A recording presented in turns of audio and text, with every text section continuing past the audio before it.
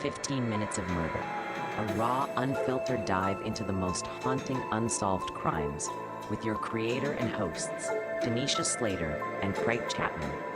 After every episode, they break down the case with resident private investigator Desiree Edwards of Sunshine Investigations and star of VH1's Caught in the Act, Unfaithful. But it's not just their theories, it's yours too. Hello, everybody, and welcome to the first sneak peek of 15 Minutes of Murder, where we're just going to give you a little slice of what our show is about. I am one of your hosts, Tanisha Slater. And I am Desiree Edwards, your resident crime expert. And my name is Craig. We just wanted to give you a rundown of how this series is going to work. Every episode and every story and every case that we go through will start off with a sort of like preview television series that gives a rundown of the case that we're going to be featuring that week. In the first week, we will show this video, and then after that airs, people will be able to submit questions to us. You can also go to our website, 15minutesofmurder.com, and join our Substack. So we'll have a case file there for you to look at, and you can submit questions there. You can submit questions on our YouTube channel and any other social media outlet. And then the following week, we'll deep dive into the case through a podcast where we'll all join in, and you at home will have your questions answered, and possibly one or two of you will join us on the series. Craig, that's a big deal. The viewers get to join us and try and break down what actually happened. We can go from who done it to what's missing to what they missed. And with the resident crime expert, we'll be able to pick apart cases a little bit deeper. And our viewers get to kind of like keep us in line and let us know, Desiree, you think you know everything, but you don't. Here's what I think. See, I'm ready for that part. This will also give not only us, but everybody at home an opportunity to explore things that maybe weren't explored at the time that the cases happened. So alternative theories, things maybe we see that were missed, or any sort of like ideas that we might have or you might have at home. Yeah, I think the best part about this too is that we're going to be featuring all unsolved cases.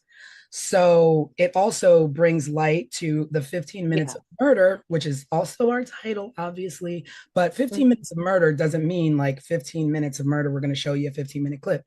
It means every murder somehow gets its 15 minutes of, so to speak, fame. So hopefully with this, with cold cases and unsolved cases, we're bringing to light some things that maybe got overlooked. So you never know what we can crack. I'm hopeful that maybe some of these cases can become solved just from renewed interest, right?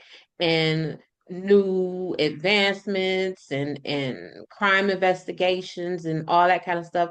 So I'm excited. I think this show is going to be hugely beneficial, and I think our viewers are going to enjoy it. And we're going to be covering cases specifically from like the 80s, early 80s, where technology and crime solving was a lot different. It was more boots on the ground. That whole perspective of these investigating agencies just have experience overall that they may not have had 30 years ago. And they can employ those things and get some of these families and communities some closure. Maybe we should also take this time to sort of introduce ourselves in case people are wondering like where we come from and sort of what we're all about. I was a television producer for 20 years in New York, working on some good and some really terrible reality shows at MTV and VH1.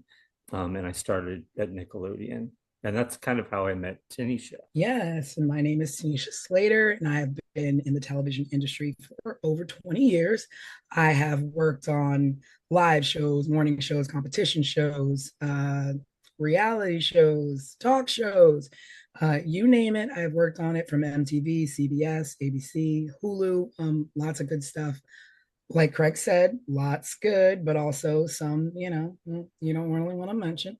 But I am a big true crime fan. Me and my gals, we get together on Fridays and we watch crime documentaries and throw our 2 cents in there. And that's why this show is going to be really exciting for me. I will be editing your shows, bringing you all the details from what happened to what didn't happen. And I'm really enjoying that a lot as well. I am Desiree Edwards. I am a criminal defense investigator in the proud city of Detroit, Michigan. A woman approached me, said, "Hey, Des, I like your vibe. I like the way you talk, the way you move. I own a private investigation agency. Do you want to come work for me?" I didn't know private investigation is a real thing. And that's what I've been doing. I went to work for her. It's been more than 10 years, and this is what I do. My work is kind of different from other investigators because I specialize in criminal defense. So 15 minutes of murder isn't just an interest for me, it is my career. This is what I do in real life every day, which is solving crimes and figuring out who did it and who didn't. Okay, let me just interrupt you really quickly because Hey, girl. don't let Des fool you. Des is at the top of her game. Des now owns this private investigation firm, which is her own. Okay, and she is a top sought after private investigator. That is To true. fool you. That all of those things are true. You know, She just wants where, status. yeah, where do we put these things?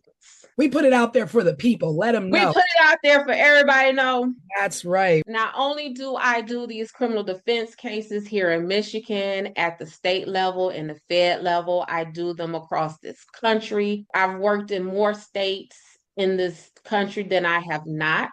I get international phone calls inquiring about my investigation services. And what Tanisha, while she's checking me, what she ain't tell y'all is that she casted me for the second season of MTV's Caught in the Act Unfaithful, where I was a featured investigator for season 2. So when Tanisha say that I do it all, she's not lying. Nope, not one tell. And we're going to bring you some good programming and we're going to have lots of amazing, great conversation and hopefully, bring some things to light and hopefully you will enjoy our show. Yeah, lots of really good cases coming up. And again, just another quick rundown. Each week we'll feature a short sort of television style series that gives a background on the case that we're featuring. You can then go to our website, 15 Minutes of Murder, check out what we have going on there, and to also link to our Substack where you can download a case file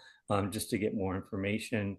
You can submit questions there, and you can submit questions through our YouTube channel as well. You can just comment below our videos. The following week, we'll dive a little deeper here on the podcast for the series. We'll answer your questions, give our own opinions, and also, at some point, maybe bring a guest or two on the series to join us as well. Thanks for tuning into the preview. Let us know what you think, if you have any thoughts or ideas, and we will see you in a couple weeks.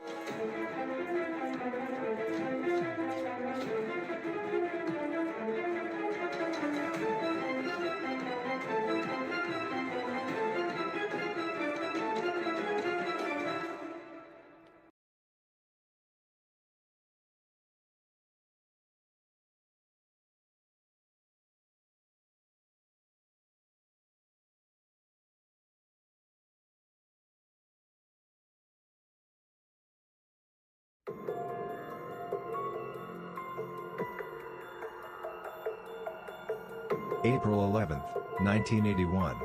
A quiet mountain town in Plumas County, California. A cabin in the woods, and one of the most brutal, unsolved mass murders in American history. This is 15 Minutes of Murder.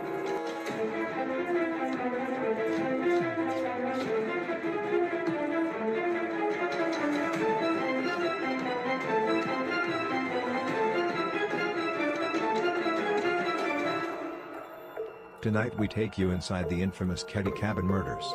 A case so disturbing it's haunted investigators for more than 40 years. Ketty was a tiny resort town tucked into the Sierra Nevada mountains. Population less than 100. In 1981, Sue Sharp, a 36-year-old single mother of 5, rented Cabin 28. She was trying to give her kids a quiet life away from a difficult marriage. On the night of April 11th, Sue's children were in and out of the house. Teenagers Sheila and Tina were with friends. John, 15, and his buddy Dana Wingate, 17, were out hitchhiking. The two youngest, Rick and Greg, were inside, watching TV with a friend named Justin. By dawn the next day, the peace of Cabin 28 was shattered. Sue's 14-year-old daughter Sheila returned home at 7 a.m. after spending the night at the neighboring cabin of the Seabolt family. What she found would scar her forever. Inside the living room, her mother Sue, her brother John and his friend Dana were dead, bound with medical tape and electrical cords. Their bodies, savagely beaten and stabbed. One of the boys had been strangled. And Sue was gagged with her own underwear, which was secured with tape, and her throat was slit. The room was chaos. Furniture was overturned, the walls and ceiling were splattered with blood. A butcher knife, a hammer, and a steak knife so violently used, the blade was bent in half. And then, one chilling detail. 12-year-old Tina was gone. Not in the house. Not in the yard. Vanished. Incredibly, the three younger boys were unharmed. As the murders raged in the living room, they slept through the night untouched, just feet away. Or did they? One of them, 12-year-old Justin, later told investigators he had dreamed, or maybe seen the murders happening. He described men with knives, even details of their clothes. But his story changed with every retelling. Who could have carried out such a savage attack? Suspicion quickly fell on two men, Martin Smart, a neighbor, and his friend Bob, a drifter with a violent history. Martin had a rocky marriage. His wife Marilyn told police that Sue Sharp had encouraged her to leave him. The night of the murders, Martin admitted he and Bo were out late. He later confessed in a letter, never shown to a jury, "I paid the price of my wife and I killed the problem." But no one was ever charged. Decades later, in 2016, investigators uncovered a hammer in a nearby pond believed to be one of the missing murder weapons. Still, DNA evidence has not yet solved the case. In 1984, a skull was found in the woods of Feather Falls nearly 100 miles away. Dental records confirmed it was Tina Sharp. How had she been taken? Why was she separated from the others? And why, after 4 decades, does this case still remain unsolved? The Ketty Cabin murders are among the most haunting mysteries in American crime history. A family slaughtered. A child abducted. Multiple suspects. And a trail of evidence that always seemed to go cold.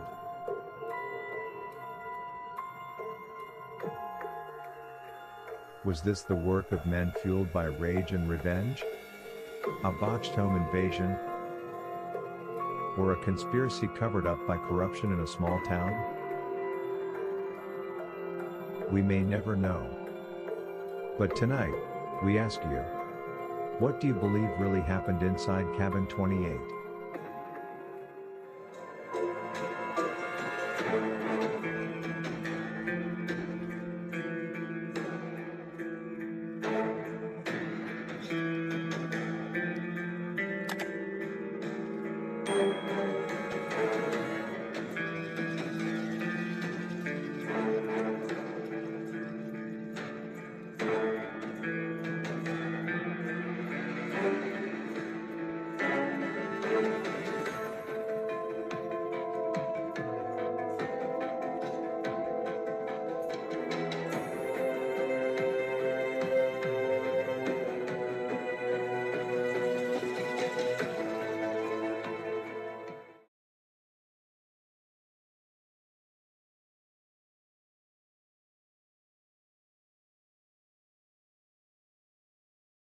When officers stepped into Cabin 28, they walked straight into a nightmare.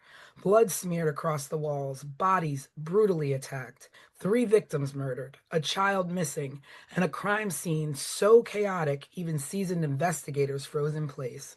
And the horror that unfolded inside that cabin still leaves more questions than answers. Welcome to 15 Minutes of Murder, case file, the Ketty Cabin Murders.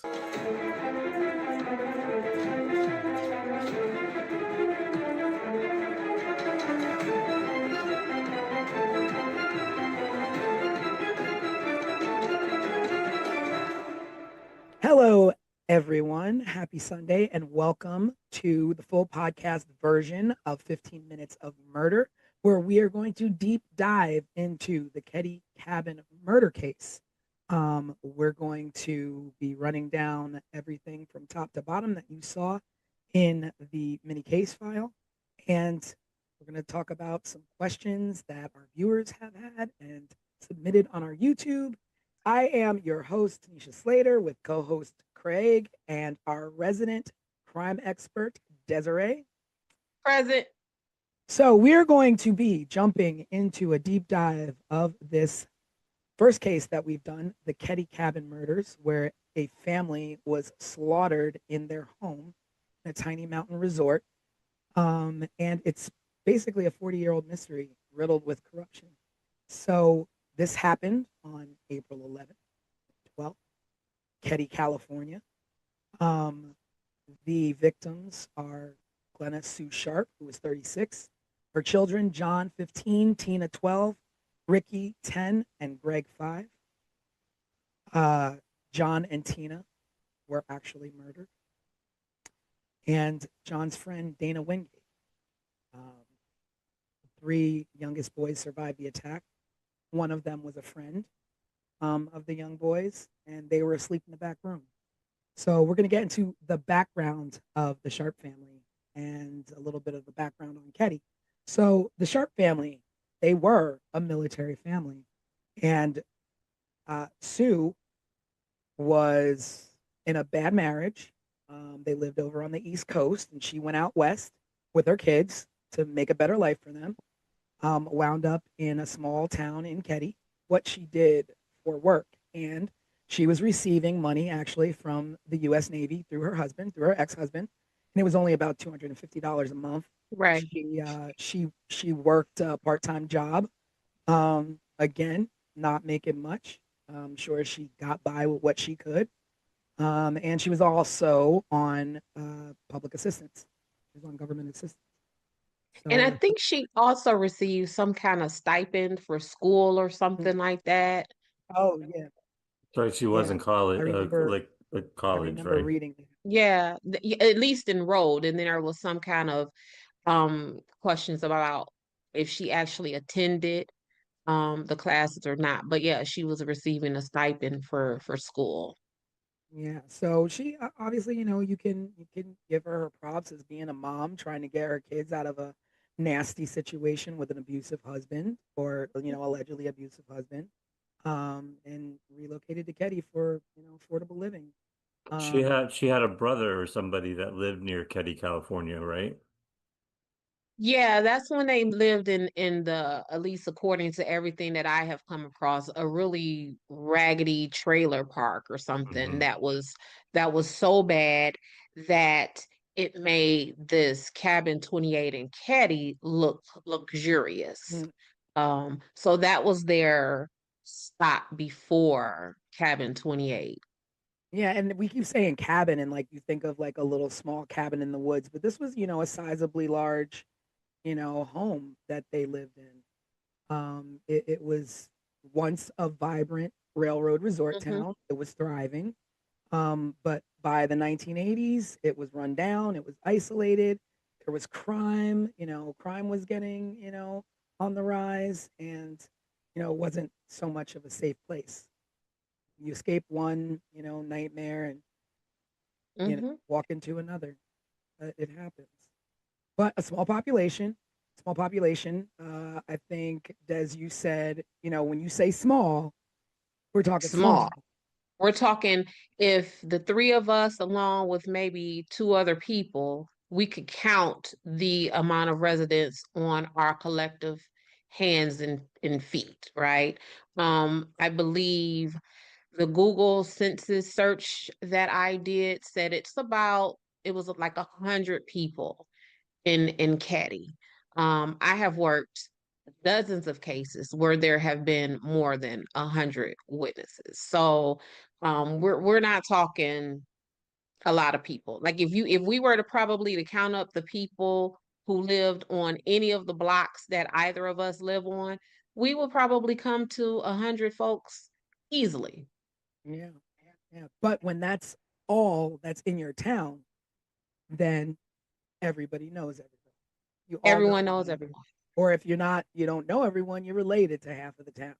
So, Right. the fact that, it's a small town and the fact that there was poor police oversight from the Plumas County Sheriff's Department kind of puts this case in a tricky situation of being unsolved all these years Mm-hmm. later. Mm-hmm. So, let's get into some social dynamics of the town. So, supposedly there was some resentment towards Sue and tension with neighbors, um, jealousy, rumors floating about. Um, I don't know exactly what this jealousy was stemming from, Mm-hmm. but I could only guess that it might have been her neighbor and little thing happening there between her neighbor's husband, who wound up being a suspect for a minute. From the things that I've seen, I will kind of, I don't know, I would kind of describe Sue as maybe like a hot girl. I get from her that she was like maybe pretty and like the new girl in town.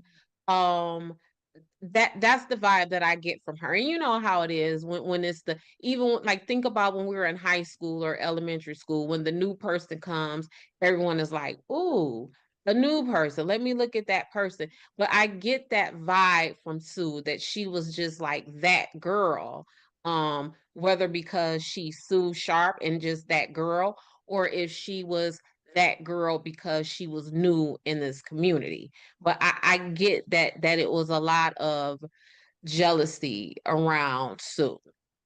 And, there's obviously things floating around of Mm-hmm. possible drug activity, Mm, uh, transient residents in and out. mm-hmm. And, you mix a lot of that. You don't know how much she got mixed into. And I also wonder if she knew that's what she was coming into, being that, she had family in Ketty. Did she know that's the kind of town she was walking into with her kids? Yeah, I don't know if because see, what I don't know is how long her family was in that area, right? So if her family was there long enough to know that this was kind of like a shady population, and they were just like, "Hey, sis, bring the kids to come out here."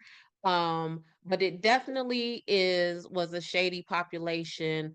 And I think somewhere I read it was because the the sheriff lived there in cabin 28 previously, and it was some kind of scuttlebutt about the sheriff living in cabin 28 and therefore being surrounded around a lot of lawlessness amongst the community with him living in 28. So it was, it was a shady environment. No, so I was gonna say, like, one of the things as you're setting up and going into the intro of the stuff that we're talking about, something that has always stuck in my head is the husband's name is John.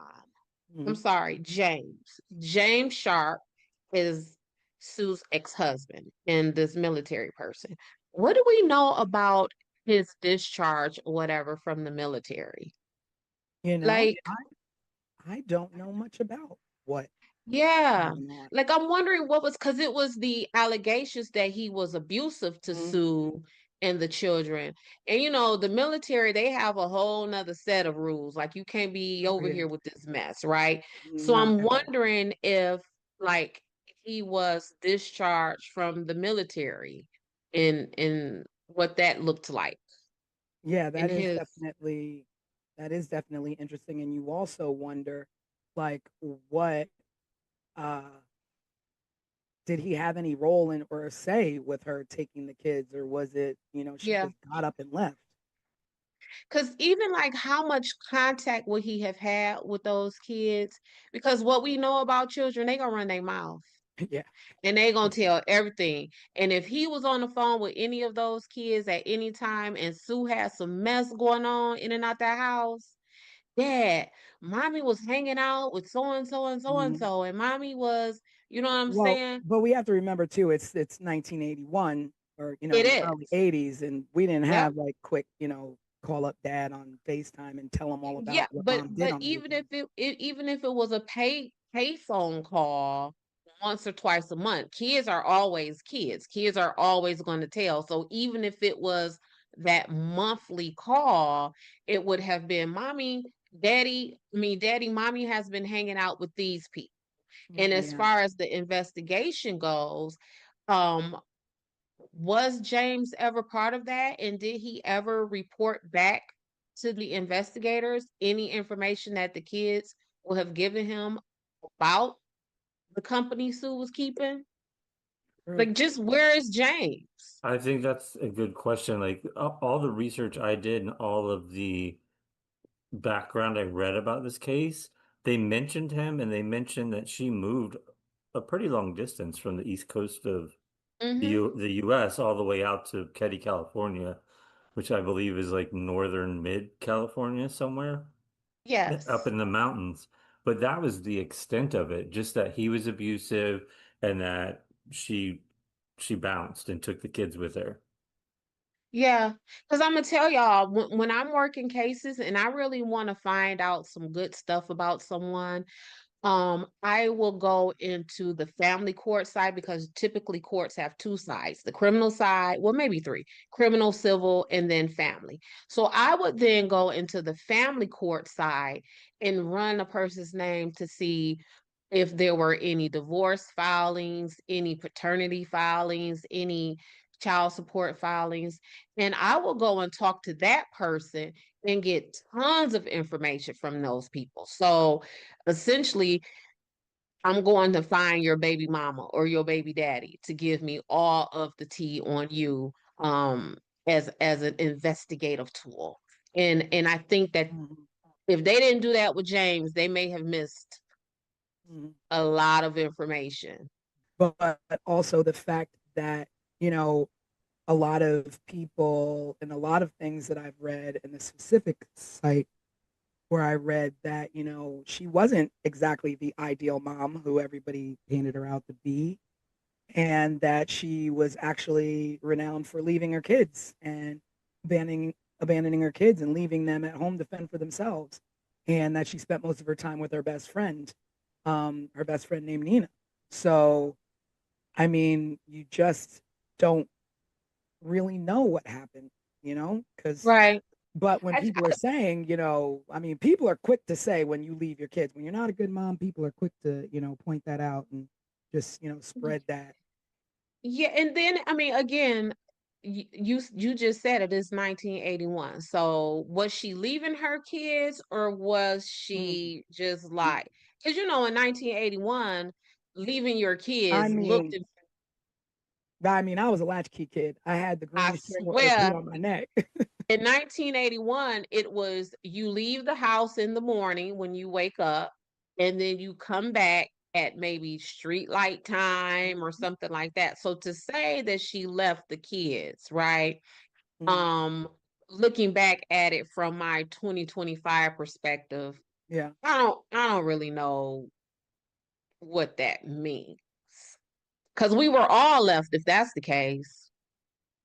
Yeah, certainly. I had an older brother, and the second my parents were gone and he was supposed to be watching me, he was gone and down the street with his friends. So I was home alone all the time until like the neighbor teenage girl would come over and sort of like babysit me until my parents would come home. Right. Yeah. So So I kind of want to give Sue some credit on that. I don't want to necessarily say, oh, she was a neglectful mama and she was ripping and running the streets. Yeah. I Yeah. don't want to. go there with Sue just yet. Yeah. I I mean, was that's looking very for true. a little more information on the husband, and Yeah, no, the only thing I could find is what we already talked about. yeah, Mm-hmm. it's very slim. There's really not a lot out there about him, just that basically she left him and was trying to look for something better. I read that she even stayed with his parents for a little bit. Oh, really? Um, yeah, that She was a stay-at-home mom while he was in the military. Mm-hmm. but So yeah, there's just a lot about like her mothering, and sad to say, like when you have a lot it makes me wonder if people were talking bad about her being a mom, be, are they recalling her being a bad mom because of what happened, or if they really thought that. Right. And so, like, basically, like an implied truth, kind of like, Mm, oh, well, now that this has happened, yeah, hindsight, I guess she was a bad mom because how else could this have happened if she wasn't a bad mom? And mm, I feel that's a sad and unfair assessment, right? right. Um, I mean, because when you think about it, you could say somebody's a bad mom all they want, but with that amount of kids, and you are concerned with, she could have left and went to Ketty all on her own and left those kids wherever if she didn't care. she could And have she left was him a with bad James. mom.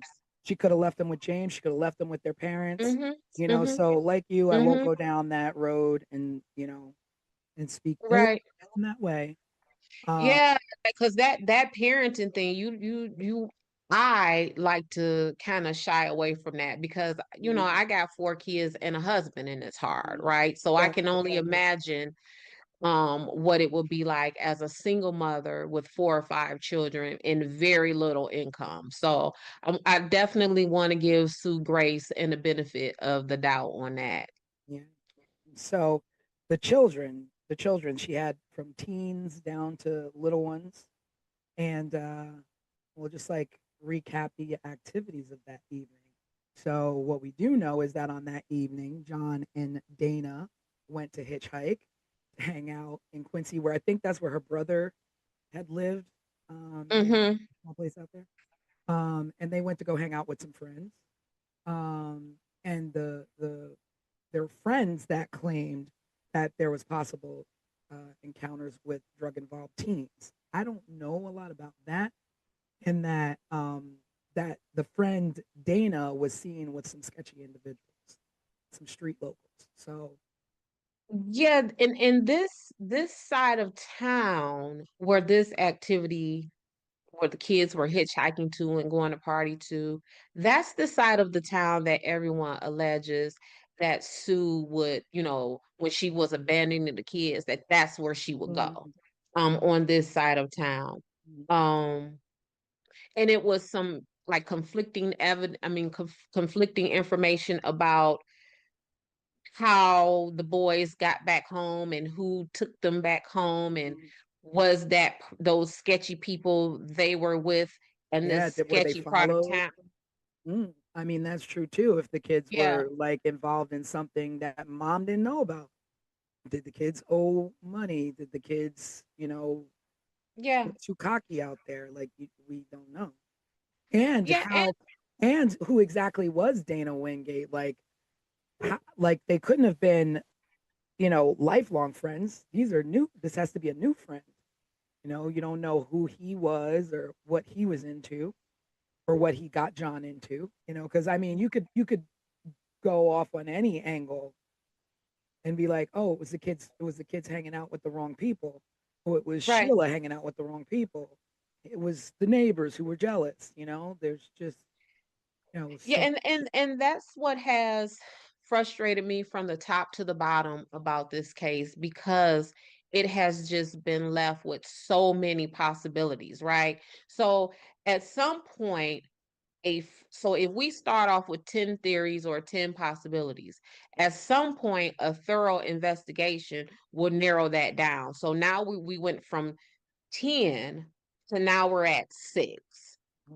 But with this case, all of these possibilities and all of these theories have been just left to fester and survive 40 years later. So we've got John and Dana who went off and they were out hitchhiking, doing whatever, young fellas do in the 80s. And Mm-hmm. then, you got Sue and the younger kids at home watching TV. Now, with Sue, her two younger boys, and their friend Justin. And, I guess they're all watching, TV, just sitting at home. Um, and I guess Sheila uh, was over at a friend's house. Now, the thing with Sheila being at the friend's house is that I had read that Tina, Tina, the youngest daughter, usually Mm-hmm. slept over at the neighbor's house, and Sheila never had anything to do with them. And that's because Sheila was new into Caddy. Mm-hmm. So Sheila was away, depending on if this is a theory that you believe, Sheila was away in another state having her baby. And she visited Oh, the Caddy wait a cabin minute. one time. So Sheila has a baby? Mm-hmm. So here, girl, here go the tea. So Sue's friends, Uh-huh. the Meeks had a boy in the family. I want to say Richard, don't quote me on that. But there was a son in the Meeks family that is allegedly the baby's dad of Sheila, got Sheila pregnant. Sue sent Sheila to Oregon to stay with relatives there and had the baby. So by the Wow. time, yeah, so by the time Sue and the rest of the family moved into Caddy, Sheila was away in Oregon. So she came to visit them like December, maybe the Christmas, because the murders happened in April. So then Sheila would have went to visit them around Christmas. So that would have been Christmas of 1980.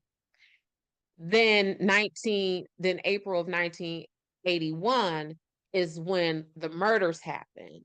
And a few weeks before the murders happened, so now we're in late March of 1981, is when Sheila moved in to Caddy with the rest of the family. So then that makes it even Mm. stranger that she Even would be at the stranger. neighbors and no baby. And no baby. So that's a whole nother theory, right? Where supposedly the Meek family was pissed off at Sue for putting this baby up for adoption because the Meek family wanted the baby. And the Meek family saw this baby as the first grandbaby of the family. Oh wow. And So where did the Meek family live? they lived on the best way for me to describe it is that they would have lived on that sketchier side of town. Not to Yeah. say that the caddy cabin ain't the sketchy, because obviously it is, Yeah. but they live on that other side of the town.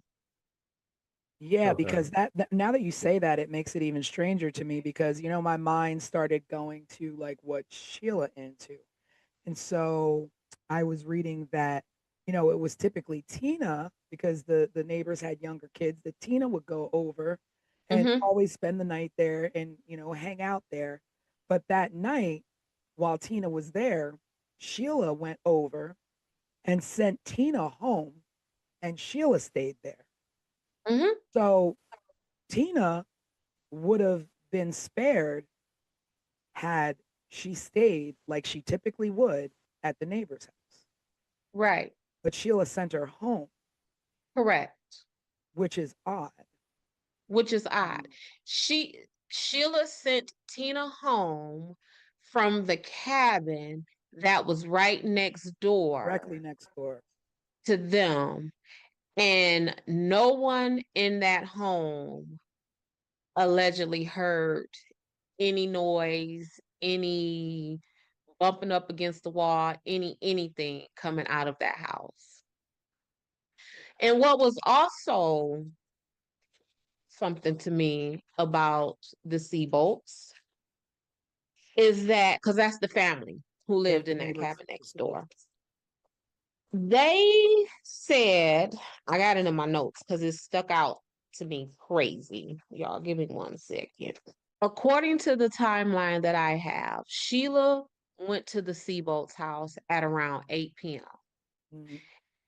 Um, then the Seabolts reported seeing a weird green van outside of cabin 28 at around 9 p.m. Then Tina is sent home at 9:30. Which is late for a 12-year-old, right? I think she was 10. No, she was Yeah, 12. and that's, 10. But not only that, this is what struck me. This is a town of 100 people. So that means we're a close-knit community, right? So if I notice a vehicle that I hadn't seen before outside my neighbor's home, and then the next morning I found out that that neighbor's home that weird vehicle was parked in front of, people were right, murdered and slaughtered in that right, vehicle. right. I Put mean, it slaughtered in that conveniently home. out. If we're a small town like that, whose green van is that? I've never seen Yeah, that green yeah, van. yeah, If someone pulls up in a green van in front of my house right now, I might just look out the window and be pissed off that someone parked in yeah, front of my house, right? But I live in a larger city. yeah. But in a small town like that, I and think the then first to place I'm gonna go is to Quincy. Start looking for a green van. green van. But also when Tina was sent out to go home and you saw that weird, awkward Oh van, yeah, yeah, yeah. you're not like, Tina, hold on. Hey, I'm finna walk Tina home. There's a Right, car out here. right. It's just, Yeah, and we don't know I how don't. long that car was out there or when it mm-hmm, left. mm-hmm. So did someone send Tina away to be murdered? Mm. I mean, Tina was ultimately not murdered at first, right? we don't know that. I mean, We she could don't have know been that. murdered first and dumped, or she could have been held for who knows how long. Mm-hmm. She could have escaped from her captors and died on her own. Well, we know that she at least tried to escape because the Yeah, back pocket of her jeans was ripped yeah. when And I when when guess they when they found her remains. So somebody she was trying to get away from someone. But yeah, I think that timeline right there, that hour and a half timeline, has been sticking with me since I started doing my homework on this case. so. There were witnesses who did, report that they saw a bearded man with glasses earlier in the week, seen around the Sharps cabin. No, no leads were really ever followed up properly to check and see who that was, who the green van was. No, we don't know. And part of that is because um back to the Seabolts. When Sheila made her discovery and she went and reported it to them, do you know that they didn't call, it took an hour before they called the cops? How in the world? What are you doing for an hour? What are you doing? And they are the people who went back. So Sheila reported what she saw to them and that the boys were in the bedroom. So they went back and retrieved these kids. So you would have seen this scene and you not call the cops for a Yeah. whole hour. How do you pull the kids Maybe, out without? maybe, I mean, they walk through the living room and see everything that's happened. But let's Well, let's just let's just talk about the. I'm sorry. Go ahead, Craig. no, I was gonna say maybe we should just for people listening at home describe sort of Yeah, I'm going to talk about what the crime happened. scene. Yeah. So the oh, crime scene, they were found. The family was found on April 12th by Sheila. She was at the neighbors. She got up in the morning. She walked home, opened the door, and found her mom, John, and Dana mhm. slaughtered in the living room and bound with medical tape. bludgeoned, stab wounds, blunt force trauma, blood splatter everywhere, uh, Everywhere. everywhere. That it literally looked like there was just complete struggle and hours of torture. Mm-hmm. There was a knife that was bent in half. Like, do you know how much force it takes to bend a knife in half when you're stabbing somebody? That's violent. That is brutal. That is hatred. That is zero Mm-hmm. regard for human life Mm-hmm. and zero regard for a mother and children.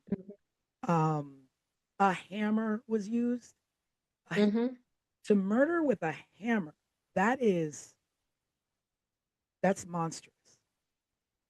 Yeah, and in my work, um, knives, stabbings are some of the most personal um crimes, right? We know if I'm working a case and my the victim in my case has been stabbed, I immediately think of the closest people to that victim.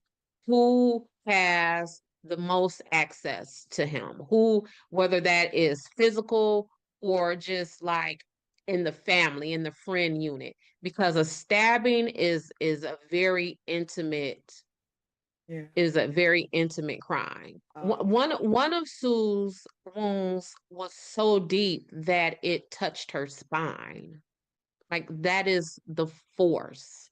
And just think about your torso, your body right now, like where your spine is. You know what I'm saying? Like someone would have to force that knife through your torso, through your chest cavity or wherever and reach yeah, your spine.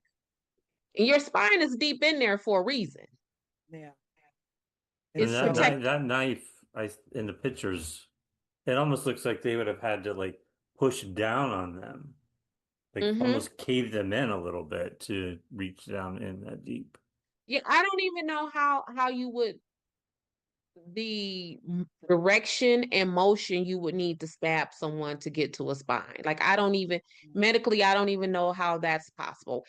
If nothing else, like I said, we were created for our spines to be hidden and protected because they are literally the backbone, right, of our existence. And for you to reach that, and so I I want to mean, say, just for our viewers who are like love timelines and accuracy and things like that, Sheila allegedly returned home that morning to make this discovery at 10 a.m. so the kids, so you're Wow, thinking kids now that I'm thinking like, kids are early birds, especially that age that of young, the yeah. children that were Mm-hmm. there's no way they didn't get up and walk around that house before Sheila got there and possibly Mm-hmm. see what was happening. Um, The neighbor, was it the Siebel father was the one that went to the back door to get the boys out. The boys that survived came out the back door. They didn't want to take them through mm, the house to see the murder scene, essentially, is what I read. Yeah. And so I get that, but what also I don't get about that is if you walk into the home and you see all of that carnage and you see in this other room over there that there are alive people, you just leave them there. You don't say, "Come on, y'all, let's go, let's get out of here." You Yes, what do you she left and she went back next door, right? right, she went back next door, but if she would have saw them, why wouldn't it have been, come on, y'all, let's get out of here? Or if they saw her seeing them, then why didn't they say, don't leave, Sheila, don't leave, take us with, you know what I'm like? I don't know. It's just so hard because it's just like, you want to put yourself in that situation, like just visually to try and think of what you would do or what happened. Mm-hmm, But if I walk in the door and I've just gone through having my own child, let alone these are my baby brothers, I'm storming through there. I'm going out the back door with them. Is someone still in the house? Are they still there? right, right. Like, how do you? Where's the sister? Where's my little sister? Yeah, where's my little sister? Like what? Yeah, what are they? Ricky, Greg, Justin, where is Tina? Yeah, Hmm. Yeah. I mean, Where's Tina? So it's again, it's we could do this. This caddy stuff is enough to no, carry. it's like the theory or whatever is that either one, the killers weren't threatened by young kids or even worried about these kids being able to identify them, or be able to pick them out of a lineup, or they knew them and were like, let the kids, that's not what we came to do. But what did you Mhm. come to do? Like, what is the Right. point? Like, why? And there goes the motive again. Why? Why? Like, Yeah. why do you slaughter a mom and her two sons? Were you there to murder Sue and the younger boys intervened and you had no choice there? Mm-hmm. Or were they all sleeping? Like when the boys came home, like what were they doing when they were approached or when someone broke in? Did they break in? Did they sneak in? There was no signs of breaking in. So they Right. obviously just came in. Right. Yeah. Well, no one needed to break in, because the way the house was laid out, like you see how the in the pictures, the front of the cabin looks very cabinish. Mhm. And the back of the house looks very houseish, Yeah. right? And that's because it's a addition back there. And the older son, I want to say is John, he lived back there. And there was only one bathroom. And so they kept the house open so that John could come in and out to access the bathroom and, the kitchen and, sit around with the family. So the door would have always been open. No one would have needed to break in. No, there wouldn't have needed to be a sign of forced entry. So like thinking and knowing and knowing about the case, three basically grown-ups, because when you're a teenager you're big enough. Mm-hmm. I mean, you see the boys, they're not little, you know They were so 17 at the time, right? yeah, so I mean Mm-hmm. they're nearly on their way to being young men. So there were multiple weapons. I mean, I don't know from experience, but I do know that murdering someone is a physical exerted activity, Mm-hmm. um, because you're fighting someone to overtake them. And Yes. so, can one person overtake two boys and a young mom trying to protect her kids? So, is there more than one? Yeah. I was for that scene, the way that scene looked and the damage that was done to Sue and the children, I would dare say that it was maybe two or three people in that house, because we would have needed someone to not just cause the harm, but we would have needed someone to control that scene. Because otherwise, you know, someone coming out the window, Yeah, someone's running out the back door. And yeah, in fact, while we're talking about the back door, there was a weird fingerprint or thumbprint on the railing of the back stairs, and linked to who? unidentified. Yeah, that's what. So, Teddy, this is what we're talking about. And but that jives with, maybe that's the reason why there is no forced entry, because if you are Sue's friend and you visited the family regularly, you would probably know that they kept that back door open. So if you're coming in to murder them, Yeah, where are you coming from? You're coming from the back door, and you may have planted that thumbprint on the rail as you're coming up and down the stairs. But yeah, that's the well, cabin. Well, yeah, but so that takes us to the investigation, right? Which had all kinds of problems. Oh, some of which we've already discussed. Yeah. Let me say this too, y'all. So this is the full timeline that I know it. So we have Sheila going to the Seabolt's cabin at 8:30 p.m. that night. Then the Seabolts reportedly see the van outside cabin 28 at 9 p.m. Then Tina leaves the Seabolts to go home at approximately 9:30 p.m. Then John and Dana, depending on who says it, arrived home at sometime between 11 and 11:30 p.m. And then the murders supposedly take place between we don't know. Between we don't know. So around 1:15 that morning, the folks in cabin 16 woke up because they heard noise. Marty and Bo left the bar that they were hanging out at. Who is Marty and Bo? So Marty is I know who Maryland. they are, but I know. we should explain who Go they ahead, crime are. expert. We're Yeah. about to. We're about to. Okay. So Marty Smart is Jason, the one of the little boys who are in the bedroom. That is his stepdad. It's Justin or Jason? Justin, Jason, what did I say? It was Justin, right? Okay. Justin. So listen, I'm a mom. I don't even know my Whatever kids' your name names is. sometimes. Yeah, whoever you are, that person. So that's his stepdad, and Marty is married to Marilyn. Bo is Marty's homeboy. So they were at this bar acting a mess and drinking and fussing and causing a commotion, and they left the bar at 1 a.m.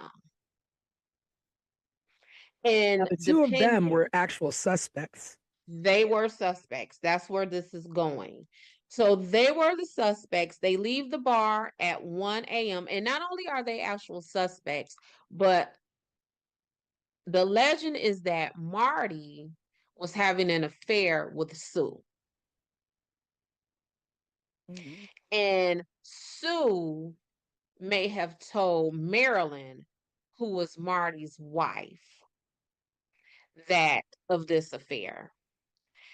And so, Or I heard or read what you that hear she was trying to convince Marilyn to leave her husband. to leave? So Marty and Bo at the bar, hanging out, whatever, they lit. Then they come. So then we got the people in cabin number 16 hear some noise and commotion at 1:15. Now, Marty and Bo allegedly returns back to that bar at 1:30. So what's the So time frame between they leave the bar and come back to the bar? 30 minutes. 30 minutes. Exactly. Mhm. That's a whole lot of stuff to have done to a whole lot of You're people. talking about travel time. You're talking about, and you can't, there's no cleanup. You're going to have blood all They over gotta you. clean themselves, yeah. You're going to have blood all over you. And to murder Mhm. 3 people in 30 minutes or less than 30 minutes, maybe 10 minutes, you leave And fingerprints. you're gonna want to sit down, because Yeah. if you're stabbing someone so hard with that much force where you're reaching their spine, you're tired, you're out of breath. It makes me wonder, like, why they're even suspected. Like, was it solely on the supposed affair, or because they were at a bar and left the bar, they were Well, hell-bent? one of the young boys that survived out of the three described them. Mm. But Remember, he he was was, describing, but then Justin's just allegedly describing his dad. yeah. Correct. And then So there is maybe they did go to the cabin. Maybe he just went there to check on his kid. I mean, that's a yeah, possibility. that's a whole nother set of, like, a whole nother level of twisted though. Like, I am going to go into this home where my stepchild, if you want to be specific about it, where my child is asleep, and there to have a good time with their friends. And I am going to go in this house, me and my drunk homeboy, and we're going to slaughter everyone in this house while my son is in the back room. Yeah, but I mean, maybe they did leave the bar in that 30 minutes, go visit, Okay. but nothing had happened at that point. They just Nothing go happened. check in and then, go Went back to the bar. go back to the bar. Yeah. Right. But So I don't, you don't think what'd that you happened? say? You don't think that happened? I don't think what happened. That they just kind of popped in, checked in, and then went back to the bar? Um, Because that places them at just the scene of the crime, but doesn't mean they did it, because at the time that they arrived, maybe, the murders hadn't even happened well, yet. more than that, I just question the timeline. Not necessarily that they didn't like really do it, because maybe they did, right? But I know for sure they didn't do it in 30 minutes. I know that for sure. Well, to talk about the main suspects, Martin Smart, of course, Martin inmates in Smart. Maryland, supposedly having an affair with Sue, was their Mm-hmm. neighbor. He was also Mm-hmm. an abusive man to Marilyn. And it's reported that Sue was trying to help Marilyn. I guess, she'd been through it before with her husband, James, or her ex-husband, James. So, I mean, Mm-hmm. she could have been just helping him out. I don't know how true this affair, business is. But Right. the smoking gun here is that the hammer used in the murder was owned by Marty. So the hammer belonged to him. And the fact that he told his therapist that he killed Sue. Why he Well, would. so there are supposedly two hammers. Mm, Yep. And the hammer that was found, weirdly found 35 years later, I believe, is the hammer that Martin says matches the description of his hammer. I don't think that the hammer that was left neatly and nicely on the table in Sue's home was that knife. I so mean yeah, that let's talk about the weapons, like where they were. The hammer was left on a table. Like, I mean, and then also Yes, you leave the murder weapons. Like, who correct. leaves behind murder weapons? And you leave them not just scattered about, like where, like, okay, so if I beat you with a claw hammer, that claw hammer may be left next to your body because, whoo, I'm done. I done beat you, I'm tagged. But for them to leave the butcher knife and the claw hammer, um, still bloody on a table, that's like a weird level of care and Yeah, concern. you're placing these items down that you just used to murder someone. Yeah.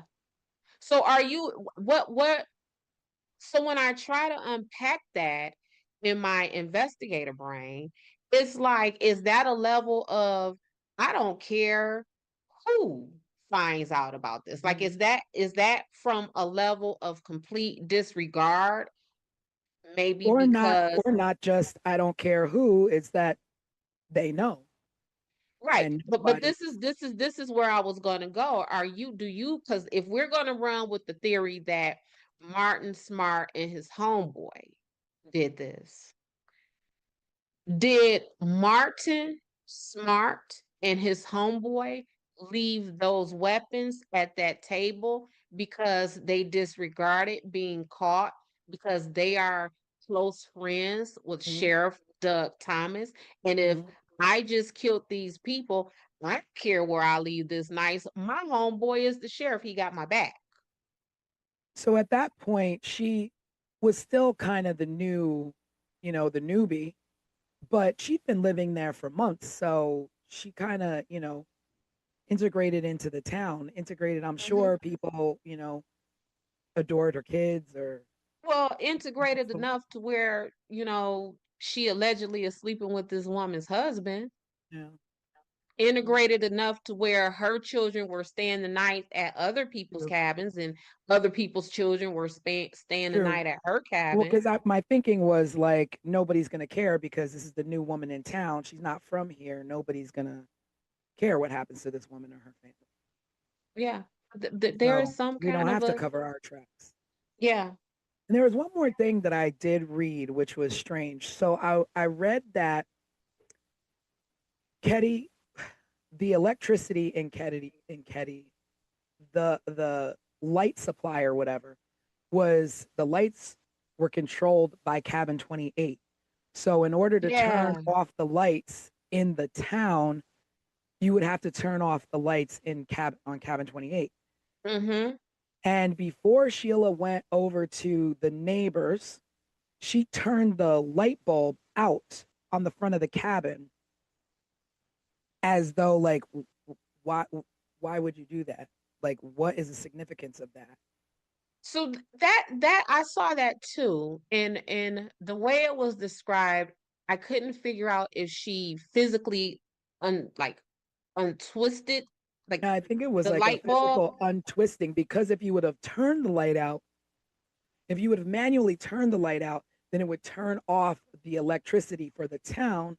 But if you unscrew just the bulb on the porch, you would only leave the porch dark and not the Okay. town. Okay. So I thought that So was strange. so that was the one thing that was strange. The other thing for that was strange about that to me is how would she know that? And what I mean by that is that my children don't live with me. So whenever they come to my home, they are sometimes just as confused in my house as they would be in yours because they Mm, don't live here, right? mm, So how would she have known that much? And she had just been there a couple of weeks. Like, did she yeah. know it? Oh So it yeah, makes by the me way, think, Sheila, yeah. So it makes me think like it's like you'll know the house because it'll be the only one without the porch light. it'll be the only one without the porch, without the porch light. And if that was not intentional and just a coincidence, like Mm, yeah. that's horrible luck. But Yeah. also, um, how often during the night would Sheila see Sue doing that? Would Sue Yeah. Yeah. regularly Was it go out? something that she would regularly do to Right, save? like because otherwise, how would Sheila had no? Because that's like a quirky thing to Yeah. know. Yeah. It's like if you're overthinking it, that theory, and I'll, there's no shame. I mean, I did go down a rabbit hole as we talked on the live. I like my rabbit Mhm. holes. And I That's what went down, investigators do. yeah, and I went down a rabbit hole on a site called Ketty 28. And when I say the theories from this site are really like, so if you're doing your own research, visit there on this case if you want to go a little further and deeper. But I try to stay away from it because I don't want to make any accusations more than there already have been, like Sheila and this light bulb situation. But that is definitely a strange thing uh, to think about happening on the night of murders. I mean, I don't know if she did that every night. We don't Right. know. It could just be coincidence, but it Can is we definitely strange. can we double back to this hammer? Because this hammer low key almost took me out. Like this hammer almost took me down a whole rabbit hole. And I'm gonna tell you why. We find a hammer 35 years later, and that hammer is still significant enough for us to report it. So what I mean by that is if something happens right now in 2025, and then we find the tool that was used 35 years later, do I immediately be like, oh, snap, this is the tool that we were looking for at 35? You know what I'm So saying? Like, you're thinking planted. I'm thinking, not only am I thinking planted, I am thinking planted because the person who allegedly found this, girl, let me tell you about this story if you don't know this part. Yeah, yeah. So, this man was with a woman and they were attending a wedding. and the woman claims to have lost her ring. The man went and got a metal detector. Yep, that face. He went and got this metal detector, and he's out looking for this this ring with this metal detector, and what is now at the time they're searching a dried up pond. And it is in this dried up pond where this man is with the metal detector looking for a ring that belonged to a woman who attended a wedding. And then we find, well, maybe the pond was not empty at the time. Maybe it was a reservoir and it just happened to drain. I don't know. Maybe I don't know. That's But strange. ain't that strange? And so what this guy finds, instead of the ring, he finds the hammer and then goes and reports it as though the first murder in the town is in the back of his head. And he's like, let me go report this hammer because this has to be the murder weapon. And it's 35 years later. Yeah, because if I found a hammer laying somewhere, I wouldn't I think wouldn't anything think of anything. it. You Yeah. wouldn't think anything of it. I would just probably throw it to the side and keep doing what I'm doing. Yeah, I probably wouldn't even touch it. I just keep on moving. I wouldn't even have thought about it. Yeah. Oh, a hammer. A hammer. Hmm. And so that's the second hammer. Yes. Yes. And So that is the hammer that allegedly matches the description of the hammer that came up missing from Martin Smart's I know house. I want to say Martin Short all the time. Me too. So, We're 80s babies. yeah, I know. Can you tell? So at that point, when he found the hammer, then Marty was already dead. I guess so, because he found the hammer in 2016. So Yeah, so was Marty dead? So because they had him in, I mean, they questioned them, but now it's like he's dead. So there's nothing that can be done finding this evidence to try and close it out. So who's to say the man who picked up the hammer didn't do it? Well, I think of course the I'm evidence going just crazy.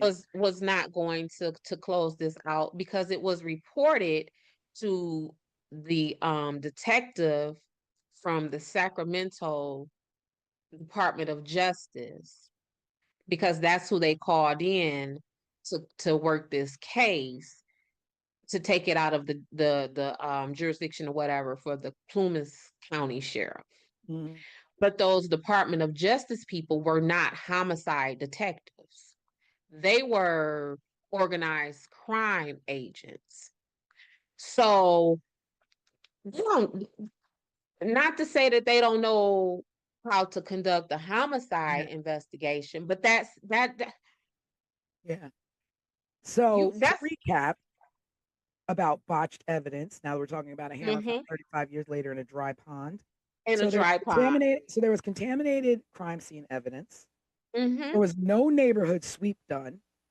There was no forensic preservation whatsoever.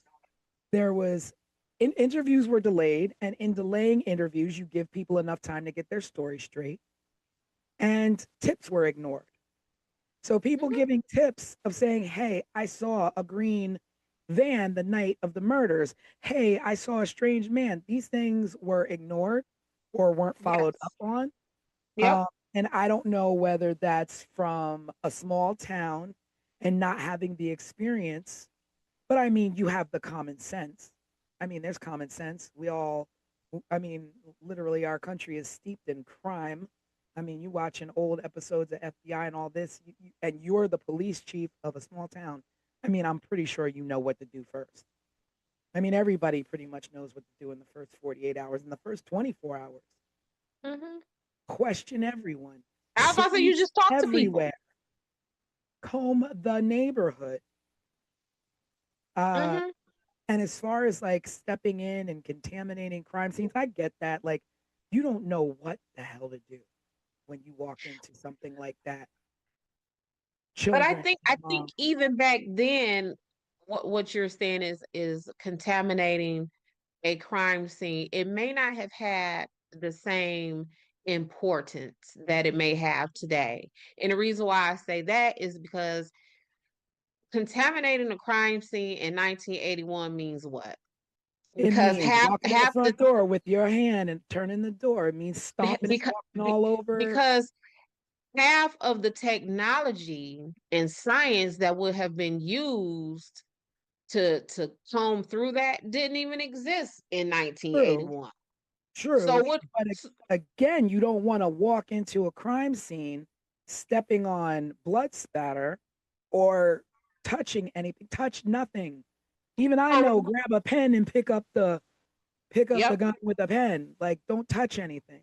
And I can't imagine what they did walking in there, collecting Well, evidence. and And not just them walking in there, but the Seabolts, whomever from the Seabolt cabin had to go in and get the kids out. Even if they took the kids through the back, that is still a crime scene.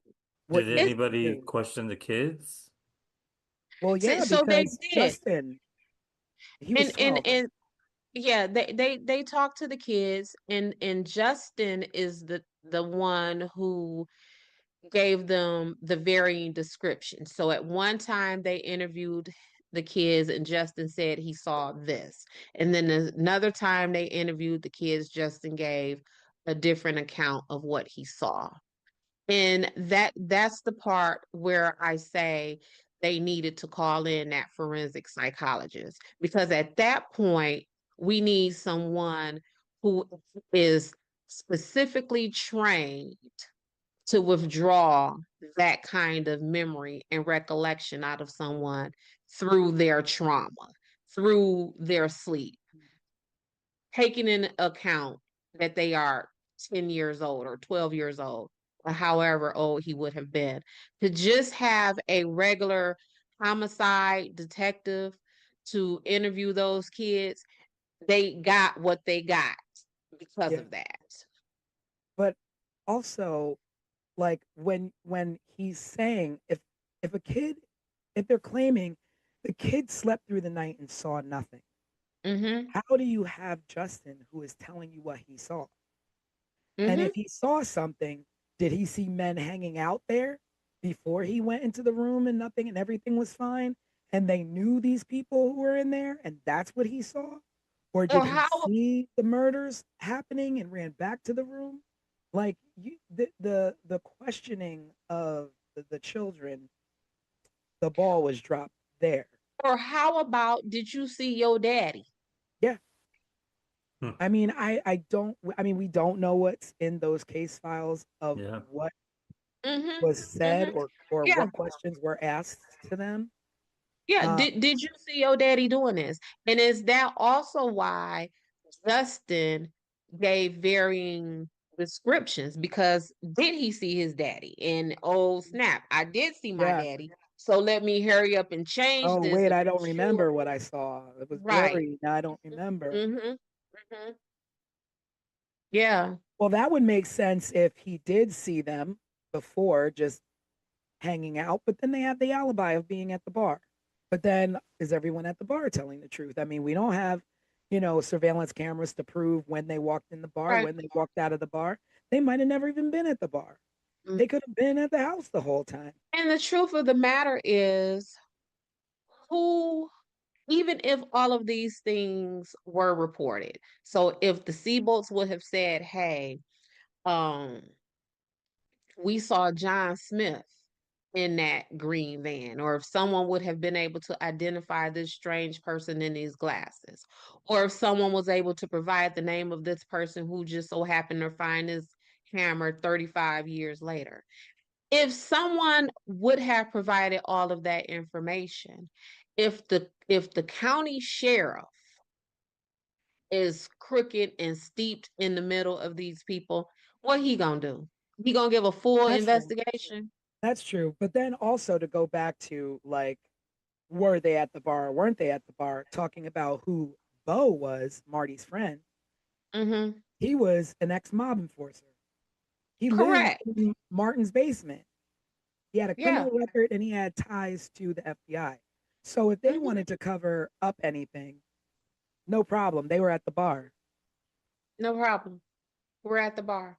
Better yet, no problem. We just gonna go ahead and sit these knives on the table because Yeah, we ain't worried about that. We ain't worried about nobody no figuring out what problem. to We'll leave you something to investigate. That'll Mm-hmm. lead to nowhere. We got to leave Mm-hmm. something. Mm-hmm. I mean, that's crazy. And like, what exactly is an ex-mob enforcer? Like, w- you're it, you get out and they ain't not pulling you back in And they not pulling you back in. Well, we know just in a from small neighborhood town. gangs, Yeah, just from neighborhood gangs, they man, think we can't let you go. where do you think you going? An ex-mob enforcer. Like An I don't ex-mob feel like enforcer that from exists Chicago. So in a small town. Yeah. Somebody from Chicago finna move to Caddy, California, and live in a cabin. No, Yeah. live in someone's basement in a cabin. Yeah. And you from Chi-Town? Nah. That's not happening. Mm-mm. Well, What you about to say, Craig? I'm thinking forward a little bit now because I'm starting now to think about three different things. Um, Okay. the letter that Marty wrote to his wife, where he Yeah, that's going back essentially to him telling admitted his therapist. admitted that he did it. The phone call that came in about Tina and her skull, I feel like it came from a payphone or something. And then I'm also now going back to Dez's theory of this family who wanted the the grandkid that Sheila had. Like, what happened to them What and happened to them? all of this? And Well, I don't. do y'all know that that call to report Tina came in almost 3 years to the day that the And do we Ketty know murders who the happened? call came in from, or it was anonymous? It was allegedly anonymous. Because I feel like Yeah, that's a whole nother element to Mm-hmm. this. Is where did Mm-hmm. Tina go? Where's she been for 3 years? The skull was found 100 miles away from Ketty somewhere. Yeah. so And Tina was how old when the murders happened? Who, Tina? 12, Yeah, She was and 12. so at the time they found her skull, she would have been how old? Like 15, 15. going on 15. But she could have been dead the whole time, you know? She could have been dead for Hey, three So, years. so Craig, you're thinking like she I was. see your wheels turning, Tanisha. So you're thinking that the people possibly who no, that's not. I'm not What are you really, about to say? I'm not thinking anything really. I'm just making sure we don't leave her out of the story because, Tina? Oh yeah, no. Well, yeah. yeah, no, we're just going down that rabbit hole of that whole who was involved and how criminal it was. Because like But I like the sheriff, like talking about the sheriff and being, hmm. Mm-hmm. tied to not only Martin but Bo as well. He was close friends to Marty. So again, he was at the bar. You know, he he like had conflicts of interest with everybody involved. He lived Right. in cabin 28. He knew the layout. And like you Mm-hmm. said, if you lived in cabin 16, you know the layout of cabin 28. Mm-hmm. Mm-hmm. And whoever it was knew that they can walk into cabin 28. They Right. knew they weren't going to have any kind of locked door problem or have to break into a window. Yeah, There's and just like just corruption all over. yeah, I like Craig's thinking of not allowing Tina to get lost in the fray of all of this. Um, Back to that word of motive. I think Tina could be herself a motive for some of this, just from the fact that Tina, there are reports that she was molested in the town, um, and no one followed up on that. Just there's It's just a history of Sue and her kids just being screwed over during the time that they were in Caddy. yeah. So then you're talking about Sue, who has a teen daughter who's pregnant, a Mm-hmm. young daughter who's molested, a young Mm-hmm. son who's hanging out with the wrong crowd, Mm-hmm. um, and it could have, I mean, the angles could be anywhere. And Mhm. when I think about it, it's just like you always say, what's the one odd piece in everything? Like what's the odd placement in these murders? And it's that a young child was taken. So then you start going into, you know, Mhm. human Mhm. trafficking of children. Like, was Mhm. she taken for a Yeah. reason? Yeah, like They did wrong with her. what did the You person spared the who boys, but you didn't spare the child, the little baby girl. yeah. The So boys were so taken. is it um whomever harmed, sexually assaulted Tina, was their fixation on Tina continued to the point of let me get Tina, and to get Tina, I am willing to murder everyone around her to get to her, and she's coming with me. Is it that? Is it again what Craig said with the meats? You took my baby from me. I'm finna kill you and your whole family except for your baby. That's And what I your was baby thinking. is coming with me. So Tina can't be lost in this. No, and I mean, it's so hard to even think. Like, they suffered a horrible death. The mom, Mm-hmm. Dana, Mm-hmm. John, they suffered a horrible death. But we Mm-hmm. don't know what Tina suffered. No, We'll never no. know what Was that child suffered. she kept alive for those 3 years, or was she killed the next day too? I don't know. Yeah. I don't know. And I think that's all part of the terror. Yeah. And I mean, and then we talk about the survivors. So you have Sheila, the oldest. Like, she's Mm-hmm. got to be, you know, she's got to Probably be, our age. yeah, yeah, she's our age. And just how do you reconcile life after seeing something like that? Knowing your baby sister, you sent your baby sister home and she was murdered, Mm-hmm. left and dumped like she was nothing. Mm-hmm. And the truth of that is whether you did that intentionally or just out of a mistake, that guilt will be the same. Yeah, yeah. Just the what if. I mean, I What can't if? imagine the Yep. what ifs. Yep. And even the young boys who were in the other room, and though they were just young, you have to, I mean, at 12 and, even 7, I look back at things and go, what if I would have done this? What if I would have done, Right. let alone, my big brother, my mom, you know, done the way they were done. And it's just so sad to me that, people are quick to, oh, I found this hammer. Oh, we found the skull of Tina. But yet there's still no further push and investigation. And Sheila to this day is still trying to investigate and have, answers for her family. And I don't get nothing. You get know. two random tips from left field, but you have no investigation into those things that lead to just dead ends.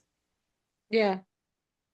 And Sheila Yeah. Sheila did do an interview, I think, with People in 2016, Mm-hmm. talking about her experiences. You can also find a lot of videos on YouTube of with her and her brother revisiting Ketty, actually, and it's very hard to watch them revisiting and recalling memories from that time. And it's just, I really hope that she can find the answers to what happened to her family. She deserves that. She absolutely deserves that. And I think um we all do. Mhm. Yeah. Um just because I think that the Ketty murders are so gripping because we all feel that human dynamic of this. And granted that for a lot of people who are listening to us, a lot of people who have researched this case on their own, these are people who like they may not have even been alive yet, when these murders had taken place. But it's something about this case that just pulls at all of your human being fibers. Yeah, and I think too for me the draw was that this was our time. These are the Hmm. kids. This is when we grew up. Right. And in the 80s, things were like that. It was, you were free to ride your bikes until the street lights Correct. came on, then get home. You were over your friend's house for dinner, your friends were over your house for dinner. And it Hmm. was that it was a little bit of a more of a carefree. You didn't really worry too much about your neighbors. You could Right. leave your doors unlocked in some places. Right. And to just think like you put yourself in that, like, I think of the friends that I grew up with and I'm like, I just can't even imagine. Right. And that's what makes me offer so much grace and Yeah. consideration to Sue, because that was all of us, whether our parents were somewhere, CEOs of General Motors, or I don't know, cashiers at White Castle. Mhm. Our story was the same as children, that we were out and about, Mhm. not just so much left alone as we were just out and about. Like you watch, I don't know, you watch It, right? You watch Yeah. Dare, you watch Yeah. any of these times, right? Stranger Any, Things. yeah, Yeah. any Spike Lee movie where he, That was the 80s. yeah, that is what that element was when it comes to children. So that's, again, I don't want to, you know, dog Sue out about that, because that of this whole case, that right there is the one thing that was closest to the normal Yeah. than anything else. And also, you in saying that you don't want to dog Sue out for the way she raised her kids. And I mean, I give her credit for breaking away from an abusive man and Mm-hmm. wanting better for her children, whether she let them run about or not. And kids are gonna, I mean, you could try and raise your kids as great as you want, but there's all kinds of influences out there. And Right. just like you don't, want to dog out Sue, I don't want to, you know, put this like Sheila did it. She's the only one who survived and the boys were too young. Like this is just, your brain tries to think of anything to grab onto to explain away what happened to these people. Because guess what else Sheila has to deal with? It's not just the guilt of, dang, did I send my sister over there inadvertently to be killed? Or, dang, I don't know who killed my family. She also has the burden of being the sole survivor, and everybody like, "Oh, you did it." Yeah. And not only that, she also has to live with the fear of Right. being no one's caught, someone's still out there. What did Mm-hmm. they want? Did they want my mom? Was it me? Was it my Right. who was it? Like you still live with that fear and that like, you know, that just you cannot trust anyone in your life. It, it's also her two younger brothers. They were ones that I could never find any information on during this Yeah, whole research yeah. process. And I But they're mean they're that's still alive and they're still out there. yeah. But I mean, at that point I'm like, they have to be protected. Um, what the psychological trauma that they've probably grown up with, had to deal with, and whether they got, professional help or not, that's another Mm-hmm. thing too. Like, were they just left on their own to figure out how to Mm-hmm. navigate life with a tragedy like that? Did they grow up with anger? Did they grow up with hatred? Did, they grow up to be kind young men? Did they grow up to be family men? I mean, I don't know. Mm-hmm. Yeah. I don't know. Yeah, I no matter who actually committed these atrocities to this family, right? Um, I blame law enforcement. That is where I hang my hat for the blame of this, not for these people's murders, but for this to be so unresolved. Like I blame them for every ounce of pain that Sheila had to go through, that she still goes through, that her brothers and other family members are going through. I blame them for that because it just feels like there was not just a botched investigation. I feel like there was literally no investigation. And Yeah. that's worse. Yeah. Because at least with a botched investigation, there is some effort, whether that you did that botchness on purpose or you did that botchness by, natural ineptness. At least there was effort. I don't feel that there was effort here. Yeah. And they deserve more than that. This is something we could talk about for another 2 or 3 podcasts. Yeah. Whole And it season. was, yeah, and it was strange. What feels strange to me going through this conversation um, tonight is that I don't know why, but for some reason in the back of my head, I kept thinking about this being a murder that was solved and it's done and it's over. And it was sort of like a realization hit me that like we could talk about this forever because nothing was ever solved. Right. No. Nothing ever, there was no conclusion. And there Yeah. Yes. But I probably mean, never will be. well, there was a re-emergence of the case in 2016, and the Plumas County Police Department or Sheriff's Department announced that they know who the killers are, and because there was new evidence found, there was DNA on tape and some other items, and the hammer found in the river matching the description of Marty, and and Marilyn Smart finally spoke out publicly, and we can definitely link you to that. It's living on YouTube. Crime, cover-ups, and Connections. corruption. Yeah. Crimes, cover up, and corruption. Yeah, and I mean that saying that you know who the killers are and those killers are no longer. It doesn't close anything. It doesn't. No, no, And again, because going back to the fact they were at the bar. Marty and Bo mm-hmm, are scapegoats post mortem. mm-hmm. Yeah, now they're dead. Yeah, they were. So we call that they liked them for this. Yeah, So, right? Maybe you did, maybe you didn't, but we like you for this. And I feel that was Marty and Bo. They liked them for this. and I gotta say that I think that the reemergence of this case reopening in 2016 has to do with the fact that people will not let this go.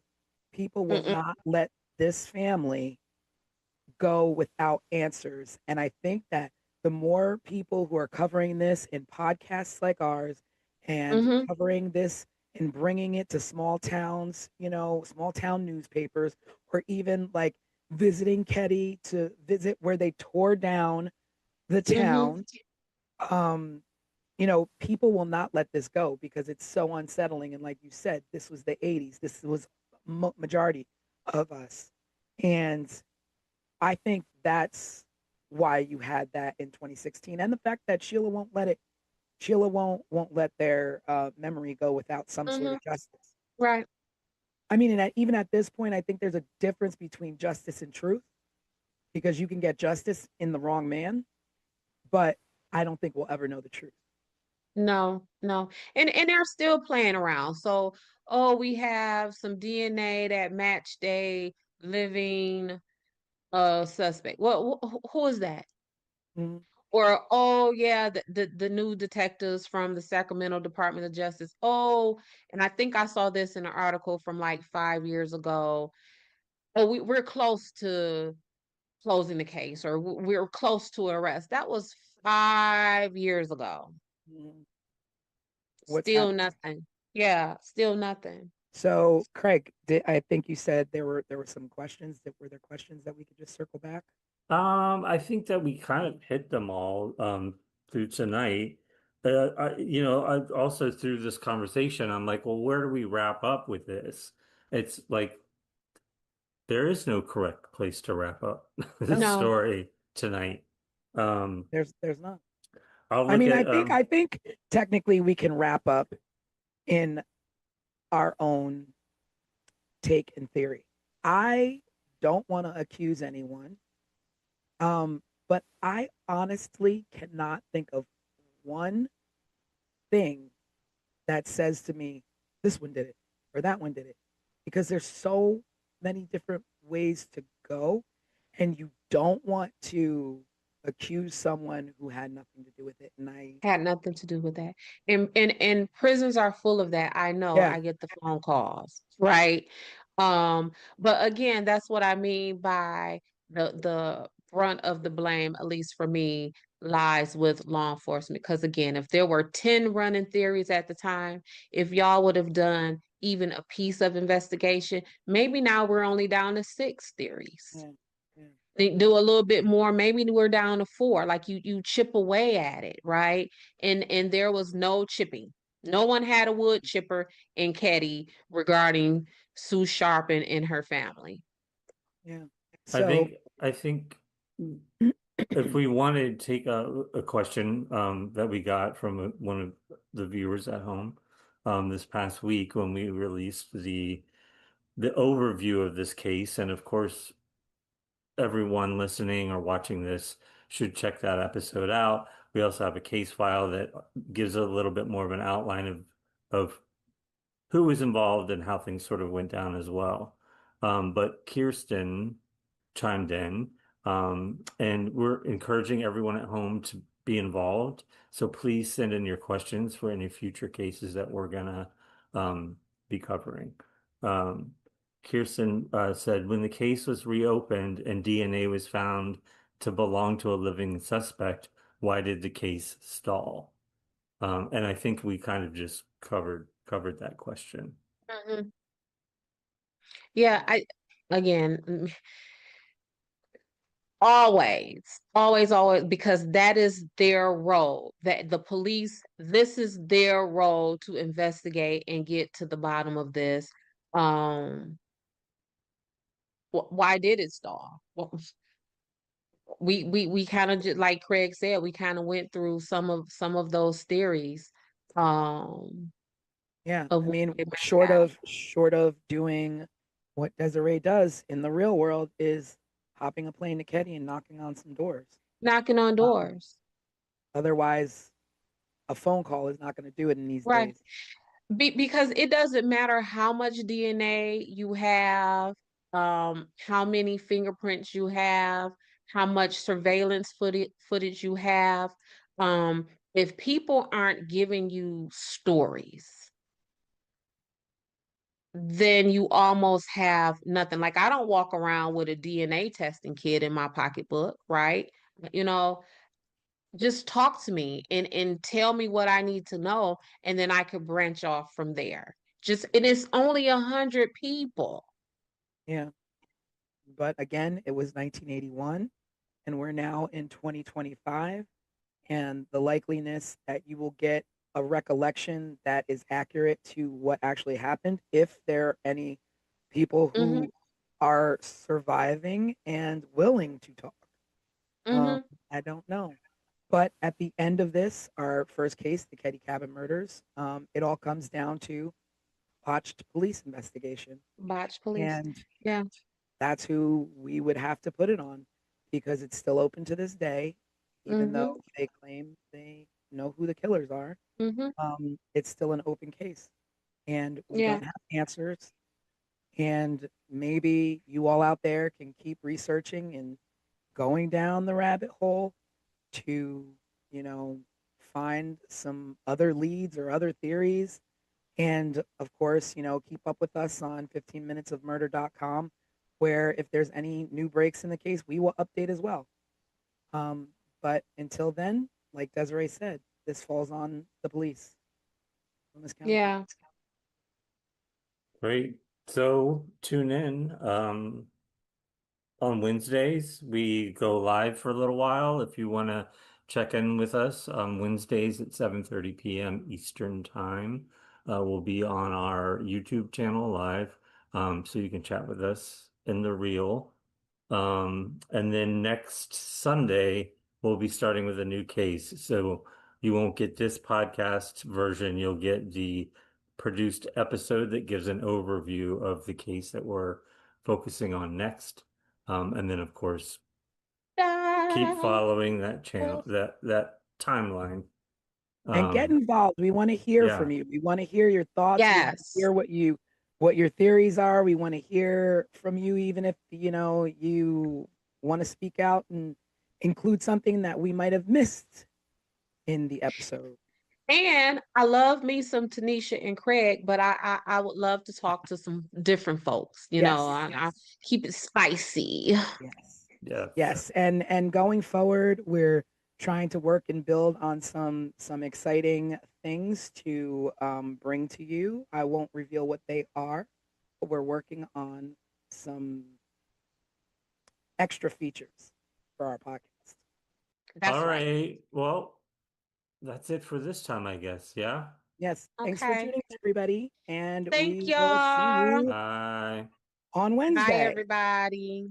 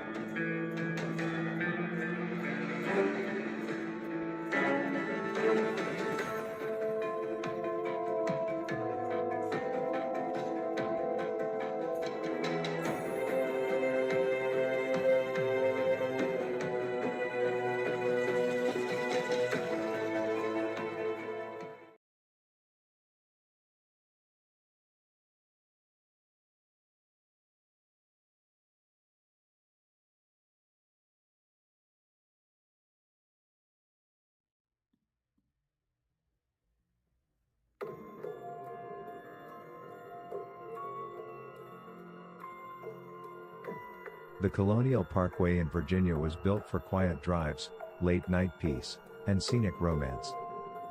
Between Jamestown, Yorktown, and Williamsburg, it's the kind of place that feels like America telling you to slow down and breathe. But in the late 1980s, this peaceful stretch of road became the hunting grounds for one of the most disturbing killing patterns this country has ever seen. 4 couples, 4 gruesome crime scenes, and not a single arrest. And what's worse, none of it ever made sense the way a textbook serial case should. This is 15 Minutes of Murder.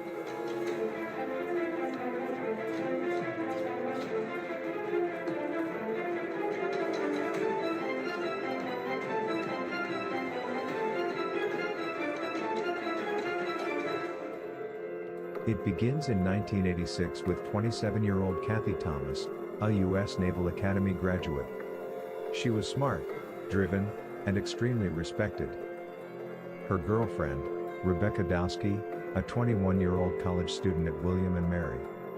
Rebecca was kind, academic, the type of girl obsessed with making her future matter. Kathy and Rebecca were in love. They drove the parkway that night, simply to be together and to talk privately, away from the world judging them. They were last seen by witnesses on October 9th leaving a computer lab on the William and Mary campus. What was supposed to be a serene night wound up being the most brutal scene in the string of murders on the Colonial Parkway.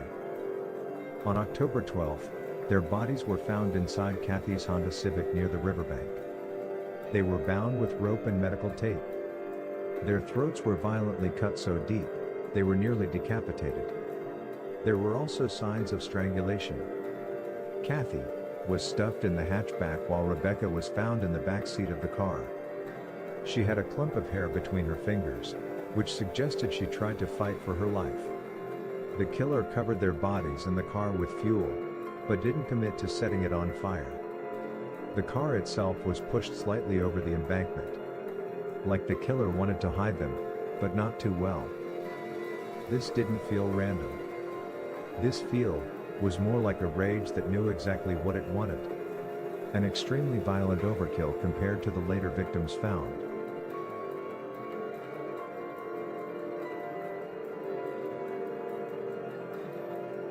David Knobling was just 20 years old.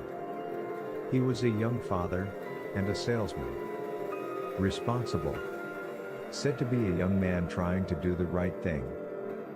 14-year-old Robin Edwards was an 8th grade student, a kid.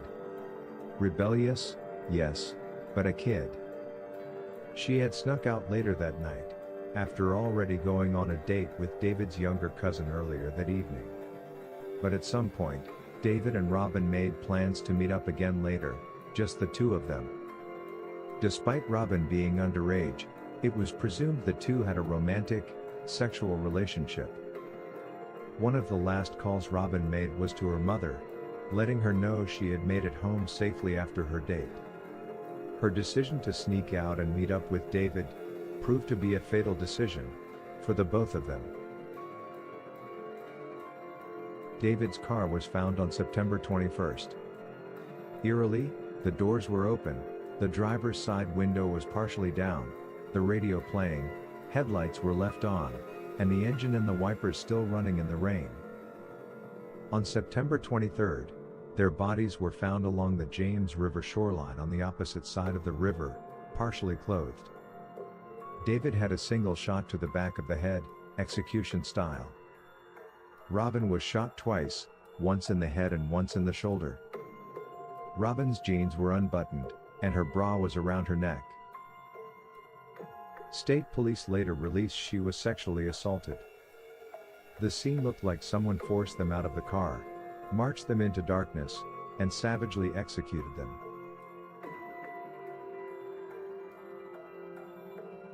Richard Keith Call was 20, from Newport News, Virginia. He was close with his family, worked locally, and was known as responsible and protective. On April 9, 1988, Keith picked up Cassandra Sandy Haley, an 18-year-old college freshman he had recently begun casually dating.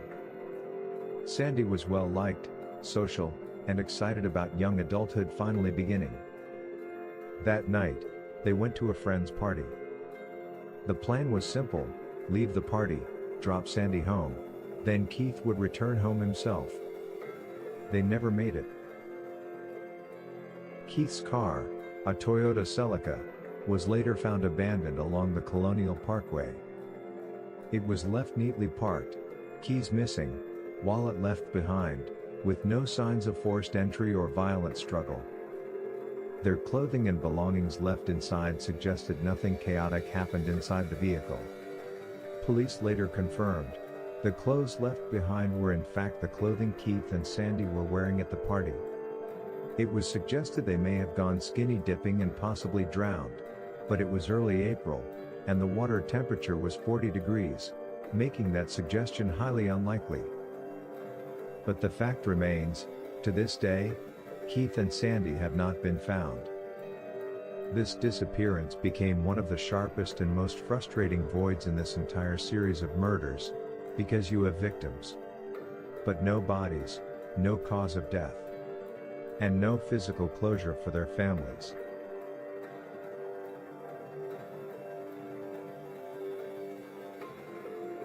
Daniel Lauer was 21, from Virginia, a dependable young man known for his easygoing nature and strong work ethic. In the summer of 1989, he had been spending Labor Day weekend having fun in Virginia Beach while staying with his younger brother Clint and Clint's live-in girlfriend, Anna. Anna Maria Phelps was 18. She came from a hard-working family from Amelia County, Virginia. Life with Clint was a financial struggle, but despite that, was independent freedom. Over that weekend, Daniel decided to move in with the two, to help financially. The plan was for Daniel to go return home to gather his belongings. Anna saw the opportunity to tag along and spend some time visiting her family back home. On September 5, 1989, Daniel and Anna Maria set off back to Virginia Beach from their brief visit. They were traveling together in Daniel's 1972 Chevy Nova heading eastbound on Interstate 64 toward home. The next day, Daniel's car was found abandoned at a rest stop in New Kent County, Virginia, but in a baffling location. It was parked in the westbound rest area, which was the opposite direction they should have been traveling to reach Virginia Beach. The keys remained in the ignition. Anna Maria's purse and other personal items were left inside, and there were no obvious signs of robbery, making a random theft motive unlikely. For nearly 6 weeks, authorities and family searched with little to go on. Then, in October 1989, 2 turkey hunters found the skeletal remains of both Daniel and Anna Maria in a wooded area about a mile from the rest stop down an old logging road. Their bodies were covered with an electric blanket that had been in Daniel's car, a detail that suggested someone had placed them there after death. Because the remains were so badly decomposed, law enforcement could not determine a precise cause of death, though some evidence suggested defensive wounds consistent with resistance. A small clue also suggesting either a struggle or a clue left behind, was a locket found worn by Anna Maria. A chilling discovery with no understanding why, or how it was left there. There was no definitive weapon or trajectory that could be confirmed. The location, the staging of the vehicle, and proximity to the highway all indicated this was not accidental. Investigators treated Daniel and Anna Maria as homicide victims linked to the broader Colonial Parkway pattern. 4 couples, 8 victims, bound, shot, vanished, deceased. Each case, different details, same signature. No suspect has ever been charged. Some believe it was a rogue law enforcement officer. Others, a series of copycat killings with overlapping geography. There are theories of a lone serial predator who learned and adapted with each pair. And still others think it may be 2 separate killers whose timelines collided. Nearly 40 years later, the road is still quiet, but the silence is so loud. Because whoever hunted on the Colonial Parkway knew exactly how to make people disappear. And maybe, the most frightening disappearance to this day, is the killer's own. Join us next Sunday evening when the 15 Minutes of Murder crew breaks down the details of these haunting and gruesome murders. We'll see you then.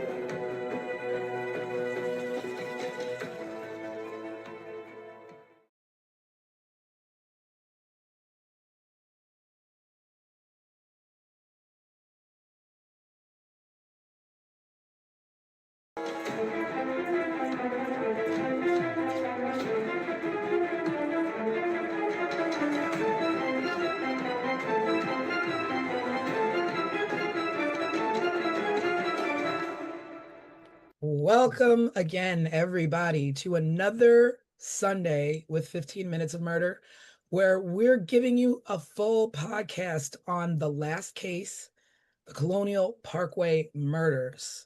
So we're going to run down, we're going to give you a quick overview again of what that case was about, and then we're just going to get into it. We're going to start talking about it. We're going to talk about the victims. We're going to talk about the crime scenes. We're going to talk about the investigators, our theories, all of that good stuff. So join us and sit back, listen, and enjoy 15 Minutes of Murder, Colonial Parkway murders. All right, so let's break it down. The Colonial Parkway murders. It was 4 couples traveling along the Colonial Parkway. It is a 22-mile stretch of road. It's a federal park, is that correct? Yeah. That is in the historic triangle, I think is what they call it, in Virginia. I forgot the 3 points. What are the 3 cities? It's Williamsburg, Jamestown, and Yorktown. Jamestown, I don't have that in the correct Yorktown. order, though. Mhm. Okay. And it's part of the National Park Service also. Right. Right. Yeah, let me just tell you, this Colonial Parkway is stunning. Like Mm, when you say, when in the beginning of the episode, when it's talking about scenic views, it's mhm, beautiful. It is peaceful. Just you go over bridges, beautiful gaps of water, and just beautiful tree-lined road. Like, and I can't imagine at night. It's dimly lit. First of all, it's not very brightly lit. I read that it's also, or at that time, it was not highly patrolled by officers or any kind of police regulation or, looking mhm. out. So it was a little bit of a free for all for, this kind of thing to happen. Yeah, that was the purpose of it. It is a scenic route. So that was the purpose of it. And that's why there are so many bridges, because it's just a road. So there are very few intersections. It's just a stretch of scenic road that is part of our National Park Service. Yeah, a lot of historic, Hmm. pit stops that you can make along the way. And so it's just unfortunate that these murders happen. And it's not just these four murders. There were other murders that have taken place in and around there, but it was just Right. these four specific ones that became Hmm. a little bit known as the Colonial Parkway murder. Hmm. Hmm. And I um think and I think we definitely can't get lost on this scene because it's very much part of the story, right? And so some of this area, what I was reading about it is many people even consider it as an open air museum. Like that's how historic and pristine and gorgeous this area is, to that triangle of of towns. and I mean, people, and it just goes to show, like, you don't that's why people took to it. Like these four couples felt safe enough to be like, we're just gonna go, we're gonna travel, we're gonna go about our business. Yeah, I would imagine as a couple, you would go there maybe at night, to have some privacy or to see some beautiful scenery, something a little bit romantic, whatever the case may be. I imagine that's what attracted all these four couples to go out there, Yeah. at Yeah, night. and for sky nerds like me, just a place maybe to look at the sky and the stars. And Hmm. we used to take our kids out for those kind of outings in very similar places all the time. It's many just innocent reasons why someone would want to be there. And that's probably to me one of the really frightening things about this story is because this is an area that any of us could have been. And it keeps being labeled as a lover's lane Yeah. type deal. But just what we're talking about, like this is just like essentially a park where people and families would just go for whatever reason. We had the first case, which is the couple of Kathy Thomas and Rebecca Dowski. And this was the first of the chain of murders, and this happened in 1986. And they were young. They were a couple. And I think they were a new couple, right? Like they hadn't been dating long, and they were probably just gonna go out, on the parkway and find a little pit stop, have privacy. It's beautiful, it's romantic. You're away from judging eyes, because I can, only imagine in the 80s, we were just as, no better then than we are now. We're getting there with, same-sex relationships, and people were judgmental. And Right. but these were people who were not going out looking for trouble. They were going Right. out looking for a peaceful night, peaceful way, going from A to B, and these things happen. So they were last seen leaving the computer lab at the college that Rebecca Dowski went to. Hmm. And I thought I read that someone saw them after that, maybe at a Mm. bar. I'm not At a sure. where? At a bar. Oh, well, it's possible. Yeah. Hmm. Possible, but I That thought I seems read like that. a natural place to go. But Like yeah, you, I mean, you stop off, you have a, you have a drink, or you go have coffee, whatever. I don't know what kind of bar it was. Um, but that was the last time that they were seen, was pretty much leaving that computer lab. And the car was found. Kathy was driving a Honda Civic, and it was found near the York River. Both of the women were bound with rope and medical tape. Their throats were cut. And there was evidence that strangulation was involved. The vehicle was hidden. The murderer pushed the vehicle like close to the embankment. So it was like said that it was pushed just enough to be hidden, but visually enough to be like, oh, what's that? Something's going on over there. So it's not like he was hiding the car so that they'd never be found.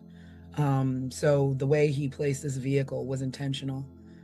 And it was extreme. I mean, as you see in the episode, you know, what was done to them was extreme. And again, like you said, Des, choice of weapon is always a big deal and an indicator of whether it's personal or haphazard or a defensive. This was definitely personal.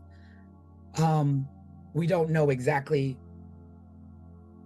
when it happened, but whatever happened was brutal, and the killer left their bodies in the car, stuffed in the car, and left there like they were like they were nothing. No one's loved one, sister.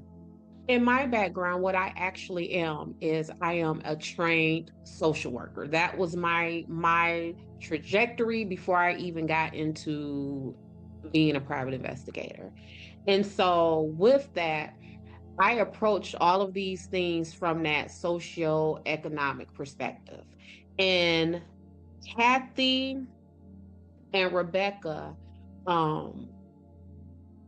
struck me immediately, because one of the things that I first thought of was why, you know, for me, whenever I hear about unalive people who identify as LGBTQI plus, all of that stuff, like, why are we in a society where whenever any of these people who identify with these groups are found unalive, like immediately we think of like the most heinous things? Because when I thought of this, I thought, oh, hate crime immediately, right? And we're not, like, these people are targeted so viciously that anytime they're found unalive, it goes into that, oh my God, someone sought them out and sought them out specifically for that reason. Yeah, so that was the first thing. It felt, I immediately thought of like, okay, is this someone who is wanting to attack sin, was what I thought immediately with Kathy and Rebecca. It's strange. I believe this was the only case where they were still in the car. They were found in the car. Other murders, they were outside of the vehicles and a ways off. But or not found at all. Yeah, or not. Yeah. But I think from what I saw, theirs was the most vicious. Attack. Yeah, like one of them was nearly decapitated or something like that. Yeah. And it's like, and you know, investigators have been debating like whether it was a targeted attack, whether it was a sexually motivated crime, or hate motivated, like, you know, like you're right. And you know, and just to be official, the law enforcement, the officials, they never ruled this as a hate crime. Now the thing is that had they labeled it as a hate crime, it may have attached to some other murders. But because it's not labeled a hate crime, it's more like a one-off. It's coupled with these other murders because it happens to be on the same roadway.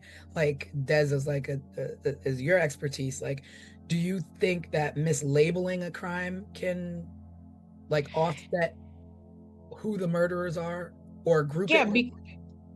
Because it what it does is it now puts you in a position to where now you're chasing false leads. Now you're looking up this road when when you really should be up this road. Now you're looking for this type of person, because what law enforcement does in their investigations, they create a suspect profile.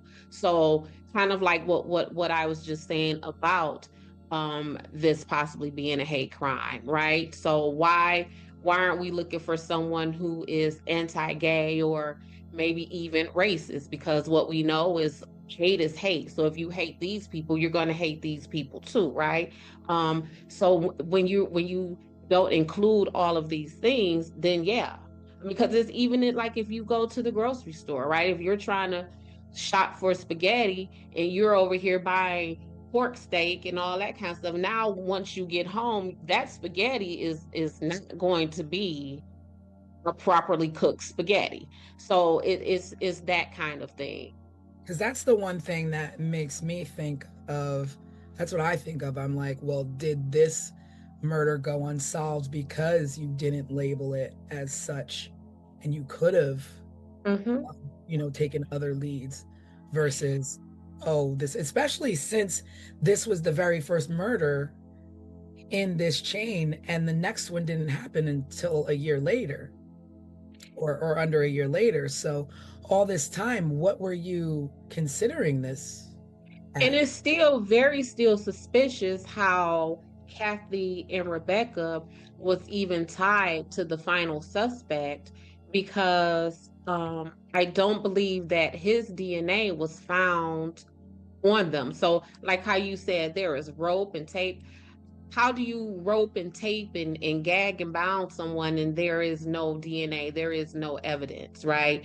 But for somehow, um, they still decided to go ahead and attach Kathy and Rebecca to this gentleman. His name is Alan Wilmer Sr. That's his There you name. go. There you go. Alan Will, yep. I kept wanting to call him Adam, but I didn't want to put the wrong name out there. I had to go to them notes to make sure. But yeah, those ladies, his DNA wasn't even connected to them. Yeah. And it's just like, So you start wondering, like, well, was this, a hitchhiker? Was this someone they picked up? Because at the same time, you're like, these are two women, one in the Naval Academy, so she's no punk. correct. She can hold her own, I'm sure. Right. Um, And one who was in the Naval Academy, and back to what we're saying about the hate crime, she left the academy because of her identity. She figured that she would not be safe there, right? So that is what this time period was. So to not I was just very disappointed that was not labeled as a hate crime. yeah, same, because I just feel like, for me, this one feels different than the others Yeah. because of the brutality that was done to Mhm. them, and the carelessness in which they were left. Right. Because they're, And as thick as it is, you do have people who stage people and think they're staging them with care because they killed them for whatever personal reason, and they want to, take care of them, and place their bodies where these Mhm. women were just discarded. Yeah, and doused in diesel fuel. It Yeah. was just some other stuff Now, going on you don't with pour them. diesel fuel on a car to not set it on fire. So what was the intention there? Like, was this person Right. interrupted while they were doing so? I think I read that diesel fuel doesn't ignite in the same way as regular gasoline does. So maybe the intention was to catch the car on fire, but they just couldn't get it to start. Hmm. Or maybe it was poured on them to try to compromise any DNA or other evidence that may have been left. Yeah, but there's Um, just so much there that is. So yeah, so my continued suspicions behind Rebecca and Kathy is that her brother, Bill Thomas, says that they were told by investigators that they suspected that a police officer was involved in Kathy and Rebecca's murders. And so kind of like what we talked about in on this week's live is like you got to have a whole lot of evidence and suspicion and circumstances for investigating law enforcement agents to believe that another law enforcement person committed stuff like this. And And for then investigators to be the ones to say that, not even like word on the street is. nope. And then for them to say that to the victims' families, like they don't take that lightly. You know what I'm saying? Like we see in the news all the time when police are beating people on the side of the road, and oh, we're not going to say anything. That what do they call it? The blue wall of silence. So for them to tell her family, we think we have something, and it's a police officer. That stuck out. Yeah. That wasn't something that I was able to easily overlook. And now, is that like, would you like fault that to like just inexperience or just nervousness, or like literally who in their right mind, part of a force, says it might be one of us without any evidence, without without anything to back it up and say, okay, well, we have this suspect that's one of our own, and we're going to go forth and we're going to question these people. Like, I don't understand who does that. Like a rookie? Well, for me, it compromises a lot of the investigation. I won't say all of the investigation, because immediately I then begin to think, well, if you all are suspecting that your suspect is one of your own, then how do I, as a criminal defense investigator, take much stock in the rest of the suspects that you have lined up? Because now I am immediately thinking, are you trying to cover up what your officer or a officer would have done? Because if it's a scandal as is, imagine, and back in the 80s, police officer serial killers, we can't have that. And police officer serial killers on federal land, we can't have that. So we have to figure out who else we like. Remember, that's what they say. Who did you like for this? So we have to figure out who else we like for this. And then comes the string of suspects that we have. So we got to divert that attention. It got to go somewhere else. It can't stay here. And which one of you idiots told this family that? Because now we got to fix this. Yeah. Well, I think it comes up in some of the later cases too that they suspect either somebody impersonating law enforcement or a law enforcement person because wallets were left out. Glove compartments were left open, windows were rolled down part way. You know, everything you would do when you get pulled over by a cop. You're going to reach for your glove box. You're going to reach for your glove box first to pull out your insurance paperwork, your registration. You're going to reach for your wallet next because you got to show them your ID, and you're going to crack the window to be able to talk to the cop. Right. And so that's that walking down. So Rebecca and Kathy were first on the timeline. So they were told Kathy's family was told that it was a police officer. The next couple, they were told that we feel it is someone impersonating police officers. So it appears like that is them trying to walk back that initial statement to the Thomas family and well, maybe not a cop, maybe it's impersonating the cop. And then now that it's just impersonation. What'd you say? It's funny you would bring that up, like, oh, now it's first it was one of us, now it's someone impersonating us. Because this is a year later. So the second case a year later in 87 was David Knobling. I don't know if it's Knobling or Nobling, and Robin Edwards. And both of them were found along the James River shoreline. they were both shot, so very different than the Mhm. first victims. Mhm. Partially clothed, and the truck that they were in was found elsewhere. And like Craig said, the door was open, the headlights were on, the windshield wipers were running. There was no robbery motive because the everything that you would take as a robbery was left behind. Nothing was taken in way of, oh, let me gain access to these people's identity, their wallets, their purses, their what have you. None of that. But being shot is completely different than being stabbed. Like, to me, those two things, to me, serial wise, don't go together. Don't go together. Don't go together. Don't go together. But their case, kind of similar to Rebecca and Kathy, ignited not just my investigator, insight, but that social worker insight. So again, this was a man who was 20 years old and a father. Mm-hmm. And Robin was a 14-year-old child. Mm-hmm. Yeah. Now that I don't know where to go with that.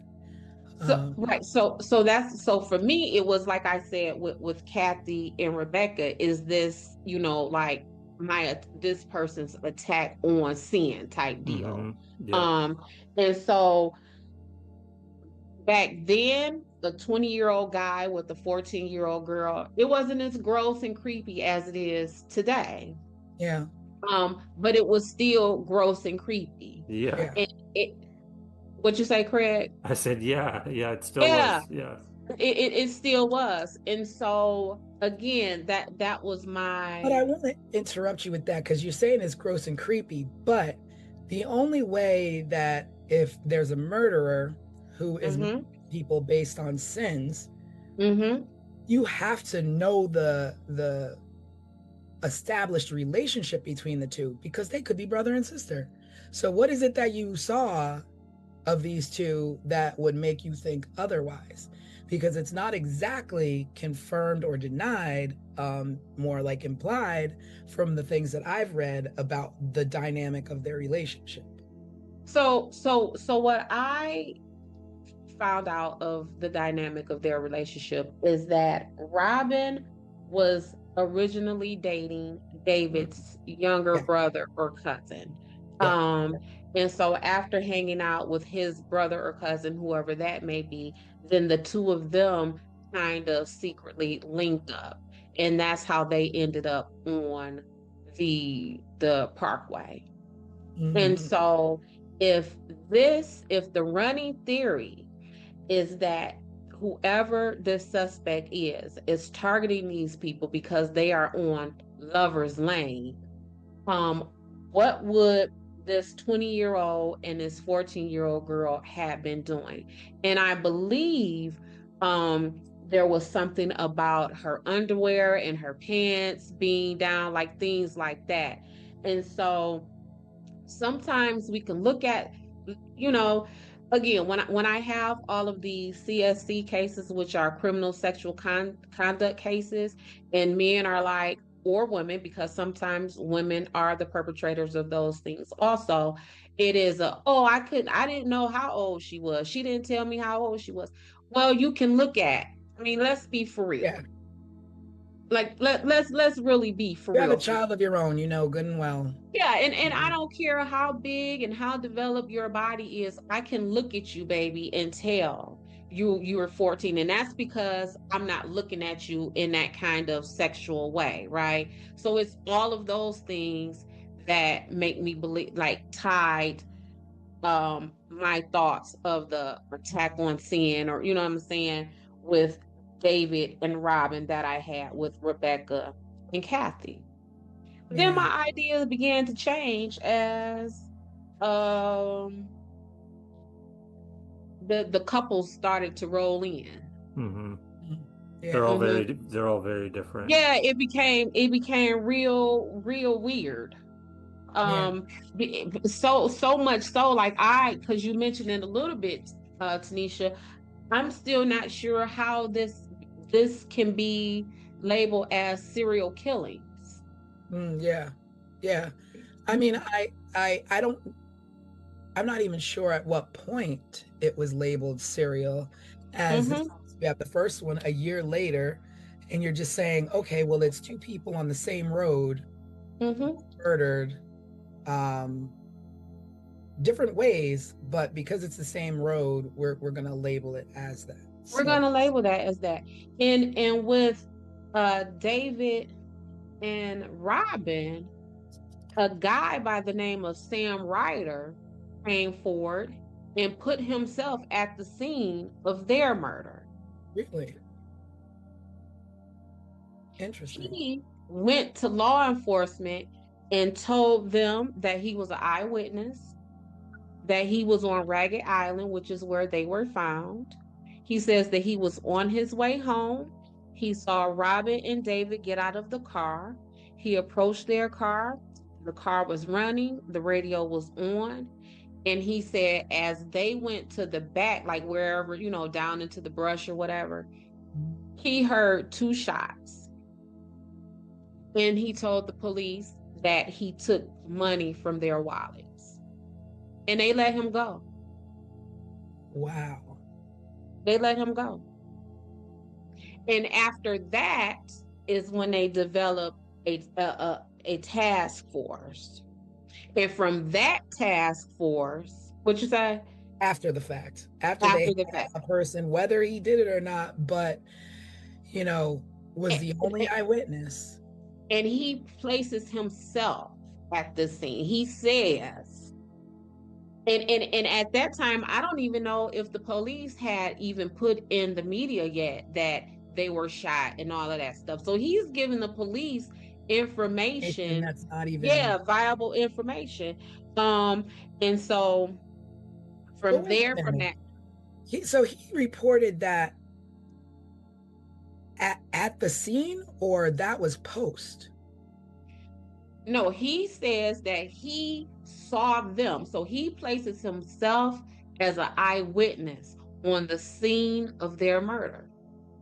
But I mean, was like he went to the police, or they were on. He went to the police himself. Oh, wow. He went to the police himself. What was his name again? Sam Ryder.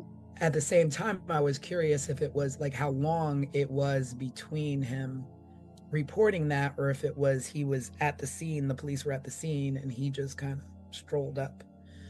No, so the way that I understood the story is that he went into a precinct or whatever they may have had then and reported to the officers, everything that I just said. And like I said, I don't know if at that point investigators had released any of the details on what happened to them in the media yet. But it turned out that their demise was described as them being shot execution style. And that was an up close killing. Now, mind you, this man just put himself on the scene. This man just came to you and said he heard shots. Did he hear the shots because he legitimately heard the shots when they were down at the brush or wherever they were? Or did he hear the shots because he fired the shots? Well, they were both shot once, execution style, in the head. And he says he heard 2 shots. And he says specifically, I heard 2 shots. And not only did he say he heard 2 shots, he went on to tell a story that would organically place his fingerprints and his DNA at the scene. Right.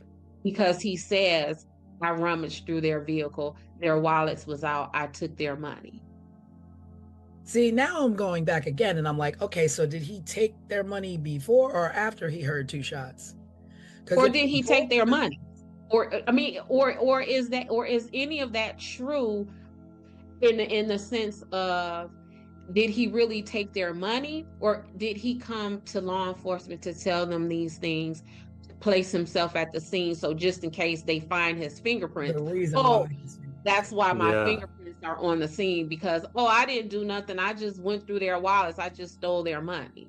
Because Yeah, that's all that what I'm saying is that if I'm police, if I'm like detectives, police officers, what have you, and a guy comes to me and says, I took these people's money out of their wallet and I rummaged through their things, to me it would be, okay, well, did you do that before you heard the shots or did you do that after you heard the shots? Because if you did it before you heard the shots and you saw them walking down there, okay, you're a thief, you saw an opportunity. But if you took that stuff after you heard the shots, you're a cold-hearted son of a gun, because you know what just happens following two Right. shots. Right. You're gonna do that. I'm gonna hold you. I'm not letting you go. I'm not letting you go. And like I said, these shots that he heard, did he hear them because they were out in the distance, or did he hear them because he's the one who fired them? But whichever way you decide to turn, the point is this man is a viable suspect. And why did you let him go? Yeah. I feel like this every case we talk about, there's some failure like this. Yeah. I mean, it Yeah. just with, we talked on the live a lot about the news this week and the Brown University shooting and the professor that was shot at his home in the MIT professor that was shot at his home in Brookline, Massachusetts. And it's like, when you talk about just a perfect 1-2 of police work and media working together, I mean, this was one for the record books. But it's just like, back then we didn't have that at all. So it's just like nobody's knowing who the cops are letting go. Nobody, because if media was all over things then as they are now, and you had a man walk in and say, this is what I saw, media would have been all over that dude as soon as he walked out of the police station reporting that kind of information. Yeah. Well, there was another woman. So David and Robin, they were found September 23rd, 1987. There was another woman who was found unalived. Her name is Lori Powell. Yeah. Was found March 8th of 1988. So although Lori is not one of the official 4 of the Colonial Parkway murders, they essentially went on to link her murder with the rest of them. Why was that? I don't know why, because it shouldn't have been, and I'm gonna tell you why I think it shouldn't have been. Because Lori, the story with Lori is that she was hanging out with her boyfriend, a gentleman named Chris Cutler. Chris Cutler and Lori got into an argument, and Lori got out of Chris Cutler's car and decided to walk. The argument was about him speeding. Lori was never found again. So why wouldn't the last person who was seen alive with her not a suspect? Not only was she last seen alive with him, but through his own admission, they had an argument. And through her family's known knowledge is that the two of them had a tumultuous, toxic, and violent relationship. But yet, so there's this on a suspect they don't even have yet, based on and how was she? Oh, she was just never seen again. She was never seen again. So at this point, she's not seen again, but you're going to connect her to the Colonial Parkway murders, where both couples of victims were found murdered together. And this is a one-off. This is one person who's missing. You didn't find this person murdered, but you're going to tie it into. Right. It's more like, oh, this person happened to be missing on this parkway. And and treat it individually rather than group it with something, because then you could be going astray yet again. Yeah, it's just too, it's so much, it's so many possible suspects that, again, in all of these missing peoples and unalive bodies, it just does not seem cohesive enough for this to be called um a serial killing. Like, I don't get that from this. So then in 88, we did have our third case that was Mm-hmm. directly related as a couple, which was Keith Call and Cassandra Sandy Haley. Mm-hmm. And they were, in fact, on a date. They went to a party, and they were leaving the party, and Keith was going to bring her home. And I had read somewhere he was going to go out and go to another party and spend the night at a friend's house Yeah. the next day. So the parents, they weren't expecting him home. So it wasn't odd, that he didn't come home because after that party, because they weren't expecting him till the next day. Mm-hmm. But Sandy didn't return home, and then and then he goes missing, and they find their car neatly parked on the highway, on the parkway. Keys were missing this time. All the personal items left inside. There were no signs of struggle, but both of them vanished. Mm-hmm. No remains have ever been found of the two of them. And it's the first case that has no bodies found. So now it's the first case with no bodies found that are couples, because Lori was not found, but she was singular. So you don't put, this is like a difference between missing persons versus murdered victims. Mm-hmm. Mm-hmm. So if it's single, then it's going to be a pattern. There's no pattern here. No, there is no pattern here. The only pattern here that I found is the way the investigators seem to have gone out of their way to make Wilmer the suspect in this. So Cassandra and Keith, like you said, their bodies weren't found. But the investigators went down to the water area where their car was found. And they used cadaver dogs. And the dogs went down to the water and attempted to try to get into the water. So investigators believed that meant that maybe they went swimming or something like that. But they're saying they were found in like April. So, I mean, this would have happened. When did they happen? Yep, they went missing in April, so the water would have been too cold for that kind of stuff. But that the dogs went down there, wanted to get into the water. I mean, what's too cold? Like it's April. Yeah, so I mean, you got people who, you got the Polar Bear Club. You got people who aren't bothered by that. Correct. And this with that in this day and age, right. And this is an outdoorsy type environment, right? So what's cold to me, a regular person who not outdoorsy, might not be for these folks. Right. So this is where Wilmer comes in. He was then questioned by the FBI as a suspect for them. Why? Where did they find him? So they received a tip of someone who saw a truck with a license plate in the area, and the truck had a vanity plate.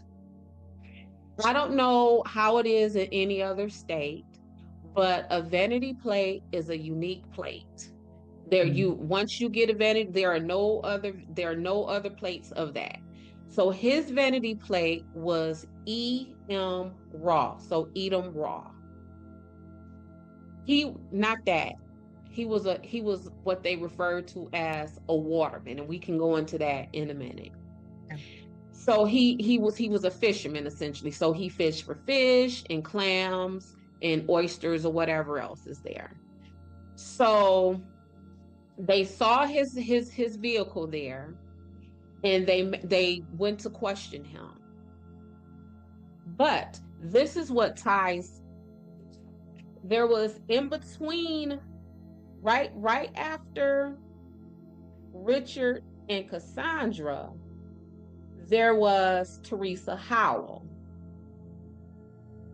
who came up missing. So what the cops did was they tied Wilmer to Teresa. And so what they did was they matched the DNA that was found on Teresa with the DNA that was allegedly found from David and Robin. So now you see them trying to build up this suspect after we have walked it down from this was a police officer.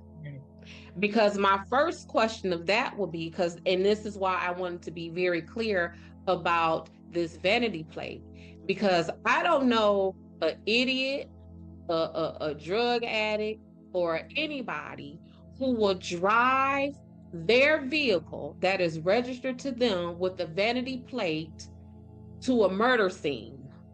Mm-hmm. Where they have murdered if all of this is correct, they have murdered maybe 6, 7, 8 people at this point. Yeah. Up until this point. And then they're going to take their vanity plate. And you're going to take your vehicle? Yeah. So, I think it's more like they liked him. They liked him. They liked him for this. Yeah. And so then as they questioned him, the FBI, not Craig, not a regular person like you or I, Tanisha, but the FBI administered a polygraph test, and he passed it. So they let him go. But this is also why when we have had discussions before, Tanisha, where I have always said I'm not particularly impressed when investigators talk about they got DNA, because all DNA proves is that you existed. Yeah. That's all it proves. It transfers so very easily. You can have someone who was, SA'd and there is no trace of DNA there, or you can have someone who has someone's DNA on them, but that doesn't mean that you were SA'd, right? So DNA just leaves too much room for interpretation, and you can place it in whatever boxes and categories that you want it to go into. Because again, we want to talk about how inadmissible polygraph tests are. Well, if that's the case, FBI people, why did you give him one in the first place?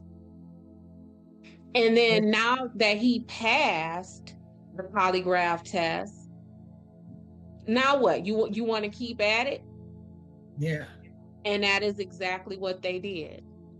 So like when we're like thinking of this, and like now all of a sudden they're like, oh, it was law enforcement, and then it was not law enforcement, it was somebody possibly impersonating law enforcement, down to this actual suspect that they want to place, but then he passes a lie detector test. It's like, so this isn't, if these are all done by the same person, then this person is extremely smart and calculated on how to get away with murder. So after he passed his polygraph test and they continued to investigate him, they went to his home, and this is what the investigator said really drew their suspicion to him. They went to his home and they found him there doing what? Bleaching out the interior of his truck. Well, y'all just said he's a fisherman. Why would that? If you pull up to my house at any moment, you might see me in my driveway with a vacuum because I'm cleaning out Dutch's, hair, right? So if I am a fisherman and you pull up to my home and I am bleaching my car, how dare you be all that suspicious of me when I might just be trying to clear out fish guts or spoil fish water. But when you think about it, like, I'm a water baby. I live at the beach. My car is full of sand year round. But when you're a fisherman, I get it. But when you're a fisherman, it's expected. So do you really wash your truck out with bleach, or do you just hose it down? Who knows? I don't know, because I'm not a fisherman. Because This that's is this right, and that is the profile that they created of him. So when they went down to the edge of the water where Cassandra and Keith with these dogs, it is at that point where investigators flipped their investigation to possibly this person may have been someone who uses boats and is off the water. Mm. So if in your own profile is that this man is a fisherman, then how is it suspicious to you that when you get to his home, he's cleaning out his vehicle from what would be the smells or the contents of him doing the very things that you have profiled him to be? I mean, is this even a popular fishing area? Well, so according to them, it is, and that was another thing that made me very suspicious about them singling out Wilmer. So what they decided is that whomever committed these crimes is what is known in that area as a waterman. And the watermen, as described in all of the information that I read, they're really described as kind of like degenerate type way. One of the investigators even referred to them as an unusual lot. So again, with them liking building a suspect, right? They are suspicious people. We don't, we kind of, they're on the outside. They're outliers of the primary society. And that is the pile of suspects they picked Wilmer out of. This person who they felt would have driven his own vehicle with a vanity plate to the scene of a murder. So am I. A bit, and then when we fast forward, this is the man who, after he has been dead, you say is the suspect. So you backtrack, he passes the polygraph, and then you get using bleach, what have you. But then umpteen years pass, and now all of a sudden he's back to being a suspect. So remember Lori Powell, who I said was last seen arguing with her boyfriend, who they did not label as a suspect? Well, he died a year before Wilmer died.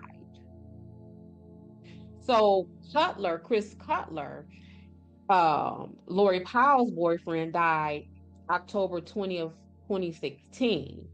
Well, there goes that suspect. So now we got to keep building another suspect. Yeah. No sense in chasing that lead that we didn't chase. Yep. We don't no longer need to chase the lead of the man who was last known to be with and arguing with this suspect. So then they keep at Wilmer. And so how they find out about Wilmer is that they got a random notice of someone being dead in the home. Someone is unalive in a home. Just a random anonymous call. And they go to the home, and guess who's there? Guess who's deceased in this home? Alan Wilmer. Wow. And it is from that deceased body that they pull his DNA. And now they start. Because you can't, because when he was alive, what'd he do? He passed your lie box. You're right. He beat the box. The box that y'all administer. So again, if the box ain't no good and we don't want to use it in court, then why do it anyway? Because y'all said, nah, never mind that, get him. And then he passed it. So you got to leave him alone. And meanwhile, it's 1988 and Kathy and Rebecca and David and Rob Mm-hmm. murders have gone unsolved while you focus on a man and literally wait for him to die to collect some DNA. Let me go back a little bit. So again, this connection between Chris Cutler, who was Lori's boyfriend, and Alan Wilmer, who ended up being the final suspect, they have almost the exact same backgrounds. So how they're like, oh, the person who did this had to be a fisherman. Well, Cutler, he was known to be a self-employed fisherman. And that ain't a rumor. That is what I found in his online obituary. So here's another possible suspect, but he died before Wilmer died. You go from, like you said, what do you call them? What did you call the fishermen? The waterman. They call it the waterman. Watermen, but basically not the upper echelon of the community.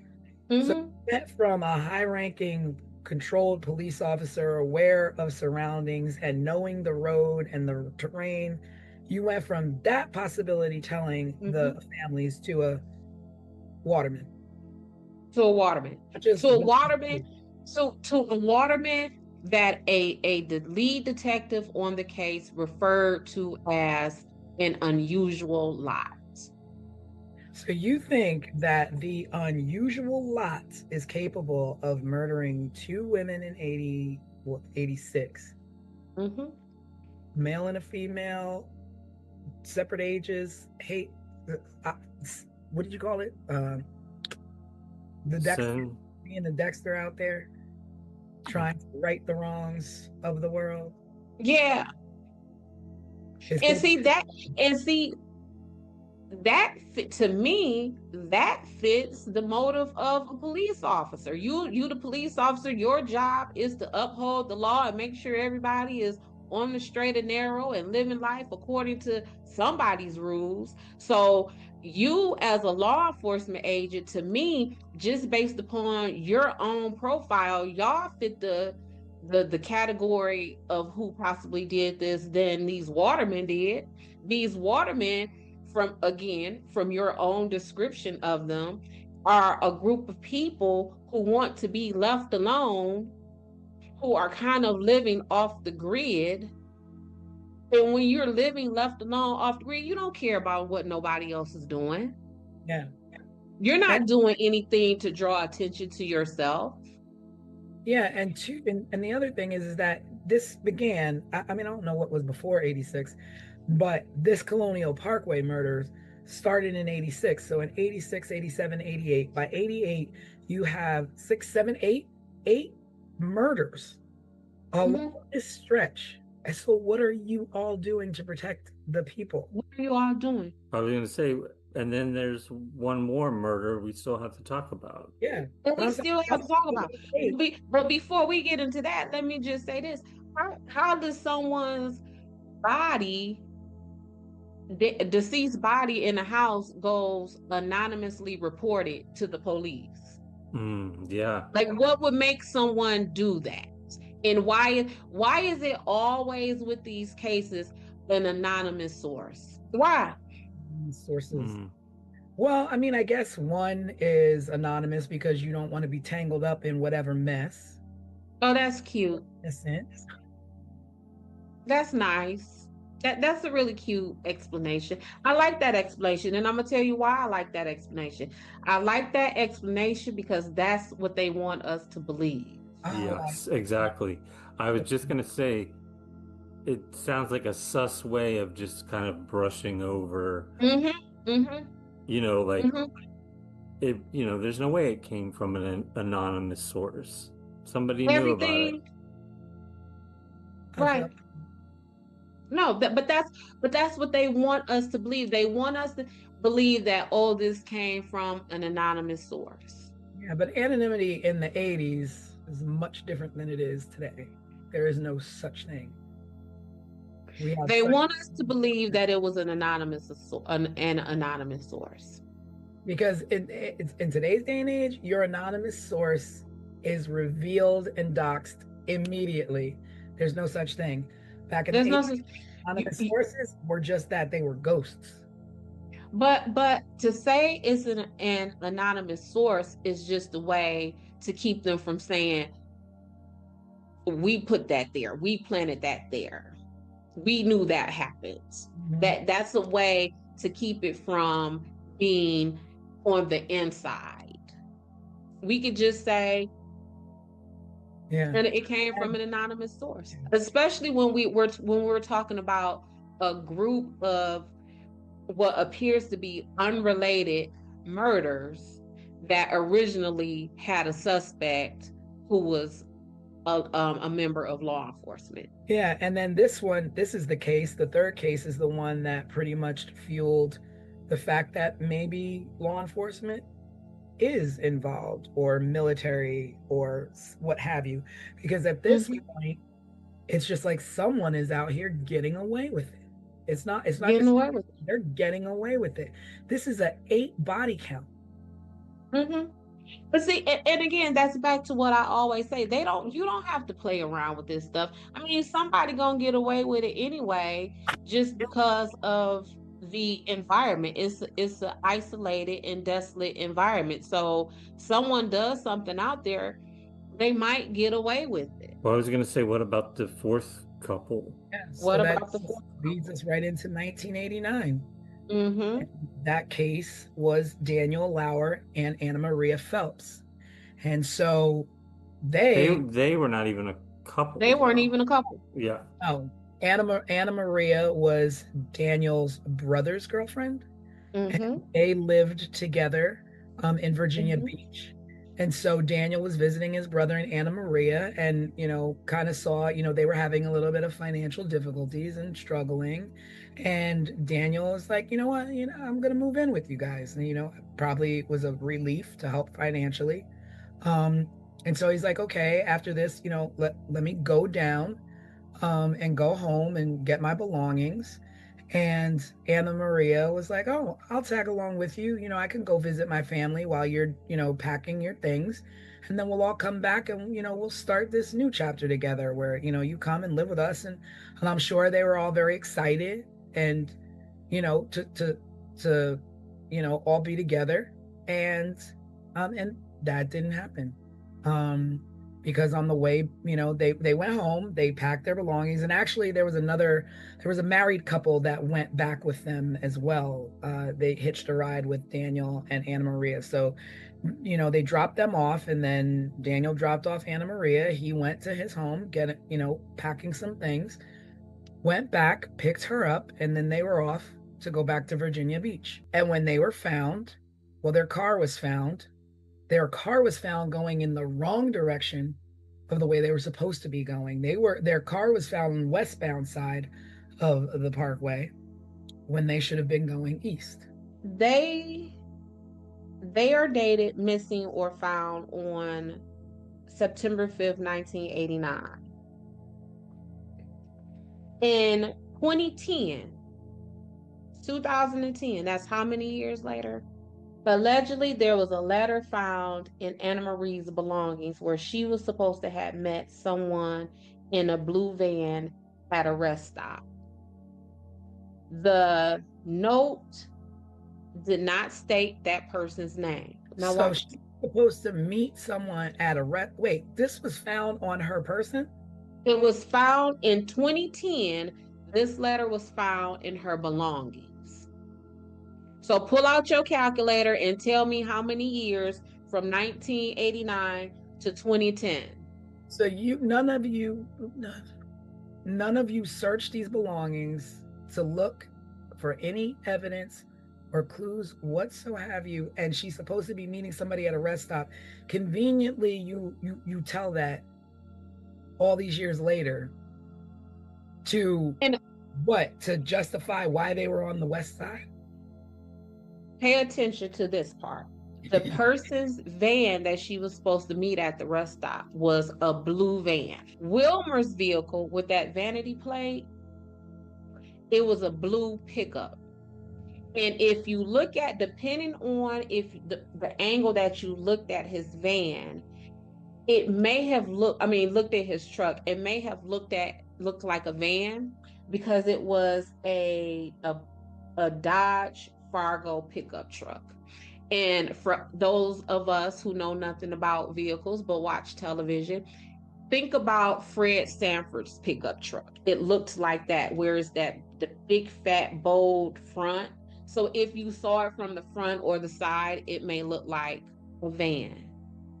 But how is it that all those years later, we find a letter in her belongings? Well, I don't know where her belongings were. It did not say that. But here's where my thinking was.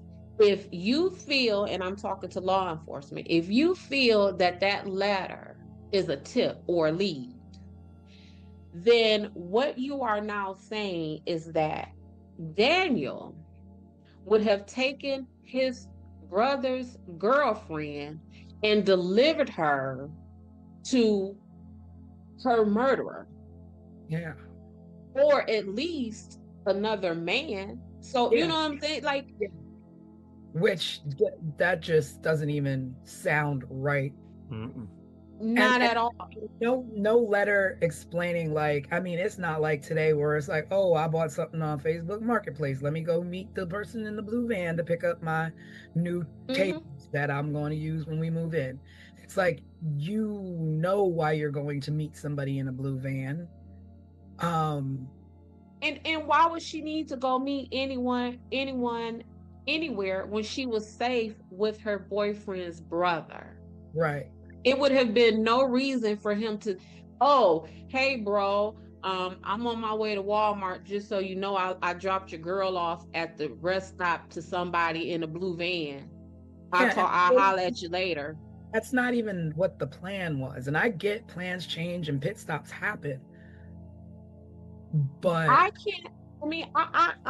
don't know every man in the world, but the men that I know in this world, ain't none of them finna drop their boyfriend's brother off at no weird rest stop with no weird vehicle, and truth be told, probably with a dude. Like, that's your brother's girlfriend. But then you wind up dead right alongside her.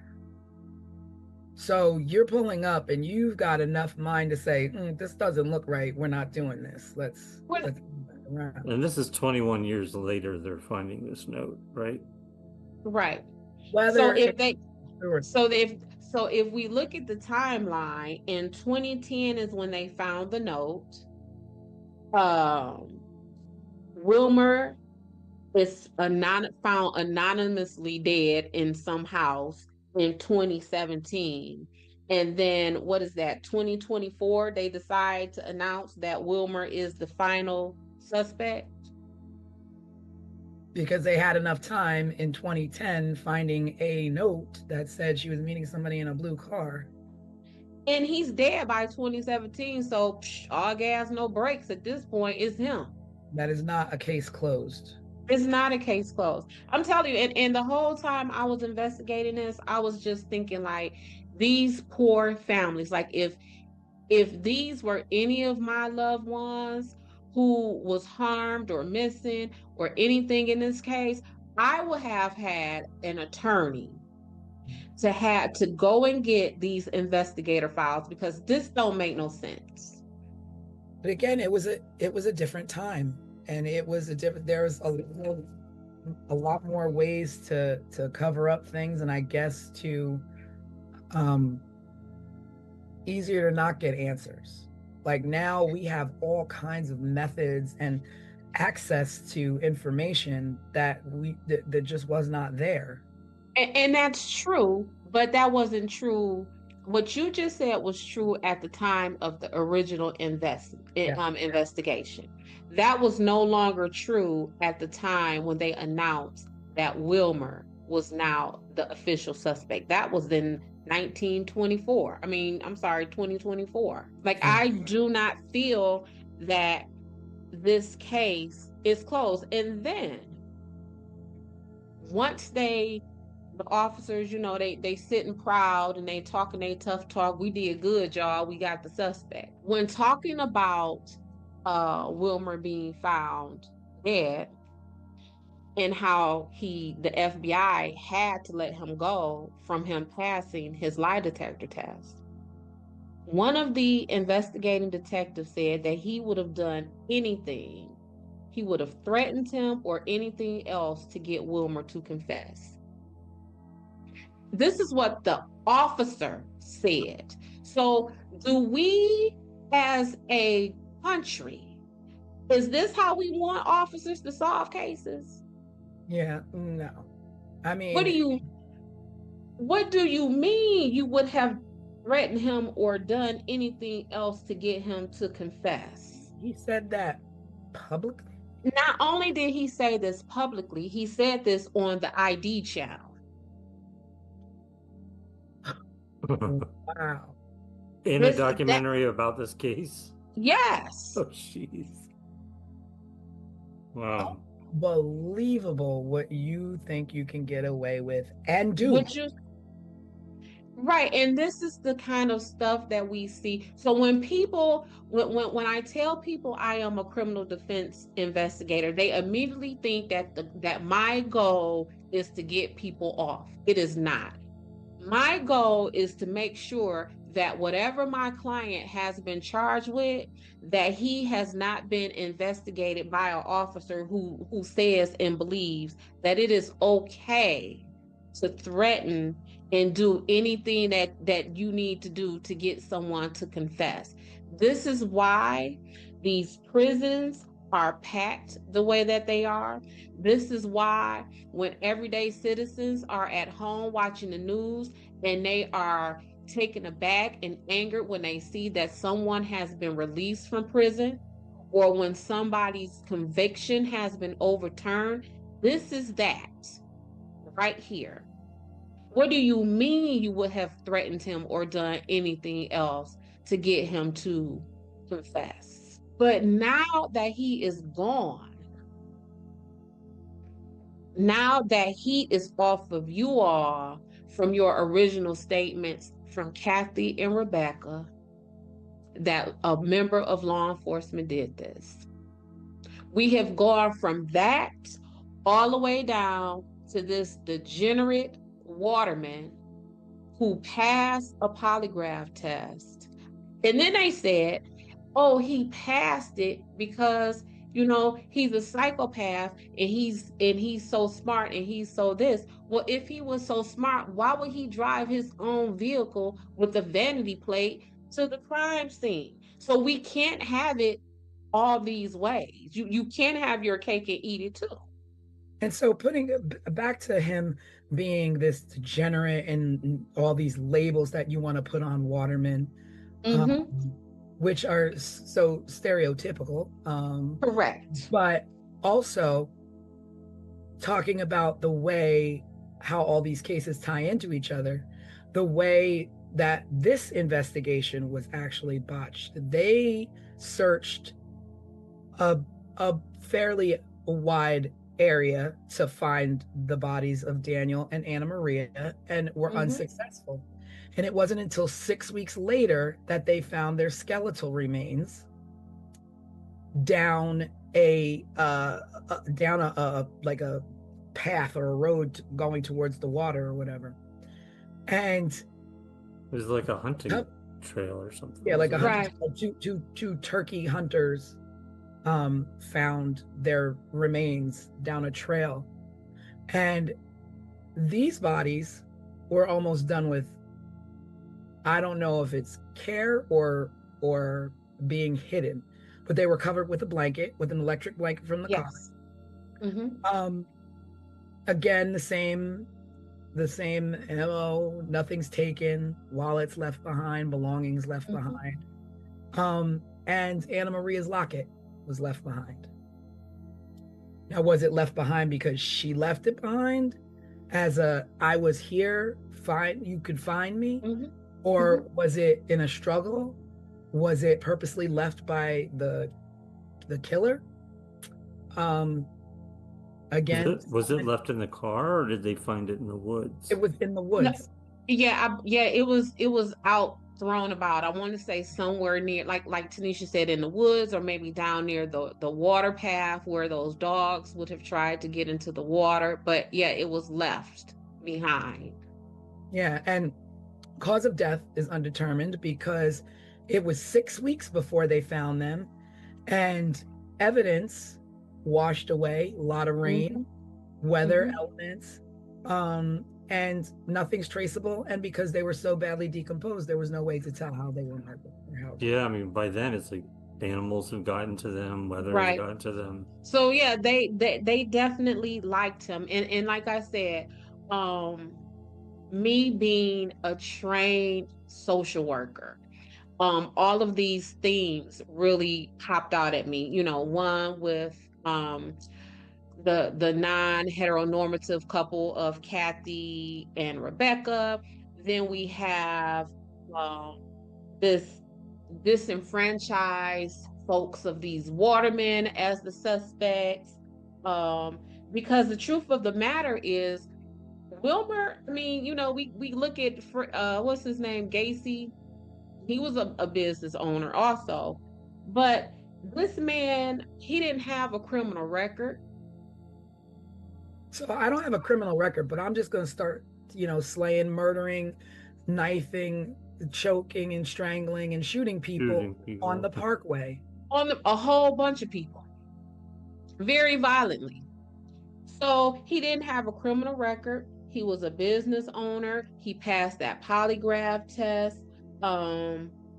But somehow, after telling these victims that this person the suspect at first was a member of law enforcement, to now we're walking it back to, oh, this person impersonated someone, to, no, we got to do even better than that. We have to get down to a suspect that gets us far away from who our original suspect is.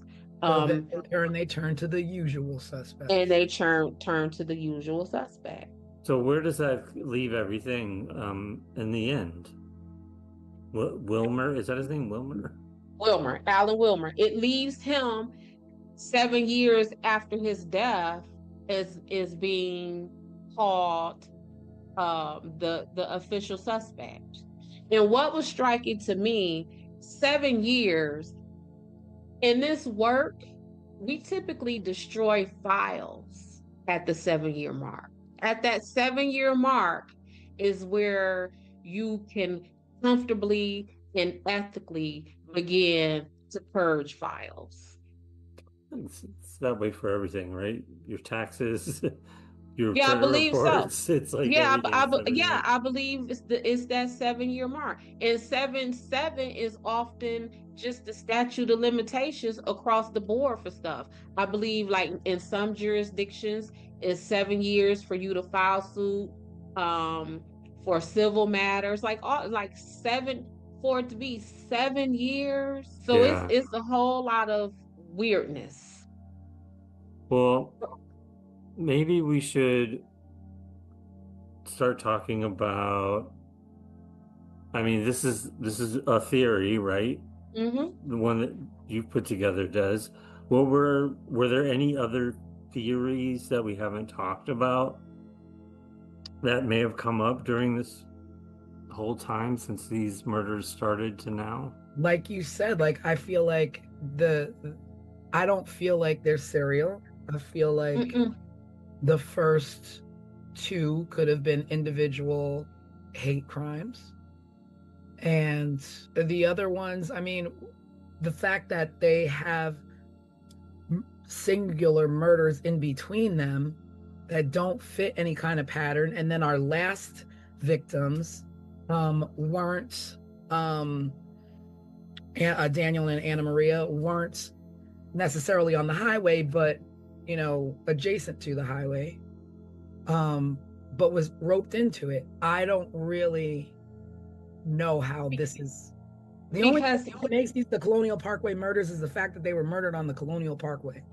And if if law enforcement use these outlying cases of Lori and Teresa as a way to tie Wilmer in as being the suspect, then why, when we look up Colonial Parkway murders, why isn't their faces there? It's crazy What's because you like to think that people and law enforcement are a lot like that, and I don't want this to always be like we're always coming down on law enforcement or what have you. This is like a case by case individual, like, Mhm.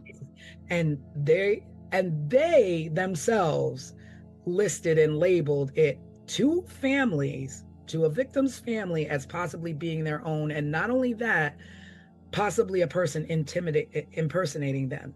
But when you think of what people are capable of, the kind of clubs that are out here in this world, when we're talking about nowadays, we're talking about sex trafficking children, you're talking about Epstein, and you're talking about Diddy. Who can put it past the blue wall of what they do inside their, like, I don't put anything past anybody. No, and that is where they can get away with this. And again, that trained social worker, that part of me that sees everything based upon social economic status, based upon power and privilege and all of these things. Um, who who else could do these things? Like, I remember one time I had a case, this man was a medical doctor. He took his computer to Best Buy to get fixed. You want to know what the Geek Squad found on that computer? Yeah. Child pornography. Yeah. So as a doctor, Mm. you smart, right? You take your laptop to the Geek Squad and you to be fixed, and you don't think that these people gonna find this mess on your computer? So that's that level of power and privilege. Going back to Diddy, all the Epstein's, all of this. That is that. It is. Studies need to be conducted on how power and privilege corrupts a person's mind, And because there's, obviously, yes, because how would you think my little bitty self, my everyday regular self, I wouldn't have took that there. yeah. But if you have that level of power and privilege, I'm gonna take it there because you know it's there, because you put it there, or someone put Yeah. it. You know what I'm saying? Like, And we glanced over this other guy that I was talking about earlier, Edward Lee Bell, who's mhm, also deceased. As they always are. he was the most publicly discussed person of interest. And the reason why he drew attention was because he was a serial rapist in Virginia at those times. He operated in the same region. He attacked young couples, and he used control and manipulation. And in 1989, while he was incarcerated, he wrote a letter to the FBI claiming that he was responsible for the Colonial Parkway murders. And then later he recanted that information. So he wasn't charged because nothing matched up. Like, I mean, it's weird to me that you have a man who's in prison who is, I did this, I did that, and I'm known for being a serial rapist, and I've done all these things, and I'm telling you that I am, you know, I'm the person responsible for these murders. And you go so far in your investigation to prove he's not.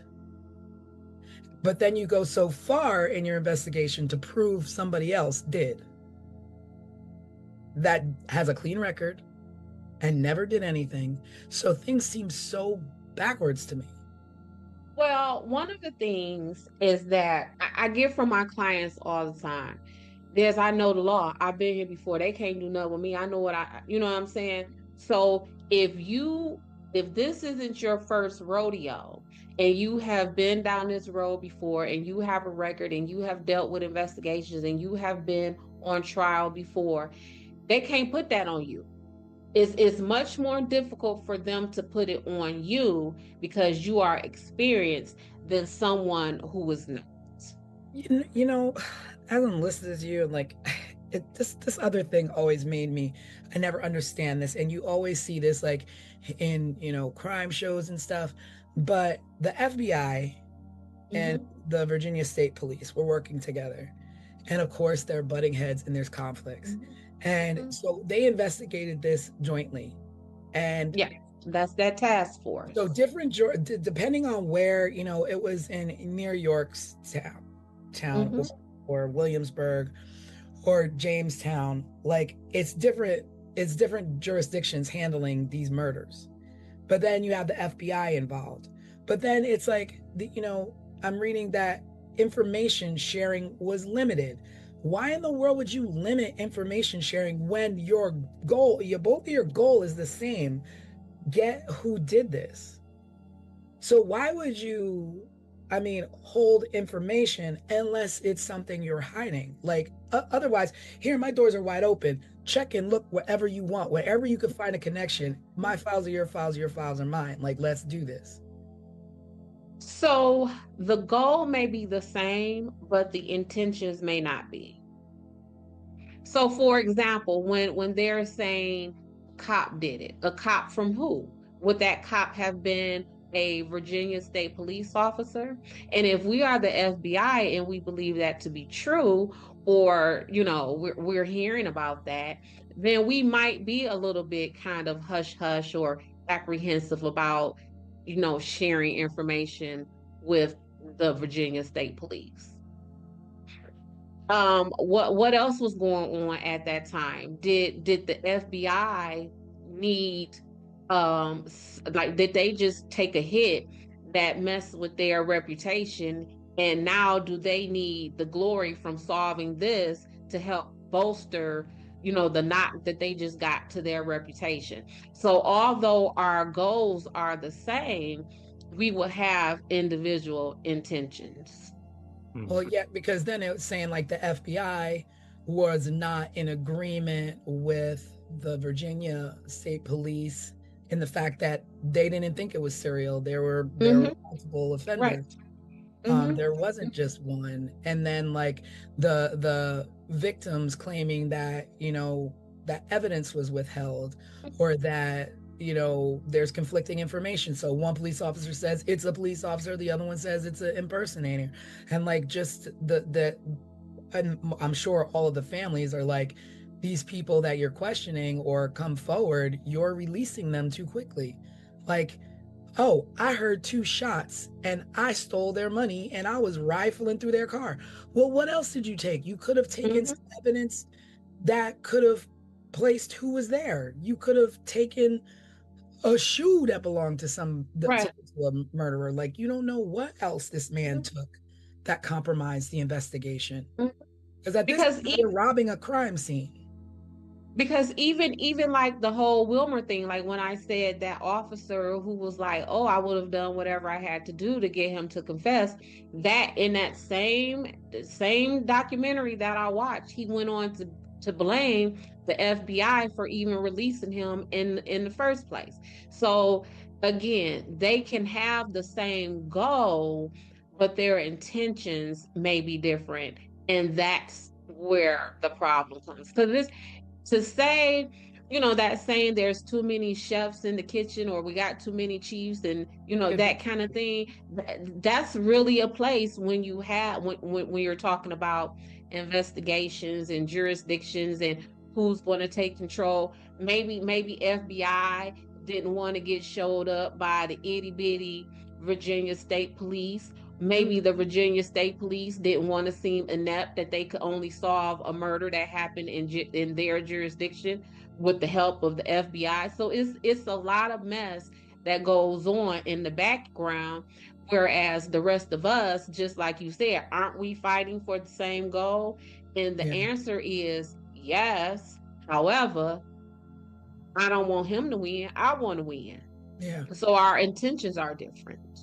And then, but the worst part and the saddest thing about all of that is that when departments can't come together, the FBI can't come together with the Virginia State Police,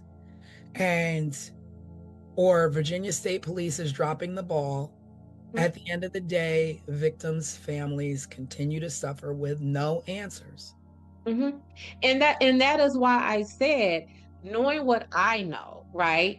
as a criminal defense investigator, I would have definitely hired an attorney as the families of these victims and requested a thorough overview of this investigation, because that it does not feel complete. I mean, like, say at this point, like, I'm a family member of one of the victims. And I'm Mhm. like, I'm not taking no for an answer. Can I go to the courthouse there and demand, like, I want to see my loved one's case file? I want to see all of this stuff because you're obviously not doing anything. I want to see what I can do so I can hire someone like you to help me with my case. Like, can people do that? Yeah, I get those phone calls all the time. Is it met with resistance, like trying to go because a case isn't closed or because maybe it's still open? Are there like Yeah, it is oftentimes met with resistance, and when I explain all of these possibilities to the families, they then decide that they want to back away, because it's extremely costly. It's almost, they're not going to release any files of a case that it remains costs you to open. find out what happened to Right. your family because y'all can't tell me what happened to my Yes. family? So they're not going to release the files of a opened case. Okay. But let's say this case is now closed.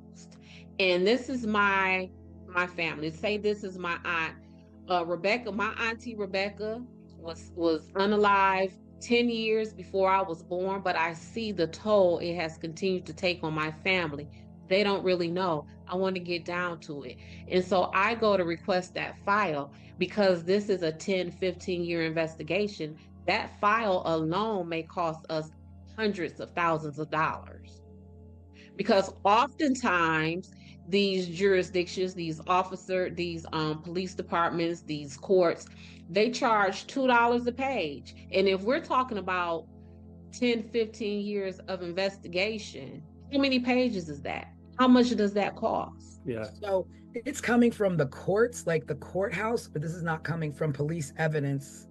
Whoever is the holder of that file is where it will come from. So it will come from the court. If the situation went to trial, it will come from the court. If it is still under investigation, it will come from the investigating agencies. So in this case, you may have Williamsburg police who may have their hands on it. You will have the FBI who has their hands on it. You may have the Virginia State Police have their hands on it. You may have the county sheriff at any one of these little triangle historical towns who will have had their hands on it. So you will have to get the files from all of those investigating agencies. And again, we're talking about how many years worth of investigation at $2 a page, even if they give you bulk discount and say 25 cents a page. I mean, a penny a page is still going to cost you a pretty A penny. pen, correct. And that's before you have you've even hired an attorney. That's before you have even hired an investigator. It's like just nothing but punishment after punishment for families. Like Mm-hmm.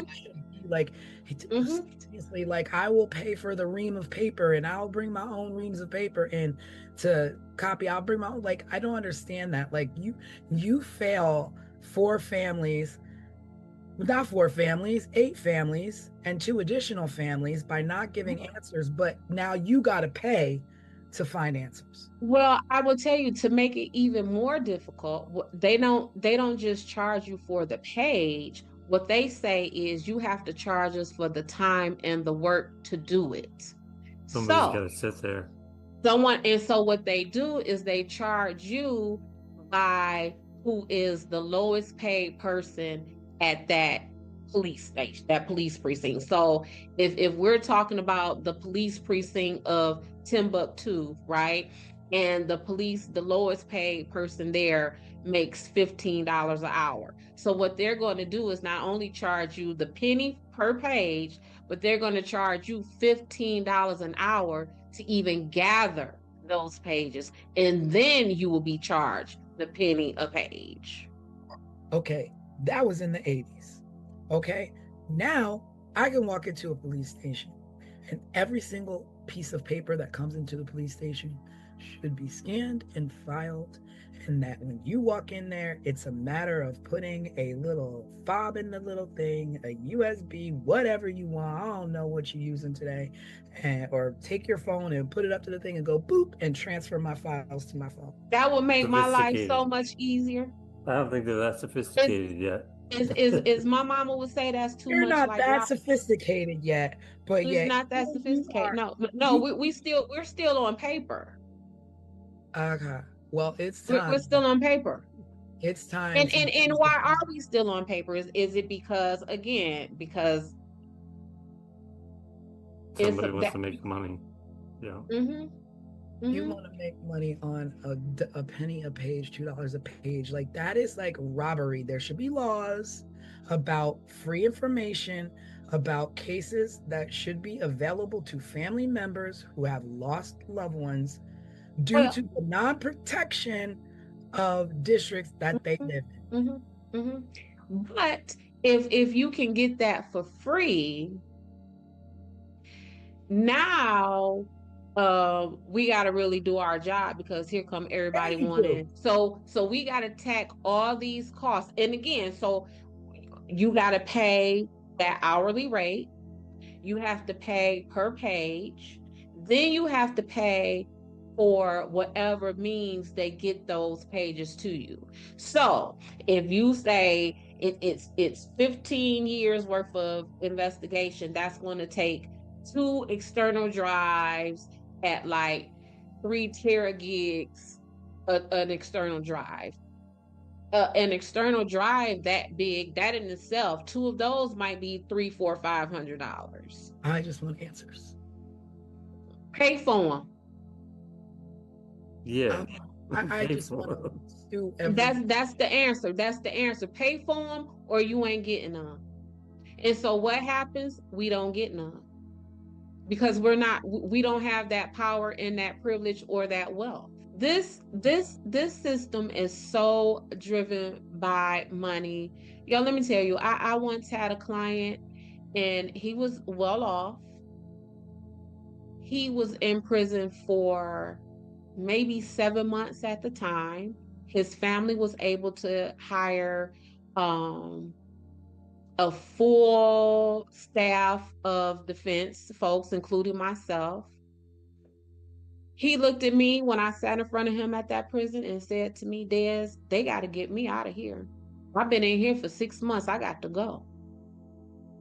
And because he had money, by that next season, that man was home. He was home because he could afford to get home. Yep. Yeah. I mean, it makes sense. It makes sense. But here we are. Are we closing this case again with the same verdict as we did Ketty? I say we need to close this case with under the file. We got to create a separate category of dear families, hire an attorney. Because the person who you have been told who has caused your family the largest amount of harm that anyone can imagine is not the person who did that to you all. Well, with that all being said, this is our second case and officially our longest case that we have discussed. It deserves it. We're investigators. Yeah, I mean, it's a big one. We knew that going into it. Yes. And there is so much that I'm sure we could still spend next week talking about. I got a whole lot of notes in front of me that we have not even discussed. Yeah, I mean, that's just me. Think about the family members that are still active. So, Kathy Thomas's brother is out there, runs a Facebook group and a podcast as well. So it's a case or cases that people haven't forgotten about and are still actively talking about and trying to get answers for. And hopefully this will be one small part of that. Well, thank you everybody for sitting with us on another Sunday, going down that rabbit hole with us, talking about the Colonial Parkway murders. I hope you were able to join along, and if you have any questions, maybe we can address them on our live midweek next week. But we do have an all new episode coming out next Sunday. No details this time. You have to tune in and subscribe to find out what it's going to be. Yes, tune in on our Wednesday live. Every Wednesday, we go live 7:30 p.m. Eastern Time. And this Wednesday, maybe we'll give you a little hint of our next case. Maybe. And yeah, and you all see what kind of time I am on with this kind of stuff. If you have any disagreements or you want to add anything to what I have to say, hit those comments down there and let us know, and we can include that in our next live, or maybe even have you on our next podcast. Yeah, and speaking of, let's give a quick shout. We did have a couple people that have been very responsive that helped us shape tonight's discussion. One was Al, who just wrote in and said, you have me into the whole whodunit shows again. Great show, which is great. Yeah, that's that's awesome. amazing. Yeah. To have And- some interesting, Yeah, I think something we're And doing. I think that was our goal. Yeah. So, hearing that comment tells me that we, at least as far as I am concerned, we have hit that first marker, which is to reignite people's curiosities on these kind of things in a way where they are not just being fed information, in a way where they are being invited to ingest it and digest it and add to it, stir the pot with us. Because I really feel that oftentimes a lot of this stuff that happens in these investigations, they occur in a way where they do not want us to think this stuff through. Because we see just here right now, if the everyday person is thinking these things through and not just accepting what is being given to us, then these investigations and these outcomes will look completely different. Yeah. And if you want to explore more, you could always watch our case overview of the Colonial Parkway murders. It's on YouTube. We also have a previous case that we covered, the Keddy Cabin murders. Say it again. Say it 4 times. The Keddy Cabin murders. That was our first case, so take a look at that if you haven't already. And please be sure to subscribe and let your friends know about this if it's something you really like. So tune in every Sunday. We release new content. Every Wednesday we go live, and in between all of that, we trickle in little shorts and posts and information as well. So yes, hit us up, and we will see you Wednesday night live. Yes. So that's Christmas Eve. So. Oh. So then we get to have an audience. So it's you and your family, and y'all can sit around and watch us. Exactly. All right. We'll see you then. Bye. Bye, everyone.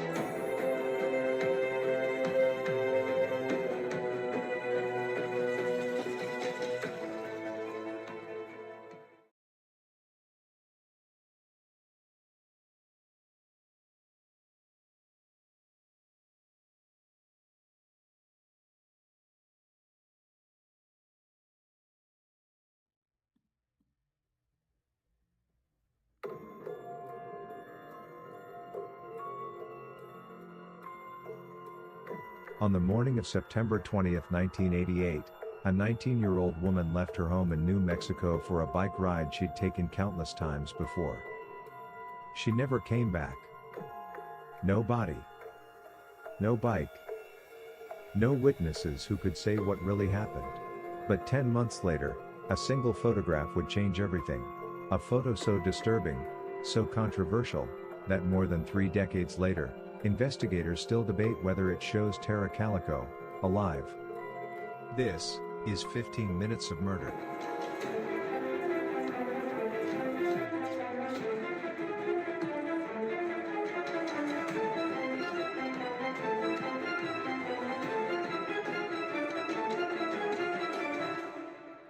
Tara Lee Calico was 19 years old.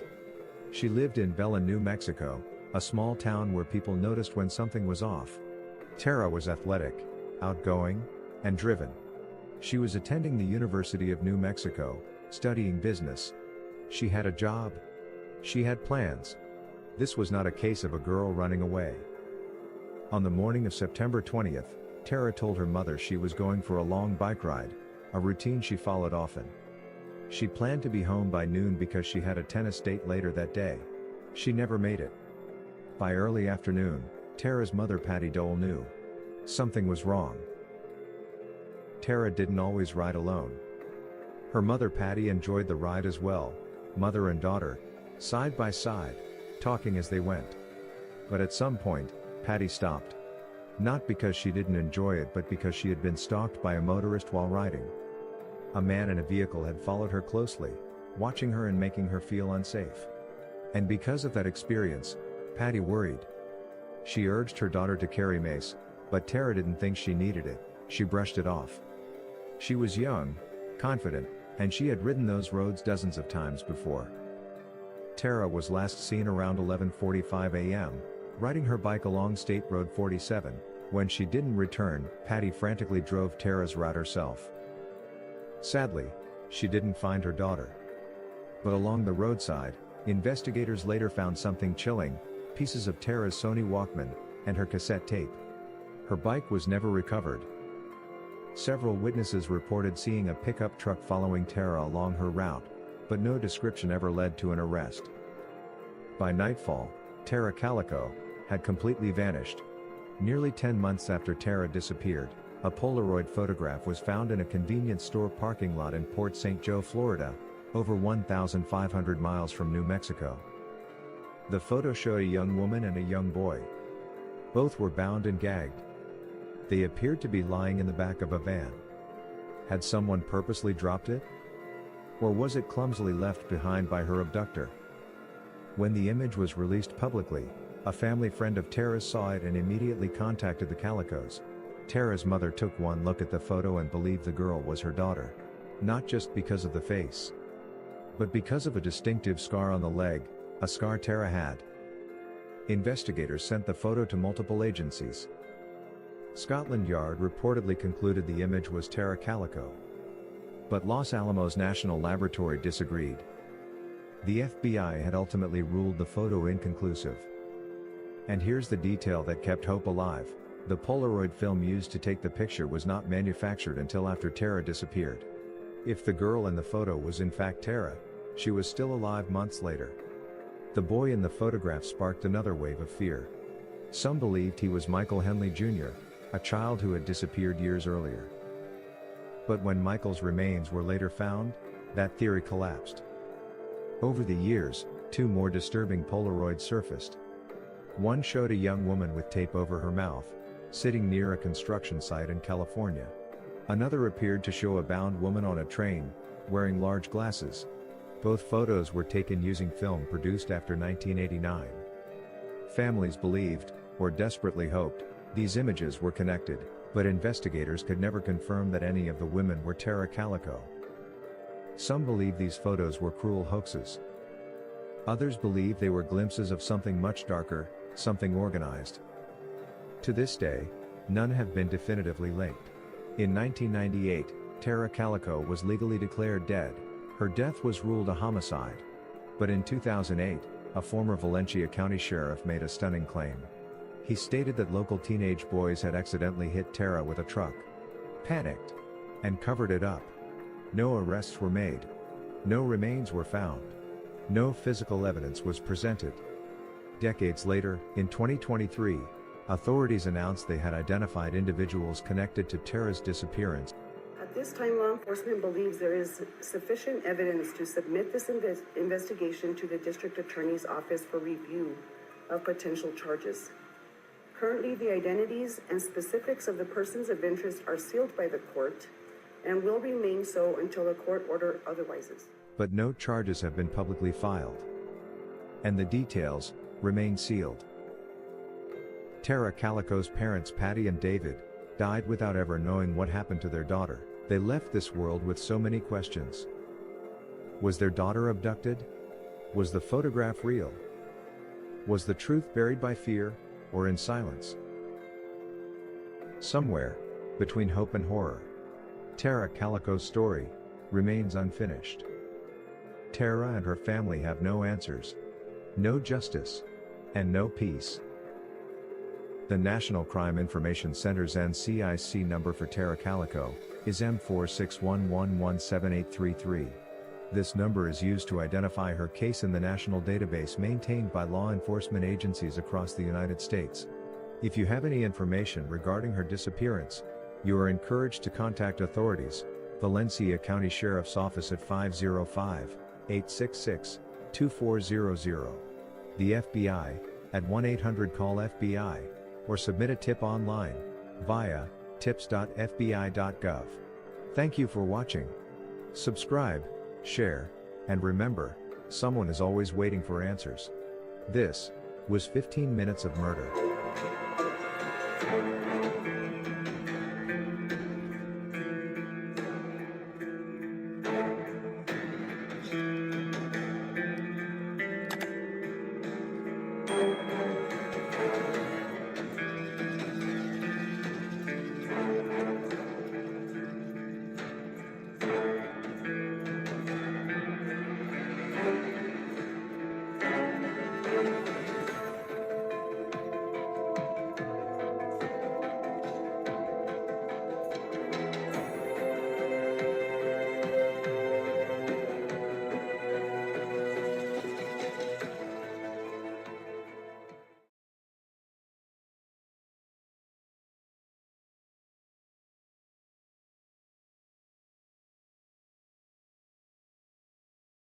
Hello and welcome everybody to 15 Minutes of Murder. Happy Sunday. We are going to be doing the podcast long length version of breaking down this case.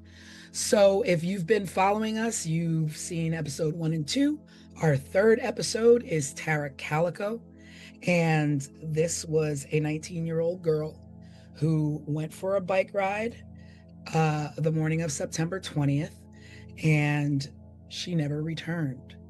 We don't know if she's missing. We don't know if she was murdered. We have our theories. We have our suspects. But this one is a whodunit and where is she? And the case is still technically open. So there's still room to have hope.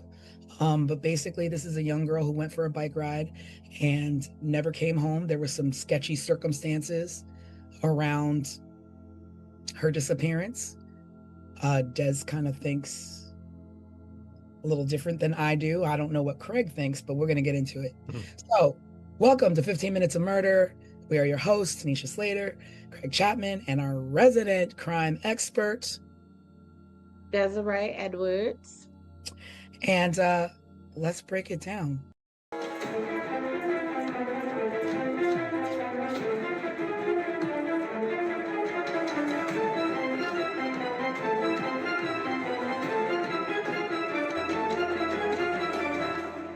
So, Tara Calico, she was 19 years old.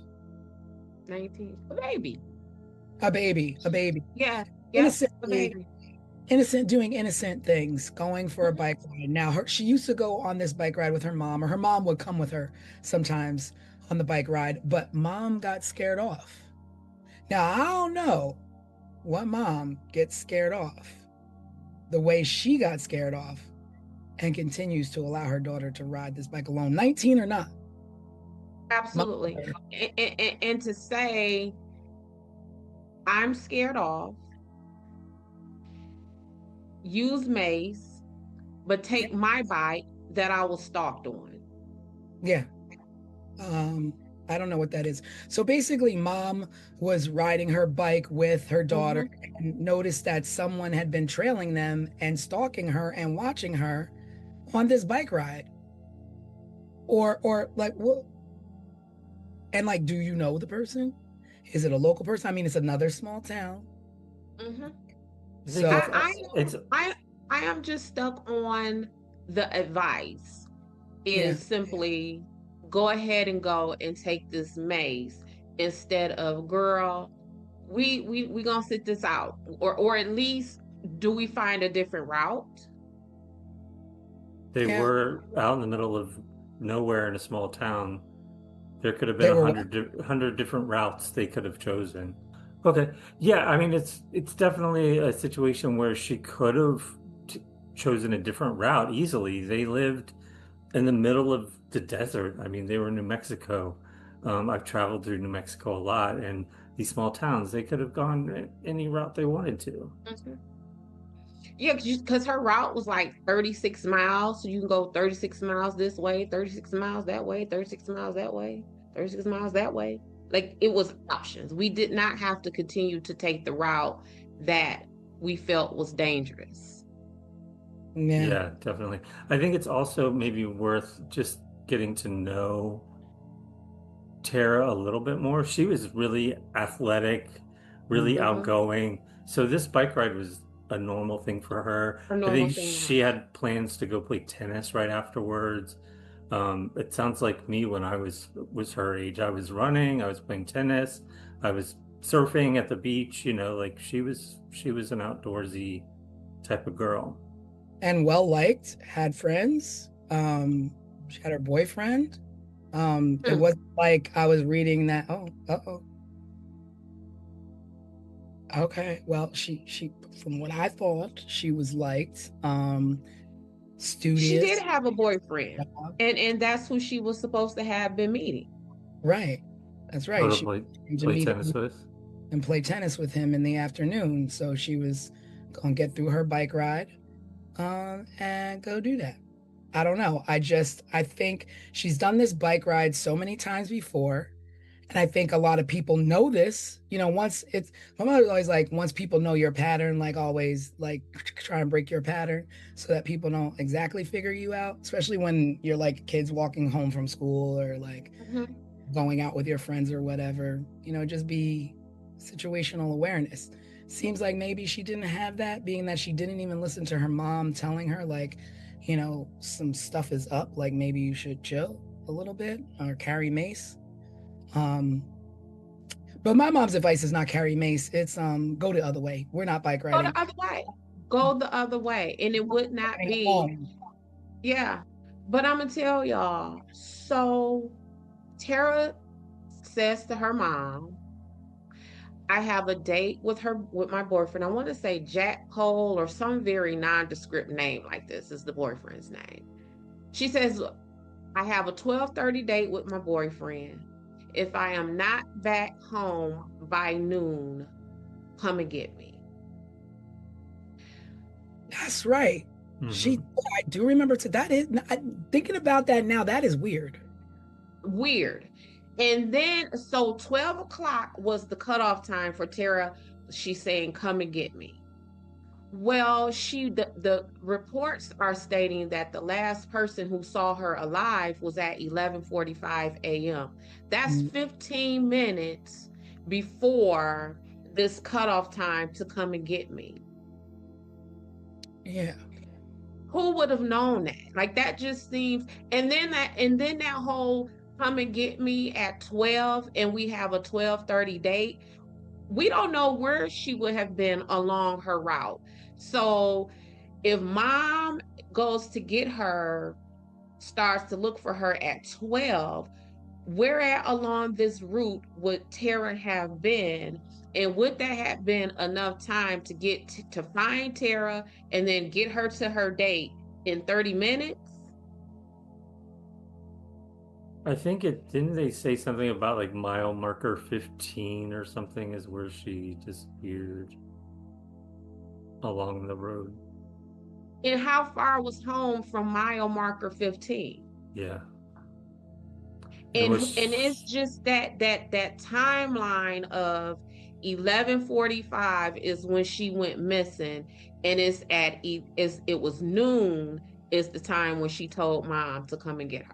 Like someone that definitely feels like someone would have someone knew. So so you think that because Tara was like, come get me if like come get me as in I can't get back home quick enough, so come pick me up in the car and throw my bike in the back so I can get to my tennis date. That's the kind of that's what No, what I mean by is if I tell Craig to come and get me at 12, Mhm. and no one who knew that I told Craig to come get me at 12 p.m. And then I go missing. Thank you, Craig. And then I go missing at 11:45, which is 15 minutes before someone was supposed to come looking for me. So you're thinking mom shared the information with somebody? I'm thinking someone knew. Absolutely. No, Absolutely. no way. Absolutely.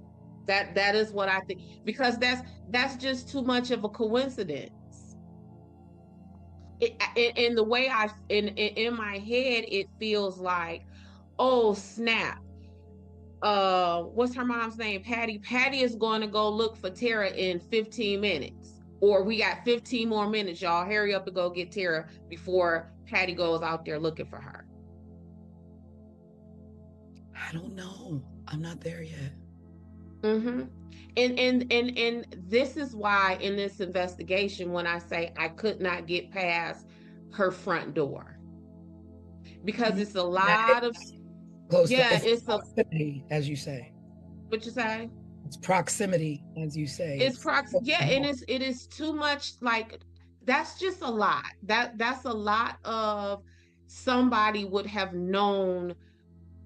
It's like a timeline almost, and who would have known that timeline? So if my son, just like last night, I went and picked my son up, told him I'd be there in an hour. Who would have known that? That was a text message between us. So who would have known that his mom was on her way to get him within that hour? Would it be someone he texted and was like, "Oh, my mom on her way"? Like someone would have known that. Well, the boyfriend, because I'm sure Tara Exactly. was like, oh, okay. Because I'm sure Tara was like, well, I'm gonna be on time, but just in case I'm not, I told my mom to come get me. Mhm. And That's then let's talk about the boyfriend. So now you are supposed to be the last person who was with her. So, but she never made it to him. but she never made it. And this is what I'm saying when I say I could not get past her front door, because there is so much in there just as we begin this discussion that leads me to believe that for right now, where we are, that somebody knew her people at some branch of her network. They knew where this girl was, they knew her schedule. I do not think. So now so she goes missing, but nothing is found. No bike, no body, no evidence whatsoever. Tire marks are found, but they could be any bike. It's not like she was the only person, traveling that road. They did find a black Sony Walkman that was busted up, I guess, on the ground, but like whether it was hers or not officially, I don't know. Right. I thought it was yellow, and that's how they knew it was hers. Really? I thought it was black. I read it was black. I thought I saw black too. Maybe Yeah, I thought it was black. I read that it was black because I was shocked. I was surprised too. But then I was like, oh, I remember those from back in the day. Yeah, But but yeah, I also yellow. remember Yeah, and I also remember us doing things to our Walkman that would make them personal. So like we might put stickers on Mhm. them or, get one of those glue sparkle pens and write our names on them and stuff like that. So I wasn't too like I didn't be like, oh, well, how did they know that was her Walkman? I just immediately. Yeah, well, you assume because that's what you're told. She went on this bike ride. This is the length of where she went and Mhm. rode. She would have covered this amount of ground, so this right here would probably be hers. Well, probably. I guess of course the mom probably identified it as such, but but there was no. That was the only thing that was found. There was no like struggle. There was no like signs of struggle or signs that that there was a scuffle. No like tire marks or anything where somebody made a accidentally run her off the road.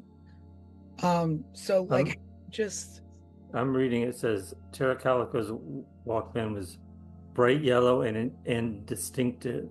Investigators found a broken piece of it along with her cassette tape near tire tracks, suggesting she may have left them as clues after being abducted. yeah, that's strange because reading other reports, it was, and I think it was what do you call those things? Like a police report.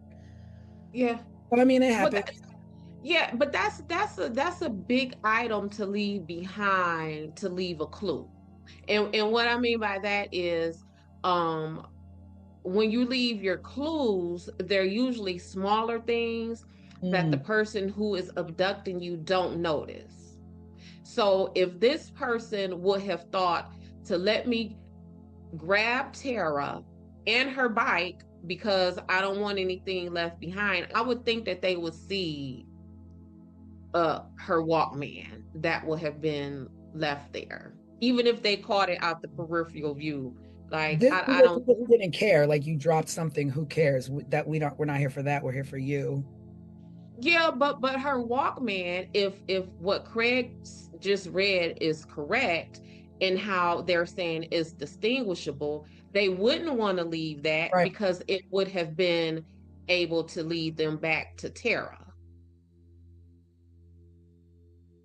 Hmm. So that would have been leaving a distinguishable Walkman behind would have been the same thing as them leaving her bicycle behind because it could have been traced back to Tara. I don't know. So what are you thinking then, Des, in this 15-minute window? Well, what I really Mhm. think, what I really think, and it may be a very unpopular opinion, but for right now, what I think is I think that Tara's stepdad had a thing for Tara, and that yes, and that Tara, yep, and that Tara rebuked him, and that he harmed Tara, and yep, and that is why, because there was I read something about that the mom just latched on to this picture, right? Yes. So the picture. Right. So Tara Yep. went missing. She'd been missing, and nobody seen. I mean, they were looking for her and all, Mm-hmm. and And a picture surfaced in Florida, in St. Joe, mm-hmm. Florida, which is Mm-hmm. 1,500 miles, right? It's far. It's Other side of the 1,500 country. It's 1,500 miles from Belen, New Mexico. And there's a picture found in a rest stop or a convenience store area on the grounds of a female that looks to be about around Tara's age and a young boy with tape over their mouths and tied up in the back of what they're saying is a van. And there's something about this photo that made me be like, that is very weird that the mom kept insisting. Right. And so first of all, let's quit playing. That is not Tara in that picture.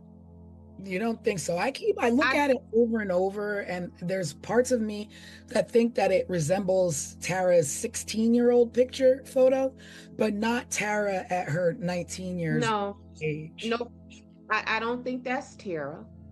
And here is where I go with this. I don't think it's Tara, and the authorities don't believe it was Tara either, because it was the analysis of the photos remained inconclusive. This Oh, agency yeah, said because it's her, and this Scotland agency Yard said it is not her. said yes, FBI said no, and Yep. then the national what is that, the my gosh, I can't think of the name of it, but it was a third agency that ended up being inconclusive. So it's like yes, no, maybe. Yep. And I feel that dad, although he was stepdad, I think him allowing Tara's mom to clutch to this picture is him allowing Tara's mom to not focus on him. So basically, him in the photo is not allowing Tara's mom to look inside the house. She's looking outside the house. Absolutely. Because like I said, Because go ahead. In the photo, there's the mom is saying, oh, until the day she died, because the mom, all of them are gone now. The mom, biological father, stepfather, they've all passed away. And the mom, to the day she died, believed that that was her daughter in the photo. Yep. For two reasons. One, she said that there was a scar on the girl's leg that Tara had. And two, which is weird to me, there's a book, a VC Andrews book, next to the girl in the photograph that the mom said was Tara's favorite author. And that book was next to her.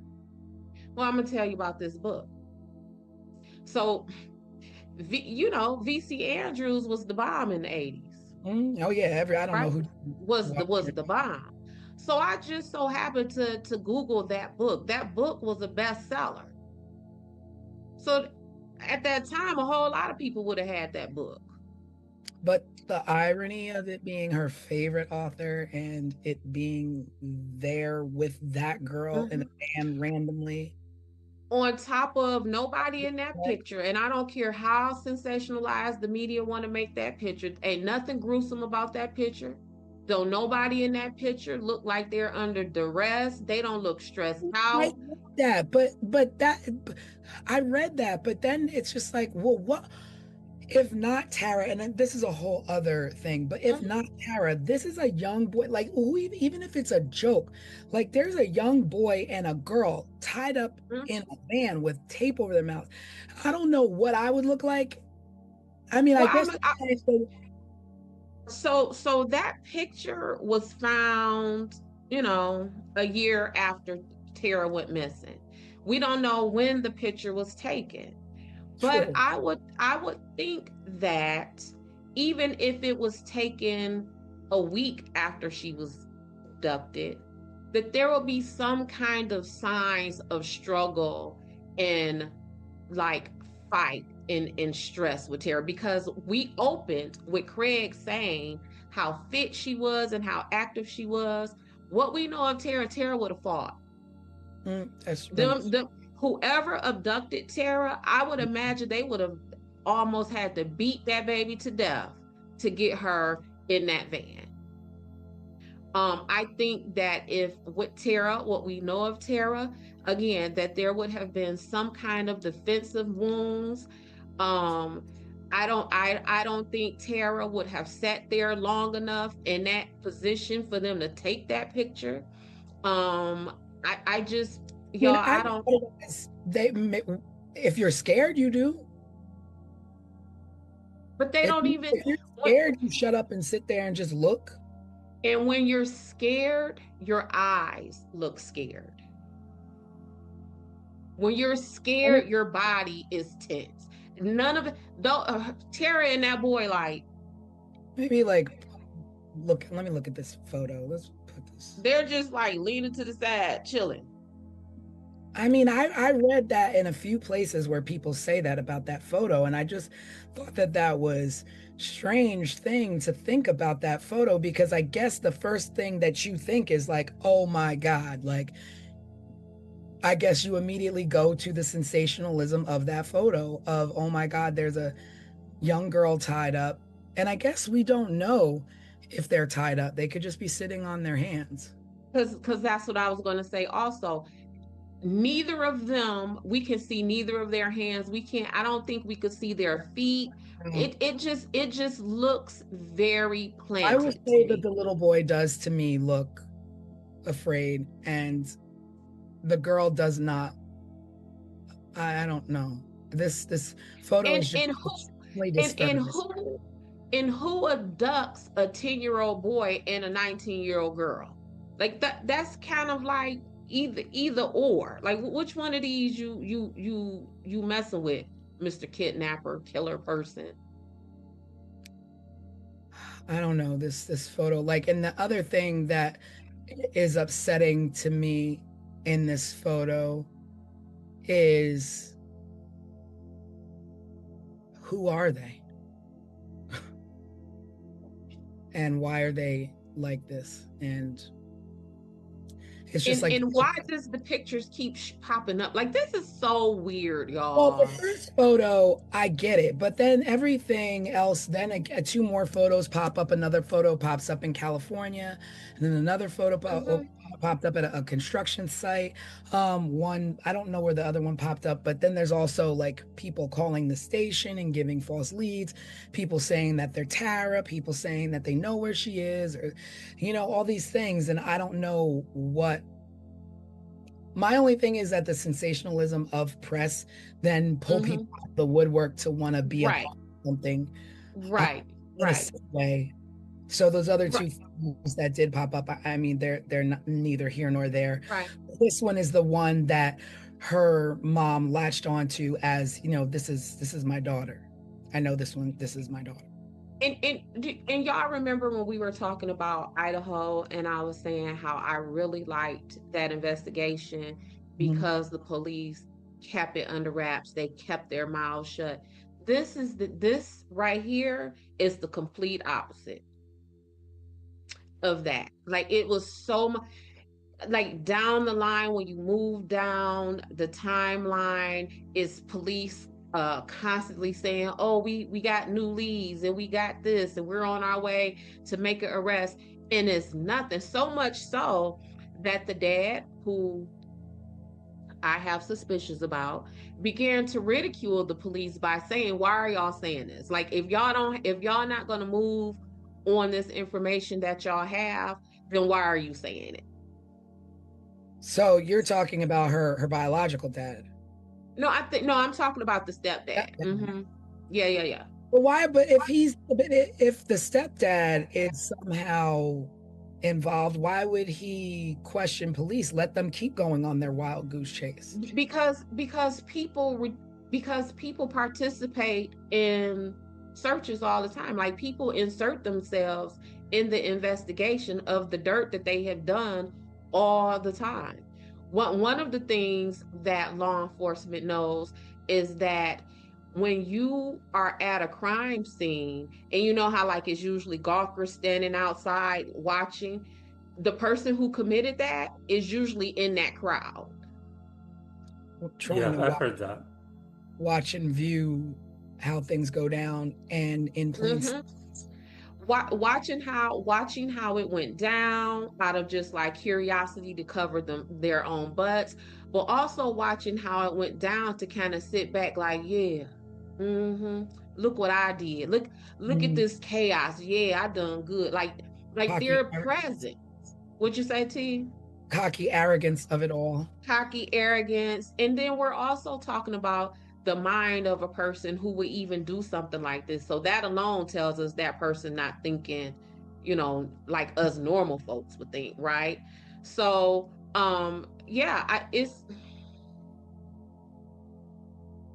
it's strange. So then we talk about, okay, so the mom, so you suspect the dad. So then the mom is like, my daughter didn't return, and you're worried. So she goes out and she drives the road herself to look for her daughter, doesn't find her daughter, and then reports her missing. So like, I don't understand like how a mom to me, it looks like she did all the right things as a mom. Like, my daughter, like, told me to come get her. She's not around. Let me go look for her. I look for her. I don't find her. I immediately call the authorities. I mean, on that end, she did the right thing as a mom. Thing on the front end, the right thing for a mom would have been, girl, don't go. Girl, change your direction. So she did the right thing as a mom, to follow up behind some not so great advice or direction that she had done, that she could have given her daughter to even possibly prevent this. The other thing too If we're about going the to run photo, with the, what'd you say? I'm sorry, go ahead. I just something popped in my head, and you know I'm like What was Raymond. it? That the photo, like what? I'm not. Maybe I don't, because I don't know. Like the photo, this happened in New Mexico. The photo is found in Florida. In Florida. Like, who saw this photo in Florida and was like, this must be Tara Calico? Not only who found it in Florida, but the person who found it then says there was a van parked in the spot where I found it at. Right, that's right. So then technically there's ties back to seeing a van following Tara the day that she was riding her bike. So that's weird. But listen, I found a picture, and where I found the picture, a van was parked there. Huh? Yeah. So you like you remember that? So if you pick up a potato chip bag off the ground, you're going to be like, oh snap, there was a van parked here. Like, how does that information? Because if you're like unsolved mysteries in the 80s, well, this was 1980, so this was super early 80s, so that wasn't a thing, right? But if I pick up a picture on the ground and it's disturbing as a girl and a boy with their mouths taped up around, I'm like, where do you think this came from? Oh, snap. And we all know, like, stranger danger, Scooby-Doo vans, like, don't like, mess with them. But you would have led with the van. You wouldn't have led with the picture. You would have led with, oh snap, that van was right there, and then I found that picture. I don't know, like it's just weird to me. That's like somebody gets murdered in Florida and you're up in Vermont and you're like, oh, I just found this photo and this looks like like, how do you know? Like, it's not like it was that national. And this right here is why I say I couldn't get past the front door, because all of this other stuff that we're talking about, none of this kind of makes sense, and none of it really has a place. So every time we talk about something, it's like, just back to this picture, like, but how do they get there? And this from here, and this from there. So one of the things in my investigations, I always say, no matter what was done, no matter how it was done, no matter who it was done to, that chain of action, that chain of events has to make sense in my head. So what I mean by that, like, oh, okay, I can see why they would do that, or oh, okay, I can see why they would do that. I don't have any of that here. And in this investigation with Tara, where my brain stops with clarity is who knew where she was at during this day, during her track. That, because nothing else makes sense. So you're definitely not on the wavelength of this was a random, or this was a serial killer, or this was no, like a stranger abduction. This is one of the situations where when people call my phone and say, Des, I've heard about Sunshine Investigations.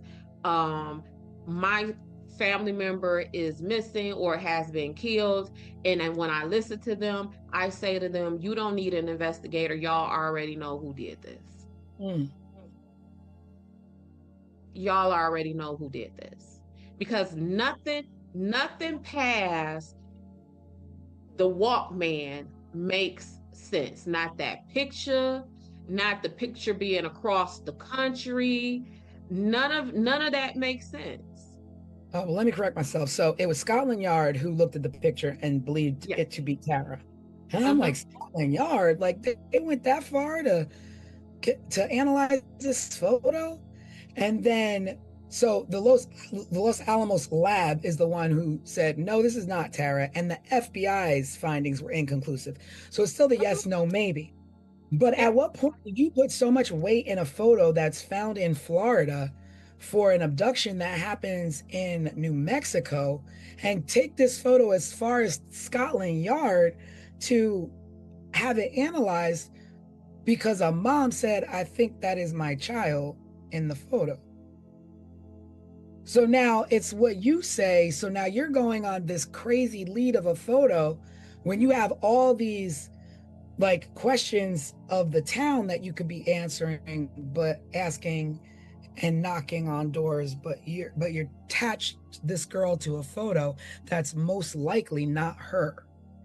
That's most likely not her. So again, when I'm working my investigation, no matter what the crime is and all that kind of stuff, I need it to make sense. I need to be able to look at the police reports, the news articles, whatever it may be, and say, okay, I can see that. Okay, that makes sense. But see how right now when we're talking about this picture, you can't do that. You right here, you can't say to any of us, that makes sense. Yeah. Nothing in this makes sense. And so like then I just can't stop thinking about the photo, and then it's like that's how it happens. Like then you get the smoke screen of it all. It's like you're no longer like on this road going who else was on this road, like you're like going down this rabbit hole of a photo. And that's why I think the dad let the mom latch on to that photo, because it's distracting. But then it makes me think even further, was it intentionally distracting? Mm-hmm. Like, was it a plant type distraction?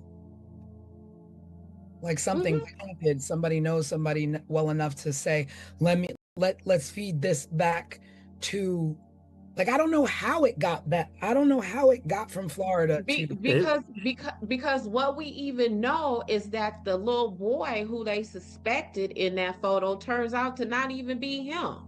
But who also was a little boy who went missing on a camping trip in New Mexico. So how did these two separate incidences in New Mexico, two kids who have nothing to do with each other, wind up in the same photo in Florida? Were you going to say something? It makes no sense. I was only going to say the way it got to Tara's mother, as far as what I'm researching, is that it was broadcast on a national television program, and then her family and friends saw it and said, hey, Tara's mom, this sort of looks like Tara, maybe you should take a look at it. Right. Yep. Wow. Okay. Yep, that all that look that you're doing, how I can see your wheels turning.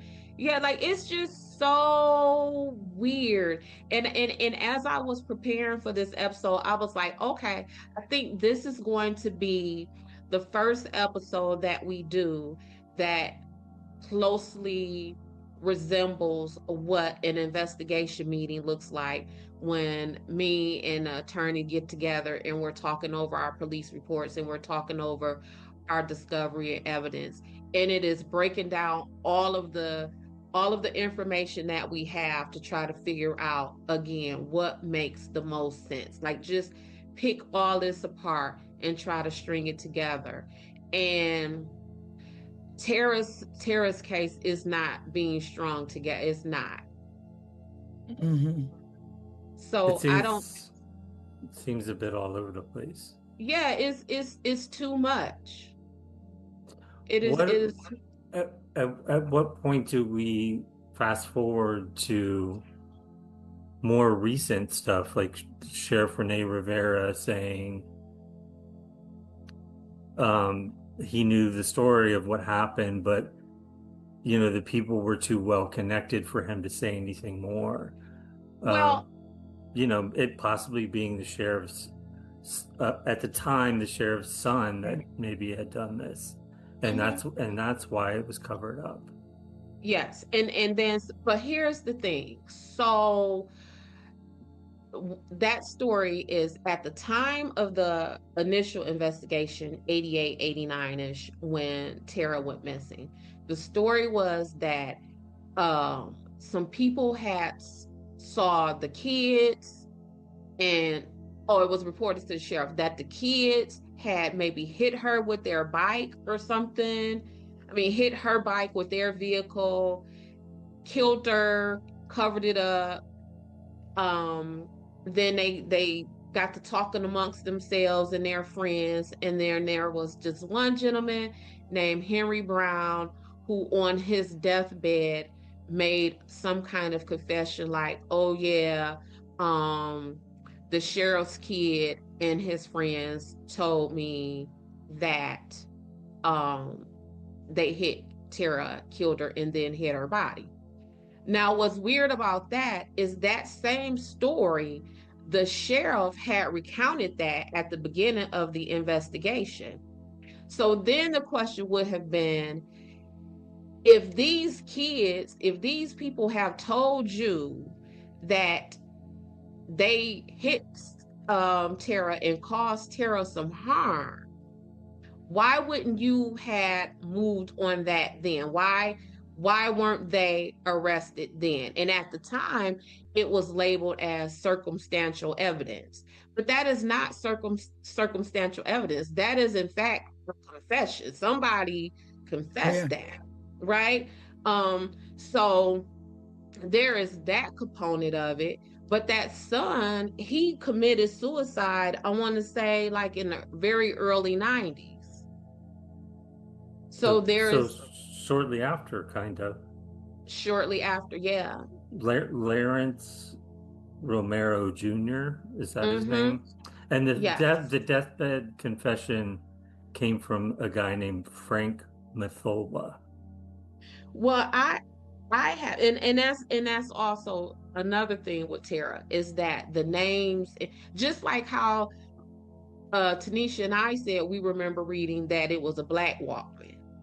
You just read it was a yellow Walkman. You just gave the name of a man who you attribute the deathbed confession to.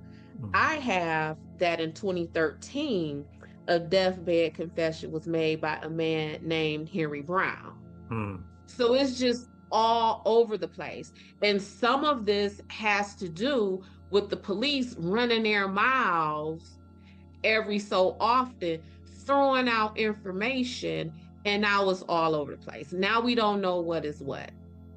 It seems like this, though, like they, law enforcement and people connected to this case actually won't let it go and keep pursuing leads and want to find out what happened to her. Or got, like, I want to say, I don't want to be naive and say find her, like if she's well and still with us, but I don't know, like, to me it just seems like a small town that still wants to find this girl.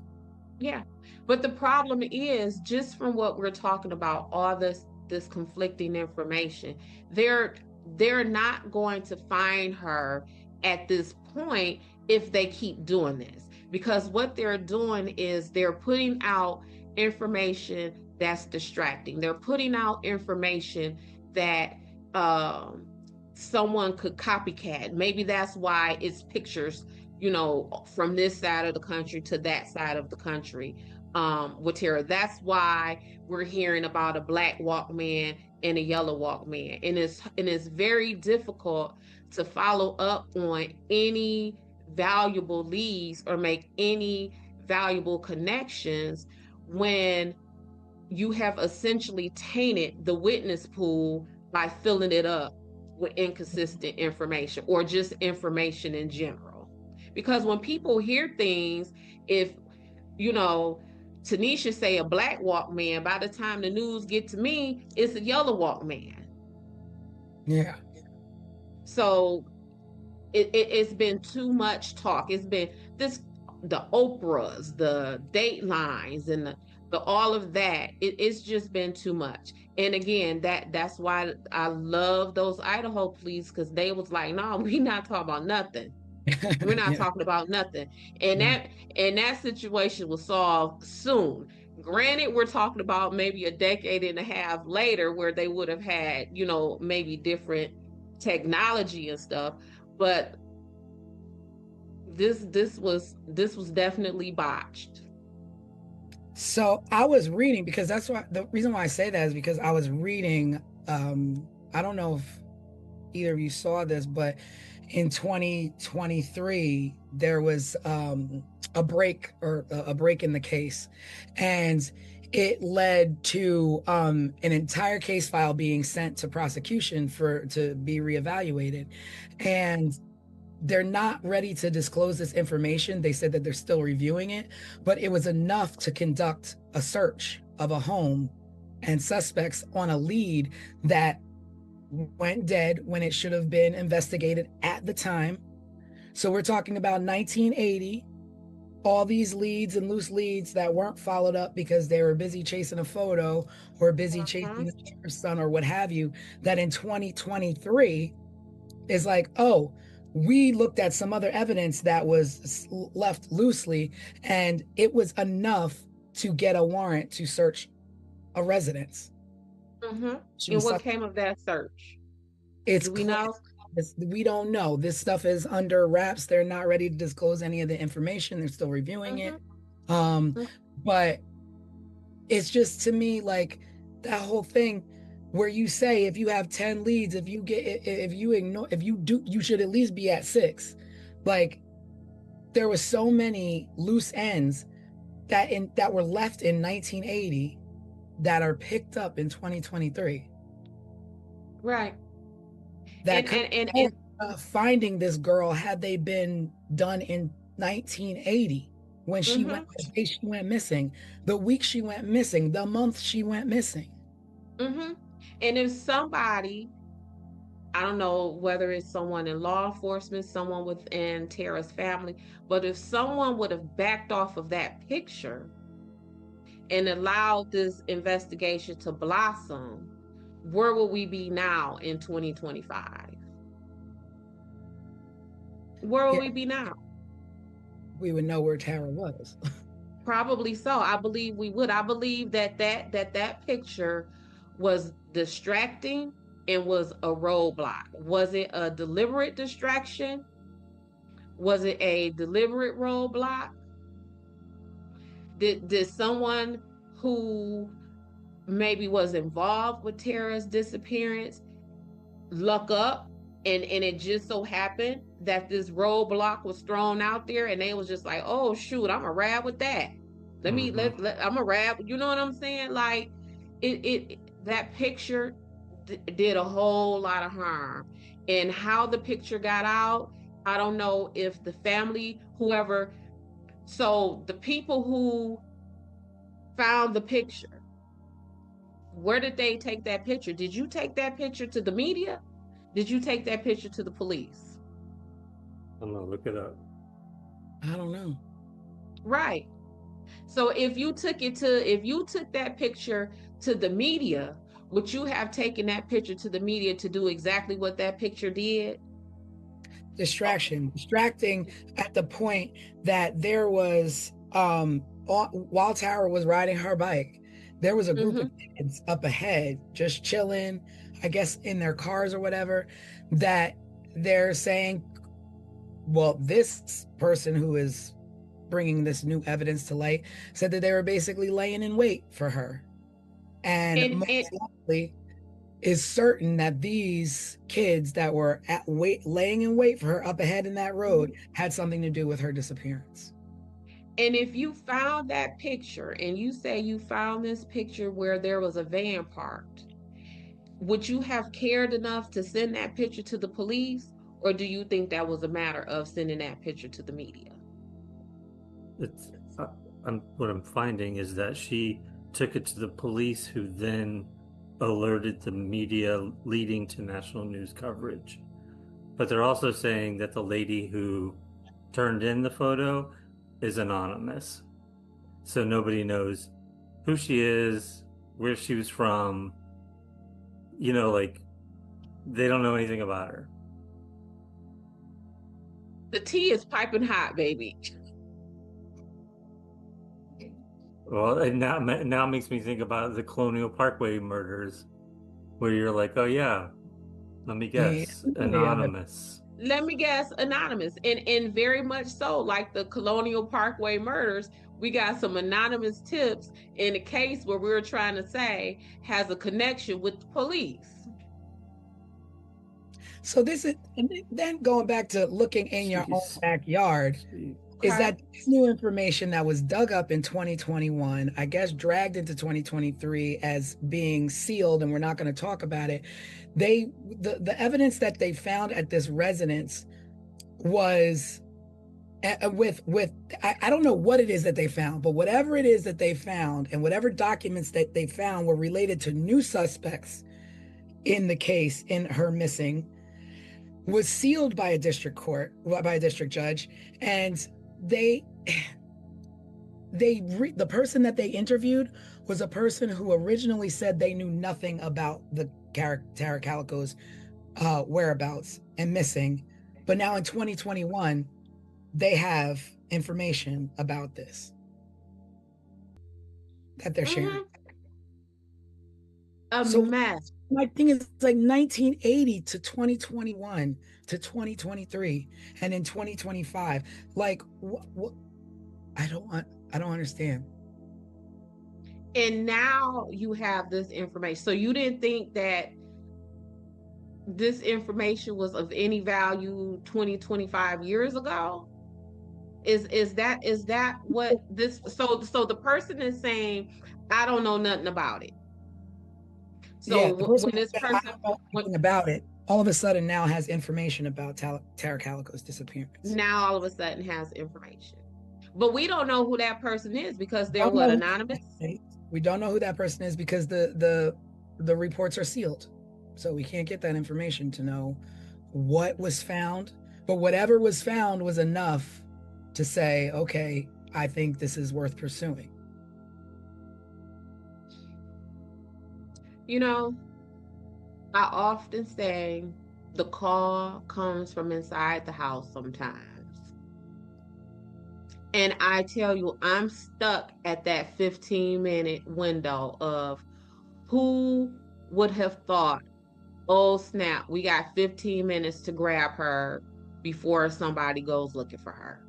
If her mom said, if Tara told her mama, come get me at noon, and she went missing at like 10:20, that wouldn't feel so suspicious to me. But it feels like our window of opportunity is running out and we got to get this done. And we have to get it done right now. That is what that 15, because it's just. Yeah. It's a short window from when she was last seen to when mom went looking. Mm-hmm. Yeah. So who would have had that opportunity? Would that have been this boyfriend who she was allegedly supposed to have met with? Would that have been stepdad? Like who would it would have been someone who knows? Because how else would they have known it? I don't know. I mean, I don't know either, Tanisha. I guess near 20 years later, Tara was legally declared dead, and cause of death was ruled homicide. Mm-hmm. And I guess as of 2008, the theories are accidental hit and run by local teens, and allegedly covered it up, and there were no arrests. So if it's an accidental hit and run by local teens, Is it local anonymous teens? And there were no arrests, no remains found? Like you did, like, how do you say this is what we believe it is, but there's no arrests, there's no questions? Like, you can't just rest on that. Well, the teens weren't anonymous. I think the teens in question are the sheriff's son and his friends. My God, the 80s is just full of my sheriff's kids. The sheriff's son. Like, what? Twisted sheriffs, right? And family. Yeah. What? Don't grow up and be a sheriff. Yeah. You're going to be suspicious. Yeah, the word. Yeah. Think about it. Like, I mean, we grew up in the 80s, like, in small towns, it's the sheriff. But, like, the word sheriff has such a dark cloud over it that whenever you say sheriff, you're like, something sneaky. I don't know about that sheriff. Mm-hmm. Never really say, I don't know about that detective, or I don't know about that private investigator. I don't know about that police officer. But you do say, I don't know about that private investigator. Yeah, private. Like, I have to always make very clear with people when I tell them I'm a private investigator. No, not that kind of private. Not the sleazy private investigator you see on TV and in the movies. No, I'm not that kind of private investigator. No, see, I'm all about, when I think private investigator, I'm on my Magnum PI. I'm on my my equalizer business. I don't You want think your Desiree Sunshine I'm on my investigations. Desiree Sunshine. Like, that's what I'm talking about. I don't have no doubts. I don't have no doubts about this type of private investigation, getting to the bottom and looking for truth. Like, that's the only thing of private investigating I know about. Thank you. But it's just, and so the sheriff also says that they believe that Tara was taken by someone she knew. In a small town. Small town. And that just, even in that, okay, someone she knew. Well, she would have knew your son and his friends, Mr. Sheriff. She would have known her boyfriend, Mr. Sheriff. She would have known her stepdad, Mr. Sheriff. Like, because this is a small town, when you say Tara was taken by someone she knew, Sheriff, you would have known those people too. Yep. I mean, there's a lot of paperwork out there. There's a lot of police reports that you can go read. Like, there's so much out there with some things, and I found some stuff today, but we'll talk about that on the live. So join us on our Wednesday night live.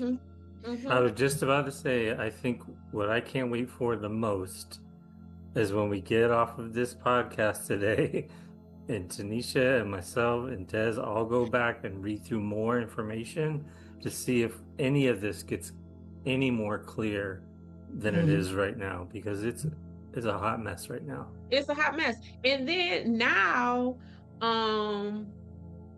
they have been allegedly putting out like bug traps in some mines in the area that would pick up eat at like a decomposing body at different stages of the decomposition. Yeah. And where? You know what they're doing in New Mexico? Yeah. Yeah. And you know why they are doing that? Because there was a man who owned 4 mines in that area, who was, let me see if I can find this. Let me look.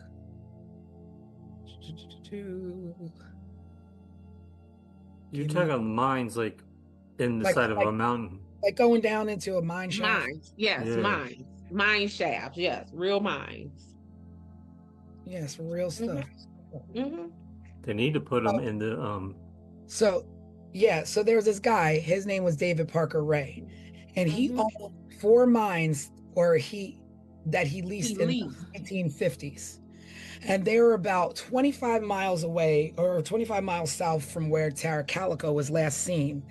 He died in a state prison in 2002 while serving a sentence for more than 223 years in connection with kidnapping and other charges involving two women who he sexually tortured at his residence. Okay. So he claimed to have abducted like 40 victims from several different states, according to the FBI, but nobody's were ever found. But the reason why they didn't really go off on him is because at the time of at the time that Tara was abducted, he wasn't living in New Mexico. So they were like, oh, he wasn't living there, so he couldn't have, like, you can't visit other places. But this man has already claims he's abducted all these women, has been charged with sexually assaulting other women, but you don't go down his lead for these mines that were in the area. I mean, 25 miles really isn't that far from anywhere when you're talking about wanting to get rid of a body or wanting to have some little murder spot, right? So there are these mines, and so one of the four mines, maybe like 60 feet down, I don't know, 30, 60 feet down, something like that, looked like it was interrupted or has rubble, or looked like somebody tried to fill it in. So they want, so this sheriff or this lieutenant went and bought these little fly traps, these certain fly traps that will attract mosquitoes or flies or what have you from the remains of decomposed bodies to see what's possibly down there. And then if there is something, then they've got to go through the right channels to be able to excavate. And of course, the bottom line, money, to be able to have the money to do these certain things. But there's also these other things that have come to light that other people are like, oh, we know the suspects. So it's just like an open, like, I want to go back to this man in these mines. I'm not a miner, so I don't really know about mines and all that kind of stuff. However, his family leased these mines about 25 to 30 years before Tara was missing. So would he and his family still had access to those mines? Like, would, and again, I'm no miner. So when when your lease is up for the mine, is the mine now leased to the next group of people or the next company? Like, would he still have access? Whether he had access or not, he probably had mental access. Like, I own this for all this time. I know the ins and outs of it. I can go around and do whatever I want and get in and out of property without being noticed if I wanted. Are mines blocked off? Like, is the entrance to a mine secure? I would think that, and I don't know because I'm not a miner. Absolutely. But I would think you gate off with a fence, trespassing, what have you. Or if it's just in the middle of nowhere, maybe nobody does anything and it's just left abandoned with a couple of boards across. I don't know. Okay. And so if it's a couple of boards across it, if it has been fenced off, he would have had to breach that to get to the mine. So while they're saying this man had access to the mines, was whatever that blocking off of that mine, was that breached? Or if it was, would y'all have told us that? You know what I'm saying? Like, to just say that this man whose family leased the mine 30 years ago. Well, what about the other folks? So are y'all simply saying that we want to stick to this man who leased this mine 30 years ago because he has some of these similar crimes in his past? Yeah, well, which would be likened to the Waterman, because this guy is dead and he did these things. So it's just like, okay, in post, you kind of, we're gonna fit you into this mold because you're in the area and we like you for this. Right. And kind of the same point that I made with the picture being filed. Like, when you find something or something that's important, what you lead with varies. What is of value or what is of importance is what you lead with. So, oh, well, the mines boards, they broken? Did they look meddled with? You know what I'm saying? Like, y'all can't just throw out like these people had access to this mine 30 years ago, and so now you the suspect. True, but you know what? It also leads to the fact that if in 1980 these were around, um, it was a loose end that should have been tied then. Correct. So now Correct. they're chasing every loose end, trying to find this girl. Trying to find this girl, this 30, guy 40. this guy claims to have murdered 40 women. This guy, assaulted 2 women. He was in jail for this. He confessed to this. I think the natural progression is to look into it, because what if she is down there? Right. And do we look into it like in 2025 or 2023, whenever this connection was made with this mine? Why? Because y'all knew about that mine. And if you didn't know about it in 88 and 89, did you know about it in 95 when that man was still alive?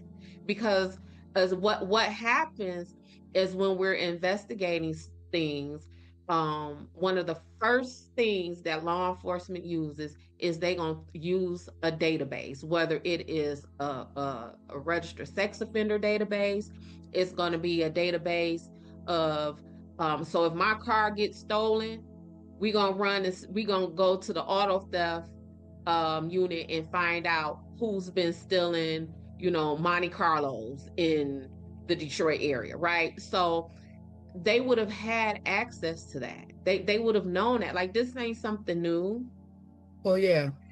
I mean, right? It was in 1998 that the guy that expert was like, one of these mines doesn't look right. And of course, it wasn't because he was like, it doesn't look right because like it was a 60-foot deep mine, but at 30 feet, something didn't look right. Like rubble and stuff was like, as though, okay, so what happened here and what's below it?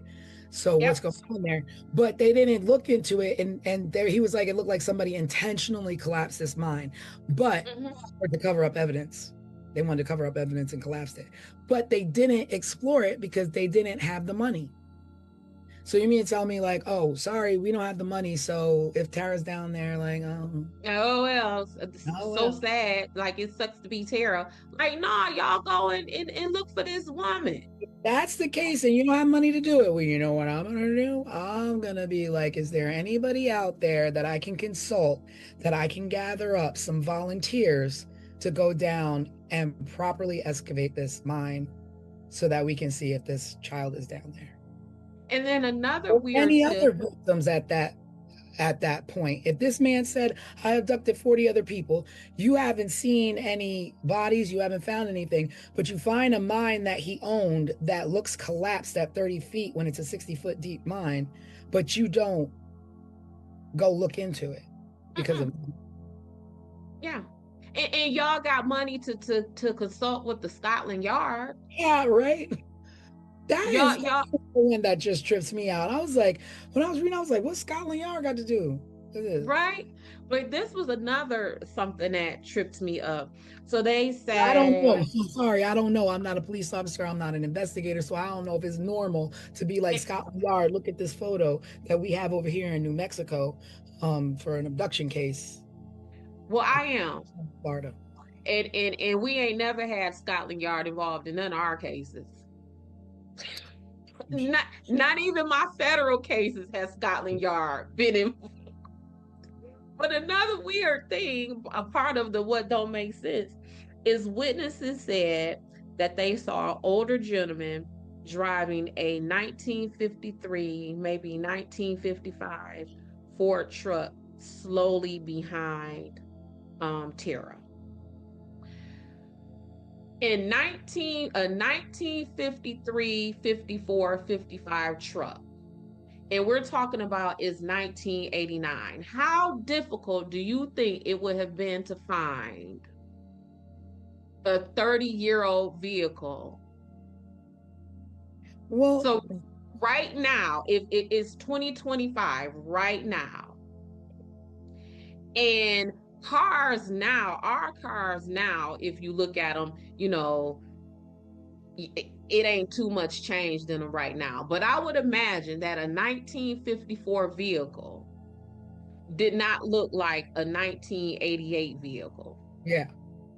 And a quick run through the state's DMV could have shortened that list, because how many people are still riding around in their 1953, 1955 Ford pickups in 1989?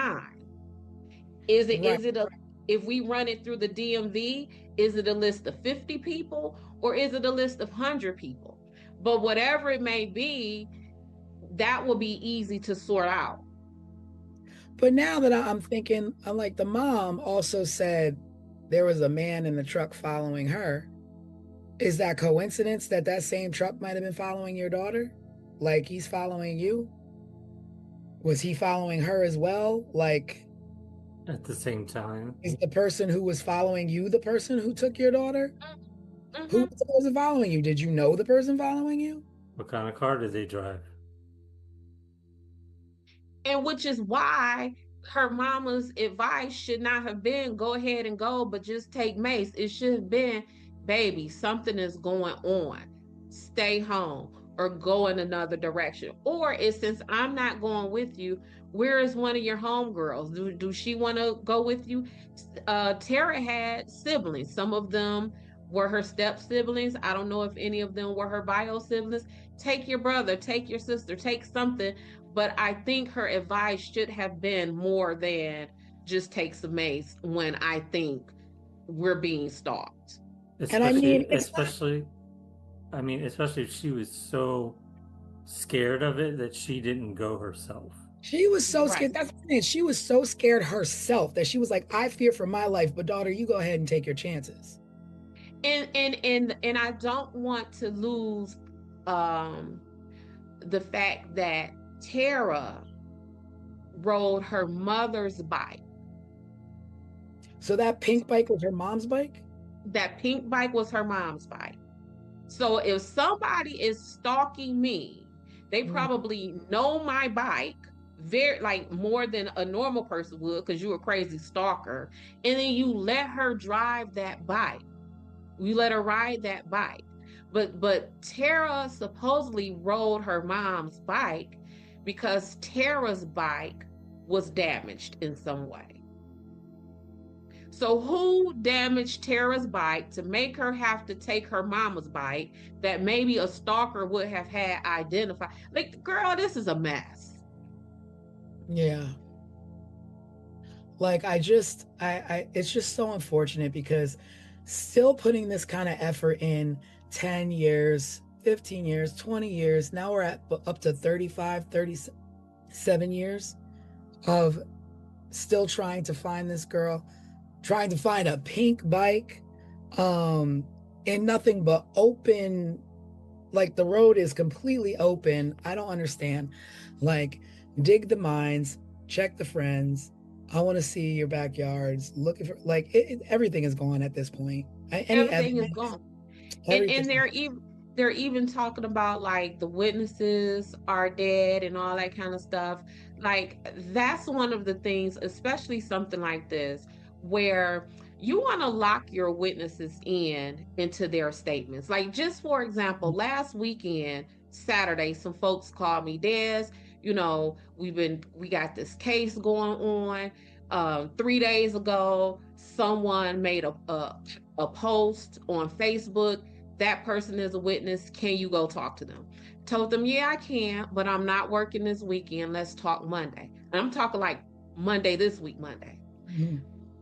Made a phone call, interviewed that person Tuesday, had their affidavit created Tuesday. So now if this person becomes incapacitated in any way, now Right. if this person decides to change their mind and, now I don't want to participate, he's already locked into this affidavit. We have them now. And if Des the private investigator from Sunshine Investigations can do that, what do you think the police can do? Much more. What do you think the police could do? At the very least, you can be thorough. You could be thorough. And if I want to, give you the benefit of the doubt, okay, maybe you don't have the funds to excavate this mine, but you definitely have the funds to lock these people in with their statements. You definitely can go knock on the doors of this small town and talk to residents. You definitely can go and say, hey, mom, dad, I know your child is a minor. Can I have permission to talk to you? You can do those things. No And like cost I said, anything. and if I could lock you into an affidavit to preserve your statement, guess who else can? Mhm. It is not it ain't rocket science. That's key though, not waiting 15, 20 years to do it when you've been tainted by media, talk of the town, conspiracy theories, the wrong rabbit holes, terrible leads. Now you know how to adjust your statement. Yeah. You Now either you know what to say. clear somebody you know or throw somebody off, be like, hey, I found a photograph. Right. And now, so let's say you have the surviving witnesses and they may have had something to do with that, but your spidey senses may be thrown off because it has been so long, they're now relaxed. So when you approach them, when you talk to them, they don't seem as scared and nervous because again, so much time has lapsed and they're relaxed in their approach and in their conversation of these things versus if you would have spoke to them 3, 4, 5 years, a week after Tara went missing. I mean, this is definitely one that, you just, I mean, at this point, I think it's pretty much that Tara is no longer with us. And it's just sad because it could, you know what? I won't say that. I won't say that because I don't know, because there's no evidence to point to this is what happened to her. But she could have been abducted. I don't know. We don't know. And that's what makes me so angry for Tara. And that's why I keep saying this poor baby, because we don't know. And how will we ever know? And I think of all the cases that we've handled so far, this is the most we just don't know. Yeah. I mean, this is the one where it's not ended. Her story has not ended. She does not have the truth out there. There's no justice. There's just a million different directions and too many loose ends. Too much time has gone by. People are still looking, but thankfully people are still looking. And there's a website out there, and we'll talk about that on Wednesday. Because like I said, there's always just too much to talk about in 1 hour or an hour and a half or whatever. Right. But we'll pick it back up on our Wednesday live. So that means join us. You gotta watch. You gotta come back. You can't get rid of us just yet. Not yet. Keep pulling you back in. Mm. But yeah, there are people out there that do care tremendously about Tara and do want to see her found and her given a proper end to an unfortunate way that she had to leave this world. Yeah, because this young lady was literally minding her business. Like that was the most innocent activity that she could have partaken in. Like she's riding her bike. Yeah, we're not talking about she riding her bike to go do some crazy crap. She wasn't, messing with anybody, picking with anybody, just being alone, her and the nature, and just wind in your hair and just minding your business, taking care of she's anything like I was at that age. Mm-hmm. When I would go running, it was my time to be alone, to clear my head, and just to enjoy the world, the outside, Right. Yeah. She's, I mean, as a parent, if my 19-year-old daughter, if her riding her bike, baby, please go ride your bike, because there's so much other stuff that a 19-year-old child could be doing. And Tara wasn't doing none of that, at least by all the accounts that I have read. She was just minding her business, riding what was her mom's bike, which is Yeah. what she rode her bikes every day. It's like, And y'all out here, doing dirty. It's always yeah, like, y'all out here messing with that girl, and she ain't did nothing to nobody. Nothing. it's like her, we got Kathy and Rebecca and all the other people in the Colonial Parkway. You got, the Ketty cabin. It's like, these aren't people, these aren't the type of people where it's like, that Chicago line, he had it coming, he had it coming. These are innocent people going about their lives, and not saying that just because you had it coming, you need to get it. But these are Absolutely. like, it just makes it that much more enraged when you're going about your daily life. You're a good person, good citizen. I'm pretty sure she'd help anybody in distress. And when it comes down time for her to need help, there are people harming her instead of helping her. Yep. Yep. But yeah. This was. Yeah. I don't like this for Tara. Like this makes me mad. Like this brings out the auntie dares for Tara. And especially when kind of just like, the whole Colonial Parkway thing, where it just so happens that now y'all telling us that the lead witnesses or suspects are dead. So you got the mine dude, he dead. Then you got the sheriff's son, he done committed suicide. Like, and the circumstances behind that, I don't know. We'll look into it. But yeah, at the end of the day, let's look into these things when these people are still alive. Let's not drag cases out because there's no money or there's no funding. Figure it out. I don't know. Figure it out. Start a new task force where you all got to raise money to help these people. I don't know what's out there.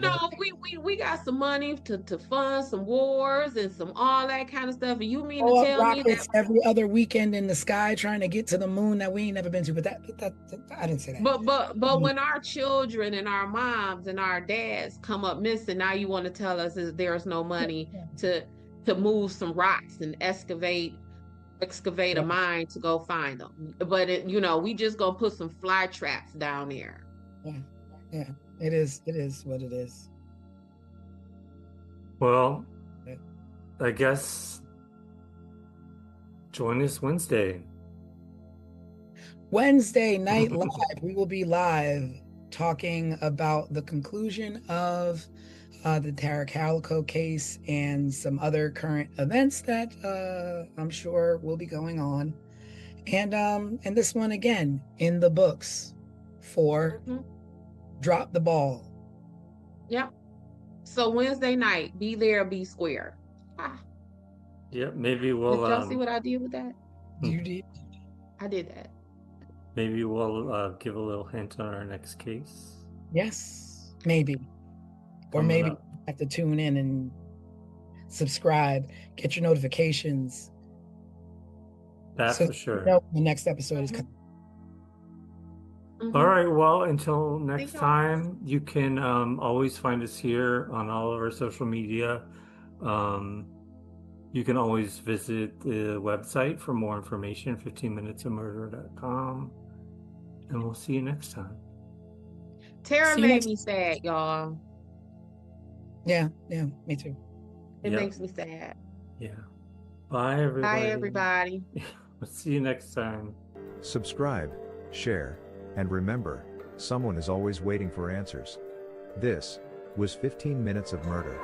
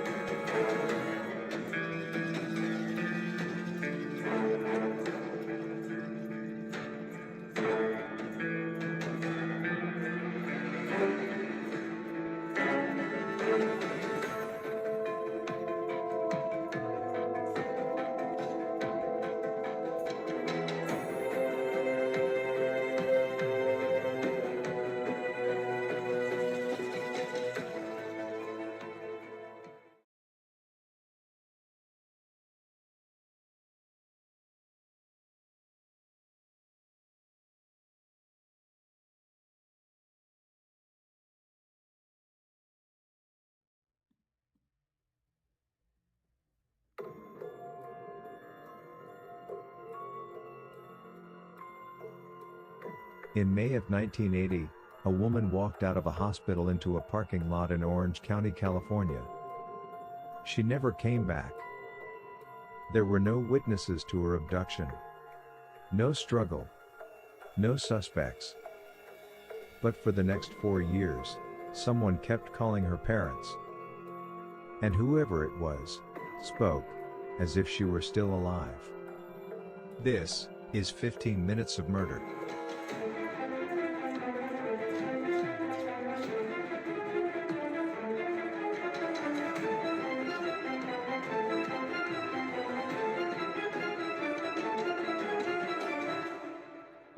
Dorothy Jane Scott was 32 years old. She was a single mother to a 4-year-old son. She worked as a secretary at a small company in Southern California. She lived with her aunt who helped to care for her child. Friends described her as cautious and reliable. A dedicated good mom who was protective of her son. There was nothing reckless about Dorothy Jane Scott. Which is why when she told people she was afraid, they believed her. I'm watching you. I'm going to get you.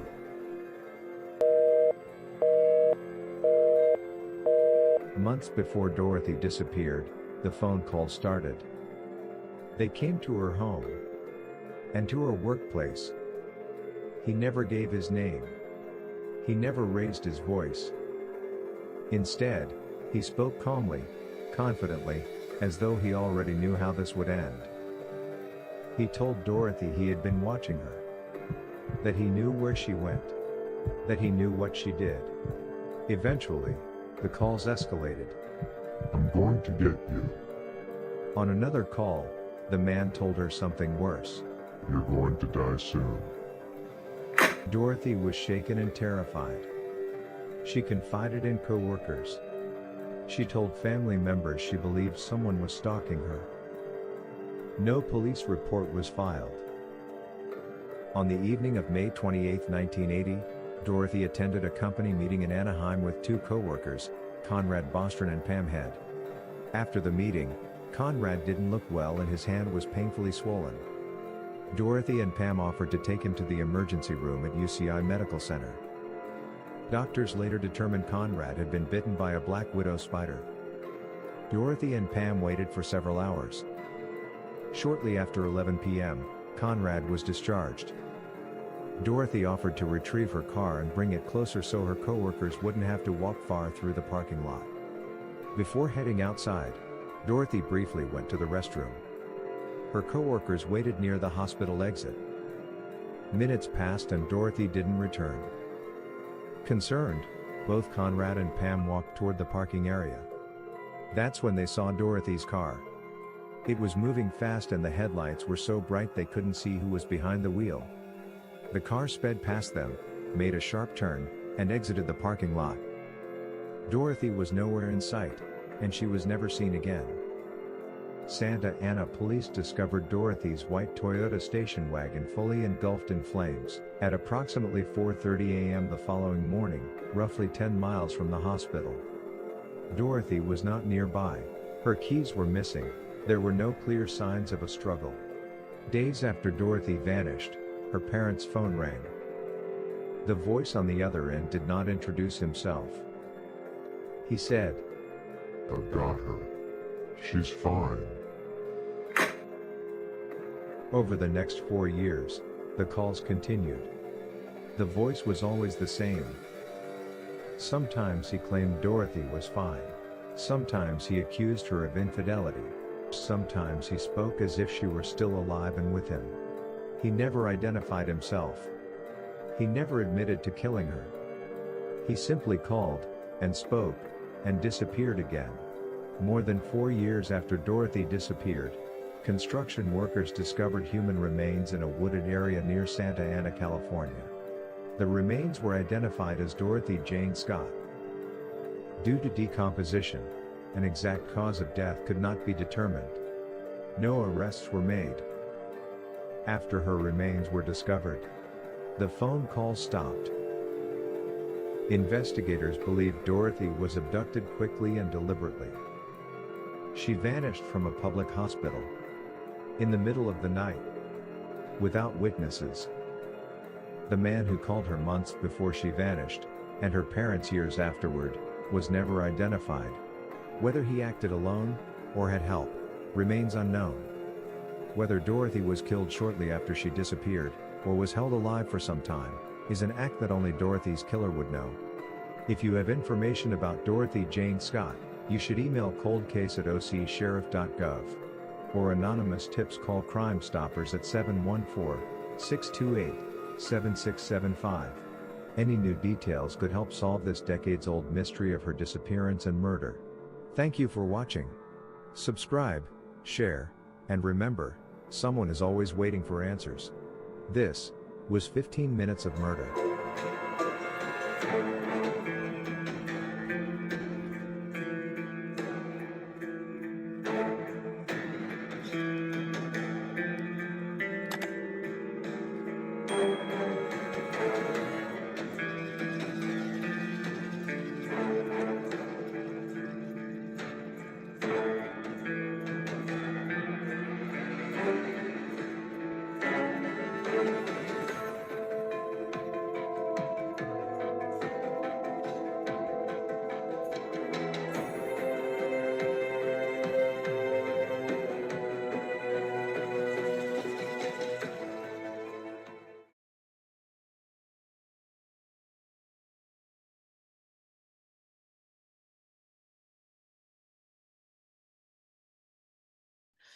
Dorothy Jane Scott was a working mom. She loved her son. She showed up for her friends. She did everything right.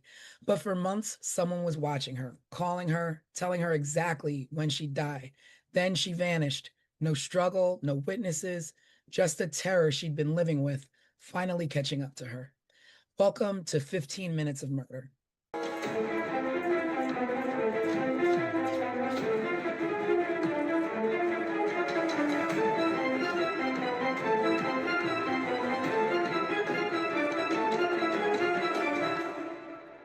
Hello, everybody, and welcome to another edition of 15 Minutes of Murder, full podcast edition, where we break down last week's case file, which was the Dorothy Scott murder. It was all about a caller calling her, as you heard in the recap before we started.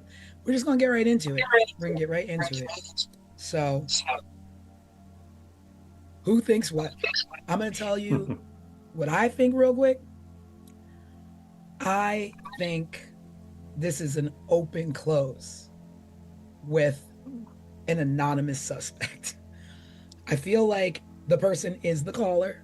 I don't feel like it's anybody outside of that. But I don't know who the caller is. Well, maybe we should start with a quick overview of the case. All right. Well, we've got Dorothy Jane Scott, who was a mom. She had a young 4-year-old. She was not a troublemaker, didn't cause any problems. She began receiving phone calls from a stalker, and this went on for quite some time. And, I guess just like, I don't know what she did about it. I don't know what she did about these calls, but I guess she just dealt with it and just kind of like watched her back or what have you.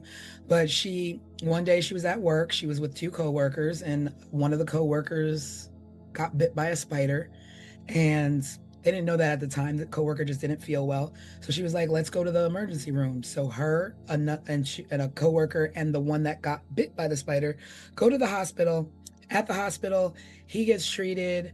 It's late at night. It's like 11 o'clock at night or something like that, or 10, 11 o'clock at night. They're at the hospital. He gets released. They're all walking to the, I guess, to go home and get dropped off.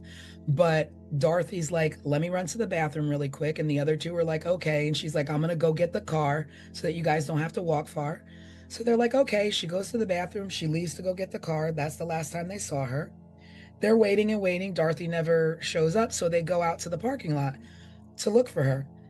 They see her car approaching them, And I guess they're thinking like, oh, here she comes. But the car was driving really fast. The car drives up to them and makes a turn and drives out of the hospital parking lot. And she's never seen again. She never comes back. They wait for her a little bit. She doesn't come back. So then they call the police and they're like, listen, we were, at the hospital. Our friend went to get the car. She never came back. We don't know what happened. And then in turn starts a great search for her. The crazy part is that the calls never stopped. The person who was calling her and stalking Dorothy was now calling her parents and saying crazy things like, she cheated on me, or she committed, she was, I can't think of the word, infidelity Yeah. related things. He would leave. He would say, oh, I have her, or she's fine, crazy things. And I mean, the calls were never long enough for the police to, trace them. And, it's 1980. 1980, yep. So, like, what can they possibly do?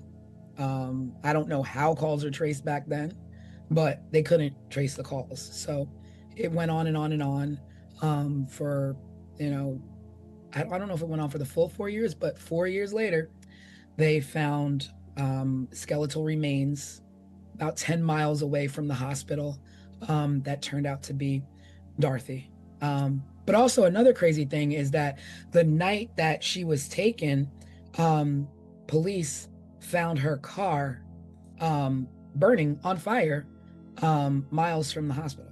So yeah. Can I share really quick? Yep. So about these phone calls, because like even on this week's live, I was like, technology to trace these phone calls would have been hell if it existed at all. So I did a Google search on how a call would have been traced in 1980. So it says in 1980, tracing was a manual, physical, and a slow task for telephone technology. The rapid automated tracing that we know today came later with digital systems. So back then, to trace a call, they had to follow the physical connection back from the receiving subscriber's phone. Absolutely. Like, what? Mm-hmm. You always hear like in movies and stuff, they're like, make sure you keep them on the phone long enough for us to be able to trace the call, right? But what does that mean? Like, how what does long? That mean? Yeah. Like you always, we grew up learning like, oh, we got to tap the phones, but what does tap the phone mean? What does it? And even just reading this, I'm thinking, remember like in the movies where you see the people plugging it, like the one movie with Angelina Jolie and her son was missing and she was an operator, and they just sit there and plug the thing. That is what I'm thinking as I'm reading this. Like, how could that have been traced in 1980? So that was a tidbit of the information and background. I don't know. And the beauty of back then, well, I don't want to sadly say the beauty of it, but is that we knew there was no such thing. Like, I can call somebody and get away with it. And then that's what we did as slowly kids. things, I think in the late 80s or whatever, or early 90s, it's like, oh, star 69 them, you can find out who called you.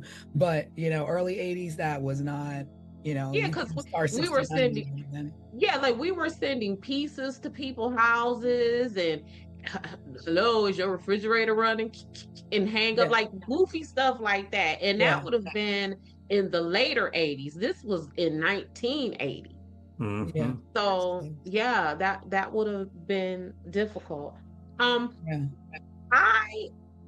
know me, I want to look at the whole picture of the case. But let me first say this. So when I was growing up, there was a neighbor I had, and her name was Dorothy. And I love me some Dorothy. And so I started calling her Mama Di. I think everyone in the community started calling her Mama Di. And so as I was reading about Dorothy, she became my Di. And so in my notes, it started off as Dorothy, but as I learned more and more about her, it became just Dot in my notes. And let me tell you about some of the things about Dot that was just like, Mhm. okay, Dot, you my girl. She was 32 years old when she Yeah. disappeared. She had Sean, her son, who was 4 years old. 32 and a 4-year-old kid. And we're talking about in the 80s where people may have had children younger, right? Yeah, for sure. Right. So the median age for a first-time mother in 1980 was like 25 years Mhm. old. So that kind of tells, Yeah. you know what I'm saying? Aside from maybe any infertility issues that she may Yeah. have struggled with, like just that, that delay in motherhood was like, okay, Dot, what were Oh, you she had a doing? plan. Yeah, you were doing some other things. And so she worked as a bookkeeper at the store where her and these co-workers worked at. Mhm. So that was where they worked. They worked at the store that her dad once owned. And her dad sold the stores to John Casello. We'll get more into him later, trust me. Oh, And that's where what T? I'm thinking of the storefront, the John's storefront. Yeah. So the name of the it's like a joint store is Swingers, Psych Shop, and Custom John's Head Shop. I don't know what they sold, what they did. Yeah, I I was don't know. confused by that. I was like, I don't know what any of I that don't was. know what that Well, mess is. a head shop is typically where you buy like bongs and any sort of like alternative cultural lifestyle stuff.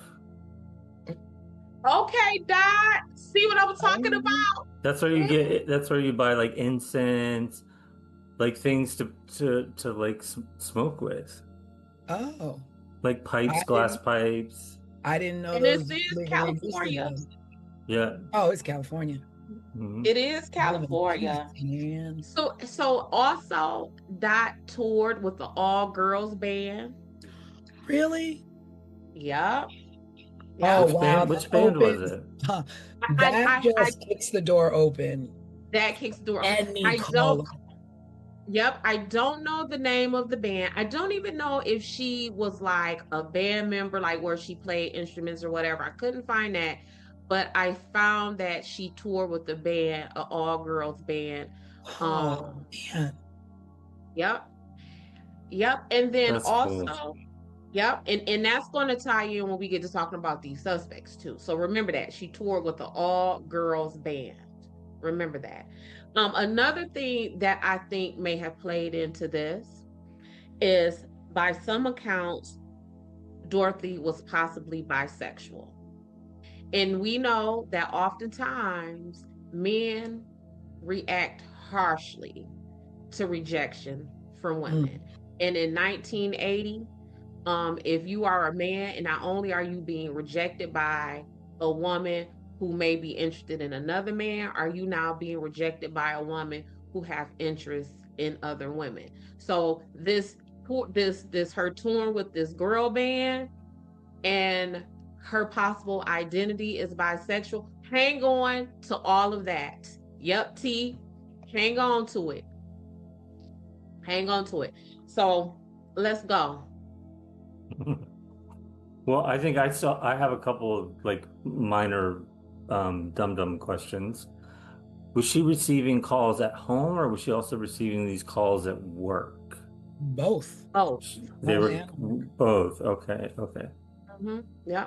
So Now, this person, that already tells me that that is not a random rando, because it's not like you can just Google somebody. We had yellow pages, and in those yellow pages was 4,000 Tammy Smiths.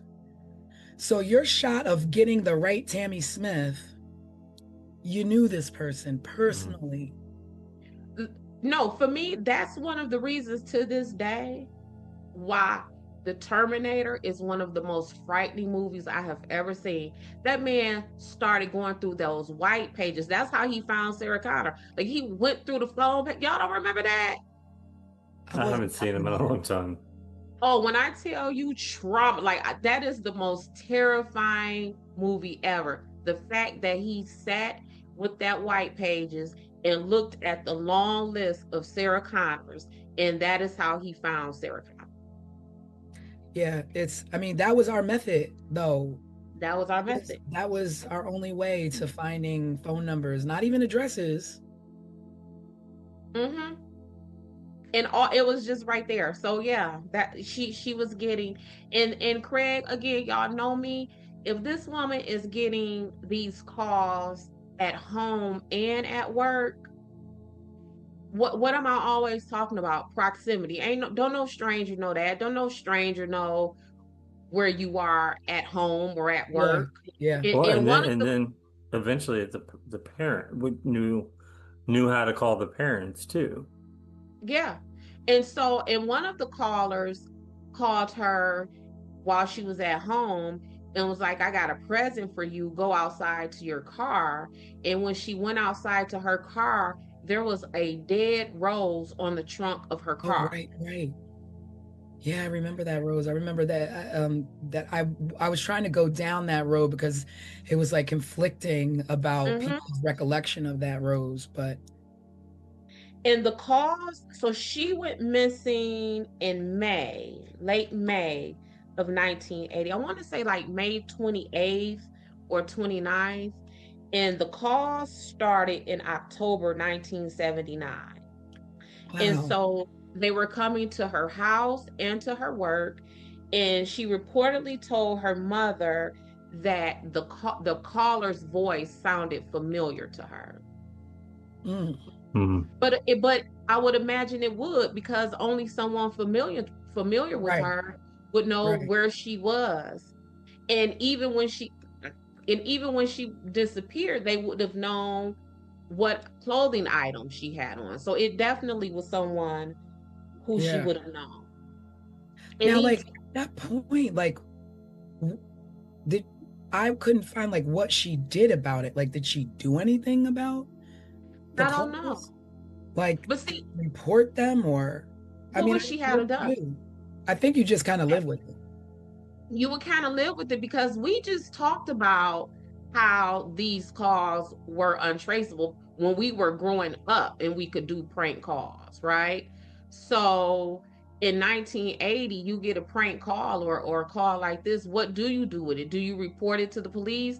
They don't seem to have been able to trace that or trace it in time. So do you just Mhm. live with that? Yeah. What do you do I, with it? I I mean, mean, I would definitely be terrified, with a 4-year-old and these Well, cops she still was. coming yeah. in So and like, and she was terrified. So I found that she moved at least 3 times. oh wow. That Then she definitely had situational awareness where it's like, Yes, I'm probably not going to be safe here. I need to take my child and go someplace yes, safe. And she did the right things to protect herself. that she thought about purchasing a gun, Wow. but she was afraid that Sean would Mhm. find it, and gun safety there. So what she ended up doing was taking karate classes for self-defense. I So Wow. heard she about that. she This makes me even more sad than I was.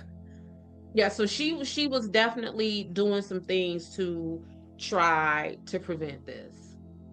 I feel like it's when we do these deep dives that these people go from being a story that we're just telling the overview of what happened Yeah. to Hmm. like to real human beings where Right. she was doing everything correct. She was scared. She was um trying to protect herself and her child. Hmm. Yeah. That Yeah. that's more than you'll ever hear from Yeah. any other source, right? Yeah. Yeah. And it's Yeah. crazy because I just recently, the show that we're trying to put everybody onto on A&E, Crime in Progress. Hmm. I don't want to give it away, in case, you haven't seen this show. This show is like, check it out if you can, on A&E, Crime in Progress. But I watched the latest episode. Did either of you watch the latest? I've Mm-mm. only seen 2 episodes so Okay, far. this last one, if you thought 1 and 2, this last one, and all I'll say is listening to you talk about Dorothy is reminding me of the woman that was in the case, the latest episode. And I'll say that is because this woman's top priority, and I could see Dorothy's top priority was her child. And there is nothing more heroic than a mom that puts her life before her child to try and protect that child by any means necessary at the time and the resources that you are given. And it seemed like she tried moving. She tried to thought about a gun. She took lessons to be able to defend herself, to the point that maybe she even thought that she could protect herself that night in the parking lot, walking to the car. But let's rewind and what took her to that parking lot. So she was at a meeting with some coworkers. This guy, Conrad Bostrin, his arm or hand or something started to appear red and swollen. So Dorothy being Dorothy, all of the things that we're talking about, my homegirl died. She said, let me get you to the hospital. Complete nurturer. The person who went along with them is Pam Head. At the time, Pam was 18 years old. Now, what strikes me about Pam... Oh, wow. I didn't realize Pam was that young. I don't... Exactly. That's my point. So while I was doing all of my research for this, they kept saying Pam, 18 years old. Pam, 18 years old. No one said Conrad Bostrin was 32 or even how old Dot was. So it just kept bringing my attention back to Pam. So while they were at the hospital, Pam says, I didn't leave Dorothy's side at all. But then there are some conflicting reports about how true that is. And I was thinking, if we're in a hospital emergency room visit, what you mean you ain't leave somebody's side the whole time? Like, that's a long wait. You didn't go to the restroom. You didn't go to the vending machine. Yeah, they were there for a little while, right? You would imagine, like, yeah, you would be even at a suburban hospital, a ER visit is generally long. It's long enough to where you might need to get up and go stretch your legs or in this day and age, I have never been to an emergency room visit that was like this. I mean, they still haven't gotten it together. Yeah, and that's what I'm saying. Even in the suburbs is generally a wait long enough to where you might want to get up and walk and stretch. You may want to go grab a soda out the vending machines or whatever. Those old hospital vending machines, boy, I remember those. Sandwiches, hot sandwiches, and the all of that, that were hot. Yep. And if they're in the waiting room waiting for Conrad, one of them may have went to like the nurse's desk to get an update or something. But you ain't sat in the emergency room with someone and sat and stood by their side the whole time. I mean, I guess that is also a weird detail as well, because like, why would that even why would that be a thing? Why do you say that? So after but then also, what does that insinuate? I didn't leave her side, so what? She didn't interact with somebody. I did. Like, what does that detail? I didn't leave her side, so maybe I didn't call someone and inform them of her whereabouts. I didn't leave her side to call someone and tell them she's on her way to get the car. See, Craig, this is why we got a crime expert, because I wasn't. Yeah. I'm like, but why? These did not cross my mind. Yeah. Yeah, I didn't even think about that. Yeah. I really did not think about her doing anything like that. And the reason why it struck me, not only just because that's information, like why would you volunteer that kind of information, but one of their co-workers is the sister of one of the alleged suspects. Oh. Man, like, see, I couldn't. Like I said, that's why we have an expert, because News to me. Yes. So then we have so then they separate because again, Dorothy being, the nurturer, the caregiver, sounds like she's very considerate and conscientious and all of those things. She says, "You guys go get the prescription That filled." too. That just says something about her right there. Like, you've had an ordeal. You just were seen by the hospital. Don't worry about it. I'm gonna go get the car. Still I'm being go- a nurturer. I'm going to go and get the car and I'll bring it around. Wait a minute. Okay? As Pam, I would have even been like, no, I don't, it's late. Don't go by yourself. I'll come with you. Like, you shouldn't go by yourself. Like, I'm not like. Now pause. So there are some conflicting stories of whether baby Sean was with them at this meeting, because what happened was they had to stop after they left the meeting, Right. going to the hospital. They stopped at Dorothy's parents' home. So it's conflicting reports from Pam whether or not Sean was with them at the meeting and Dorothy went to her parents' house to drop Sean off. And then the other version of the story is they stopped at Dorothy's parents' house so she can see Sean because she had been at this meeting and she was going to be gone even longer because she was going to the hospital. So let's go back to this hospital. So as Pam and what's his name, Conrad, are waiting for Dorothy, it's taking her a while to come. They're standing there waiting. So when they finally see her car comes barreling towards them, headlights blaring, and just takes off. They wait almost 2 hours. Well, now I thought they said that I read that the reason that they waited was because they thought maybe an emergency happened with the son and she just flew home real quick. But we don't have a text, we don't have texting there and be like, yo, I got a problem. I got to run home really quick. But still, why not just stop real quick and tell them that? Right. Or if you thought that, why not call her parents? Yeah. And I'm gonna tell you why. That store that they worked at, that they were all co-workers at, Dorothy's dad used to own that store. So they would have had her parents' contact information. So they could have called them. But why wait 2 hours? And Tanisha, that's a long time. And I immediately thought about if this was you and I, right? It's not normal Dorothy behavior.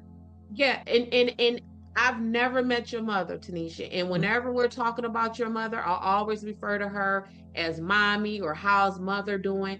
And I do that because I know your relationship with her. Yeah. There is no way in HE double hockey sticks that you've been to come up barreling past me in your car and I'm gonna wait 2 hours before I call your mama. And I know and we just left your parents, like your relationship with your parents and your family is that tight that we just left their house for you to visit them. Yeah. And what I do know is easy to do back then, because we weren't that archaic, is to call yourself a taxi. Call yourself a taxi. And go right back to the last address you were at to make sure she's okay. Because she took you to a hospital to make sure you were okay. You were okay. But you don't even have to do that. You know her dad's phone number because her dad was your boss.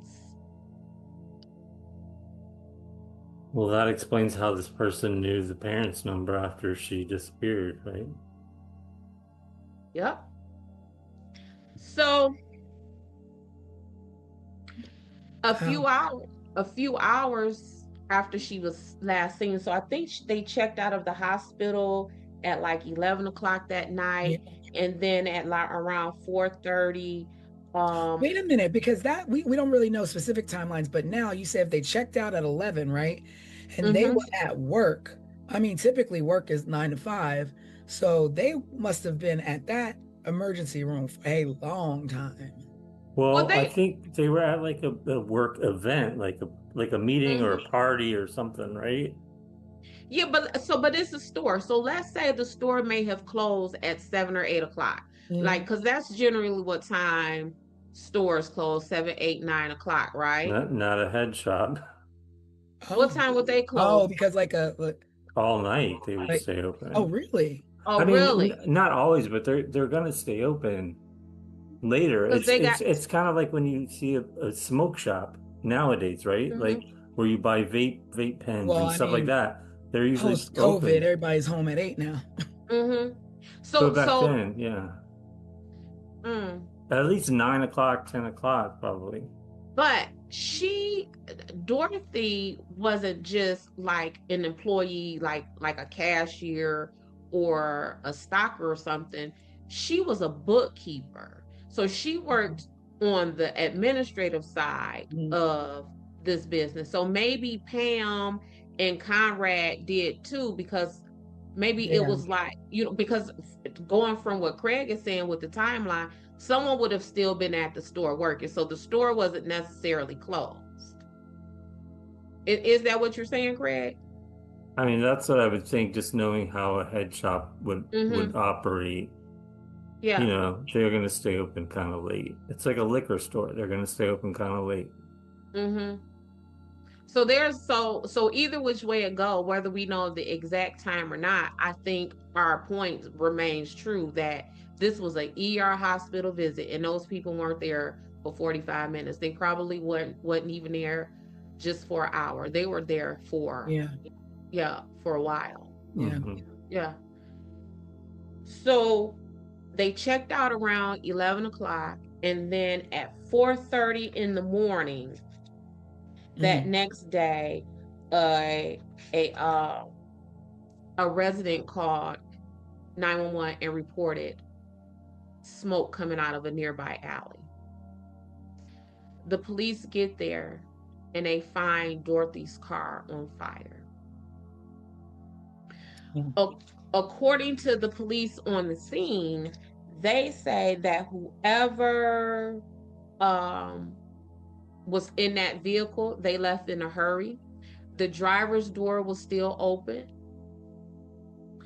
They believe that an accelerant was used on the passenger side of the Oh, vehicle,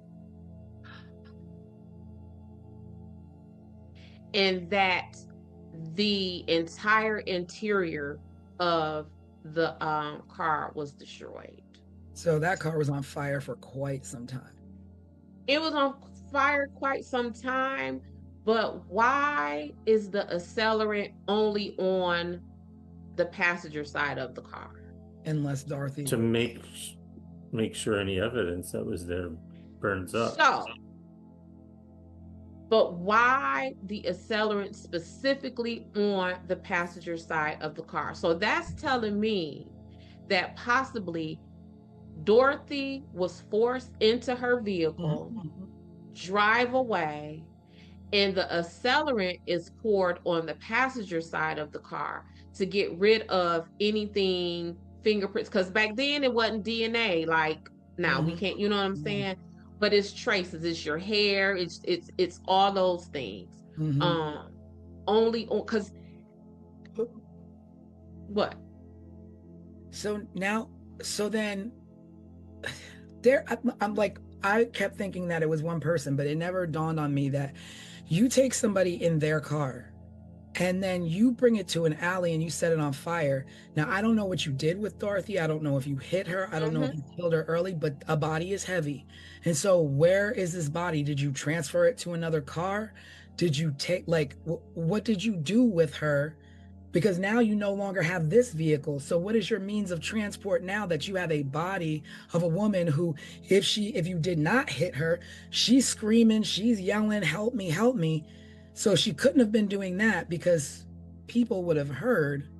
So what in the world happened? Was she Well, in the car? They didn't even see her because the two in the parking lot said they didn't see Dorothy in the right. car. So did somebody take her car? Did Dorothy, like, Was it more than Well, one person? yep. So back to what I'm always talking about with proximity. So they were saying that from people who would have been milling about in this parking structure wherever Mhm. she parked, that no one reported hearing yells and screams. Mhm.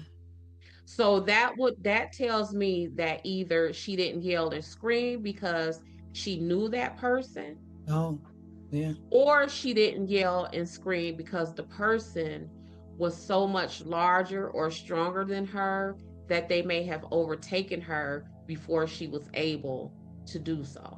But Or keep could have leveraged information that we know your parents and we have your son, and if you make a noise, then we're gonna harm them.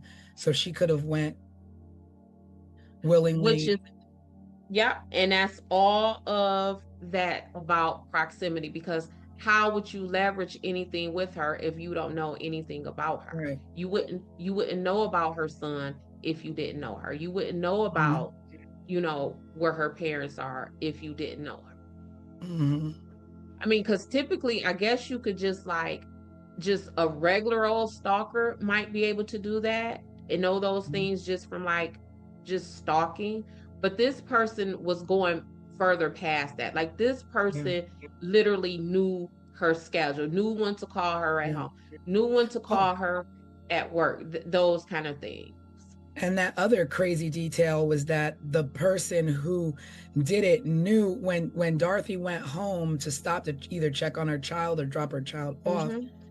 She changed her scarf when she was home, and the person who was calling knew the color of the scarf that she changed to. So it's And how would they have known Conrad that? and Conrad and Would Pam would have known that. Pam would have known that? That's a detail that no one would know unless you were physically in someone's presence. Mm-hmm. Pam would have known that. Yeah. And see, my suspicion at first was heavy on Pam and Conrad, but then it became less on Conrad because I wanted to give him a little bit of grace, because how do you fake a black widow spider? Well, I mean, My brain it's just California. You could find a spider anywhere and put your finger there. yeah, but you know, again, I'm from Detroit. I think of black widow spiders to not be played with. Yeah. From what I Especially in understand the about, 80s, we knew black widow yeah, spiders. like a Wow. black widow. In our science books, we saw Yes. those spiders. We Yes. saw them with the red hourglass. We were taught Yes. how to identify a Yeah. black widow spider. 70s and 80s babies knew.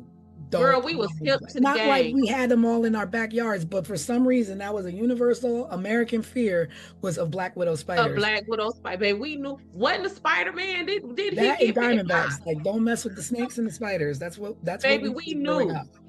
Growing up, we knew what a black widow spider was. We knew what a rattlesnake looked like. We knew all of that. Yep. Yeah. So in my That's mind, strange now that I think about it. What'd you say? That's strange now that I think about it, because maybe the only people who need to really worry about that is on the West. Absolutely, and that's what I'm Here saying. we are in Jersey, like, if you come across a black widow. I don't recall from those 4th grade science books them telling me that black widow spiders are in Detroit, but I knew black widow spiders ain't to be played with, and Yes. you would why would you fake a black widow? Right. You would put it on your arm and be like, "Ooh, bite me, spider," so I can go get Dorothy? Like that just don't make sense. Yeah. Mm-hmm. Yeah. So that's a reach. yeah, I think that's a reach, a far reach. But Pam, on the other hand, she knew what color that scarf was. Yep. She knew that. She knew when Dorothy would have been leaving out. Mm-hmm. So Dorothy was eventually found August 6th, 1984. But let's go back some before we even get to where she was found. So her family decided to keep this quiet because y'all know I love that. What do you mean, like the investigation, or what'd you say? the investigation, or the the investigation, all of that. And for the same reasons why I say, like, it's a fine line between broadcasting something to get leads from the public with now you have released so much information, you have said so much, now we got copycats, now we got false leads where we're wasting our resources and all of that, like kind in of stuff. Tara, where everybody's now calling and everybody's finding pictures now. Yep. So her family decided to keep everything quiet, at least at first. No leads were coming in, no developments in the investigation. So the dad, Jacob, decided to take it to the media. And when they took it to the media, what happens? Here comes the phone calls. But the phone calls didn't start until after Dad went public. The call, so the call stopped when Dorothy was abducted. went missing. Then they came back a week after her disappearance with this person calling her family, taunting them, saying things to them like, "I got her." So then they kind of slowed down. They would come in waves. So Dad goes to the media and, you know, start to put a little bit out. Not a whole lot. Just, "Hey, my daughter, help us out here." So after he did that, what happens? The editor of the newspaper got a phone call. Oh, convenient. Yep. And the person on the phone call told the editor, "She was my love. I caught her cheating with another man. She denied having someone else, so I killed her." The editor said that this person, it did not seem like a hoax because this person started talking about the scarf, where we just said no one knew what color the scarf was. The editor said that the person's voice sounded to be Black and Southern. Now, at the time that Dorothy disappeared, Sean's father, Dennis Terry, was in town visiting. Guess where he's from? Missouri. I ain't never been to Missouri. I don't know if I've ever met anyone from Missouri. But I'm wondering, do people from Missouri have Southern accents? I think they have an accent. Yeah. And if you're from California, right? Like when I'm traveling for work, depending on where I'm traveling to, people always ask me, "Are you from down south?" Right? And I'm from Midwest. So I would imagine if you calling people from California and you're from Missouri, you're going to sound Southern. Yeah. And depending on the tone of his voice, he might even sound Black, right? So then the calls kept coming to Dorothy's family every Wednesday. Only on Wednesdays. For the next 4 years until she was found. Wow. But they only came during the time when Dorothy's father was not home. So the only person who was receiving those calls. Know that. Somebody. So see, I was thinking like maybe the calls were hoaxes, but no, those calls are from inside the house, so to speak. Somebody literally. Yes, from inside her house, inside her immediate circle. Yeah. So, and they only called when her dad was home. And that's like, why would they fear that the dad will recognize this person's voice? They call when the dad was not home. Yeah, they called when the dad was not home. Okay. And why would that have been? Did they fear that the dad would recognize their voice, or was this just an attempt to further terrorize the women of this family? Mm-hmm. That's a sick person. Sick. Sick. And when Dorothy was found, the first call that came to their family after she was found was something like, um, is Dorothy home?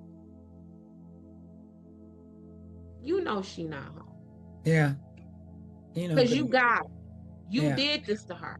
And you call us to ask us, is our baby home? I can't That's imagine like laughing in moms their for 4 face. years. Laughing in their face, taunting them, like, and again, let's talk about the time, right? So yes, the calls are coming in on Wednesdays, but do you not answer your phone on Wednesdays? You don't know what's on the other end of that phone. Yeah. Because by now maybe Sean is in school. Are they calling from school to tell you that Sean is sick and you need to come get him? Or it could just be any kind of emergency. Do you not answer the phone?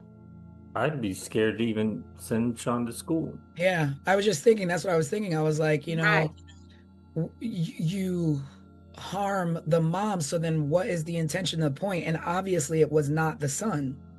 Like, the child was not a factor in this, because I mean, all you did was punk out and keep calling her parents or parent. Yeah, her parent. So back to when Dorothy was found. So she went missing in May 1980. Her skeletal remains were found in August of 1984 by a construction crew preparing to do what, y'all? Lay telephone lines. Wow, the irony. I didn't know that. I did not know. Yeah, I just assumed it was, Yeah. the strip mall. Clearing property to build something. Wow. Now, the land that she was found on was owned by someone. No. It was owned by the man who now owns the store.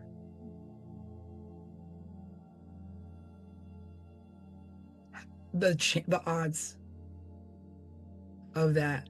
The store where she worked that her family used to own.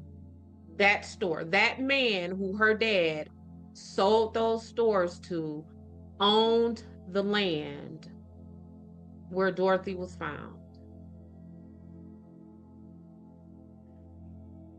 Wow. And it was only her head, right? Was her skull. It was her skull and maybe some other skeletal remains. They were spread out. Animals. And they said that those skeletal remains seem to have been charred by a brush fire, which again, Brush fire. That's weird. Being that her car was on fire. So someone set her on fire. It wasn't a random brush fire. And then there was a dog. Yeah, I saw something about dog's bones. Yeah, like weirdness. No, Yeah. the craziest part is that the landlord of that property being connected to her. I wonder where. Which, please tell me those people were questioned. Well, if they were, none of them are in prison. No one faced charges. So whether you question them or not, because this is still, this is unsolved. We don't know who did this to Dorothy. So let's go back to this man. His name is John Kycola, Kycola. Wow. In I'm sorry, my mind is just blown because you were telling me a lot of stuff that I didn't even read because I'm not a private investigator. Because you're not a private investigator. So you ain't a fisherman. I am. Yes. But I'm just like, So she was the bookkeeper, right? Uh-huh. In 1996, this John man was federally indicted for tax evasion. So my question is, the man who owned the store, owned the land that Dorothy's skeletal remains was found on, was eventually federally indicted for tax evasion, and Dorothy did his books. Oh. So although the indictment came 10, 15 years later, Right. was she back then aware of some of his mess? Because one thing I always say about me and my investigations, I ain't never wrong. I might be early, but I ain't wrong. So is this a situation where Dorothy found something ahead of time? So that's my suspicions on him as far as suspects go. Wow. It's even to the point like where I'm not even there with your method, because I didn't put two and two together with tax evasion and her being his bookkeeper to be like, okay, there's a little bit of motive there on his There'll be a whole lot of motive there. A whole lot of motive. Well, yeah, because if you think about it, like back then, it was just like tax evasion was like, right. You went to bed worried you were gonna get busted. And if this man, if she is his bookkeeper, and this man purchased the store from her dad, is she undercovering or finding out some things that may be in dispute? Maybe her dad got shorted. Maybe her dad got the wrong end of a deal with this man in the purchase and selling of this store. Is that why this person couldn't call the house, because the dad would have recognized the phone number? I mean, the voice. Yeah. They also had Dennis Terry, who is Sean's dad, as a suspect. Because, like I said, he was in town visiting the day that week. And by all accounts, he and Dorothy got into a heated exchange because he wanted custody of Sean. So he left, and you know, we true crime people. I'm an investigator. We know that child custody mess is something. So much so, Sunshine Investigations, I try very hard not to insert myself in family court stuff, because that is a level of desperation. Talking about taking people's kids from them, that you don't want no parts of that. Yeah. You don't want no parts of that. Put you in danger, I would imagine, right? Yeah, that's the day. And even it's a whole lot of attorneys who leave family court in family law for that reason right there. Like, put it like this: criminal defense world is a safer world than family law world. Yeah, when you involve a child, it's, you know, and a child, people's assets, people's lively, like, yes, you coming for me for child support. I want the house, you want the house. Like, family law is a dangerous law. I will say again, when it comes to your safety in the streets and in the world, situational awareness. But when it comes to choosing your significant other and it comes to starting families, make sure that you are making the right decisions for yourself and your well-being. Always the well-being of the children. Because when things turn into this kind of stuff, this is not what we were intended to do. And this is not what a child should have to grow up living with, their mom gone at the hands of either you, a husband, an ex-husband. There's so much going on currently today in the news with an ex-husband who murdered his wife and or his ex-wife and her current husband. So it's just a sensitive spot for me at this Yeah. particular moment. Yeah, yeah, yeah. Family is something else. Like Keep your that's hands and your weapons to yourself, people. yes, yeah. So Dennis Terry, Sean's dad, was eliminated as a suspect. And their reasons for eliminating him as a suspect are all the reasons that make me think he is a suspect. So what he was able to provide, listen, receipts for his bus ride back to Missouri. He said that Wait, he was going. can you go back and start Yeah, that I over? think you froze there for a You froze second. for a second.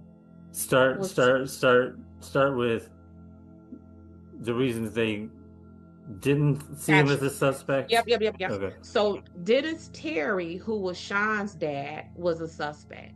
And he was eventually eliminated as a suspect. And the reason that they eliminated him as a suspect is all of the reason why I think he is a suspect. So at the time of this, he would have been on a 2-day bus ride back to Missouri from the Anaheim, California area. 2-day bus ride. He was able to present all of the receipts for everywhere he went, the stops that he made, to say, this is where I was on my bus trip. The reason why that is suspicious to me is I travel for work a lot. And my receipts are billing. So when I bill out for work, my food, my car rental, all of those receipts are money to me. I submit those and I get paid, reimbursed. I lose my receipts. They're receipts. I lose them. So, and I am traveling in a much more comfortable setting. I am in a nice rental car. I am on a plane. I am in all of these comfortable conditions, and I still mess around and lose these receipts. And I know they are money for me, right? Yeah. So you mean to tell me you on an uncomfortable, messy 2-day bus ride and you got all your receipts? You got all the receipts from a bus ride.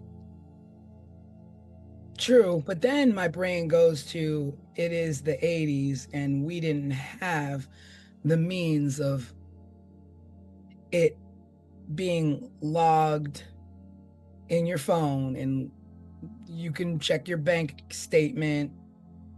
We just kind of old people we learned from the old people where we kept all our receipts in Ziploc bags and you just never got rid of them. So you a man. Oh, that's true, right? And you traveling on the Greyhound, and you like, let me open up my Ziploc bag and put my receipt in here. Let me organize my receipts. So for me, especially because it's not like you where you're getting money back for those receipts. Right. He's just a normal person traveling. He has no reason to keep those receipts. Yeah. I bought a pop and a bag of chips. Let me stick this receipt in my pocket. It will be crumble it up and throw it down. Most of the time you just say, no, I don't need it. I don't need it. So for me, that felt like alibi building. But what people also have to understand is that you don't have to be there to commit the murder. You plot, you plan, you hire, I don't like her either. Go get her. So I don't think that I think that still places him at my top list of possible suspects. But they eliminated. I think that though, because if the motive was the child and the child is fine, like why would you leave your child motherless if you didn't intend on taking him too? That's the alibi though. So I am going to, do away with Dorothy, and I'm going to pretend like I'm going back to Missouri and my happy place, and something happens to her while I am gone. I am not a suspect. I got all my potato chips. Oh, and you get custody, right? Duh. And you get custody. Or awarded custody, rather. Over the parents, over the grandparents. over the parents, which didn't happen. I believe he ended up staying with his parents. Mm. With his The grandparents. next, yeah, with her parents, yes, yeah, which would have been her grandparents. The next suspect who they had listed is named Mike Butler. Mike Butler is the man who is, it is his sister who worked with Dorothy. Remember I told y'all that there was a co-worker who was the sister of a suspect? Yes. That suspect is Mike Butler. So not only did he have proximity to Dorothy because his sister was Dorothy's co-worker, he also had proximity to Dorothy because he worked at a collision and body shop across the street from their job. So he would have had access, like just putting eyes on her. He just would have been able to see her coming and going. What are you thinking, T? I was just like, I mean, yeah, you work across the street, you can watch, you can follow. There's no real like thoughts of like, oh, there's somebody across the street following me, or There's someone across the street. any worker across the street. No, because you work with his sister, so it's like, oh, it's and it's normal. Susie's brother across the street. Across the street. And if it is a head shop, what we know it is now, thanks to Craig, I had no idea. And he works at a collision shop. He's probably in that store a lot to purchase whatever it is they, because back then you a mechanic, you got your cigarettes in your, you know what I'm saying? Yeah. So I think he would have been in and out of that store to make purchases. Yo, I'm gonna look up the definition of a head shop while y'all talk. But here's what blew me out of the water about him. So he was known to have a crush on Dorothy. That would make sense. This crush on Dorothy was so delusional. Oh, come on. That he told the investigators that he wanted to marry Dorothy. Oh, come on. Did Dorothy know this? I would imagine not, and not to that level. Yeah. And if she did, wow. Yeah. And I mean, if that's what she wanted, like a man in her life as a father figure to her son, and she's friends with Pam, it wouldn't be odd that maybe he would ask her on a date, or maybe he would tell Pam, like, I really, your coworker, I'm interested in your coworker, but not on the sneak tip to where you don't know. Or that you want to somebody feels marry like them. About you, because she would have been thought like, there's a guy who has a crush on me. Maybe it's him. Well, wait this. So y'all know I love me an obituary. Oh yeah, yeah. The names connected to obituaries. This man, his name is Mike Butler. Mike Butler died in 2014. I am going to read to you some of the things that his family wrote in his obituary. And you tell me if they just describe the profile of a suspect that fits everything we just talked about. He might show up at your doorstep wanting to fix your toilet leak or that annoying noise your whatchamacallit is making. He just gonna show up at your house. He just gonna show up at your house. That's a weird sentiment. If you met Mike Butler, you undoubtedly recognized he was just that sort of person. So if you met him, you would think that he was a creep that would just show up at your house. because they sensed his good old-fashioned desire to be wherever you might need him. He readily shared his zeal for his beliefs. He was a deeply religious man. So he's a creep who will show up at your house. He was deeply religious, and he had this ridiculous crush on a woman who may have identified herself as bisexual. Which don't fit with the religious part of things.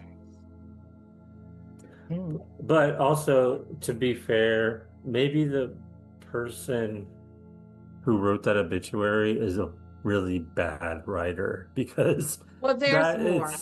You don't have to be a bad writer to describe somebody weird.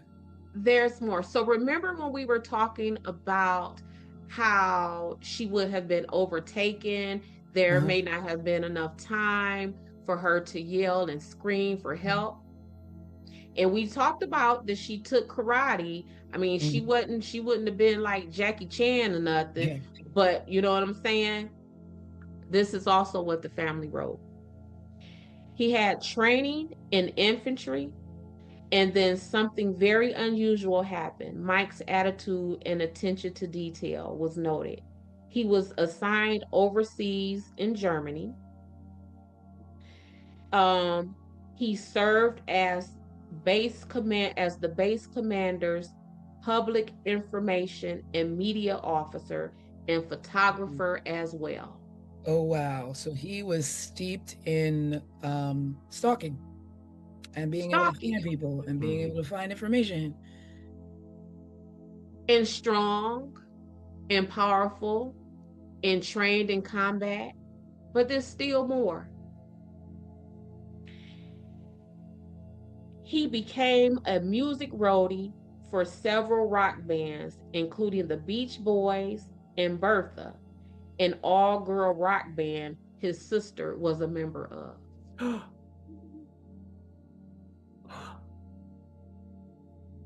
Wow. This is his obituary. Wow. Probably the same band that she was on tour with. So the fastest way to get yourself a crush on a person is the girl in the band. We like the boys in the band, but there's the fellas. They have groupies too. Mm-hmm. Yeah. And this is, and I have to keep going back. This is what his family wrote about him in the obituary. Wow. So are they dropping breadcrumbs? Like what? Or are they unknowingly just writing about things that could? Or they could just, as his family, just be, writing the lovingly information about their brother, cousin Mike, and don't even realize that the things that they're saying about their brother fits the profile just from what we're talking about on 15 Minutes of Murder. Yeah. Mm-hmm. Of the person who would have harmed Dorothy Scott. Here we are, what, 40 years? Questioned? What'd you say, Craig? I was going to say, here we are 40 years later, quickly connecting the dots that nobody else seems to have connected. Mm-hmm. But he wasn't questioned? I don't know, Tanisha. And like I said with the other ones, even if he was, what did they do with it? Nothing came about it. Yeah, he died in 2014, where they left this lovely, glowing online obituary about him. Like, this was online. I didn't have to Google, like, go into a deep dive. It was online. I'm starting to think now, he worked at a collision shop. Look. And so would he had placed Dorothy's remains on this man's property to then take the heat off of himself, to draw suspicion somewhere else? Or would he place her body at that property because it was familiar? And I think more of that because you would be giving him a lot of credit to yeah, use his brain that much to But that's what piece his brain, together. right? But that's what his brain was used for. These people right. just said He was that he was military. trained in over in Germany working communications in photography, and he was in the infantry and all of those things. I guess he could have pieced it together. Mm-hmm.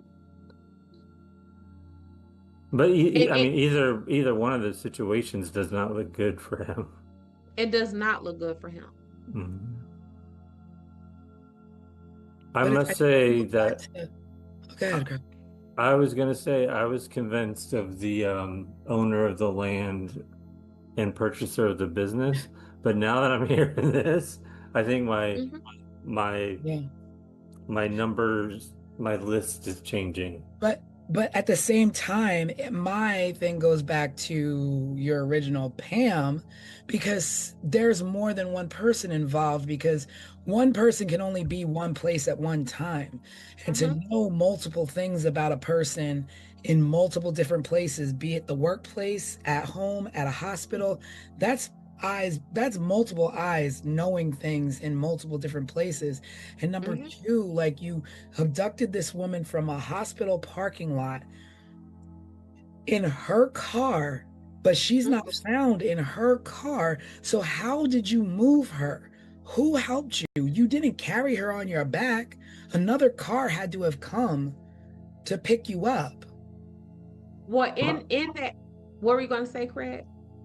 Well, my thought was maybe because there was so much time between when she sped off from the hospital and Around 11 o'clock. and they found her car at 4:30 in the morning, that person that kidnapped her could have killed her, dumped her, then brought the car back and then set it on fire. When you think about what it takes and how a body is not a light thing that you just carry and it's exhausting and you're frazzled, like, that's really not a lot of time. That's barely enough time to go food shop and come back and put your food away. I think it's a lot of time, and I think it's enough time for someone who has this man's training and background.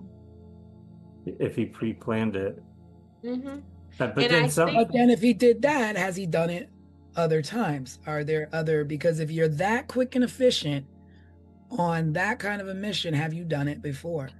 And again, back to his obituary, the family said he is the one who would just pop up. Show up. I have a question. How far away is that head shop and his mechanic shop from where the car was found on fire? I don't know. Like, could he have dumped the car, caught it on fire, and then just walked back to his mechanic shop? With her on his back? No. Like, he would have killed her, dumped her, and then took the car to the alley and caught it on fire and walked back to his mechanic shop. Or maybe his car was, or maybe he parked his car nearby that alley. Yeah. So he would have been able to just transfer her from her car into his car. Right. Yeah. By that alley for her car. Was there significance there for that where he dumped the car? What'd you say, Tanisha? I wonder if there was significance of where he placed the car. Was there anything by there? Did she frequent there? Was it by any club that she ever played at with her band? I don't know. Yeah, I don't know. I mean, alleys are weird. Yeah. And what we know is that oftentimes suspects return to the scene. Like, they go to places that they are familiar with. So what you're saying, T, that might be a possibility. Like, was that the alley of, a venue that was it a venue alley? Band and her band was at, or you know what I'm saying, was this alleyway behind a restaurant or a bar where he saw her in, and I remember how good you looked in that dress? Like, it could have been, or like you said, he was a roadie or whatever. Did he unload equipment in that alley? Yep. Something. I would bet that there is some kind of familiarity with him in that Yeah. alley where he transferred them.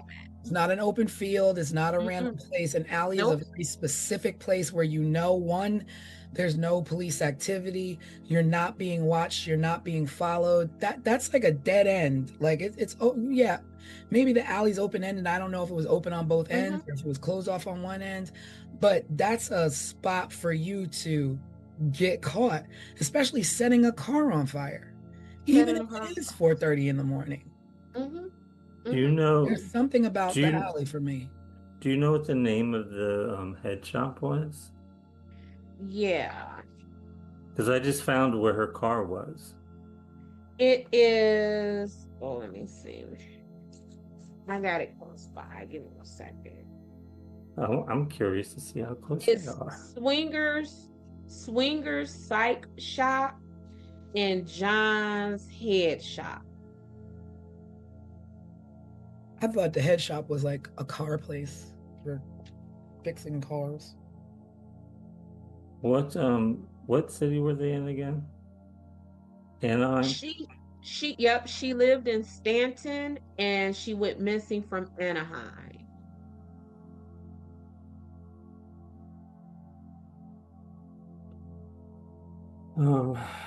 Okay. Sounds good. Oh yeah, so it's Swingers Psych Shop and Custom John's Head Shop.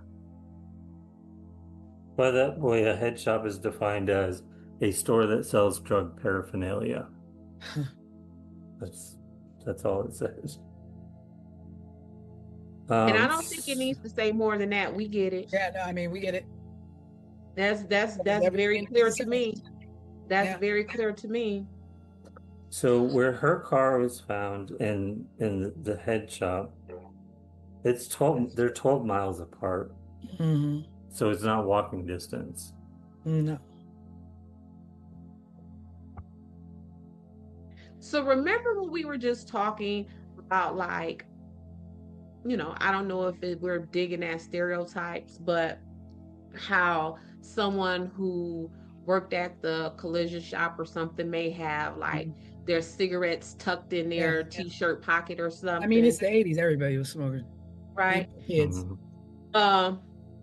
At her parking spot, when the cops went to begin the investigation, they found a pack of cigarettes in where her car was, and she did not smoke. Come on. Mechanic. No fingerprints? If you think about that's the thing with this, Steve. So when this is the thing. So when I get to talking about police and what the police didn't do, this is the mess that I am talking about, y'all. Like, and this is why, as I began to do this investigation, this woman went from being Dorothy Jane Scott to Dot to me, because they wronged this girl. I get it that in 1980 we can't trace cars like we can, right? I get it in 1980 we can't track down DNA the way that we can. I get it in 1980 we might not even be able to work with fingerprints the way that we can. But we can today. ask questions. We can ask questions. We can make connections. Yeah. And just right here, the connections that we made, what happened to this woman? And y'all gonna let these people go? And let them go to the point to where when this man died in 2014, his family writes an obituary that gives you point by point explanations and reasons why this man could have done this. And you know what a simple question would have been for the brother, the mechanic? What kind of cigarettes do you smoke? Because when people smoke, they smoke a very specific type of cigarettes. You don't just buy random cigarettes. You smoke. I know when I smoked as a kid, I would smoke Benson and Hedges menthol lights because that's what my father smoked. Easy question. And I remember easy question for any suspect who doesn't know that they dropped anything. And people's packs of cigarettes were so personal to them. I remember Yeah. seeing cigarettes with people's IDs tucked in them, people's money tucked in them, Yep. phone books. Look, remember the little miniature phone books that will be tucked in there? Like a pack of cigarettes, Yeah. because you kept them so handy, often served as miniature wallets for people. Yeah, yeah. You ain't just dropped a pack of cigarettes and we don't Wow. know whose pack of cigarettes that is. Yep, And they had that's that just that like, plastic sleeve over it, so you could tuck in Yes. like a $5 bill or like. I wonder if, like, I mean, I get it. I don't know, like, evidence and what have you, but if that was still in evidence today, if you could test it for anything, traces of anything, if you would find a connection. Anything. Because again, you didn't have those things Right. back then in 1980. But you had them in 2014. So let's go back to the Colonial Parkway in our Waterman. Y'all knew enough in after 7 years after he died to say that he's a suspect, and y'all done went back and tested his DNA after he died. Where's those cigarettes? Yeah. Run the prints on those cigarettes now, because you can. Yeah. You can do that now. It's crazy. I know, like, people have always, what about this? What about that? Did you do this? Did you do that? And I'm not discrediting the fact that maybe it was done, maybe it wasn't, but there's nothing that infers that it was. But you making me want to call a tip hotline. Be like, yeah, no, really. Did you think about this? Did you think you about didn't, this? because you just moved on to whatever was next. Because if you didn't, we would know what happened to her. Her son would know what happened to his mom, and his parents wouldn't have died without knowing what happened to their child. And everywhere I dug, I saw references of Sean still trying to find answers about his mom. Yeah, because he's like a grown man at this point, probably our age. Yes. Yeah, all right. Because he probably is exactly my age, because if he was 4 in 1980, he would be born in 76. Yeah. And this man's obituary, y'all. And for him to tell the police, I wanted to marry her, sir, if you don't hop your butt up in these handcuffs in the back of this patrol car so I could take you where you belong. What you mean you was gonna marry her? And you know, and here's the thing, you know, we are investigating her disappearance. Right. And that's right. There's a 4-year span of investigation that either trailed off or didn't really get off the ground before she was found. So depending on the place in the investigation that Mike Butler would have been questioned, he would have either told police who was looking into a disappearance that I liked this woman and I wanted to marry her, or he would have been telling investigating homicide detectives,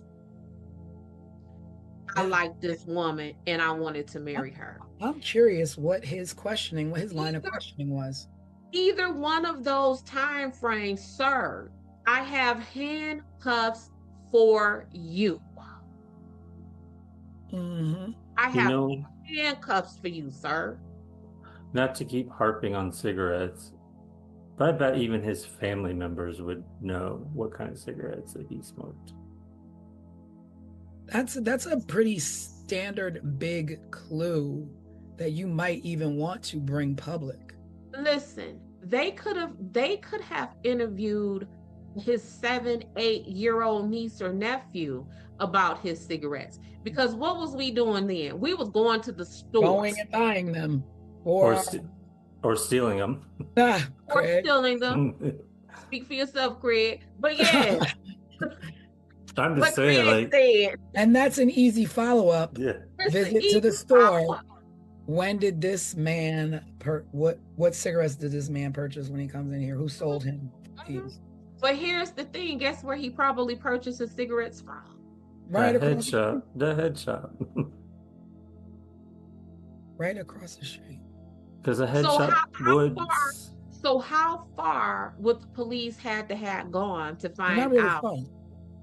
Across the street. what across the street to find out what type of cigarettes this man purchased? When Whoa, was the hold last on. time he purchased them? Because if the pack was full and he just purchased his cigarettes earlier that day. Yeah. But wait a minute. The woman works at a head shop.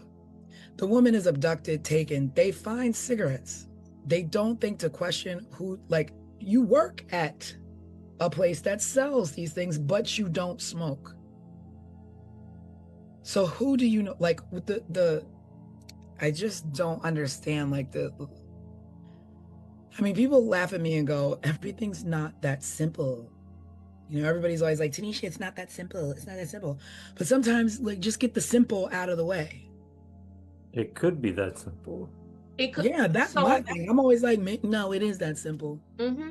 Alex always teases me and says that I am like Axel Foley on Beverly Hills Cop. Remember how he was just like bare bones with his investigation, and these Beverly Hills Cops officers, they had all this money and all of this technology, and he was like, y'all don't need all. That's this case right here.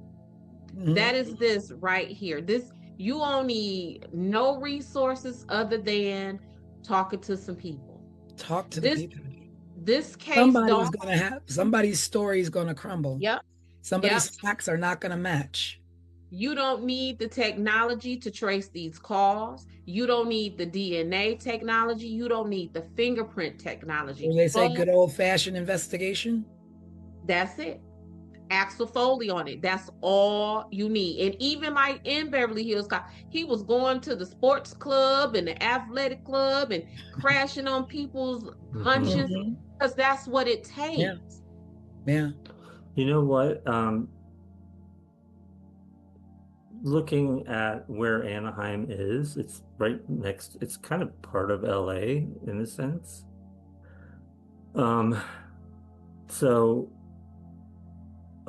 It makes sense. Anyways, it makes sense to me that she would be playing or be hanging out with an all-girl like punk band in the 80s. In LA, it was like they were all over the place.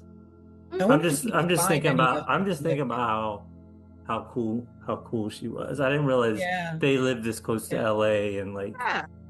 That's what I'm saying. She easily went from Dorothy James Scott to My Homegirl Dot as I began to look into this. Yeah. For some reason I kept imagining they were like living in a small town like in Northern California somewhere.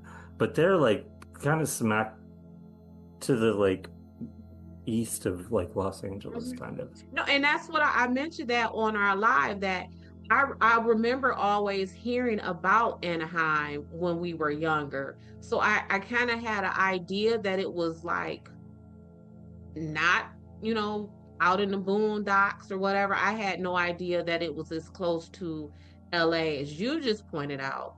But yeah, this ain't a place where, we slow and lagging behind times. No, this was a hip, vibrant community. And Dorothy was a part of it. And by all accounts, she would be what we consider today is unproblematic. She wasn't no bitter baby mama. She wasn't keeping up no mess. Everything about Dorothy said that Dorothy wanted to go to work, come home, and be with her baby. And that's it.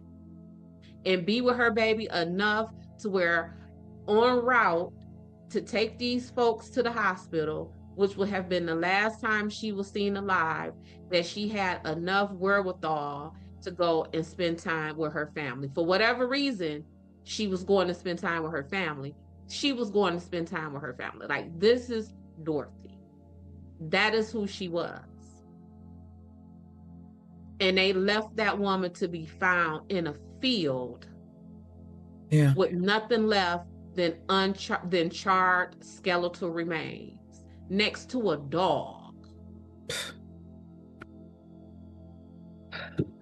It's Well, just this case is like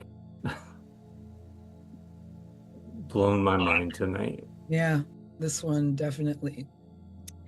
It Uh, seemed so like kind of simple when we got started into this and turned into That's the thing, is something. that when you take just the basic facts and then you do the deep dive like Des did, you find out so much more and then you talk about it. Mhm. Mhm. I can't wait to see what some viewers Yeah. chime My in heart with. goes out to her son. Yeah. My heart goes out to Sean, definitely.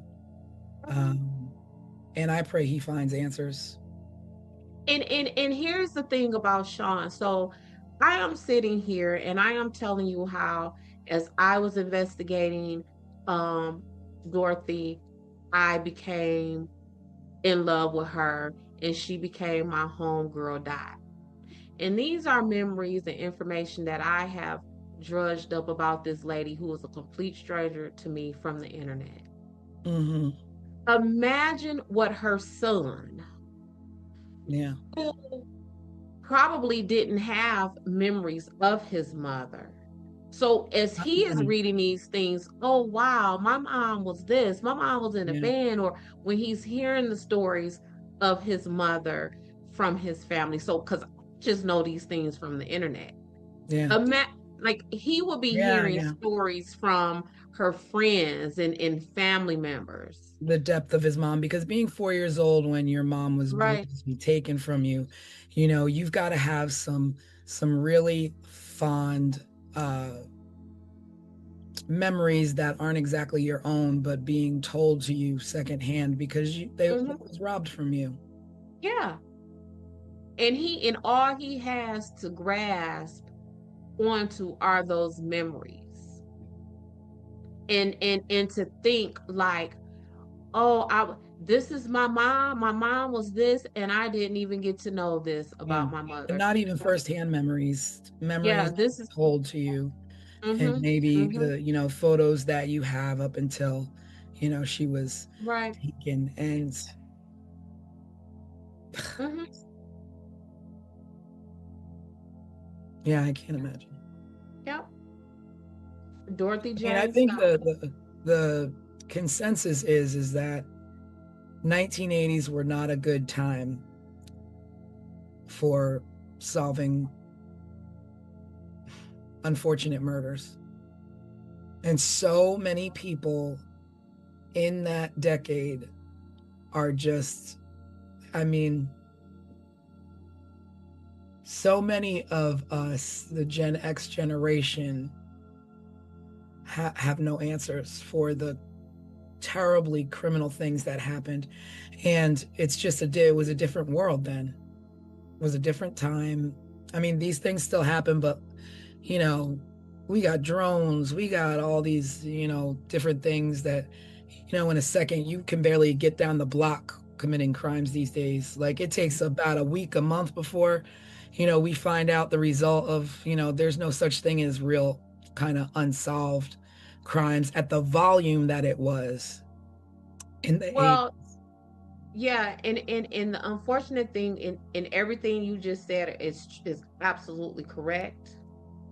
But even with what you're saying is being correct, at this rate, I believe just nationwide, about maybe half of murders still go unsolved. But that's a case of the bottom line. That's all Mm-hmm. this. Because if you Yep. have this, Yep. then it's solved. If you Mm-hmm. don't have this, then you can wait. Mm-hmm. You can wait until you can Yeah. afford This meaning money, right? money, Mm-hmm. the Yeah. money. Yeah. Because there's no reason that a murder can't be solved with the proper time given. But when there's no money to be paid and there's no, the fact that you have to pay certain amount of pennies on a dollar for a page I mean, of yeah, and of investigation for your own family right. member is insane. Right.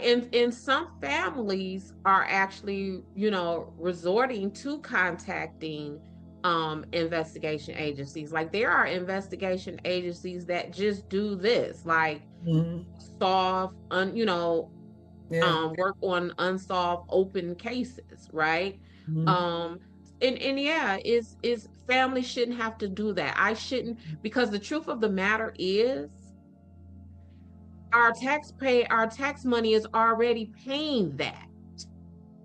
So now I got to pay some more money to hire an investigator to pay y'all to do the work that I'm already paying you to do.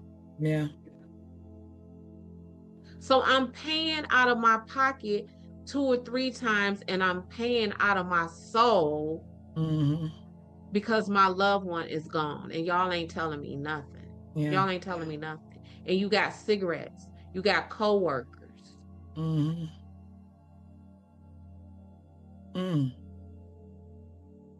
My brain is just trying to think of more things that could have been done.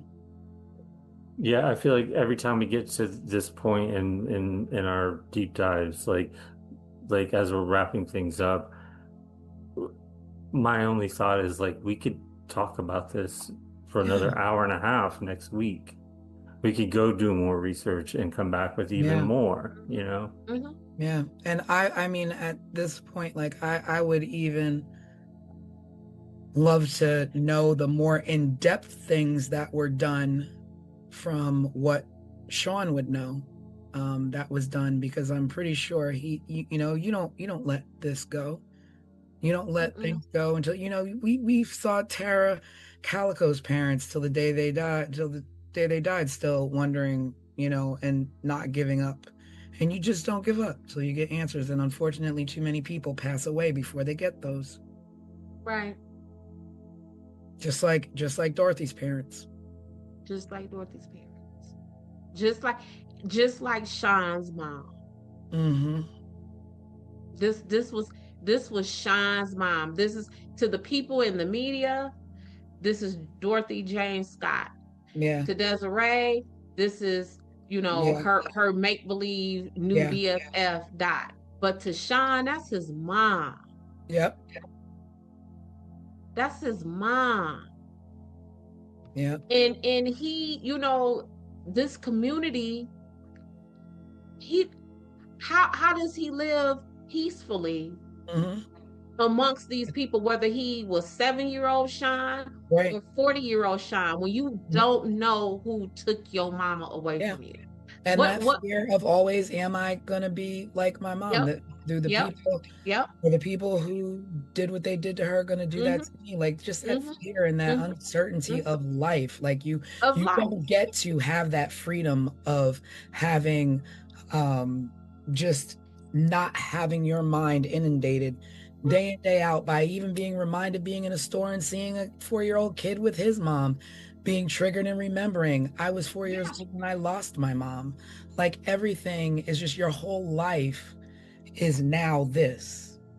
Now this, and your own father was questioned in your mother's disappearance. What, if anything, has that done with his relationship with his father?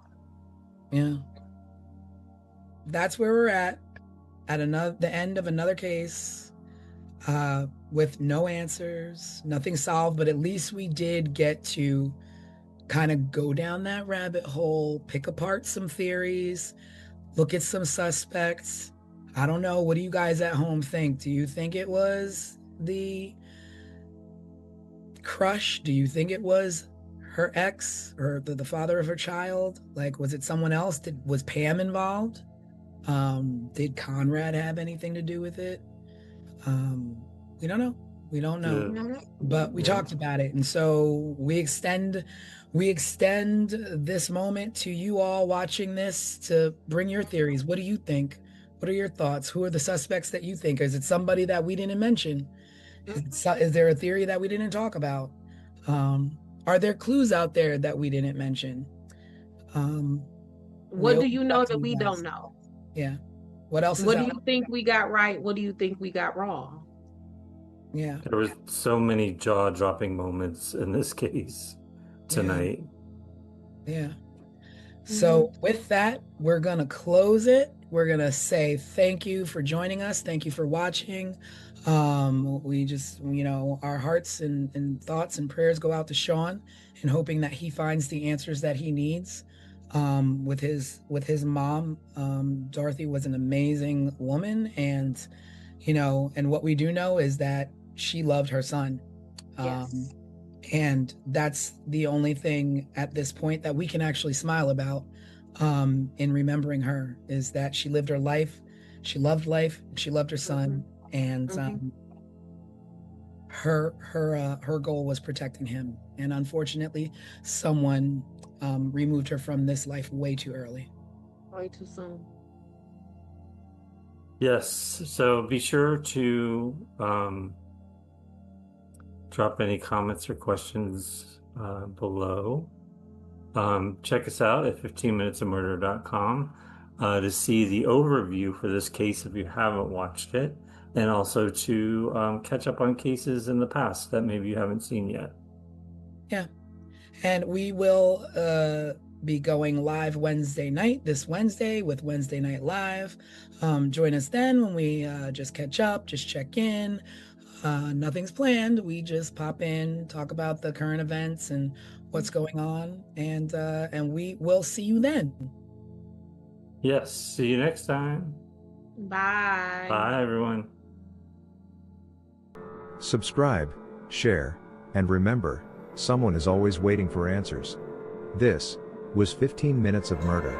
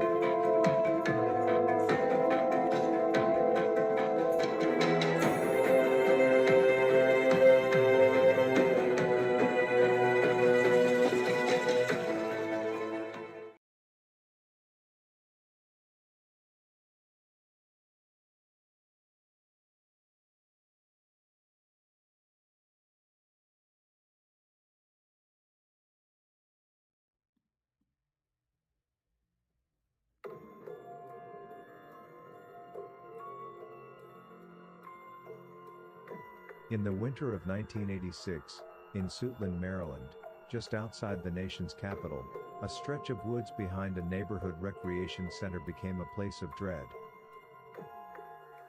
Children had played there. Families walked past it.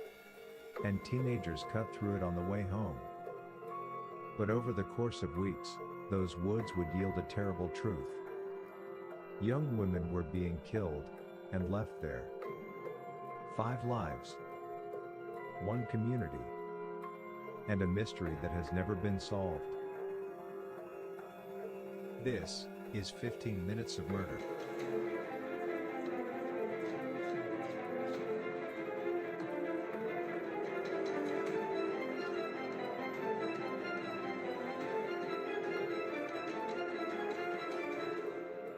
Before they were victims, they were women with lives in motion, and they mattered.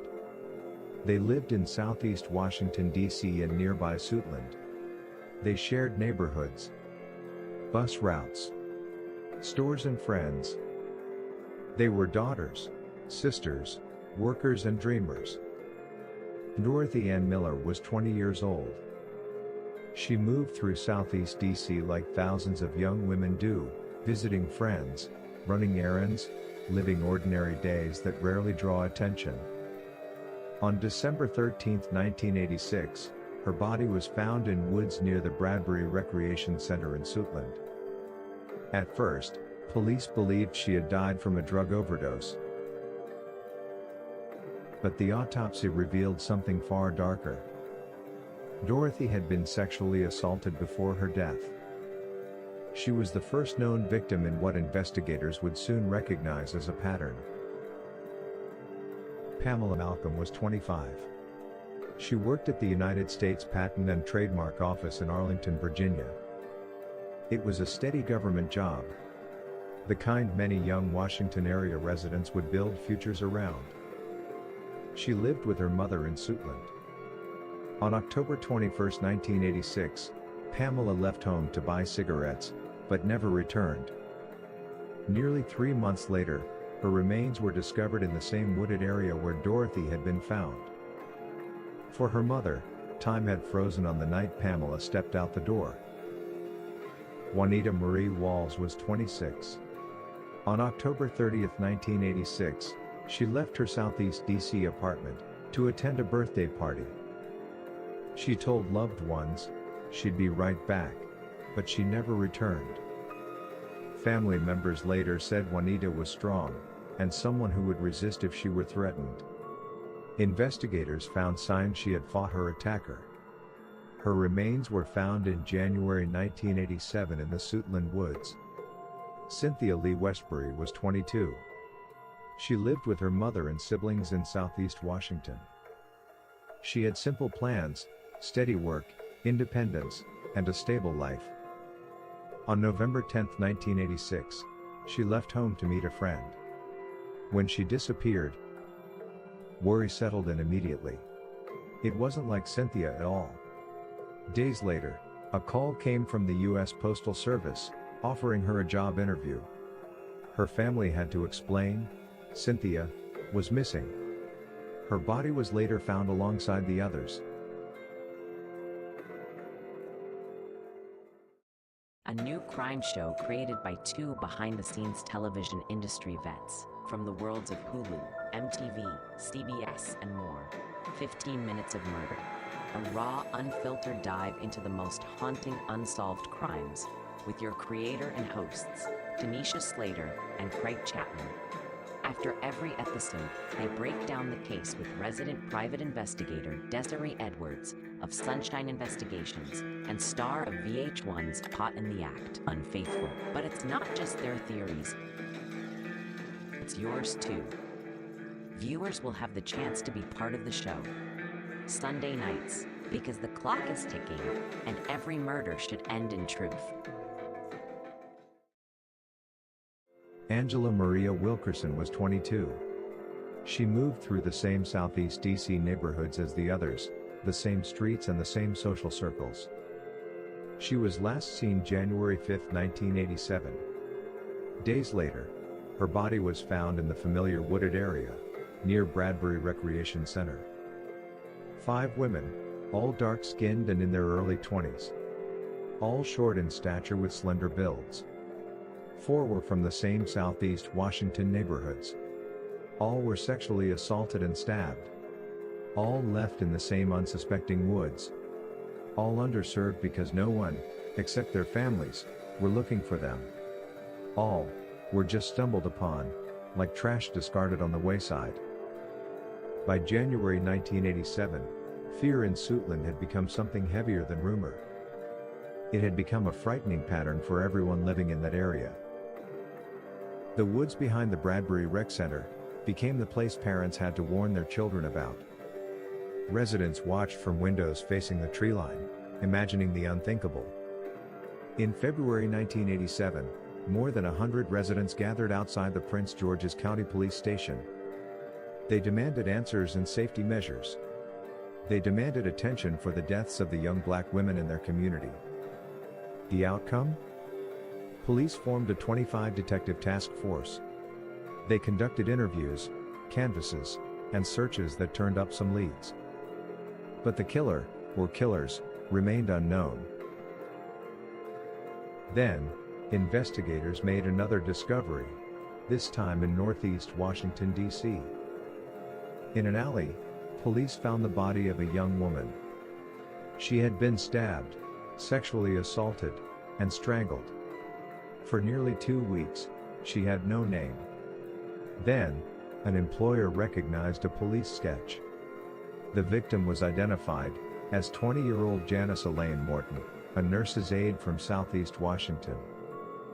Like the Suitland victims, Janice was young, black, and lived in the same communities as the other women. She too was killed in a similar way. Her murder intensified fears that the killings were connected. Police arrested a suspect in Janice Morton's murder. On January 30, 1987, 31-year-old Alton Alonzo Best, a Southeast Washington resident. Investigators said Best knew several of the Suitland victims.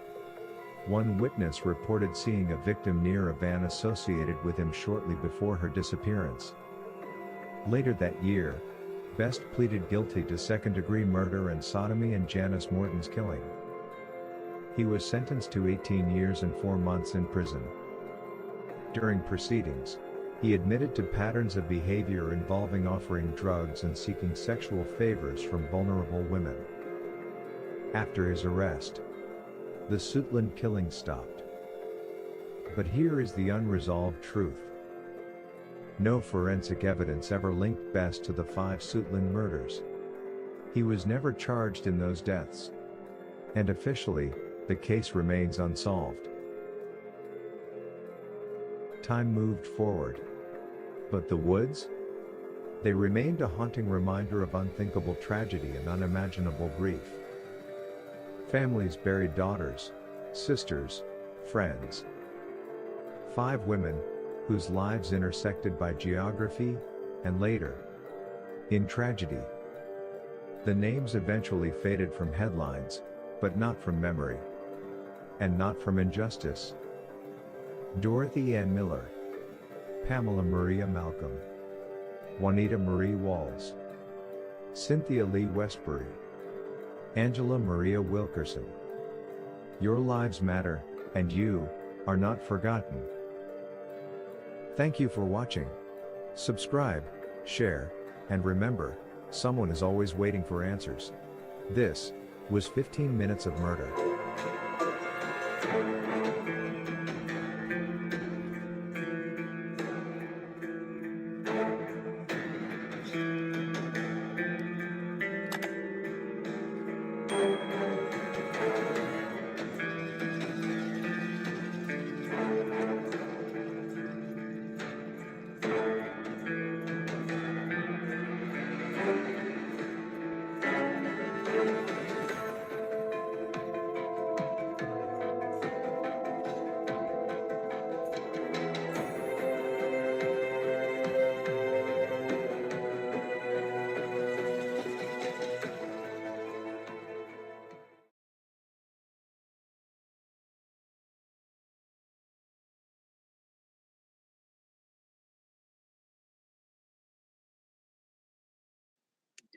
Hello, everybody, and welcome to our Sunday edition of 15 Minutes of Murder, where we take a deep dive on our last case file that we presented last Sunday, which is the Suitland murders. We're going to dig deep. We're going to talk amongst ourselves about what happened, what didn't happen, our thoughts, the crime, the punishment, and all of those things. So I am your host, Tanisha Slater, along with Craig Chapman and our resident crime expert, Ms. Desiree Edwards. Hey, in the y'all. house. So we are going to get into it.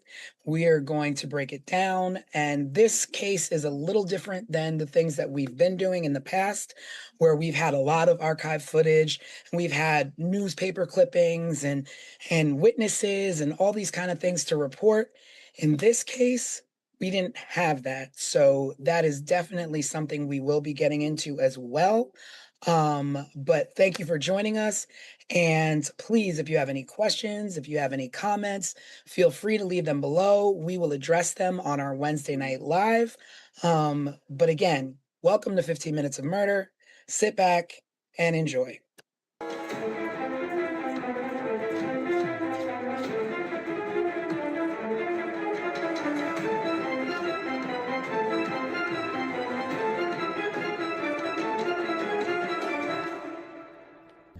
Okay, everybody, so we're about to get into that deep dive, but before we do, make sure you like and subscribe so that you never miss an episode, never miss a live.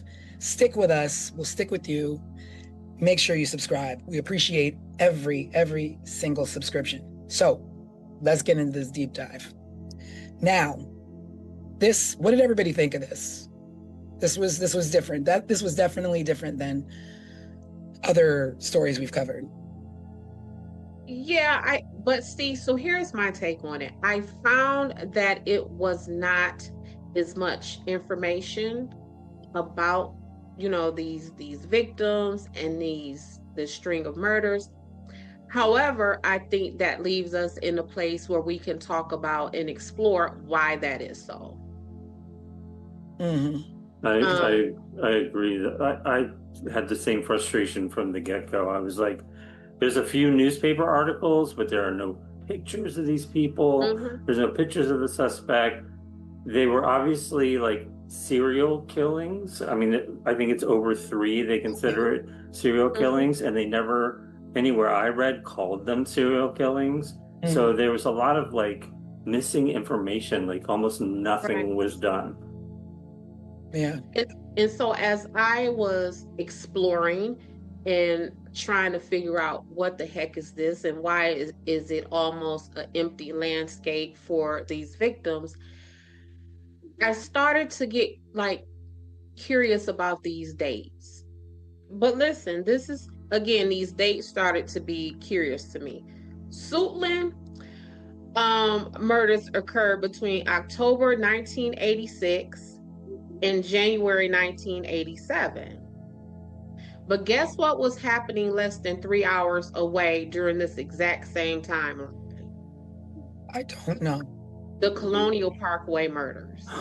Oh. You know what? I wondered why occasionally it would pop up in my Google searches when I was trying to find information about the Suitland murders. I just assumed they were close in proximity. I didn't realize the timeline was the same. Watch also. these dates. So Rebecca and Kathy, they were the first victims of the Colonial Parkway. They were found on October 12, 1986. Paula Malcolm, who was the first victim of the Suitland murders, she was found October 21st, 1986. Wow. And so the timeline is the same, but is the proximity the same or no? Well, it was less than 3 hours away. So my thing with that is, the juxtaposition of the two of these Colonial Parkway murders are getting all of this outrage. They're probably getting all of this media attention, and less than 3 hours away during the exact same timeline is these 4 Black women up in the Washington area. And to this day, just as we were saying in this intro, there is nothing about them, very little. Yeah. And then with the Colonial Parkway murders, it's like not just, it wasn't as easy to find a lot of stuff about the Colonial Parkway, but you had brothers, family members who are still to this day advocating for their family members, where you have that sense of, 3 hours away, the same thing is happening to another community, but 20 years later, you don't have that push. And why? Right. Because the mentality that you bear is a lot different, where nobody really cares about me. I'm not going to advocate. It happened. Things happen. May she rest in peace. Like, let's protect our kids. Let it not happen again. I mean, there are, just in preparation for Colonial Parkway, there was a ton of recently produced documentaries on like the ID channel and things like that about that. But a little bit more also caught my attention. So the Colonial Parkway, as we know from our show, is part of the National Park Services. The suspect in the Suitland murders, guess where he worked? As a groundskeeper for the National. Wow. He worked as a groundskeeper for the National Park Service. So it's what, Craig? Well, I was just going to say all the girls from Suitland Park were found in the woods behind a public park where people have like birthday parties and family reunions, and Mhm. those woods were literally backed up against a park. And with the Colonial Parkway murders, they literally went out of their way. They almost dug that man up from the grave Yeah. to assign him as the suspect 6 years after his death. And then this man right here, as we're talking, he worked for this. He knows this. And to this day, even after he pled guilty for the murder of Janice Morton, they still have refused to even name him as a suspect for these ladies in Suitland. Now, that's what I was wondering. I was like, but why? So when you have this suspect who, it's kind of tied in, but then you don't charge him with it. So what? Investigations just stop on these other 5 women? Like, so this other lady, Janice Morton, he pled guilty to her murder. And in his allocution, and allocution is the fancy court word for when you plead guilty, you can't just say, I plead guilty. You have to go on the court record and state what you plead guilty to. So in his allocution on the court record, he pled guilty to admitting to offering drugs for sexual favors from, prostitutes and young Black marginalized women. Like, he has pled guilty to essentially what would be the profile of these Suitland murders, and still he's not a suspect. Well, the only difference between the lady he's accused of or admitted to killing was that she was found in like an alley somewhere, right? Yep. And the rest of these girls were found in this same vicinity of woods behind this park. Let me tell you about because what were you about to say, Craig? I was going to say that the woman that he's accused or admitted to killing fit the profile of the other women, correct? Correct. Like same weight, same like skin color, same stature, whatever. Yep. Okay. And so the van that he either transported her in and killed her in was owned by his nephew, William Aram, who at the time was a Washington, D.C. police officer. They placed him on leave, administrative leave, stripped him of his duties and his weapon, pending the investigation. They sent that van to Quantico. Quantico said there was no DNA or no blood found in this van. But this cop nephew admitted during the investigation that his uncle, the suspect in this, whose name is Alton Alonzo Best, had told him to clean out the van, that there was blood in the van, but Alonzo told the nephew that the blood belonged to his one of his friends. So it's all of this stuff here. So was that blood just never tested? Or I don't know. They cleaned it up, but that's what. So when we're talking about these cases, y'all, and I am always skeptical and sheep poo-pooing away scientific evidence and stuff like that. This is what I'm talking about. So you sent this van to Quantico. That's the best of the best, sir, when it comes to American investigations, right? So you sent this van to Quantico.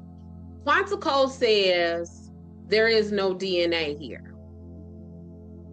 But the nephew in his investigation said, well, it should have been because we cleaned it up.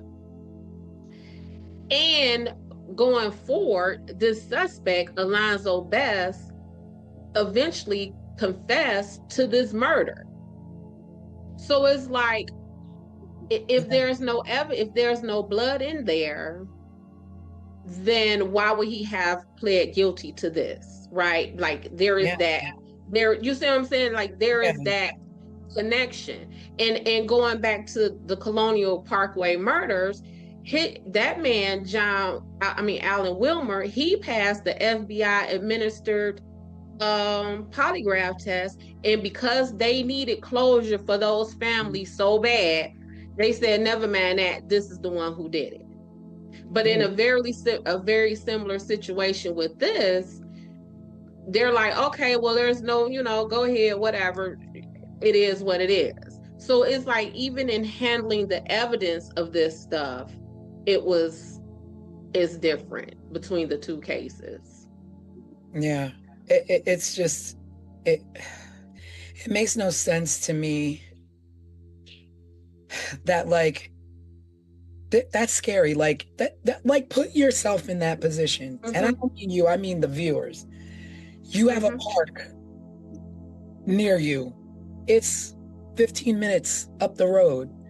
Not one, not two, not three, not four, but 5 bodies found in those woods. And they're not even, some of them were so decomposed they couldn't tell what was the cause of death. Mm-hmm. How do you not demand answers? And they did. They did. And that was something too. So they demanded answers. And in my research for Colonial Parkway murders, those families and those victims, it was like, come and talk to us, but it wasn't that outcry from the public where give us these, you know what I'm saying? Because there was no need for it. Correct. The police were knocking on doors. They were trying to figure out what's going on in our community. Yeah. So one of the things that I did not like with this Suitland investigation is I read that they said that whoever was committing these crimes was doing this for sexual pleasure. And this is something too that we talk about when you miscategorize crimes and motives and stuff like that. Rape is not about sex. Rape is about power and control and domination. Because if it was just about sex, then no one would rape, because you can get sexual release by yourself, right? Like you can do that to yourself. You don't have to do that.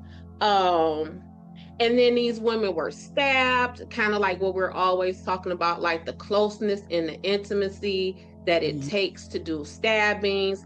And so I know that the investigators were thinking that the women were not killed in the areas that they were found. But wherever they were killed, if they were stabbed, that still would have been a more intimate place, because again, that it's a struggle to stab someone. And then this back and forth motion is going to be blood everywhere. But I did some thinking about what was going on with these women from their physical descriptions, because obviously whoever did this had a type. Yeah. He had a type. These were young Black women who were very petite and small in nature, with short hair and dark skin. Mm-hmm. And this was happening in the 80s. So my investigation brain said, Des, go back to the 80s. What did this look like and feel like for the 80s? Thin built, maybe these women were chosen because possibly childlike in their stature. Maybe they seemed to be powerless, not strong enough to fight back. Short hair, maybe that was a preference for like a boyish appearance versus CT, you got your long hair, you're flowing type deal. Dark skin. And let's just talk about what it is. For a whole lot of people, dark-skinned Black people are deemed less attractive, less valuable. So with that, had made these women even more easy for him to toss away and just discard. And then the sodomy, because they were sexually assaulted, but I found it wasn't just like vaginal rape, it was sodomy. Violent. But not just that. As I was putting all of this together, what is the connection of all of these things? And I was wondering if this person's motive to do this to these women was a release for some kind of internal sexual repressed rage, in the sense of, was this person fighting sexual demons? Was this man at the very minimum bisexual? And that these women in their physical descriptions gave him the, yes, these are women, but in their appearance, in their presence, they give him boyish type stuff. So now he's in a position to where now he is satisfying all of those rages, all of those taboo desires, and then to just toss them away like that, like, is that the internalized stuff that he has from himself? And he projected that on. Like, it, I think so, but I don't know, Des. I think you think so, Craig. I don't know. This is definitely not one-offs. This is serial. Yes. And what made me really hone into the appearance of these women is in nothing else that we have seen thus far did the suspect have a set type. Yeah. Right. They've always been very different, very. It was, yes, this was very targeted, and not just very targeted, because you could say, okay, Black women, streetwalkers, that could be anything, but the appearance of these women was very concrete and very fixed. And I think that when we are looking at this and profiling a suspect and a motive, the way the descriptions of these women are, I think we would be remiss to not really dig into that and pick it apart in what it is. And I mean, that too, though, when you say like picking apart a suspect, is that I feel like in part of that profiling the suspect is also profiling the victims, but we don't even know who the victims are. We don't even know. Exactly know, so that we can pinpoint, okay, well, this victim was about this. This is where she went. This is where she frequented. These are the she knew, like, and they all like rolled in the same area, the same like parameters, and like, so we don't know anything about them. It makes me wonder, did the police also take the time to get to know the victims to then get to know who the suspects could possibly be? Well, the police, I know they started raiding what they call the red light district of Washington. And so with that being said, if this is the red light district and the cops come in and they're showing pictures of crime victims, of course you're going to say, no, I don't remember her, or no, I don't know her, right? Right, yeah. So it was, where do we go with this? Like, how do we start to put this together, except for the only thing that really struck out to me in my investigation of this is the description and the physical descriptions of all of these women. Everywhere I turned, it was Black women, small stature, Black women, small stature, Black. What does that mean? And if we don't put a meaning to that and we don't sit and pick that apart, then would we have missed that?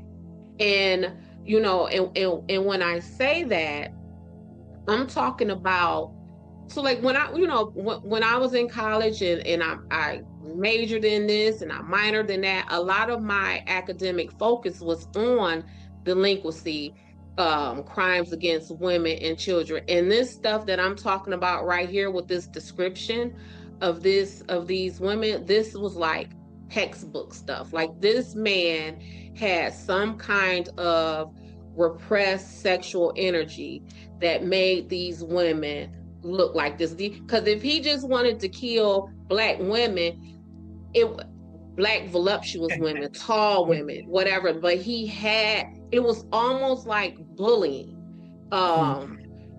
You know what I'm saying? So that's where my mind went. And what you say, T? It made me wonder too if any of these women knew each other or even knew him. Well, they said he knew some of them. I have so many questions, or so many thoughts even. You know, digging into the psychology of this guy, and maybe repressed homosexuality. Was it the environment he grew up in? Was it his parents? Was it his religion that was telling him these things were bad or wrong, or, you know, drove him to do these certain things? And the little I did read about these women, and you're talking about the cops went into the red light district, but wasn't one of them like a nurse and one was trying to get a job? Like, were they really like traipsing around in the red light district? It doesn't seem like it. I don't know. So the one lady who he pled guilty to her murder, she was a nurse's aide. And then the other lady, and let's just go down these women's names. I want to say their names.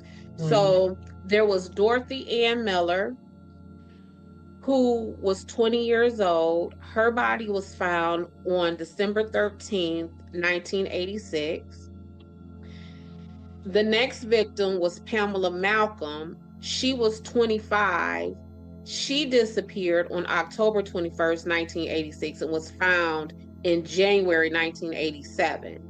And it is from the investigation of Pamela Malcolm, because they are found in these wooded areas, that when the cops made like that widespread search, is when they then found the bodies of Cynthia Westbury, Juanita Walls, and Angela Wilkerson.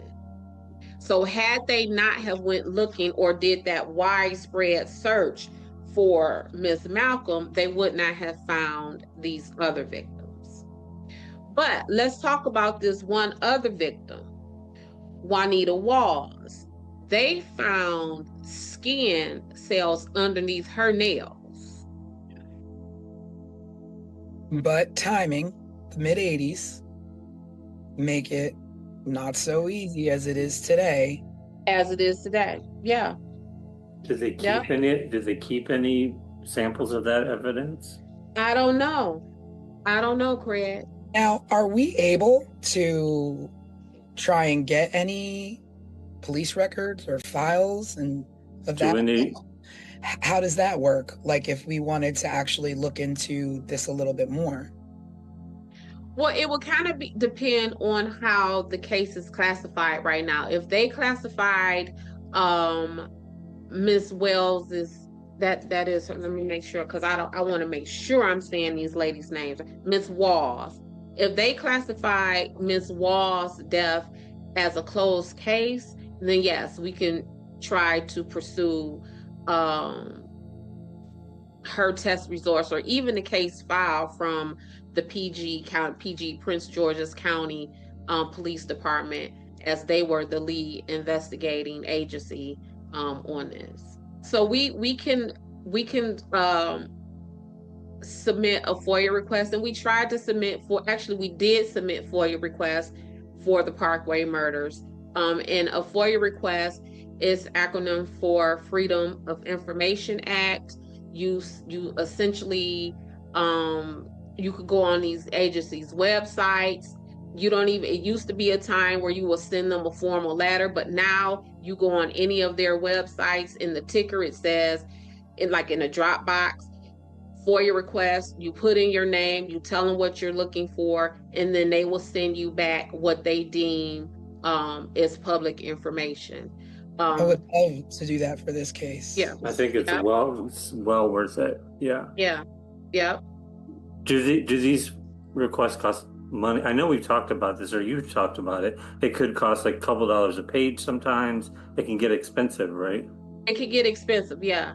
And in thousands of dollars. I have heard of the fees for FOIA requests to be like $10,000, $100,000, depending on what is there, and they have to recreate it. If it's video, if it's papers, if they have to redact it, they charge you for all of that.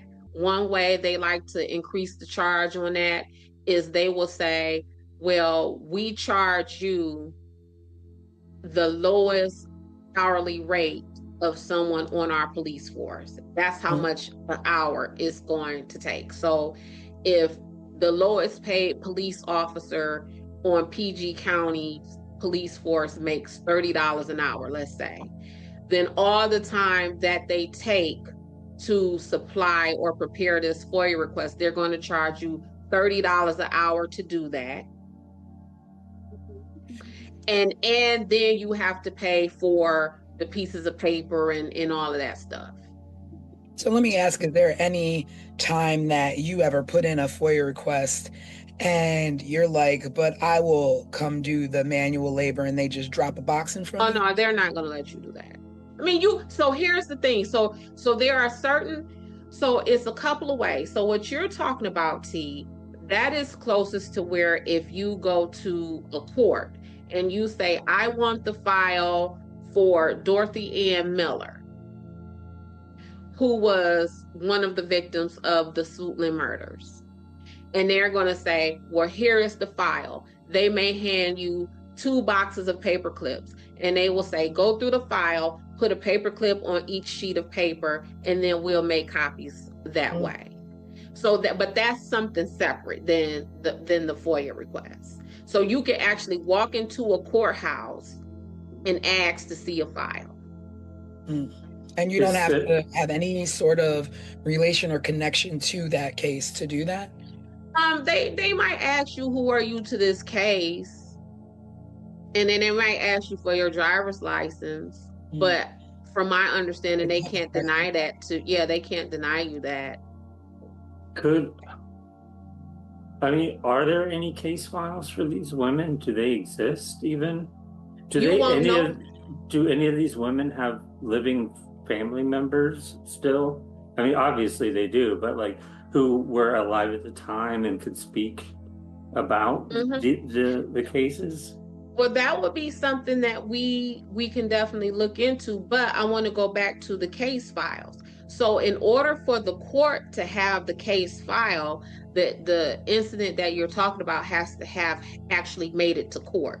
So these women, aside from the woman who he pled guilty to, those women would not have made it to court because there is no suspect. There was no one who stood trial. There was no one who pled guilty. Yeah. So they're just gone. So that's why you would need to submit the FOIA request for them, because that will be with the police department. Oh, okay. Got it. Right? But once it goes into court, now you could just go to the court and say, send me this, or I want to look at the file.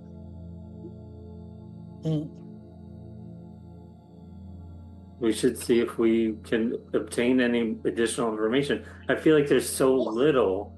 I feel like Tanisha did such a good job telling the story with the overview, with how little information there is.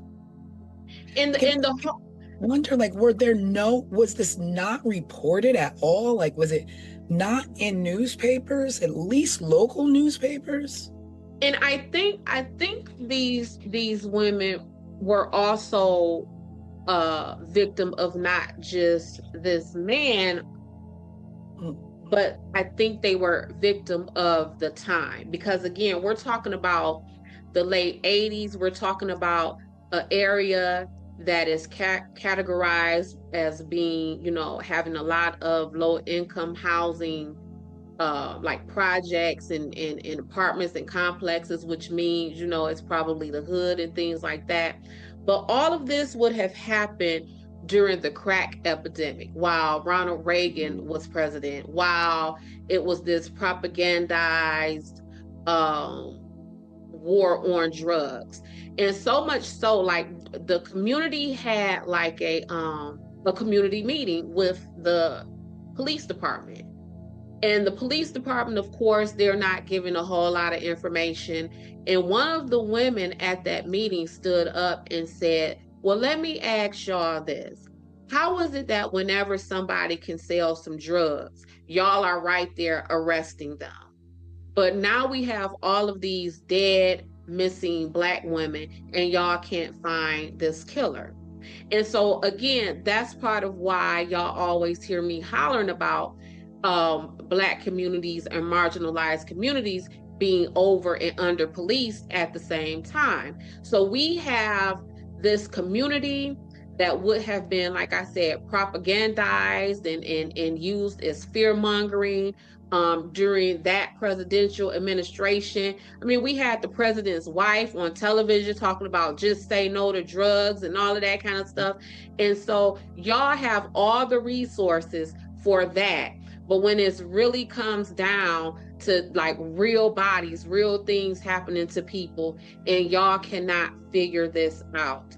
And that fear mongering, that propagandized war on drugs, that all of that is like political tools to just like drive, you know what I'm saying, those political theories back then. Like this fits into all of that. Like these women were definitely not just a victim of these murders, but they were victims of the time in that social structure of our country at that time. Yeah, but also you have to bring light to the fact that they were victims of this killer. They were victims of circumstance. They were victims of timing. They were victims of societal stereotypes. Yep. But that was in 86, 87. And here we are in 2026 and still experiencing the same disparities when it comes to being missing and exploited and murdered and all of those things. So time hasn't really changed very much since the Reagan era of how we for us when we are missing. And then this whole investigation. So then because again, we always talk about the task force and when I'm fussing about those things. So in the 80s, there was like a community, almost vigilante group called the Guardian Angels. I believe, at least from my childhood memories, they were in New York, essentially policing the subways and things like that. So the Guardian Angels came into the area to want to help the investigating officers with this investigation. Do you know those officers? Yes. And do you know that they did not want them there? You know, I feel like people hold the Guardian Angels in really high regard. And I remember learning about them as they're still operating to this day. When I was young, I learned a lot about them because I was really into punk rock music, which was like anti-government, anti-authority, anti-police, all of those things. And I would read about the Guardian Angels, and I'm like, these people are super cool. Like they're out taking care of business when nobody else will. I remember them because again, I was, we were children. At least I was, So I remember. Yeah, you weren't born yet, T. And I remember like there always being some scuttlebutt. I don't remember if it was necessarily controversial stuff or if it was like glowing, reviews like Craig is saying. My point is the Guardian Angels came in, wanted to help, and the police were saying, not because we don't like y'all or this, that, and other. The police pushing back against the presence of the Guardian Angels was essentially because the police felt that the presence of the Guardian Angels will make them look inept, as if they Guess what the best way to solve that is? Be in that. Get in the game. Yep. Be So lame. that's what I'm talking about. When we have these task force and all of that kind of stuff, yep, we're all trying to find what it is we're looking for. But if our intentions are different, then we're not going to work well. Now imagine if, because I know for me, a lot of attorneys will hire me as an investigator on a case before they will hire a now private investigator who once had law enforcement background. Because one thing is for sure, a cop is going to cop. Once you're a cop, you know that's in you. You can't really turn that off. And people feel that, right? So if you are in these marginalized communities, like we're talking about, with all of the social things going on that we have just discussed, and a cop comes talking to you about this, you might be a little closed off. But if a regular person, maybe a guardian angel, maybe, you know, just a regular private investigator come and talk to you, you might be more free with your information and more comfortable to talk. So y'all are not getting it done, but here are some everyday people who may have been able to, and instead of you finding a way to tap into that resource, you taint it and kind of push it away. You know what else is concerning as I'm listening about this case, and about there potentially being a nephew who was a cop involved? The cops were involved in the Colonial Parkway murders. Yep. In some way, they theorized that it may have been a cop that was pulling people over. In the Ketty Cabin murders, I feel like the cops were part of that community, and somehow one of the cops may have been tied to some of the people involved, if I remember correctly. It just seems like a lot of these cases we've covered, the cops have been involved in some shady sort of way. I mean, isn't that like the time period when I guess the birth of like the dirty cop era of the 80s, where, you know, drugs and crime were like just really up and up, and cops were on the take, and, you know, all these things. So we get all these movies now in this time, and, you know, millennial time, that are always about these, you know, dark, shady alleys of the 80s where cops were, you know, on the take, doing dirt, you know. And perhaps that's a decade where a lot of cops got away with a lot of things that we just will never know. Yeah, and that stuff sells. That's what I'm saying. It helps pushes the agenda, whatever your agenda is. And it just so happens that we're talking about a possibly nefarious agenda, one that we know to be true, one that we know things like when you have politicians talking about this fictitious Black welfare mother and had all these kids and getting all this money, well, we now know that was not true. That was a blatant lie that was told to the public to again advance a political agenda. And so crime, especially when it is depicted coming from marginalized people, Black people, poor people, Hispanic people, whatever the people are, that is a way to push, again, an agenda. I tell my clients all the time, these prosecutors and these politicians are getting raises. They're getting reelected off of you. Like, you, whatever that crime is that you are being charged with, and they get a guilty plea out of you or a conviction out of you, it is highly possible that a detective or a prosecutor just got that corner office that everyone looks for. It just so happens that they have now gotten reelected. It just so happens that they may have just gained a few extra $100,000 to their campaign fund because of the closure of this case and your conviction. Like, this stuff, it has meaning, and a lot of times that meaning is someone's career advancement, in someone's their pockets. I mean, there's, we could point fingers at them as well, but there's also a difference in communities as well, where it's like snitches get stitches, so keep your mouth shut, which then the community makes it difficult for officers to get to the bottom of certain things. Absolutely. So, and again, that is where, absolutely, and that is where the presence of the guardian angels could have been helpful, because this could have been people coming to people who looks like you in one way or another, at least closer to you than these cops or these investigators, to kind of talk you through that, right? To kind of explain to you or make you comfortable, or just help gear you in a better position to help the police than just the police coming there to you.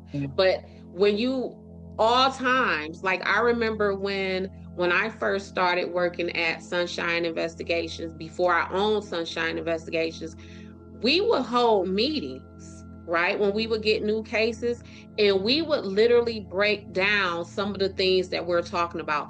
What is this community that we're going into? What was the crimes? Okay, well, amongst this staff, who is the best investigator for that? Who amongst this staff, which one of these investigators would fit better in this community? Who amongst this staff would these people be more comfortable with?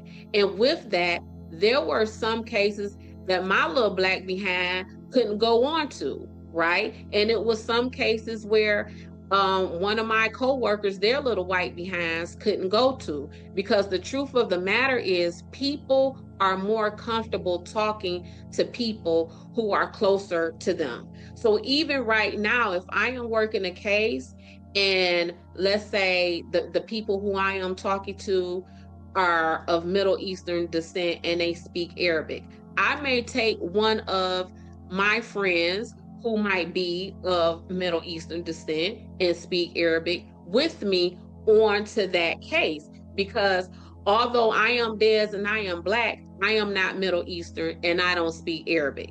So we have to be very conscious of those things when we go into certain communities, because otherwise you're not finna walk into because some of these women, Craig, were prostitutes or thought to be prostitutes. And with that being said, you're not finna walk into a bar and these people just finna talk to you. Yeah. That's not going to happen. And so if they just approach this the way they want to just come through as police officers and not want help or not think about the community that they are in, this is what we're going to have. Yeah. It's just hard, because that this is just one story of many, and some of them never even saw this much of light of day. A story of a many, but watch this. The suspect for these murders, he was a suspect in murders all the way in California. Oh. Wait, I what? didn't know that. Yes. So, calling this a serial killer is not incorrect, then? It is not incorrect. No, there was at this time, there was a string of murders in California. Specifically, they had dubbed these murders as the South Side Slayer. And they were looking at this man, Alonzo Best, or whatever his name is, as the suspect in those murders. I'm about to look it up right now. But not right in the backyard of where he actually murdered another woman. Correct. Because for some reason she didn't fit the profile of location of where she was found. Yeah. Because she was found in Cali, he's probably not connected to these Woods murders. But California, all the way across the country. But it's even worse than that with this community. So just as they were recovering from a string of murders called the Freeway Phantom murders that occurred between 1971 and 1972. So this community was being brutalized. The freeway what murder? Freeway Phantom murders. Wow. And these were also to where you become desensitized to that kind of sense of violence and murder and gone missing and nobody's looking for you. You all of a sudden become accustomed to this, to where you don't even begin to be outraged about it because it's just your way of life. Listen. And that is the saddest thing. Yes. These freeway phantom murders were also all Black women, it looks like. Absolutely. And the reason why it was called the Freeway Phantom murders is because they were killed and just tossed along the freeway. Oh my God. Were the California killings, did the women in those killings match the same description as the women in the Suitland murders? They were Black and marginalized women, and I am not sure exactly what made the Suitland suspect attractive to them in that, because I actually, what you say, T? I'm just mind blown.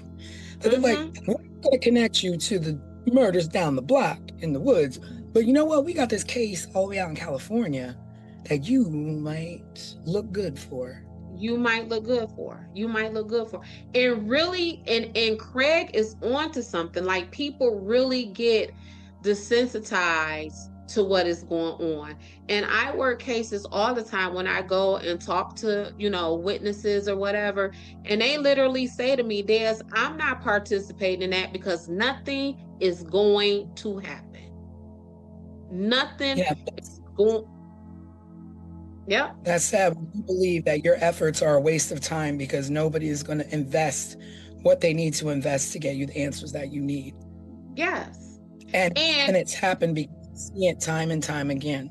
Correct. And then there's no protection for you when you are afraid of something, of repercussions coming down on you because you spoke. There's no protections for you. No protection. Because you are absolutely right, T, when you said snitches get ditches. I mean, snitches get stitches and left in ditches. That is absolutely correct. And so now, if I am from underserved community and I am the brave one and I come forward, because now I'm a snitch, and I come forward and then nothing happens, now I have exposed myself for what?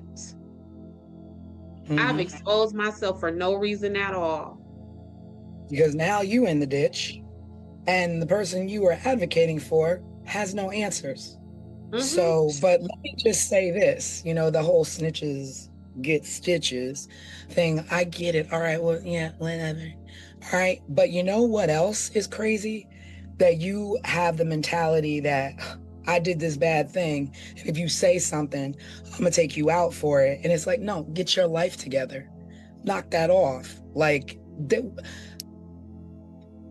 I have no right to take somebody else out of this world because I didn't bring them into it. And I get, like, things happen and you have to be able to get by in this world. And if somebody ain't going to help you, you're going to take it by any means necessary, whatever, blah, blah, blah, blah, blah. I'm not about that. I see something, I'm going to say something. Snitches can get stitches all day. Okay? Because my mom raised me to do the right thing. And I'm tired of people thinking that they don't have to live by a standard that everybody else wants to live by. And you know what? It could be an unpopular opinion, but that's my opinion. Get your life right. Get your life straight. There's a lot of... Someone has to be brave to change things, right? That, yeah. I mean, and Malcolm X, Martin Luther King, Rosa Parks, all the other less known, civil rights heroes, They were putting their lives and their safety and the lives and safety of their loved ones, their children on the line, right? So it definitely comes a point to where someone has to do it. Someone Right. has to do it. Right. And I feel like it's a little bit of a dying age, because we had these leaders who were like, these things aren't right, these systems aren't in place for us, so we're going to begin to put systems into place that work for us.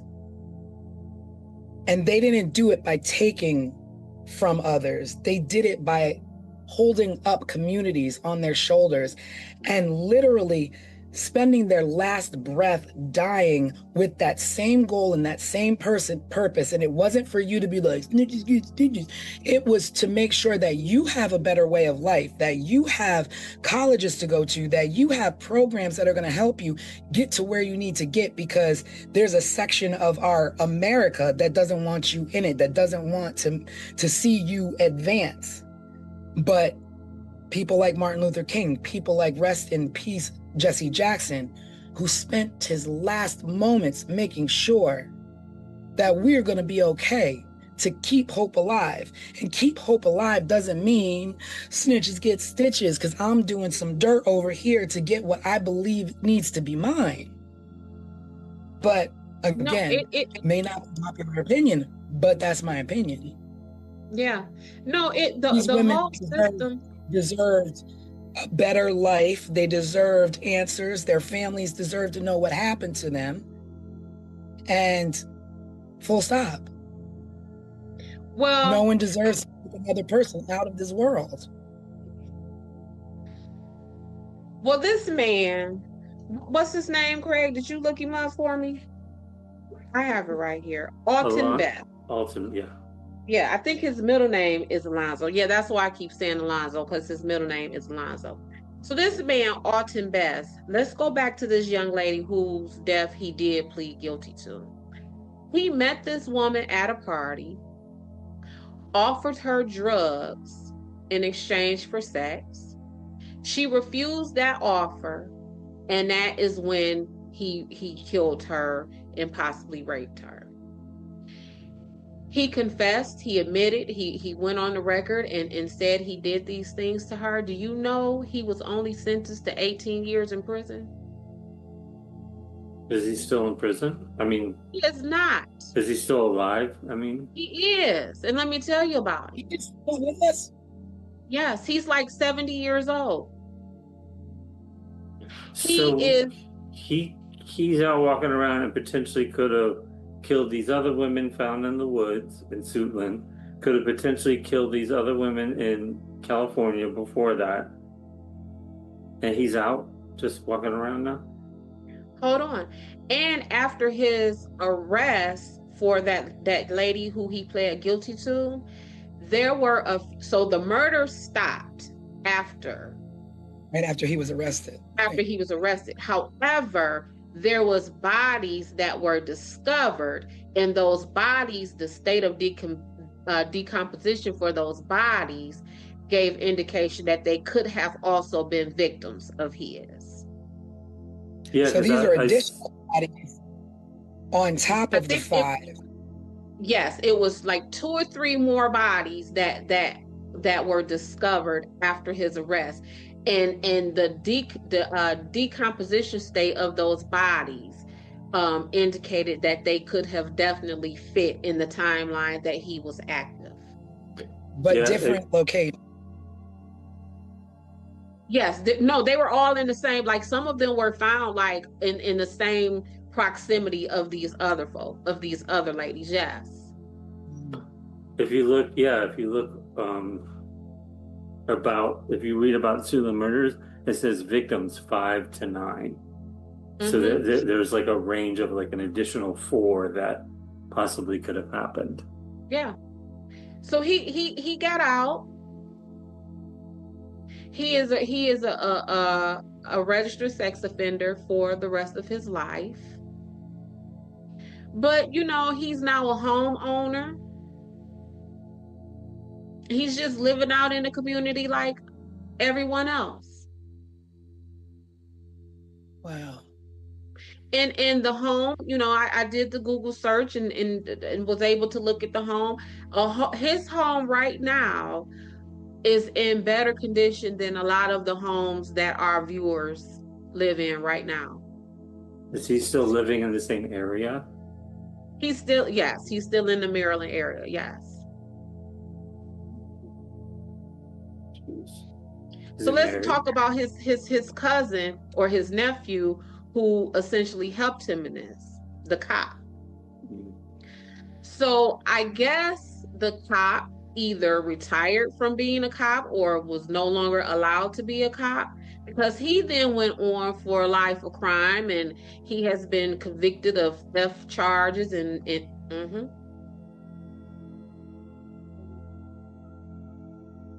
Ooh. What else? Theft charges. What else? Any other ones? just a bunch of, just several theft charges, things that would be unbecoming of someone who is an upstanding police officer. Yeah. But It speaks to his character. Absolutely. And these two remain to be thick as thieves to this day, because in 2016, they filed paperwork to join to create an LLC together. What kind of business? They couldn't figure out what kind of business it is, but in 2016. Now, I'm going to also say, I also believe, where are you laughing at? I also believe that people can turn their lives around. Okay. Absolutely. They can, be remorseful. They can become members of society again and do the right things and get businesses and get homes and what have you. But also, you need to do your time. You have to do your time. And again, I am for all of those things, because I am a criminal defense investigator, right? Yeah. Just last night, I posted under one of my older clients, one of his posts about how great he is and how amazing he is and all of those things. But that is different, like you just said, when you do your time. This man has a string of dead bodies behind him that it is questionable that he did the deading, he did the killing, and he is just out to live free amongst us with all of the benefits of being a free American. What makes Well, that's what I was gonna say, that of course people can change their lives, turn them around, but I think there's arguments out there that say people who are serial killers can never get rid of that in their system. People who are pedophiles can never get rid of that's in their system. It's something more about your wiring than it is about correcting your life. If you're, I don't know, a jewelry robber, sure, maybe you can turn your life around or something and become a better person. But can a serial killer, would Ted Bundy ever be let free and trusted to walk around as a normal person without fear of him going back to that? And not just serial killer, but a serial killer rapist. Yeah, even worse. But then, but the system puts the onus on us by saying, okay, well, we have alerted you that this person lives in your neighborhood, so now it's up to you to be safe from this person. Watch out for this person that lives in such and such. Well, I would say this. What I am finding in work is that a lot of rape crimes are receiving a lower prison sentence. And the reason why is because you are now on the sex offender registry. And when I tell you that is a very uncomfortable existence, but that is us entrusting you to register. Mm-hmm. So not just Because you could be, so let's say me, let's say I am now a convicted rapist and I have done my prison time and now I am released. It is up to me to do the reporting. If I don't go to report. So you don't just get on that list because So you're on the list, but if you move, the onus is on you to report that you have moved. You are supposed to report your employer. It's up to you to report that employer. So if I right now worked at CNN or wherever, let's just throw something out. And then I leave CNN and I go over to Fox News, it is left to me, the convicted sex criminal, to report that I am no longer at CNN. I now work for Fox News. That's crazy. You're supposed to report your vehicle. So if I once had an Explorer and I got a new car because I'm out here, I'm living my life or whatever, and now I have a Cadillac Escalade, it is up to me to report that I no longer have a Ford Explorer and that I have a Cadillac Escalade.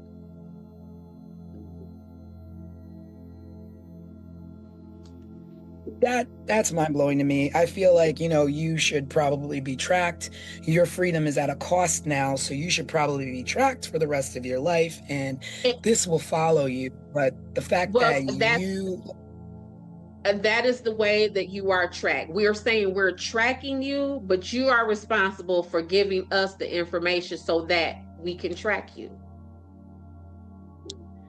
My question, though, was, once you are released from prison and did he do the full 18 years or he got released early? I don't know if he did. I don't know. So, but it was 18 years. Either way, he either did 18 or got released early.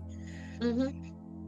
Now, at what point in 2016 or all these other things that we now have the ability to go back and test these things, are you not allowed to be like, okay, well, there was evidence under her fingernails, under one victim's fingernails, or how do we now solve this crime when we have somebody who was potentially a suspect released? Is there no interest? Do you know what I mean? I guess there is none, because here's the thing. This is the thing. Murder stays murder. And what I mean by that is there is no statute of limitations on a murder charge. So if that one lady, Juanita Walls, where I said that there was DNA or skin underneath her nails, right? If they were to test that and he or anybody else tests positive that is their skin or their DNA deposited under her nails, even though that was 1986 and we're now in 2026, that person can be charged. So this man, Alton Bass, he has done his time for killing Miss Morton. So let's say that skin and that DNA under Miss Walls's nails comes to be his. Now they can charge him with that. But what you said, T, is the key. Is there the interest to do so? Do we care enough about these people to pursue that? Do we care enough? Because again, remember, like we said, they went through hell and high water to assign Alan Wilmer as the suspect for the Colonial Parkway murders. They made sure that those victims and their families got justice by way of a suspect, even if the suspect was dead at the time and could not go to court. But that means that the families were at a level where they cared to try and give these families answers.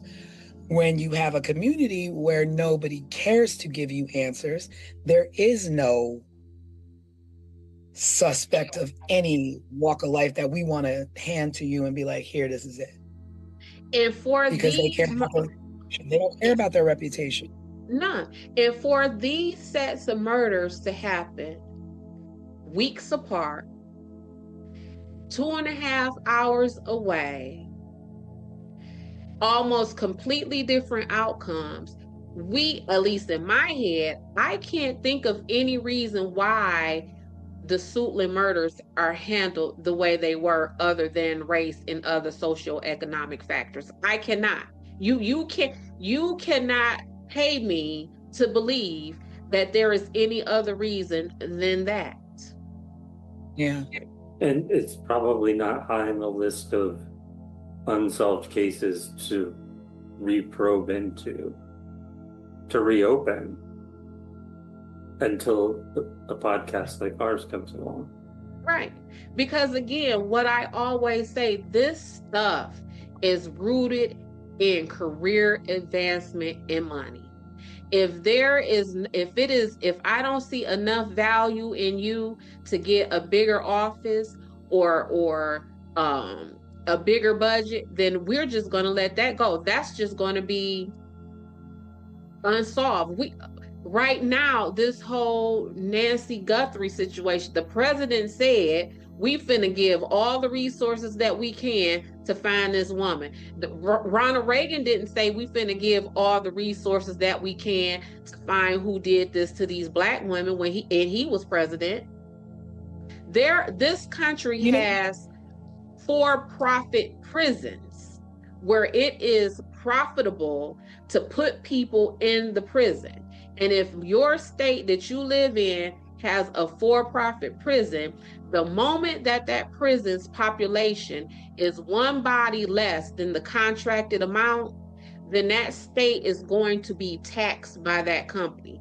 The state ain't gonna want to pay that company for having one body less than that contract. So they're going to make sure that prison always meets the contracted population. So this stuff is about money and advancement every single way we go. That is what this is about. And they didn't have value in these women, and they still don't.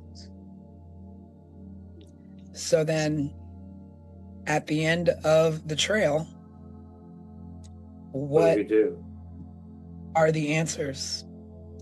And to me, I do go back to awareness and people like the Guardian Angels and people like Gabby Petito's father, who started a foundation in Gabby Petito's name for underprivileged and underserved people in the communities to be found. It takes people at this level to have awareness of people, so to speak, at this level, even though we're all here because we're human beings. Right. You say, let me reach that hand down and and pull you up and help you and give you that visibility that you need. Give you that platform where the president will say, we're putting all hands on deck to find your mother, whether she's white, Black, Mexican, Chinese, Indian, whatever she is, whoever you are, you deserve the same level of justice, but especially truth in what happened in your communities, what happened to your family, what happened to your loved ones. We have to do better. We're America, and the basic things that you expect are being brushed aside for certain people and being dished out for others. And that is not how this is supposed to go here. So where does that bring us with this case tonight? Should we take it a step further and put in FOIA requests and look into this deeper? I think it's the first case where maybe it makes sense to do that.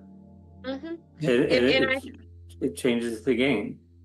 Yeah, and I think it's worth us maybe even reaching out to the families of some of these women and talking to them and asking them, do they want us to tell their stories? And even further than that, how do they want us to do so? Because it is definitely stories that need to be told. These women individually and these women collectively need to have their stories told. Because these women, what happened to them just does not fall at the feet of Alton Best. This is systematic.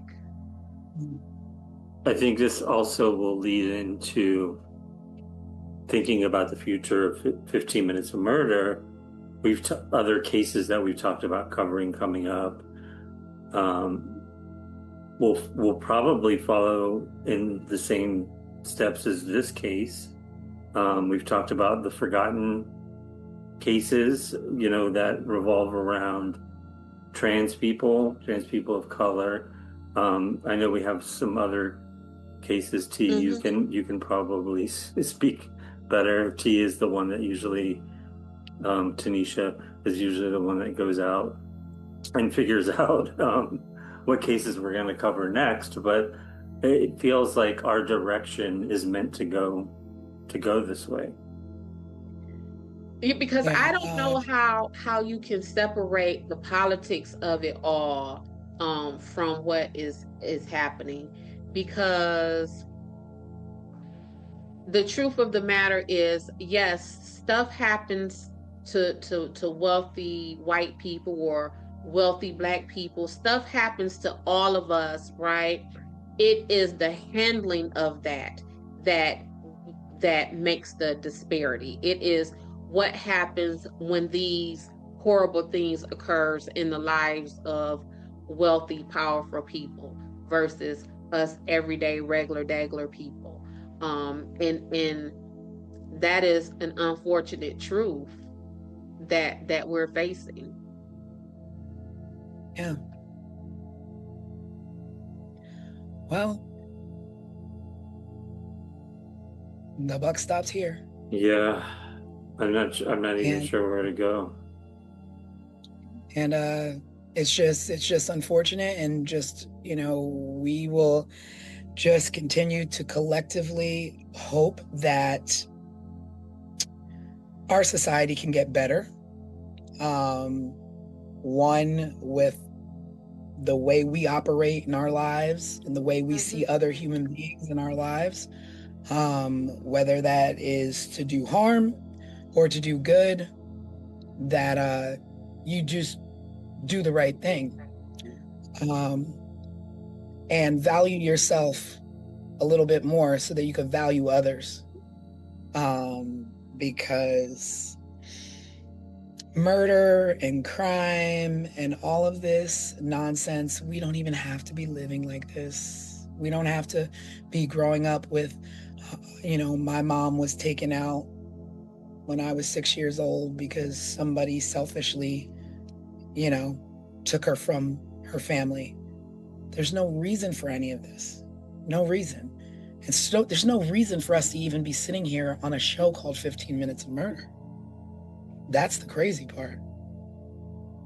That's what's the sick part. Yeah, and not talking about the topics that we're talking about. Yeah. I mean, and it's not just us. There are many, many, many crime shows, podcasts, TV shows, 60 minutes, 48 hours, you name it. You name it. We do not need to be steeped like this. Right. And it just blows my mind that we have, I can't even put my... I'm telling you, because when I realized the connection just in the proximity and the time span between Colonial Parkway and Suitland, my mind was blown. Like, wait a minute, that's 2.5 hours. Like, and I was just thinking, like, you know, Detroiters love driving into Chicago. 2.5 hours, Chicago. That's closer than we are to Chicago.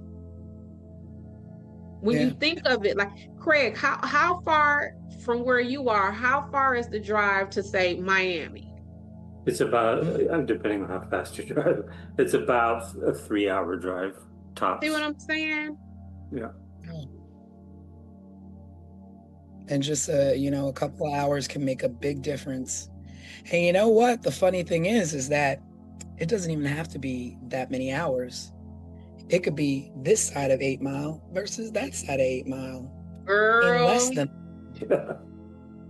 listen, what time is it? Because huh? Yeah. Absolutely. Absolutely.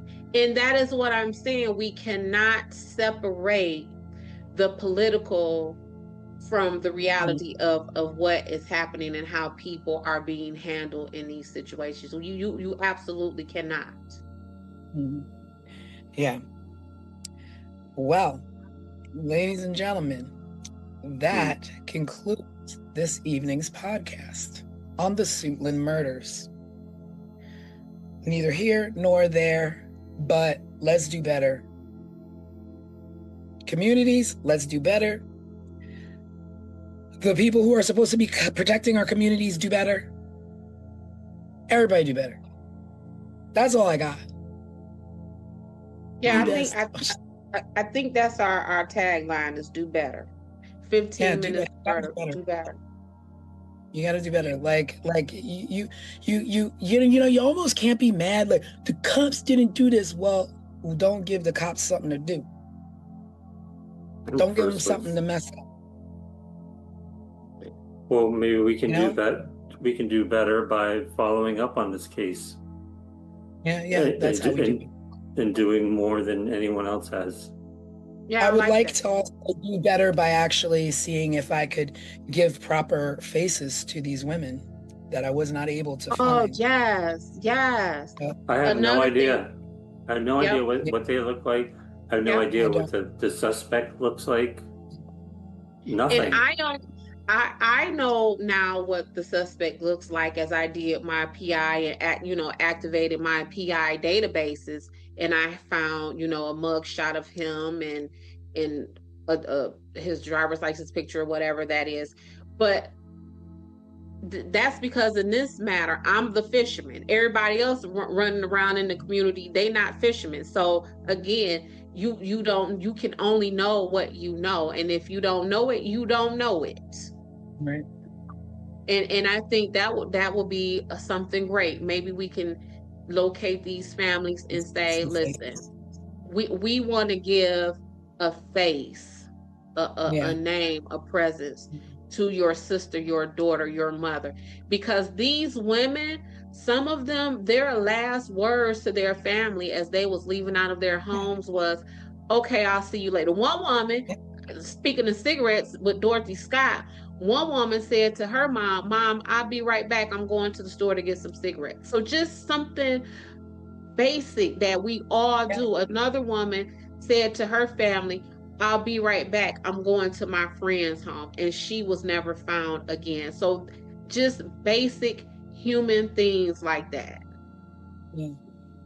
Just the face. It's like, it's one thing, to say somebody's name, but a name also has a face, and has a face. Hopefully maybe we can give some faces and a tribute to these women, because they deserve that much at the very least. They deserve dignity. And not just remembered as, a pile of clothes that was found, or a body that was stumbled upon, or, their remains were found in the woods. They were someone, and they had faces, they had smiles, they had dreams. So at this point, what we could do. Yeah, one of these women worked at the United States Patent and Trademark Office. And that has been reduced to her being a murdered rape victim in the woods somewhere. Yeah. But without a face and with hardly a name. Yep. Yeah. So let's on our end is try and give a face to these names and to this case overview. And I'm with it. And with that, everyone, This is 15 Minutes of Murder. Yes. Sorry to, I feel like we're ending on a low note, but more like a real note. Yeah. More like a productive note. And where it is us not just telling or looking into horrible facts, it is us actually trying to do something and pull something better out of it. Yeah. And please, if you haven't already, it helps us to be able to look into these cases further. If you do, watch our videos, subscribe to our videos, share them. It gives us more leverage and leeway to get out and possibly look into this, not only these cases, but more in the future as well. So thank you. Thank you, everybody, and have a wonderful Sunday. Have a great week ahead, and we will see you on Wednesday Night Live. Thanks for tuning in. Be there, be Bye. square. Yes. Good night. Bye. Bye. Good night. Before we close, there's something important to say. In recent years, conversations around missing and murdered victims have brought attention to a painful truth: that not every story receives the same urgency, the same coverage, or the same resources. But let us show you what a champion from the ashes looks like. A true ally that has risen from tragedy, and instead of taking offense, what happened next is a lesson for all of us. After the loss of his daughter, Joseph Petito, father of Gabby Petito, became aware of such disparity in a rather harsh way. During a press conference to find his daughter, he was made aware of something often referred to as missing white woman syndrome. Instead of turning away from that reality, he leaned into it. He listened, he learned, and he acted by channeling his grief into purpose. Through the Gabby Petito Foundation, his family now works to support organizations that help all missing persons, especially those from underserved communities, receive the attention and resources they deserve. And to go a step further, Petito is currently working on a new series titled Faces of the Missing, which he says will cover dozens of cases that have received little media coverage. This will bring such hope to families that don't often receive the national or even local coverage deserved to bring their loved one home or to find answers. Joseph Petito, thank you for being the change we wish to see. Your daughter is proud. Rest in peace, Gabby. Subscribe, share, and remember, someone is always waiting for answers. This was 15 Minutes of Murder.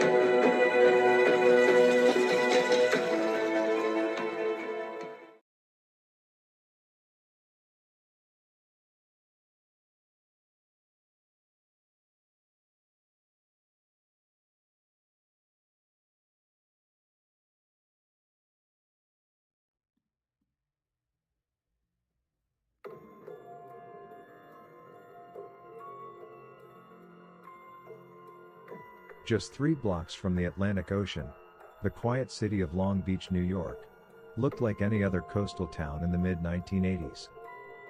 But tucked along East Beach Street stood a very different world, the dormitory of the Yeshiva of Long Beach. Inside, teenage boys lived a disciplined life of study, prayer, and tradition. And on the night of October 31, 1986, one of them went to sleep and never woke up. His name was Chaim Weiss. His murder remains one of the most baffling unsolved crimes in New York history. This is 15 Minutes of Murder.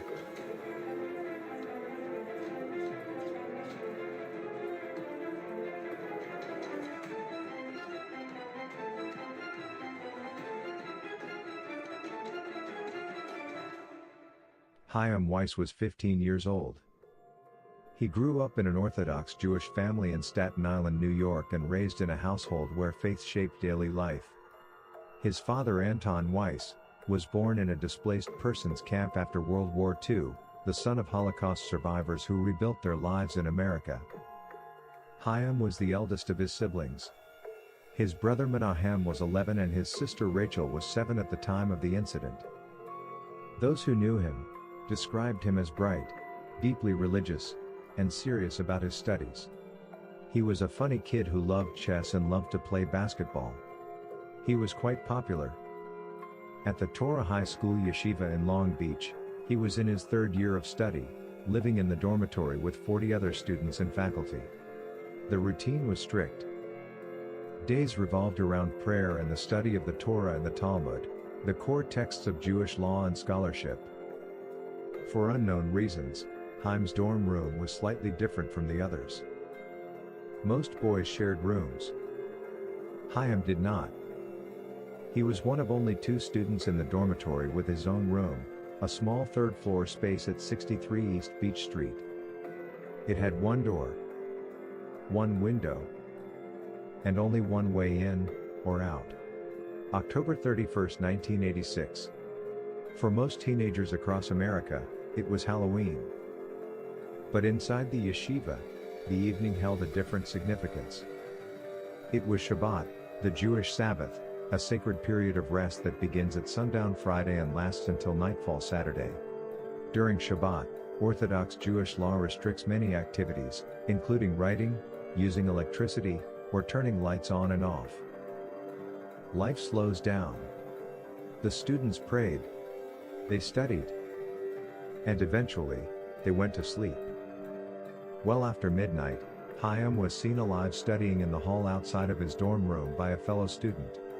He was likely utilizing the light in the hallway to abide by the rules of Shabbat. He returned to his dorm room alone. Sometime between 1:20 a.m. and 7 a.m., someone entered that room. What happened next was swift and brutal.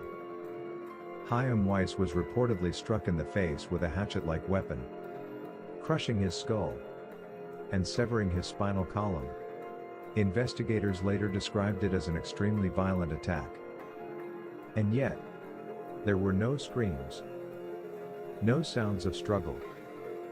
No one in the dormitory reported hearing anything. When investigators entered the dorm room the next morning, the scene raised more questions than answers.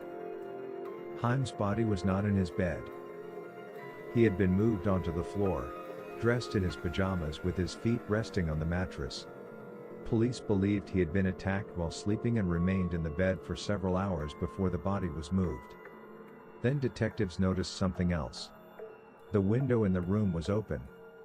It was November on Long Island and outside temperatures were around 40 degrees. Chaim had been taking antibiotics for a sore throat, making it unlikely he would have opened the window himself. To investigators familiar with Jewish customs, the open window carried a deeper meaning. In some Orthodox Jewish traditions, a window is opened after death to allow the soul to depart the body. Whoever opened that window may have known that, which meant the killer may have been someone familiar with Jewish ritual.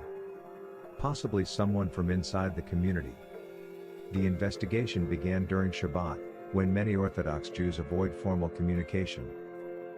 Detectives struggled to take statements from students that morning because religious law restricted activities like writing or signing documents during the Sabbath. The result was a case that started with silence. But note, after the Sabbath, students and faculty fully cooperated with the investigation.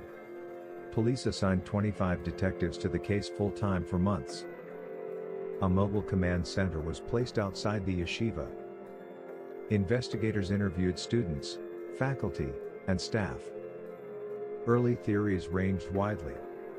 A janitor, a mentally ill outsider, even the possibility of a Halloween thrill killer. But each theory collapsed. There was no forced entry. No evidence anyone from outside had entered the building. This led investigators to a troubling conclusion. The killer may have been someone inside the yeshiva. Possibly a member of the staff. Possibly another student. Near the body, investigators found a single strand of hair that did not belong to Chaim. But police have never tested it against a suspect. Their reasoning for not doing so? To preserve the integrity of the sample. They have kept this one hair in evidence for decades, just waiting for a possible match. The mystery deepened with other unusual details. The summer before Chaim was murdered, he was away at an overnight camp. Chaim's father remembers him calling home crying, but refused to tell him why. There is a possibility the camp was affiliated with the yeshiva, but nothing is for certain. Anton regrets not delving deeper into his son's distress. Doing so could have changed the course of that night. After Chaim left the camp, he went to Europe to visit his grandparents. While there, the family received 2 calls from Rabbi Avram Cooper, the school principal.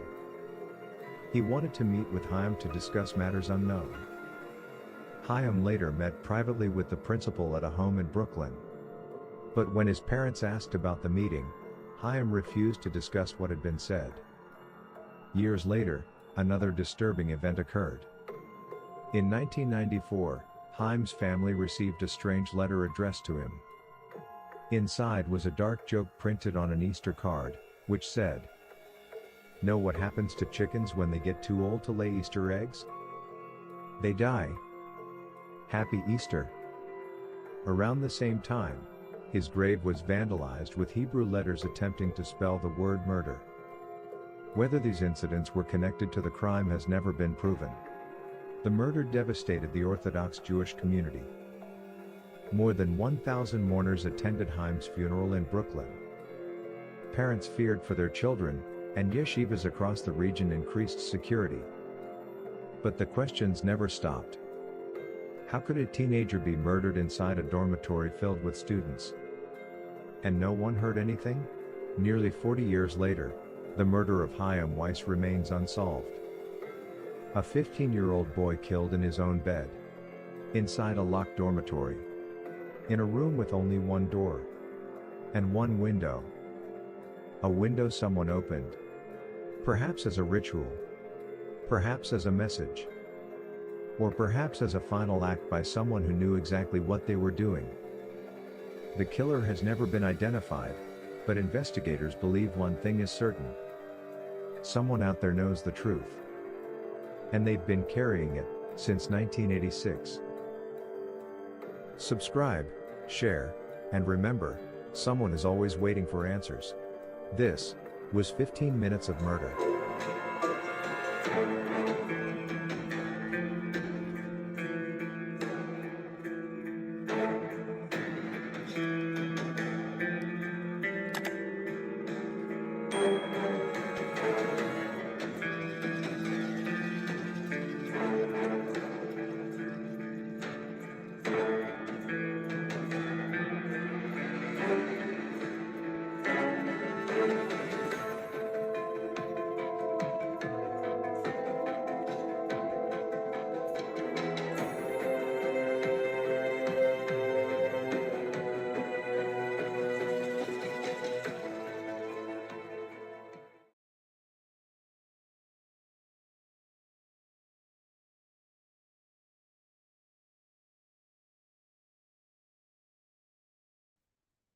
Hello, everybody, and welcome to 15 Minutes of Murder Deep Dive Edition. It is Sunday.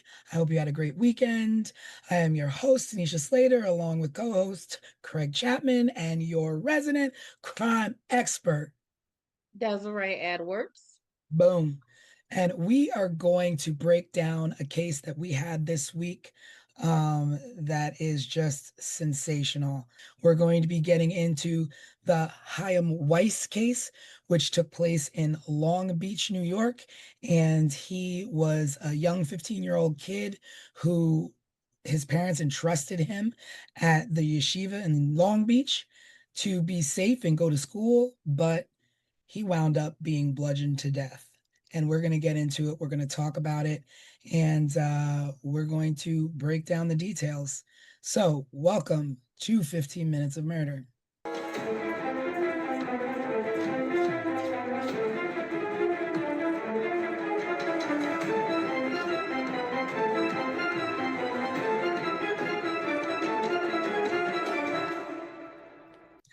All right, so this week we presented the case of Chaim Weiss, a 15-year-old Jewish student who went to school in Long Beach, New York, and his parents trusted this school. Now, it's weird to me because it's a high school, and I'm not really used to, like, I guess you going away and staying in dorms for a high school.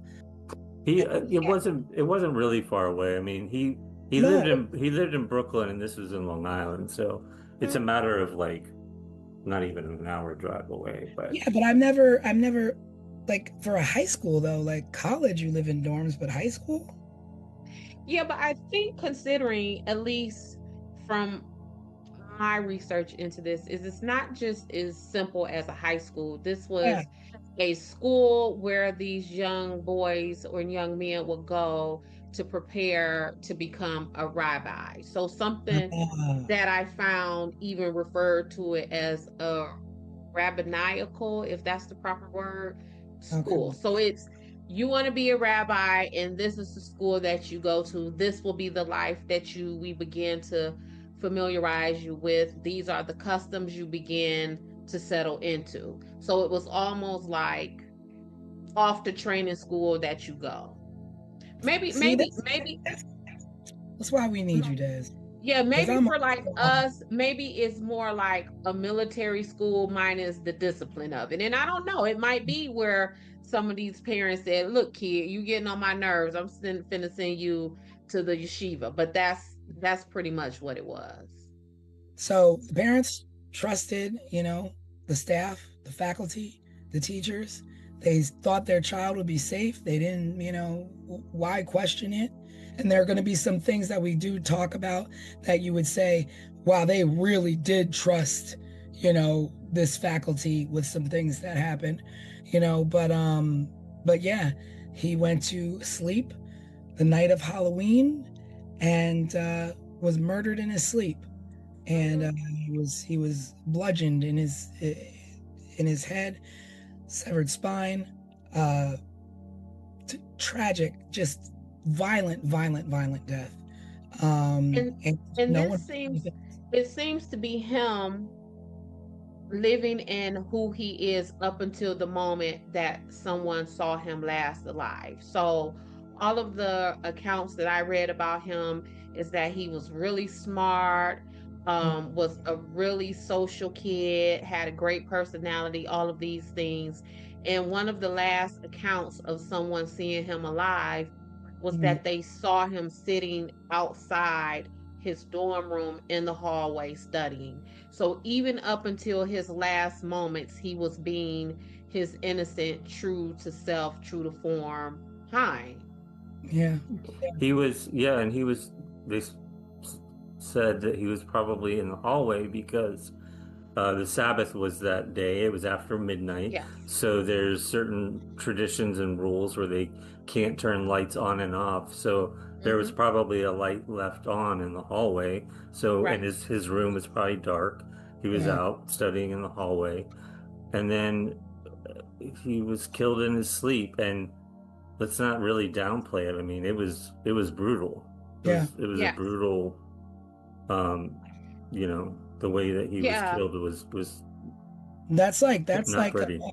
That's like rage to me. Yeah, and as I was looking at it, like how Craig is describing it as brutal, well, his spinal cord was detached or something very similar, but they said it only happened in 2 blows. So you had to really have struck that, and I'm gonna call him a baby because that's what he was to me. You would have had to struck that baby hard as you know what, to only have hit him twice to cause that much internal damage to him.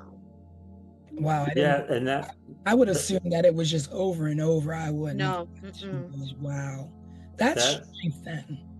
that yeah, I mean that leads me to believe too, because when they were investigating this, they speculated it could have been a student or it could Yeah, have been a faculty member. And I was like, I don't know if any 15-year-old could cause that much damage.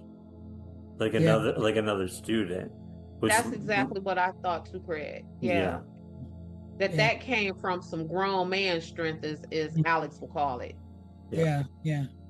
But Hmm. so he what happened was is the I guess the students saw him sitting outside studying or reading, and that was the last time he was seen. The next morning he didn't show up for class or breakfast or something of the sorts, and one of the teachers went to go look for him and found him in the room, and called 911, called the police, and then the investigation should have begun, but couldn't really begin because it was the Sabbath, and there's traditions. So the police's efforts were delayed until Sunday because they couldn't really take statements, and but it's to be said, like, there is a what is that show called? Unsolved Mysteries did Hmm. an episode on this, which wasn't very favorable because I guess they made it as though like the school and the students were not being cooperative, They were not. but that was because it was the Sabbath. And And I don't care. okay. And okay. Because you have he's a child, he's a baby. And I was thinking about this, Tanisha, and I was like, I can't imagine a organized religion that adheres to a God that occupies any square footage of anybody's heaven, and he would have held your feet to the fire for you engaging in the investigation of this child. I mean, Like, at and then they, a certain oh, point, it was like perhaps they were instructed that the Sabbath was used absolutely, as a deterrent. absolutely, that's what makes me believe that this was not an outsider, because anyone else may not have had that kind of knowledge. Like, we kind of in layman terms have some kind of idea about Jewish customs and the Sabbath or whatever, but we have known that they would stick to that to the point to where you can literally commit murder and no one is going to go look for you until a day and a half later, until the Sabbath is released. Like, that upset me really bad. And not only did they, and where, you say the investigation was delayed, I would dare say it was sabotage because of that. Because what they essentially did was allow this murderer to just kind of roam about for a day and a half to discard of any evidence or anything of that No weapon sort. was found. Yeah, and not only that, they didn't tell his parents that he was dead until after the Sabbath had released. So can you yes. Yeah, I didn't know that. Oh wow. When I tell y'all, I was upset, like angry, like my blood was boiling as I looked into this. Yes, they did not tell that young man's family that he was dead until after the Sabbath was released. Wow. And it's crazy because there are just some strange things to me Mm-hmm. about the relationship that I think of the school. So Yep. Hyam was one. There were 40 students in this school, and Hyam and one other student were the only two students who had their own rooms. Why they had their own rooms, I don't Yeah. know. But why? They're two students, and there's two students to every room. So why are these two students split up and have their own rooms? Why are they not in one room?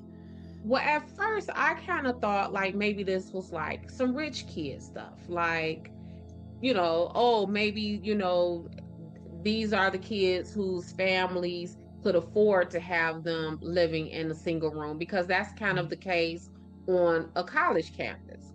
But as I was digging deeper, even Hines' father at one point questioned why his son had that single room. And the way they describe the location of that single room is almost like it was like a maze getting in and out of there. Like you would have had to like go past this room and that room, then hang a left and go past this room and then walk past these kids, and then boom, there they were. So it wasn't even like it was a single room that was just like on an easy path in and out of the building. It was a single room that was kind of like placed almost in a maze like way in this dormitory. And also I read that it was separate from the other kids. It was on the third floor, and everybody else is on the second floor, first floor, whatever. Yep. But Yeah. and when you think about it, like even in a house, when you have the layout of your house, you're like, okay, well, most of the bedrooms are upstairs. There's one bedroom downstairs. I'm not gonna have my kid in that one bedroom downstairs. Correct. I want my kids up in a bed. So when you're in a school and you're like, okay, well, you're separating children from the majority of where they could feel safe, but you have them up on a third floor unmonitored. And I don't know if they were unmonitored or not, but that's even scary for a kid. Like imagine like a 15-year-old kid having to be like, everybody else is down here. I got to go upstairs to the scary room, on the third floor where I'm by myself. And so it made me think like, were they separated for some other reason that might not be correct? Because what you're saying, T, is, as I was reading up on this, the school and the security of it, the students had been getting, I guess, picked on and bullied maybe by the neighborhood kids, because these would have been Orthodox Jewish people. So they would have looked differently than the rest of the community. So they probably got teased and all that kind of stuff. But it was so bad that they actually had escorts to walk the kids to and from school, because the dormitory was like 3 blocks from the school. And so they had, yep, and it was like more than one dormitory for the school. And so they would have someone walking the kids, to the store or to the school, back and forth. So if you all thought that we needed that much security for these students, and now you have, as you're describing, these kids upstairs unattended, or let's say with less attention than the other students, why? Why are we lax right there? Why, if there were faculty staying in that dormitory with them, why not put the adult up in that weird room? Yeah. Yep. And supposedly the door to get into the building, it was a coded lock. So the way I understood it was that you would have to enter in a code to get into the building. So it wasn't even like, oh, maybe he put a bobby pin in the lock and got in that way. Like, this was a complete inside job, y'all. And that is what angers me so much. And the people, considering that this is an inside job, then that means you're literally using your religion and your customs to hide your deed of murdering these people's child. Because there were, I guess, two suspects. One was the janitor, who I don't believe he was Jewish. He wasn't. And then there were like some random, mental institution patient, but I don't know what made them think that. It was somebody that lived in the neighborhood, is what it was. It was just some like mentally So they just attached to unstable say, guy. this person Yeah, we and picked off and in the and streets. once the police were actually allowed to conduct their investigation, those folks were eventually ruled out. So then what does that leave us with? That leave us with a dormitory full of suspects. Yeah. And again, a dormitory full of suspects who would know your customs, who would know how to get in that building, who would know that this is the Sabbath. But then another thing with their customs in the way they practice their religion is that they don't do gossip. And they don't speak against what someone else says.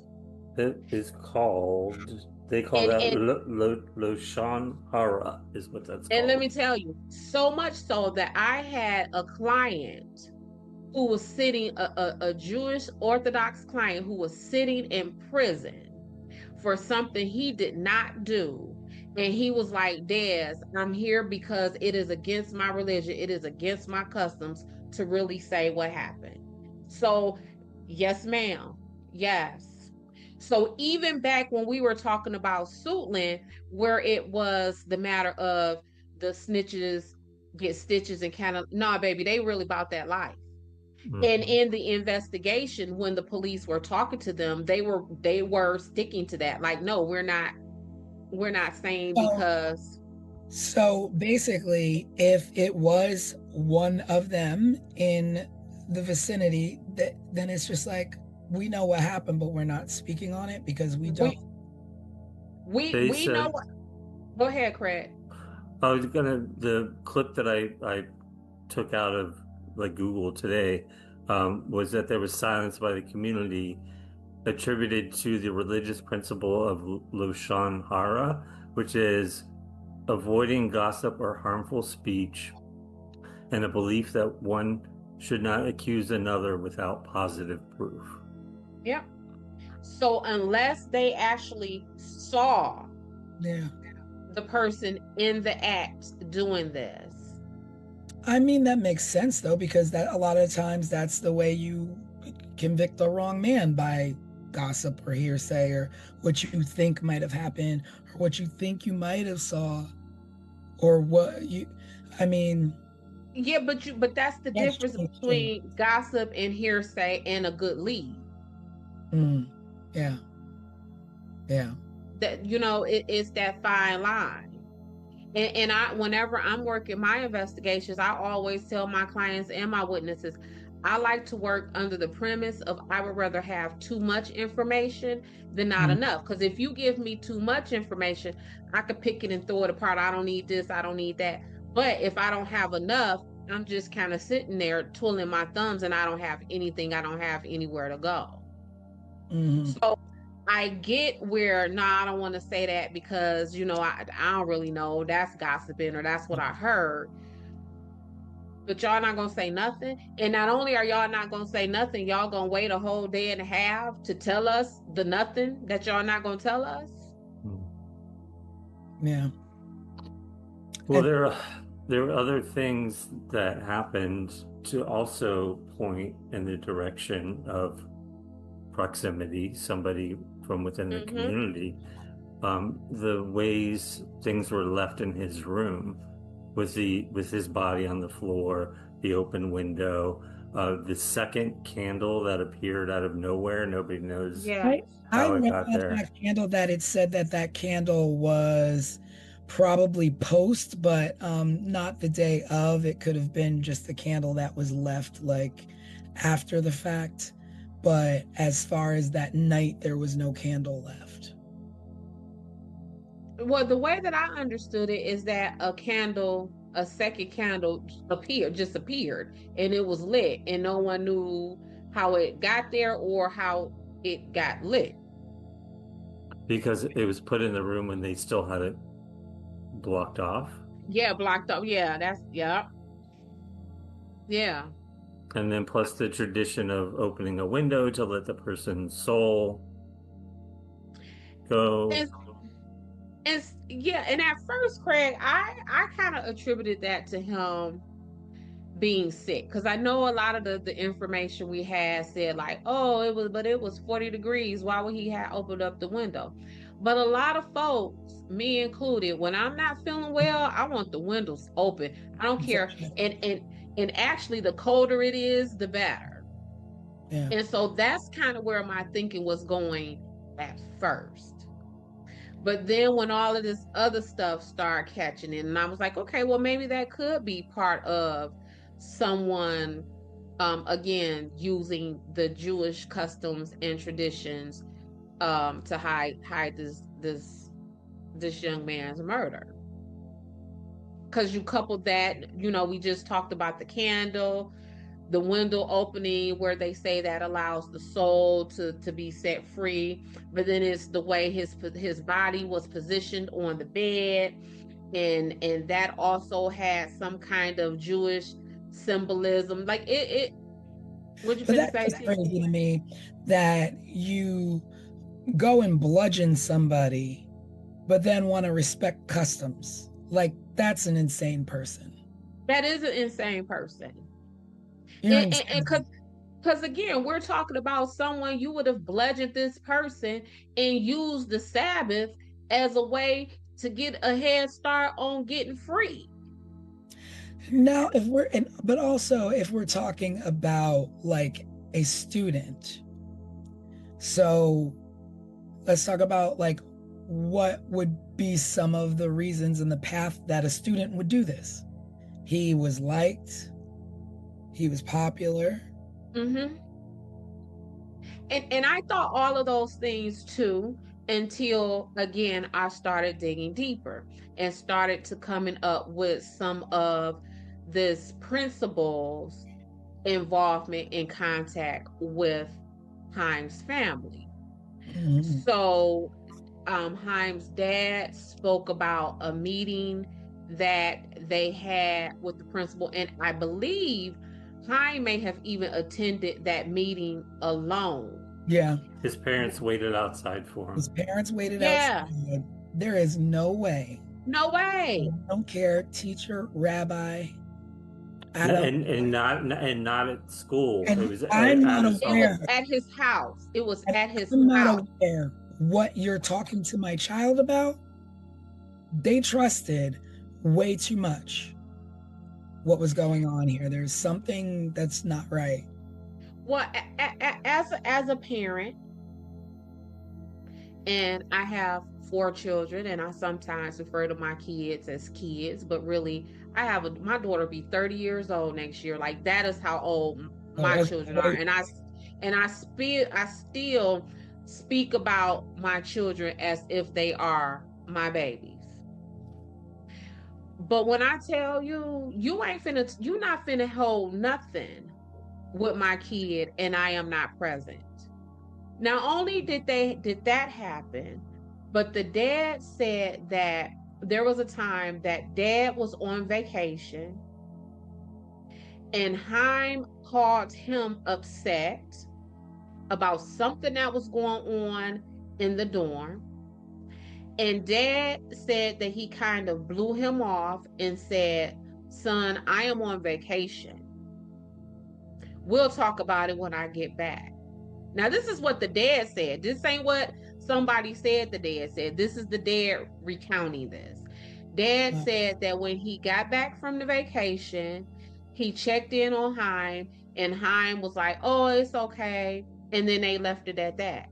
Well, of course, Haim was separate from the time that Haim called from summer camp or this overnight camp crying. I don't know. I think this it could be, but I believe that this is a separate incident because dad was actually on vacation this time. Yeah, because he called home from the overnight camp. So yeah, that has to be a different.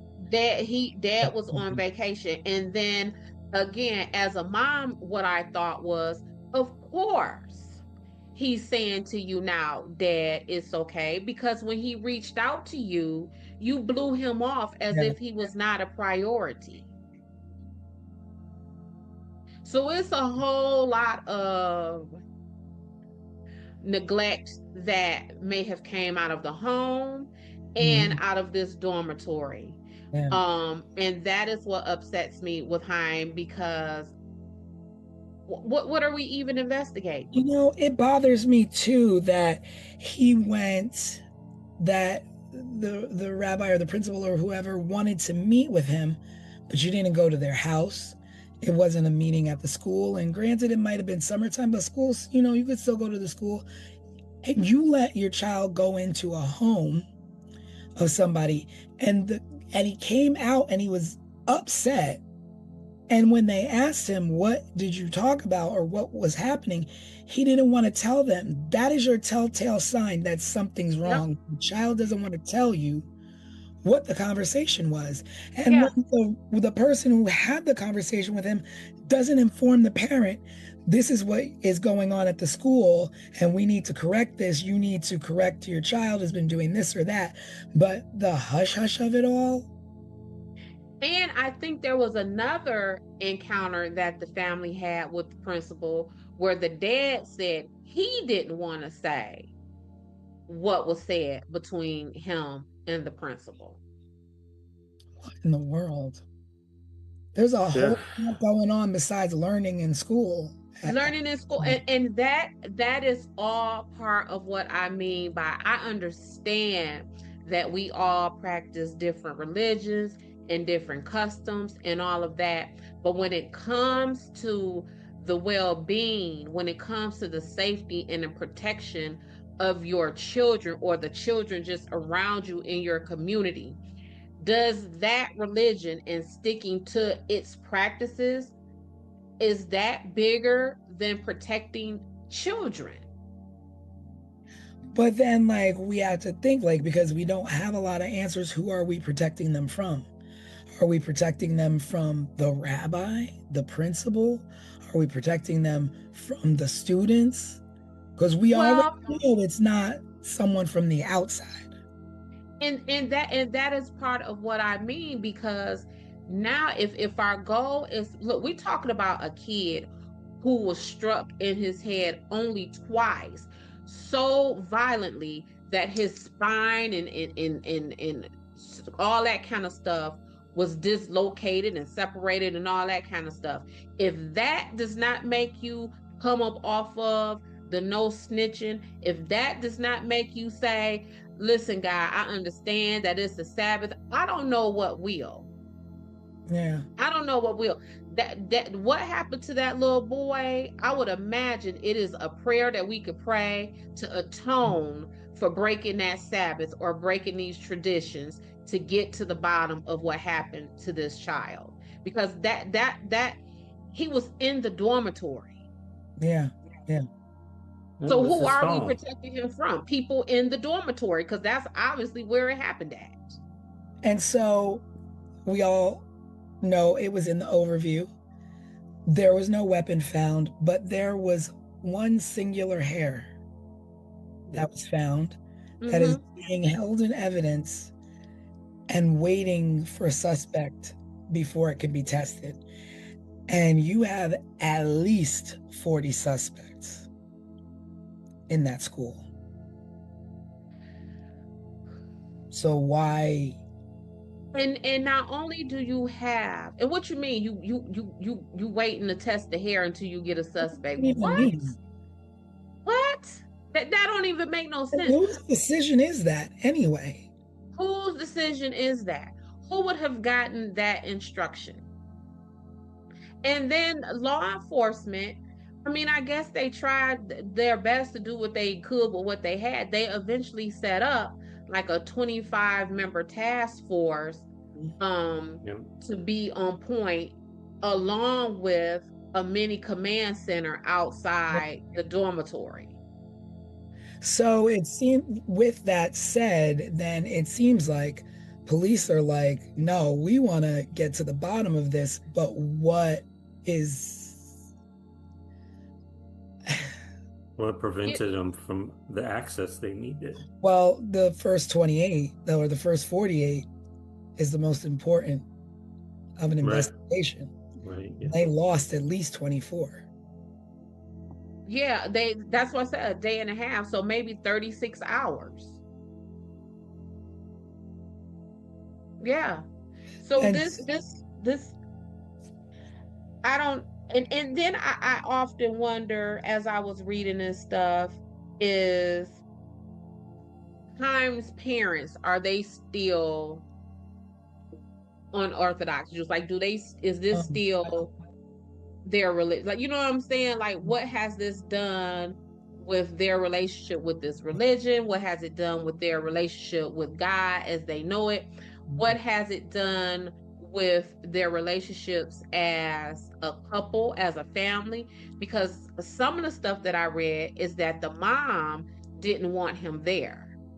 oh, I didn't really find much about the mother. Like, it was just all about the dad, and like, I was lucky that I found the mom's name. Yeah. She didn't want him there. And he had a younger brother and Younger his sister too. Mm-hmm. Mhm. Well, I read some weird things too. I mean, speaking about the principal, because I was wondering, I was like, up until this time period, has the father continued to press? 40 years, it's been a long time. And at one point,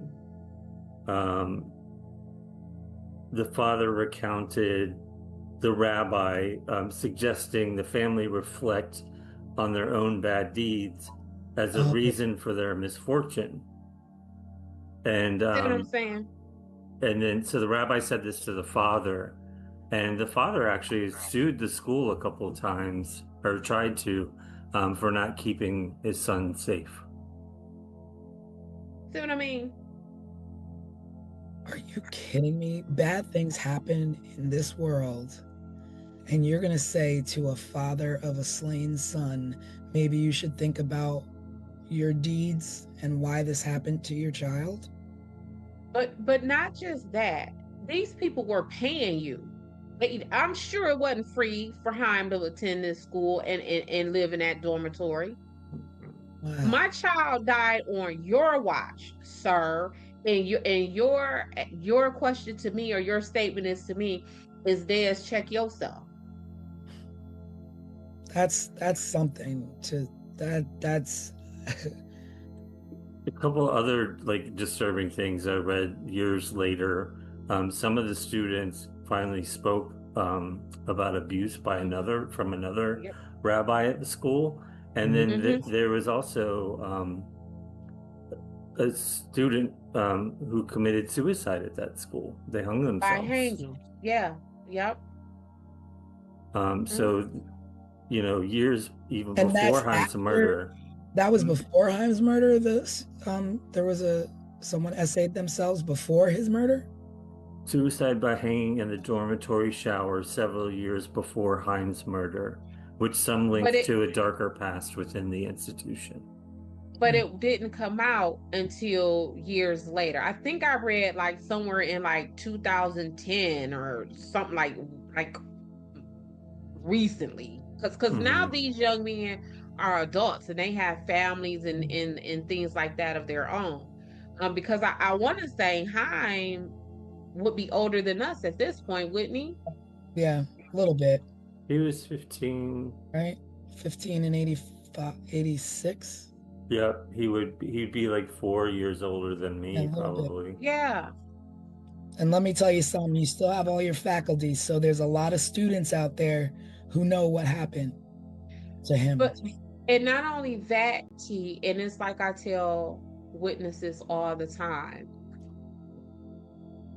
that weekend, in your brain, you may not have processed that weekend, because that weekend there would have not been anything remarkable about that weekend for your brain to attach to and to remember. But this weekend, what'd you say? Something just hit me. With what you were saying is that weekend was actually Halloween. Yes. So anything that you're going to do that can seem like the evil of the world, Halloween would be a perfect time. Halloween would be perfect. Like So all of this, thing. all of the symbolism of this, yes. Yes.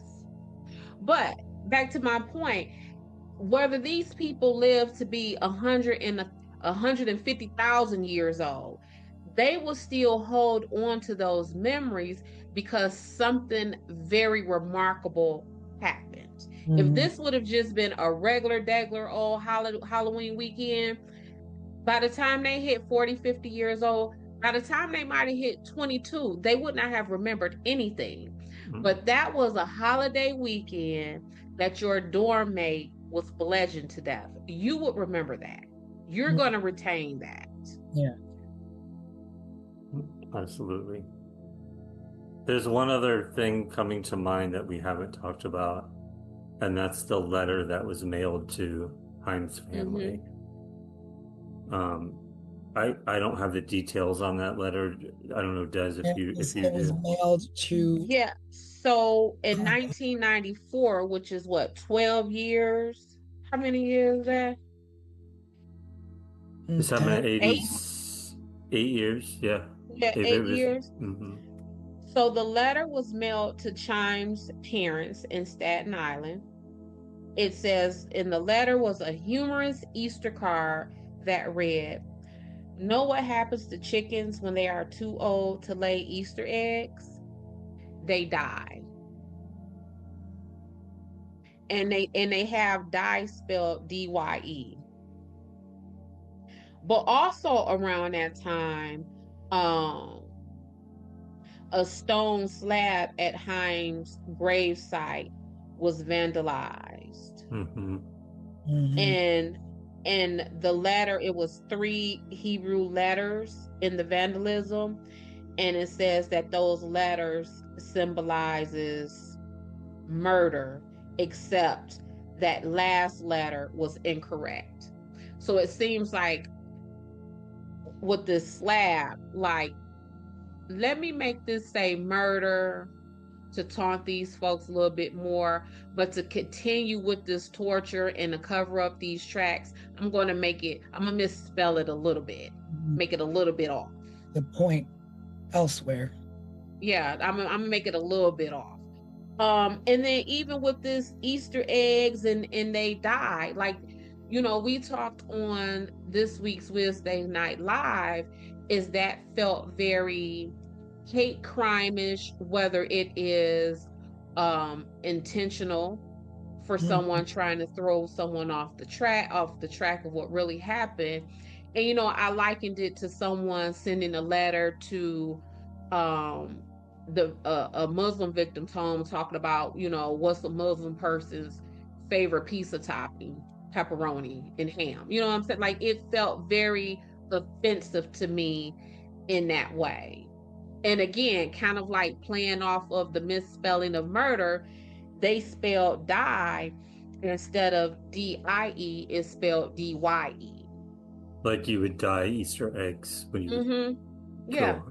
as and why and from my understanding, why would a Jewish person dye Easter eggs? Like, that's not even part of their custom or part of their standard beliefs.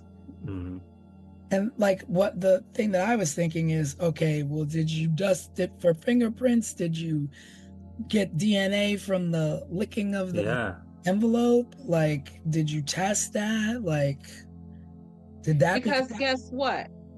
In 1994, guess what they could have done? Just what you said. But they didn't. The technology was there for it at that point. And guess what? Oh, we finna check DNA, fingerprints, all that kind of stuff on this card. But oh, wait a minute, back in the evidence room, we got that hair. Let's run that too. Yeah. It's time, yeah. I Let's don't know. run that too. That's what the kicker is to me. It's like, what are you waiting for? Typically you follow the clues to the suspect. You don't wait for a suspect to test a clue. Because if you're waiting for the suspect, then why do you need the clue? It's just 'Cause crazy. it's all messed up. It is like he was 15 years old, and y'all did not tell his family about him being dead until a day and a half later. Are you what? It seems like every turn is something messed up. And I wonder too, like after the overnight camp, Chaim went to stay with his grandparents in Europe. Mhm. And that sometimes you're just a little bit more trusting with your grandparents. So it makes me wonder, did he like say anything to his grandparents about the conditions of the school or what? And if there was just that code of silence there as well. Listen, y'all. Y'all know how my brain think. Who was touching on this little boy? Yeah. Yeah. Yep. Who was touching on this baby that had him trying to reach out in the ways that he was reaching out? And then it makes me think, well, did he? And was Did he he what? did he reach out? Did he confide and say, this is what's going on at my school? But because of we're not going to accuse people, or we're not going to say, was he ignored? I don't know. Yeah. Well, Dad said that when Dad was, having a good time frolicking away on vacation, when his son contacted him in despair, Dad said, "Hold on, buddy, I'll see you when I get back from vacation."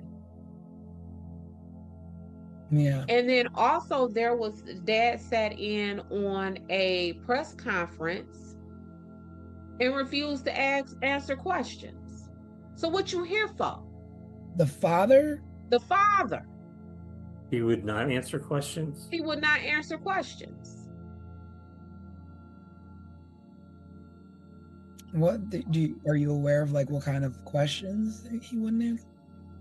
Well, so if it was a specific type of question, then that would have been, well, Dad refused to answer questions related to dot dot dot dot dot. But it was simply there was a press conference and Dad refused to answer questions. So I just take that as I don't want to answer nothing that y'all talking about. Just help me find my son under the mysterious cloak, all of the stuff that we have essentially created and presented before you. But don't ask me nothing. It's funny because I saw I don't know, it was one of the news stations went and caught up with the rabbi, or one of the rabbis, and he refused to talk. He was like, I'm not saying anything. I'm not talking about this. This is not, and it's just like, but just really mean and nasty about it. And it's just like, okay, everybody can be mean and nasty about it, but Chaim is no longer with us. Mhm. And Chaim's parents still don't know what happened to their child. No. And they trusted you with their child. Mm-hmm. And Every not only time. that, something was going on that Chaim was trying to let someone know what was going on. And not only that, it seems like that school's been troubled in the past and has a little bit of a stigma. And I'm curious as to why the mom didn't want him to go there. Yeah. Well, one of the things that I read is that Mom was saying how she wanted him to go to a more prestigious school. That a lot of the children in their community was going to yeshivas in Baltimore and in Pittsburgh. And that's part of, at least that I read, why Mom didn't want him there. So again, it will be that, see, I told you. See, I told, and again, what does that do with her relationship with him? Because Yeah. what they were saying is that they weren't really sure if Haim wanted to go and be a rabbi or if he wanted to get into business like his dad. So if the family had the means, then is mom like, see what happened with my baby, and I told you I didn't want him there, and this happened to him because you somewhere being a cheapskate. Like, you know what I'm saying? Like, all you had to do was spring another couple $1,000s this semester, couple $1,000s that semester, and would my baby have been safe? So, and those kind of like what we always be talking about with Nancy Guthrie, all of that dialogue that comes within the families as they are discussing and living through and just trying to traverse these traumas and tragedies that happens to them. Yeah. Yeah, it's hard. It's hard when you're pointing fingers at your own family members, right? Mm-hmm. Or the people who was supposed to take care of your baby is pointing the fingers at you, talking about some, well, check your own karma, check your own behavior, and is this?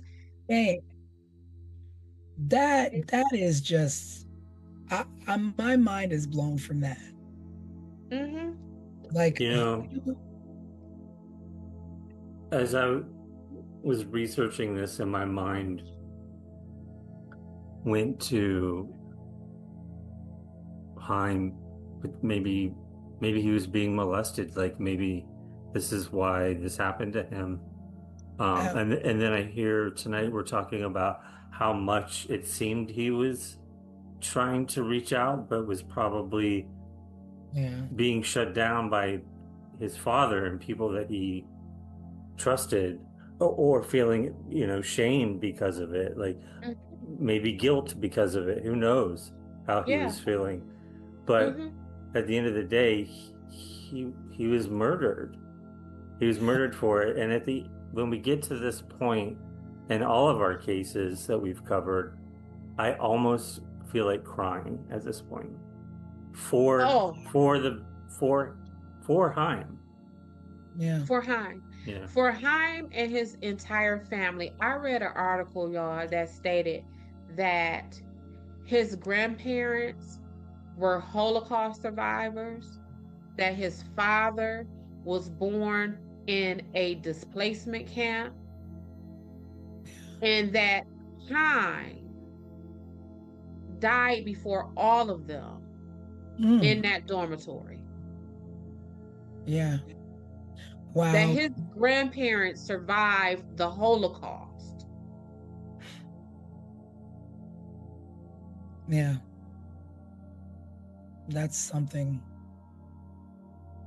that, the whole that a parent should never have to bury a child. But when your parents and your parents' parents have survived such evil in the world. Such evil.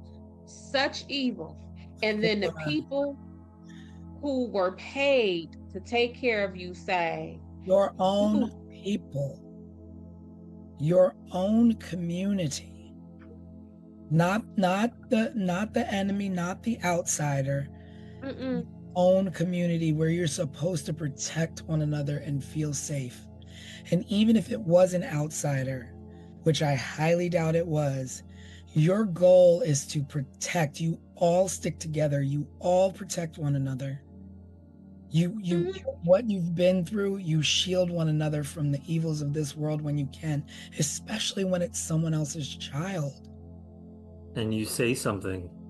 But then to think the unthinkable of him being taken advantage of in a situation like that, and potentially covered up through murder is just heinous. And you touched on something to me, T, that's very personal to me. I was an education major for one day.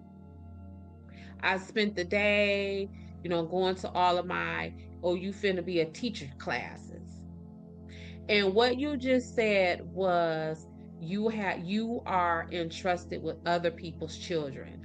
That responsibility, just from that one day of classes, was so enormous to me Mm. that at the end of the day, I was already down at the academic advisor changing my major because I could not grasp Mm. the enormity of me being responsible for, just in one class period, 27 children that belongs to somebody else.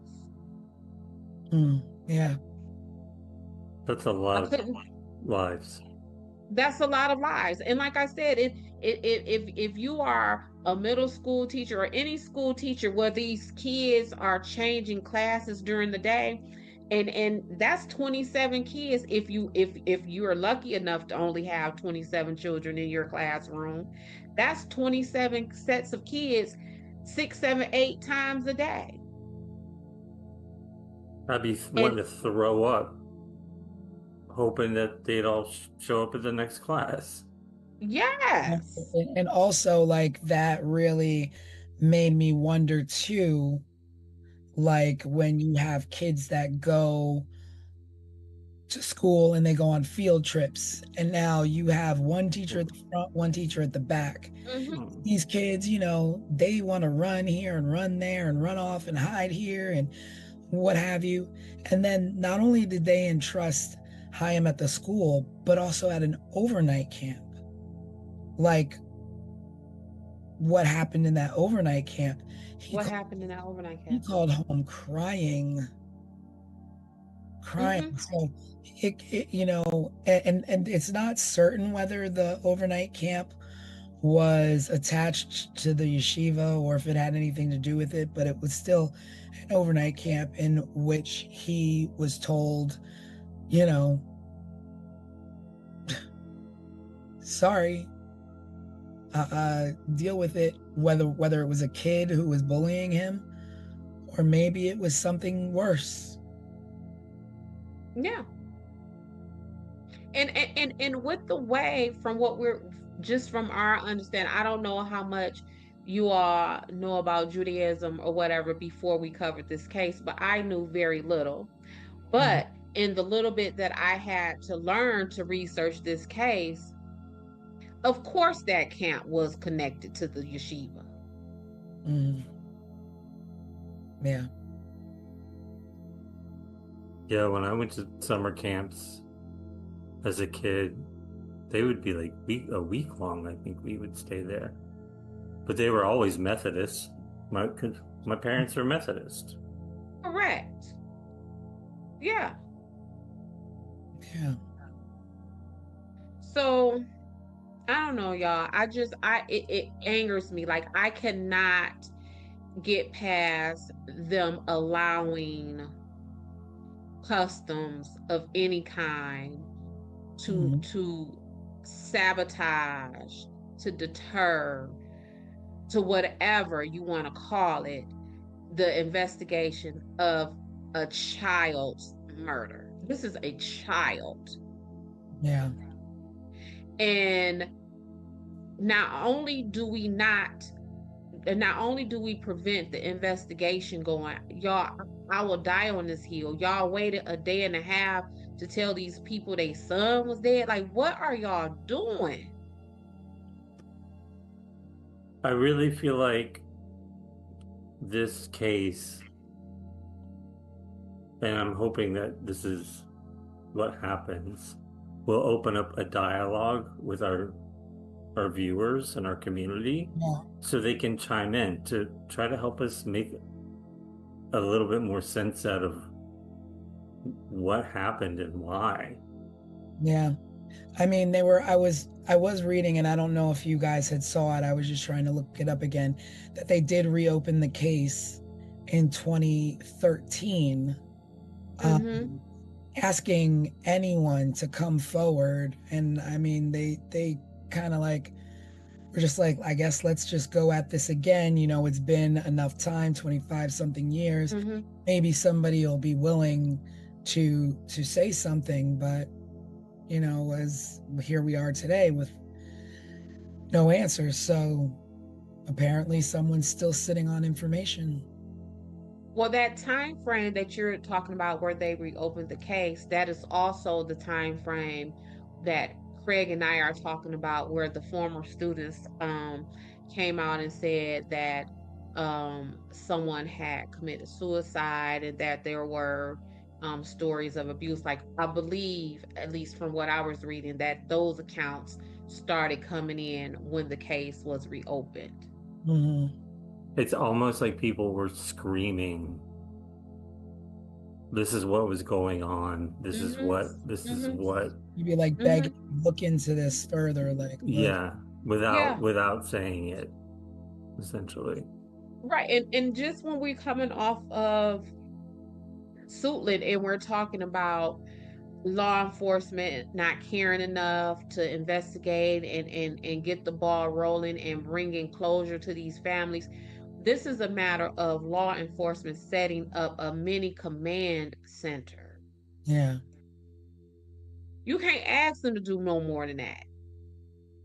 If I'm correct, there's still, I mean, it's still an open case, and they still have a $25,000 reward available for information for this case. I guess, when it comes to inside the dorm, money doesn't talk. So.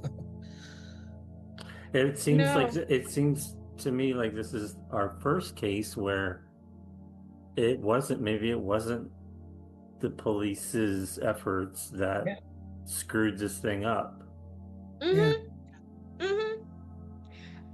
Listen, y'all don't know how angry I was looking over this. Y'all don't know.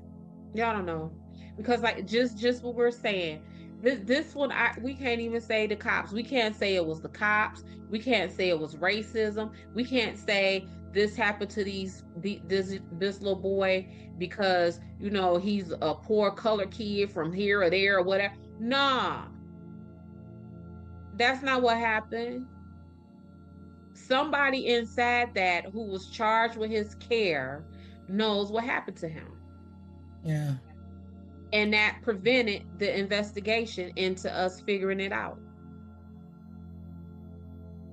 For 40 years. Because like we said, he would be older than us. Yeah. Well, he'd be 55. I mean, if that was 40, he was 15, 16. I think it was close, like 2 weeks before his birthday or something. He would be 55, 56 years old at this point. He would have lived his life, gotten married, whatever he decided to do, become a rabbi, become a basketball player. I think he really liked playing basketball. I don't know what his hopes and dreams were, but hopefully by 55, 56, he would have been lived some of those out of life. It was blowing my mind that they have a hair, but they're waiting on a suspect. Like the suspect is just going to be walking down the street and knock on the door and be like, hey, I'm a suspect number 238. Like you have 40 plus suspects in that dorm. Those are all the suspects you need to test the hair. At this point, they could test it, put it into what CODIS is that the name of it? Yeah, absolutely. And then find a match that way. So like, and it's crazy to me too, like if you have this, like, why isn't the community like in an outrage, like pushing for testing of this? Like what, like I would be like, and how are, like, they were saying how they beefed up security at these yeshivas all across the, across the region because of it. And far and wide, like it was like people were scared, but you can't be that scared if the killer is still out there and you think, oh, he only wanted to kill Chaim. You all have children. Well, it could have happened again unless it was an isolated incident in which somebody covered up something they were doing and didn't want it out and are making sure that it doesn't happen again. Well, so for this case to be unopened successfully in for to make any progress is, again, we have to have this community set aside these customs and beliefs that they are holding on so tight. So again, back to Suitland. When T was doing her ranting about you can't do the snitches in the Martin Luther King, if somebody had to be brave, all of that applies here. Yeah. All of that applies here. Somebody at some point has to say, kind of what I said, that I know, I trust in the God that I honor and that I serve. And I trust that that God will forgive me from breaking against my traditions to Mhm. speak, to find who bludgeoned this 15-year-old child to death. I know my God. Yeah. I trust him to give me salvation and forgiveness for that. Yeah. And if you practice a religion where you can't say that and you still practicing that religion, I don't know what to tell you. I don't know. I don't know what to tell you. I don't know what to tell you because I can't. You can't. No, I don't know what to tell Yeah. you. Yeah. Y'all got to say something about that. Yeah. This is, I feel like, that one hair can change a lot testing that. But not just that hair tea. If they still have that letter, Yeah. that letter can still be processed. Yeah. I mean, you got it right in your hands. You're not looking for it. You have it. And granted, it was etched in stone. You have the hair, you have the letter. I would imagine you can still, some kind of handwriting expert can still examine those letters that were chiseled into that stone, because whether I am writing on a piece of paper or chiseling into a stone, I would imagine that there is still something there to be studied. Yeah. And it seems like, I don't know, you just wait until someone is dead and gone before you make them a suspect. Mm. Then it's like, oh, I'm not gonna, point fingers, but opinions are opinions and everybody's got one. Is that faculty? I mean, deathbed confessions sometimes never come. Mm-hmm. And I'm kind of like, I mean, keep it. Because what do we do with it now?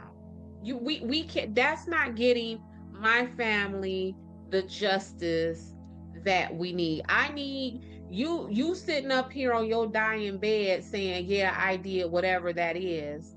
That Mm-hmm. still leaves a hole in me, because you still got to die and live all of your life in peace. And the only reason why in that moment you decided to say you did whatever it is that you did, even that's selfish, because you did that in that moment because you chose not to take that with you when you go stand before your maker. So that's a guilt. If that's the case, if it comes down to you confessing something on your deathbed, I would rather you rot with that on your soul than for you to have the release of that. There's also this thing where you can feel convicted enough to do what Des said, is that, the God you serve, there's some penance that you can do, or some, prayer that you can say for forgiveness. But there's also something called anonymity, where no one has to know that it was you who knows what happened. You can give your account, you can send a letter, you could send clues, you could do whatever you want, but get the information to who needs this information to find out what happened to him. Mm-hmm.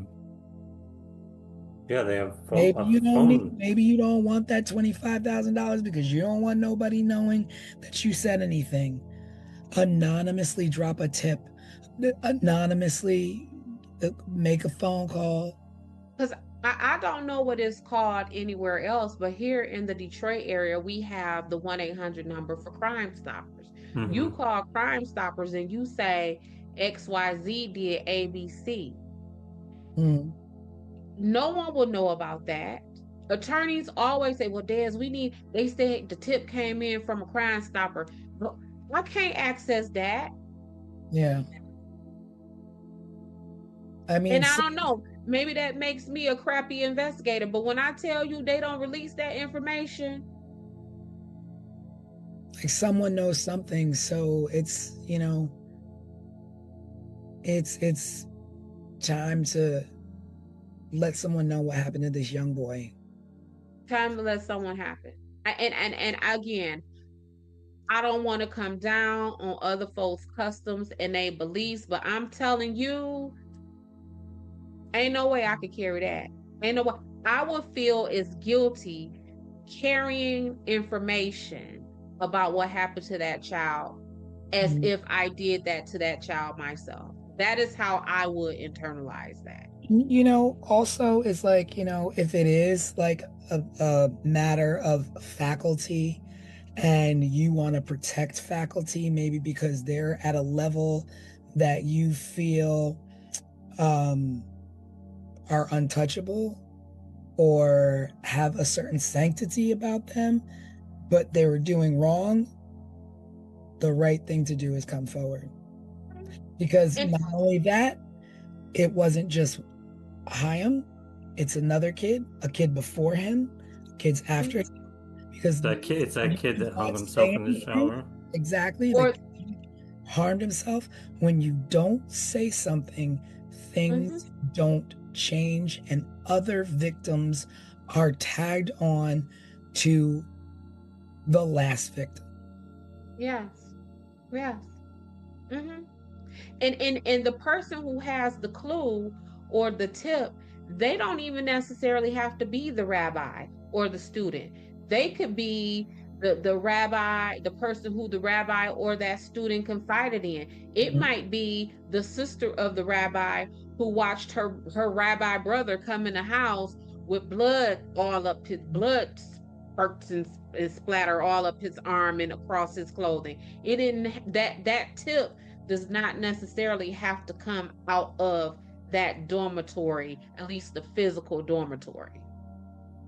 And how meticulous do you have to be to not leave a trail? Well, you don't have to be very meticulous to not leave a trail when you are strategic enough to commit this murder during the Sabbath, when that gives you a day and a half to get away. You could be clumsy and all kind of mess. You got a day and a half to get away. Yeah, and who knows what was moved in that day and a half. Correct. That was especially when they of a murder weapon getting further and further away. Right, because they can't even account for how the candle ended up lit. The second candle ended up lit. Yeah. So where does that leave us with the case of Chaim Weiss? It leaves us with the fact that nothing's solved, and there's $25,000 out there for anybody who has any tips and any leads that can lead to justice for his family and for him. Because a stranger did not do this. No. I would like to know, I wish I knew somebody from this faith so that we could ask them. Maybe it's a viewer even that chimes in. What? From this faith, that maybe even chimes in our comments to let us know, like, the seriousness or the, like, why was everyone so strict on not saying anything? Why were they so strict on waiting until Sunday and not doing anything on the Sabbath? I understand it's a part of the religion, but when it comes to murder, why is there no forgiveness for these things? Right. Because you're not you wouldn't be breaking Sabbath to say go roller skating or go to a basketball game. Also, don't know during this silence what meetings were had, what was said to these children by faculty or staff, and instructed what to and not to say to the police. A lot of time. So I would suspect that they all had to stay there or go home. Like, I don't know what happened. So keeping with what you're saying, T, is that would have literally been them having at least 36 hours to get the story straight. Yeah. That would have been them having 36 hours to further indoctrinate into these children the priority of Sabbath and how we don't break Sabbath for no reasons. Yeah. Well, maybe we can find somebody to come on and discuss some of these things with us on a Wednesday night live. That would be interesting. Maybe I can reach out to a few people. It would be great to know. Yeah, I'll reach out to a few people and see if we can speak to someone. Because I'm not, I'm not Jewish. I'm not familiar with the customs. I don't know, how individuals feel within that faith about the rules. So maybe we can have something. But at the end of the day,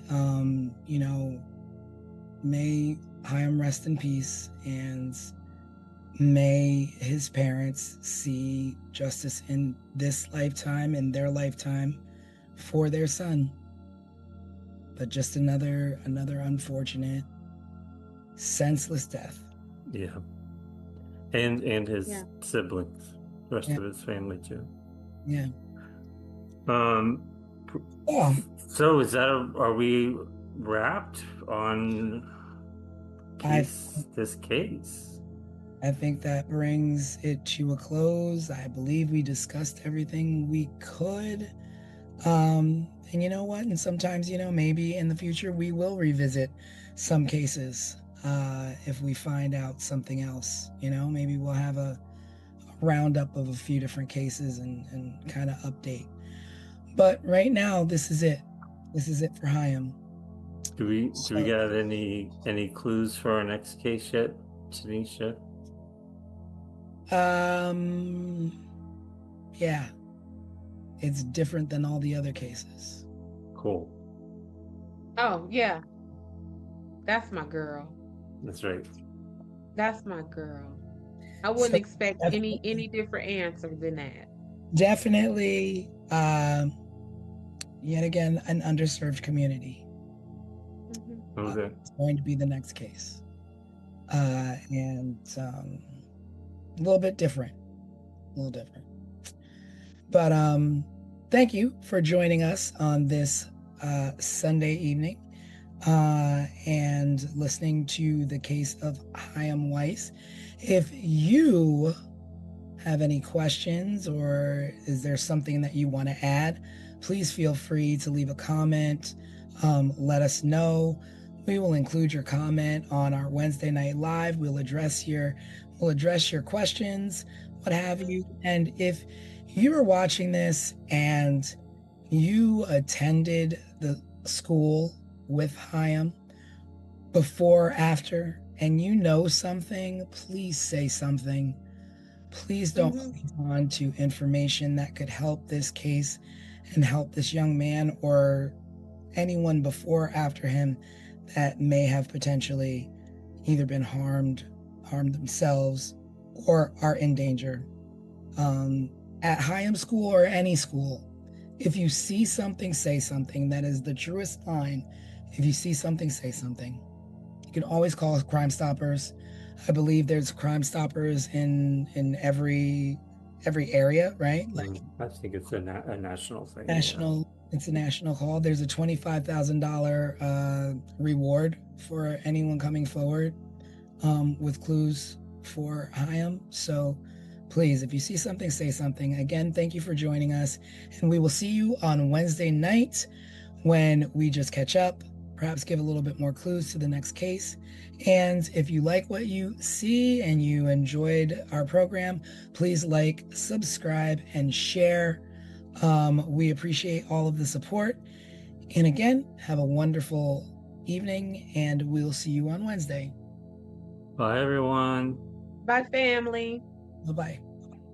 Subscribe, share, and remember, someone is always waiting for answers. This was 15 Minutes of Murder.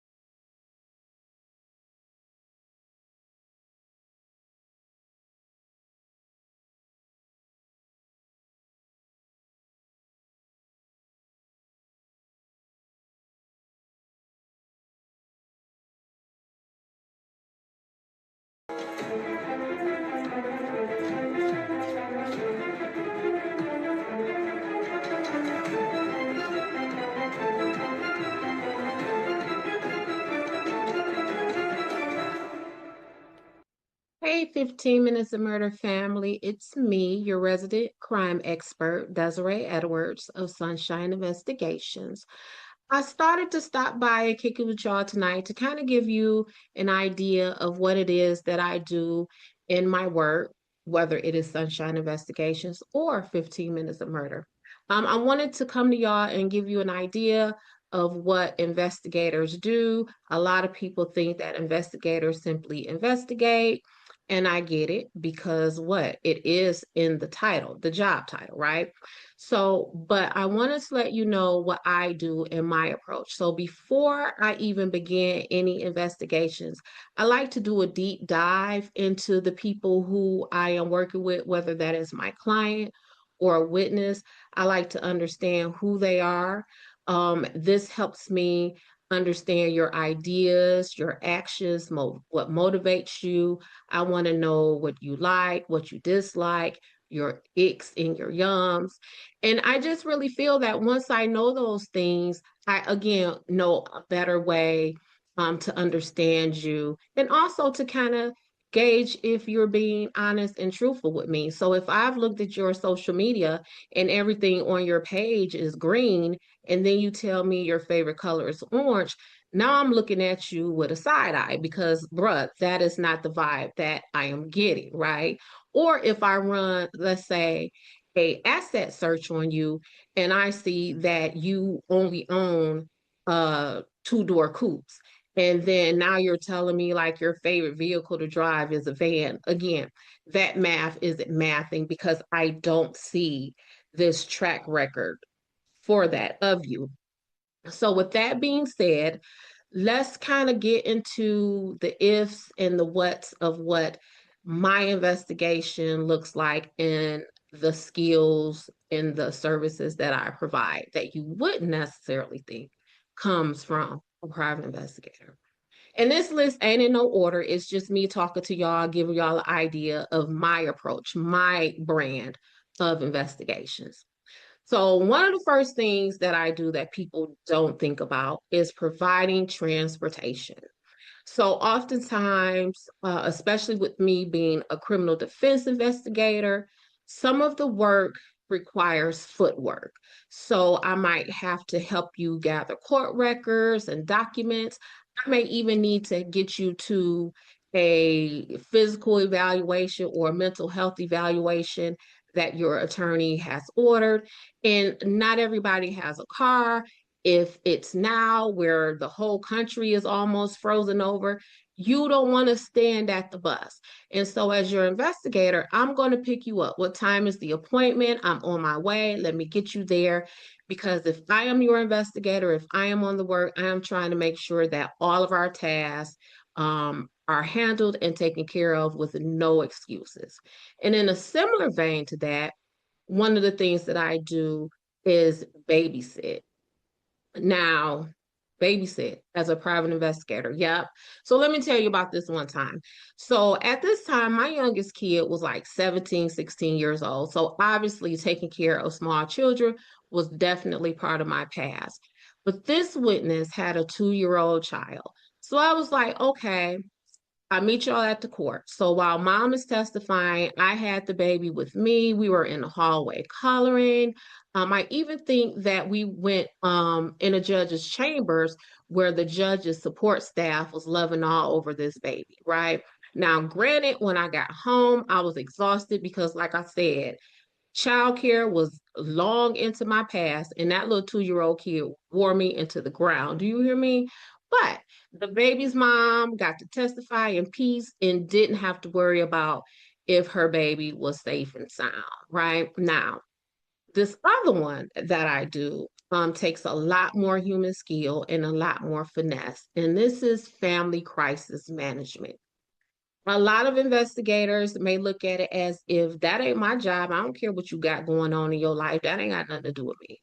But in fact, I believe that it does because if my client is distracted by family issues, I feel that my client is not in their best condition to help me help them. And one time in particular, I had a client who had an extremely close relationship with their mother, and their mother was ill. Actually, their mother may have not survived this medical condition. And so, one of the things that I did is I fought with the legal team to have a grief counselor on standby so that if something happened with this client's mother, if the mom's medical condition deteriorated, or sadly, if the mom died, we would have some kind of care and professional services in place to help this client. Because if their mom died, how is this client going to be in a position to help us help them? How is this client going to be able to sit in any defense team meetings with us and answer any questions when they are feeling sad and depressed about the condition or even death of their mother? And those are some of the things that I do that don't necessarily um, involve investigation, but for me and my approach, they definitely apply because, again, it is my job to make sure that all impediments are overcome when I am trying to service my client. And y'all kind of see some of that human approach I take in my 15 minutes of murder investigations. So that is why I refer to Dorothy Jane Scott as my homegirl Dot. That is why when we were talking about Caddy, where I referred to or described Sue Sharp as a hot girl, or even why I took total offense to Alan Wilmer being declared a suspect in the Colonial Parkway murders 7 years after his death, and even more years after he passed the FBI polygraph test. Because again, I took the time to research these people to get an idea of who they are. And again, once I do that, what am I in a better position to do? Serve you, to understand you, to see where you fit in my suspect list. So that is it for now. I just wanted to drop by and talk to y'all.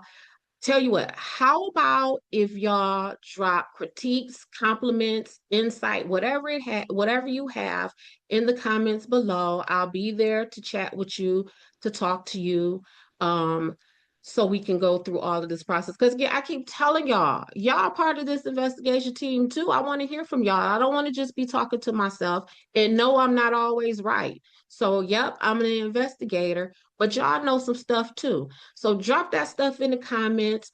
That's it for now. I will see y'all in the next 15. Talk to you then. Bye.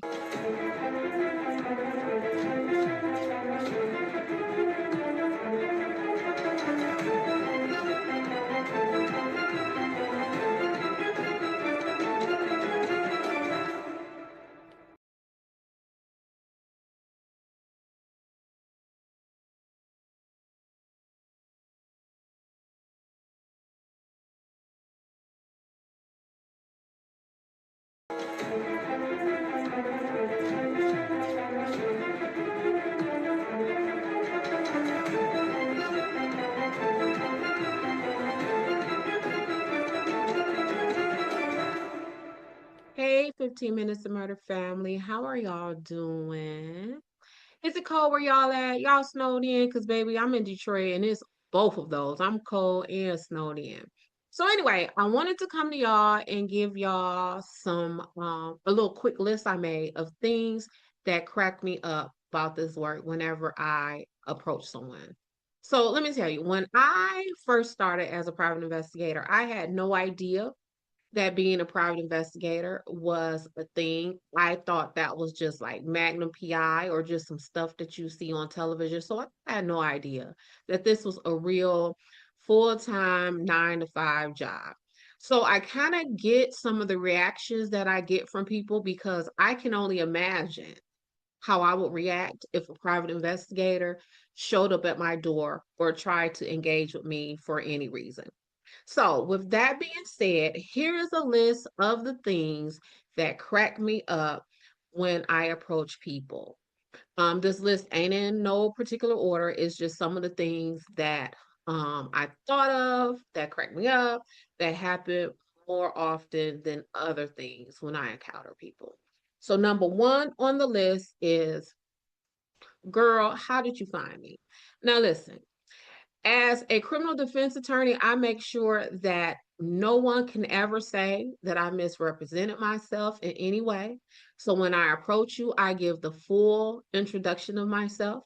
Hello, I am Desiree Edwards of Sunshine Investigations. I am a court-appointed private investigator, and here's my business card. And even with me saying all of that, people look at me and say, "How did you find me?" And my response is always, "Baby, I just told you I'm a private investigator." But people still, it like in that moment, it's like it does not register. And like I said, I get it because I will probably be taken aback if a private investigator approached me. But I'm telling you, it never fails to tickle my soul. I be laughing so hard, like I just told you what I am and what I do for a living. That's how I found you. Number two, when people tell me that I have asked more questions than the police did. Now, if you watch any of our shorts, videos, lives, whatever, you know that I am often very critical of the police. And one of the reasons I am critical of the police is because I don't feel that they do enough person to person contact in their investigations. So I am asking you everything because I just consider myself as a private investigator. I like to think of myself as a fact finder. And although most times in my work, I am working as a criminal defense investigator, but if I am considering myself as a fact finder, it doesn't matter who I work for or whatever. I want to know all of the facts. And it's not just about getting someone off, because once I collect enough facts, all of that is going to resolve itself anyway. Because what do we have? We have facts. So I am digging and I am talking to people, I am finding people. And the reason why I prefer to rely on person to person contact is because we haven't always had the science. DNA hasn't always been around. Fingerprints haven't always, fingerprint study hasn't always been around. Picking hair out of the top of people's head, that has not always been around. But what has always been around is people and human contact. And a lot of this stuff, you can find out, you can figure it out. Who did it? Go talk to somebody, they'll tell you. So that is why when you are engaged with me, baby, we finna talk about it all. And whenever I am making appointments with people, they tell me, well, they ask me, "Well, Des, how long do you think the interview will take?" And I always tell them, "Look, I'm not trying to be, a smart aleck or a smarty pants, but the answer to how long it is going to take to be interviewed by me is it's going to take however long it takes." Number three, this one really cracks me up because what do you mean?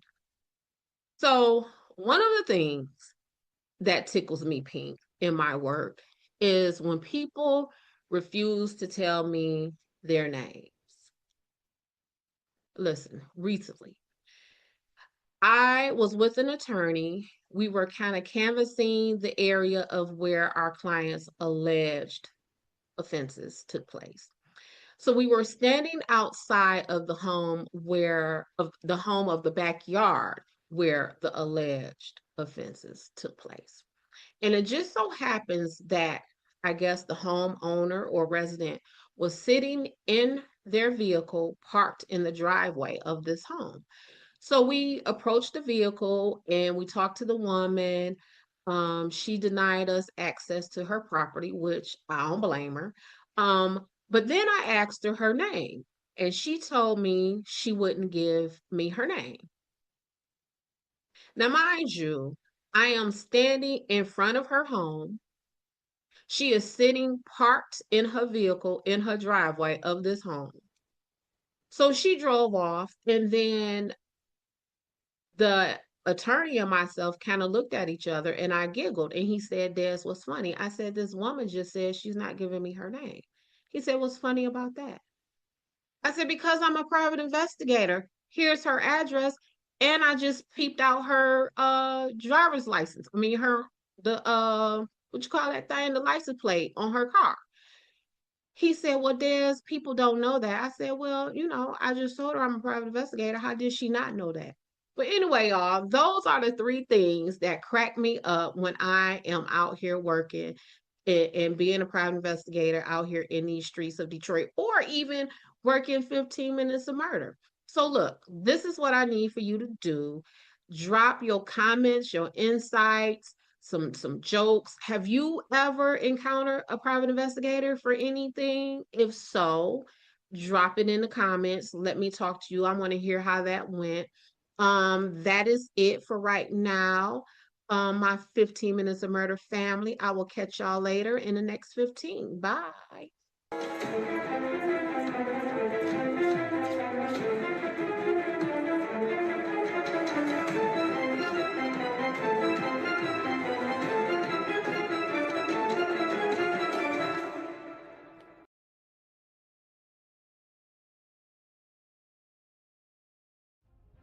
'Before we close, there's something important to say. In recent years, conversations around missing and murdered victims have brought attention to a painful truth: that not every story receives the same urgency, the same coverage, or the same resources. But let us show you what a champion from the ashes looks like. A true ally that has risen from tragedy, and instead of taking offense, what happened next is a lesson for all of us. After the loss of his daughter, Joseph Petito, father of Gabby Petito, became aware of such disparity in a rather harsh way. During a press conference to find his daughter, he was made aware of something often referred to as missing white woman syndrome. Instead of turning away from that reality, he leaned into it. He listened, he learned, and he acted by channeling his grief into purpose.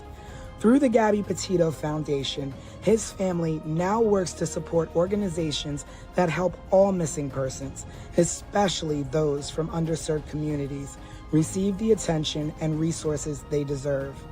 And to go a step further, Petito is currently working on a new series titled Faces of the Missing, which he says will cover dozens of cases that have received little media coverage. This will bring such hope to families that don't often receive the national or even local coverage deserved to bring their loved one home or to find answers. Joseph Petito, thank you for being the change we wish to see. Your daughter is proud. Rest in peace, Gabby.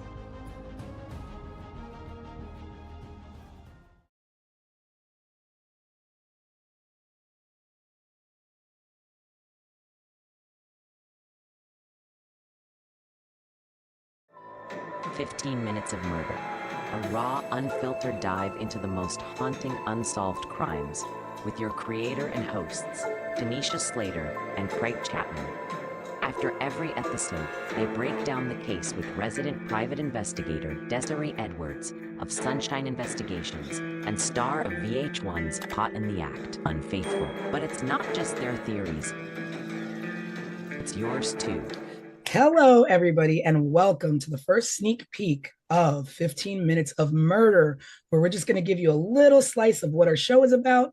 I am one of your hosts, Tanisha Slater. And I am Desiree Edwards, your resident crime expert. And my name is Craig. We just wanted to give you a rundown of how this series is going to work. Every episode and every story and every case that we go through will start off with a sort of like preview television series that gives a rundown of the case that we're going to be featuring that week. In the first week, we will show this video, and then after that airs, people will be able to submit questions to us. You can also go to our website, 15minutesofmurder.com, and join our Substack. So we'll have a case file there for you to look at, and you can submit questions there. You can submit questions on our YouTube channel and any other social media outlet. And then the following week, we'll deep dive into the case through a podcast where we'll all join in, and you at home will have your questions answered, and possibly one or two of you will join us on the series. Craig, that's a big deal. The viewers get to join us and try and break down what actually happened. We can go from who done it to what's missing to what they missed. And with the resident crime expert, we'll be able to pick apart cases a little bit deeper. And our viewers get to kind of like keep us in line and let us know, Desiree, you think you know everything, but you don't. Here's what I think.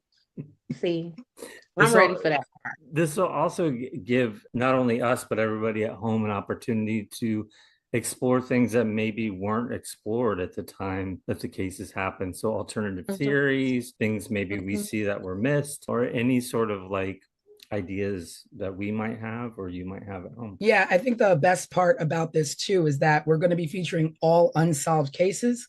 So it also brings light to the 15 Minutes of Murder, which is also our title, obviously. But 15 Minutes of Murder doesn't mean like 15 minutes of murder. We're going to show you a 15-minute clip. It means every murder somehow gets its 15 minutes of, so to speak, fame. So hopefully with this, with cold cases and unsolved cases, we're bringing to light some things that maybe got overlooked. So you never know what we can crack. I'm hopeful that maybe some of these cases can become solved just from renewed interest, right? And new advancements and crime investigations and all that kind of stuff.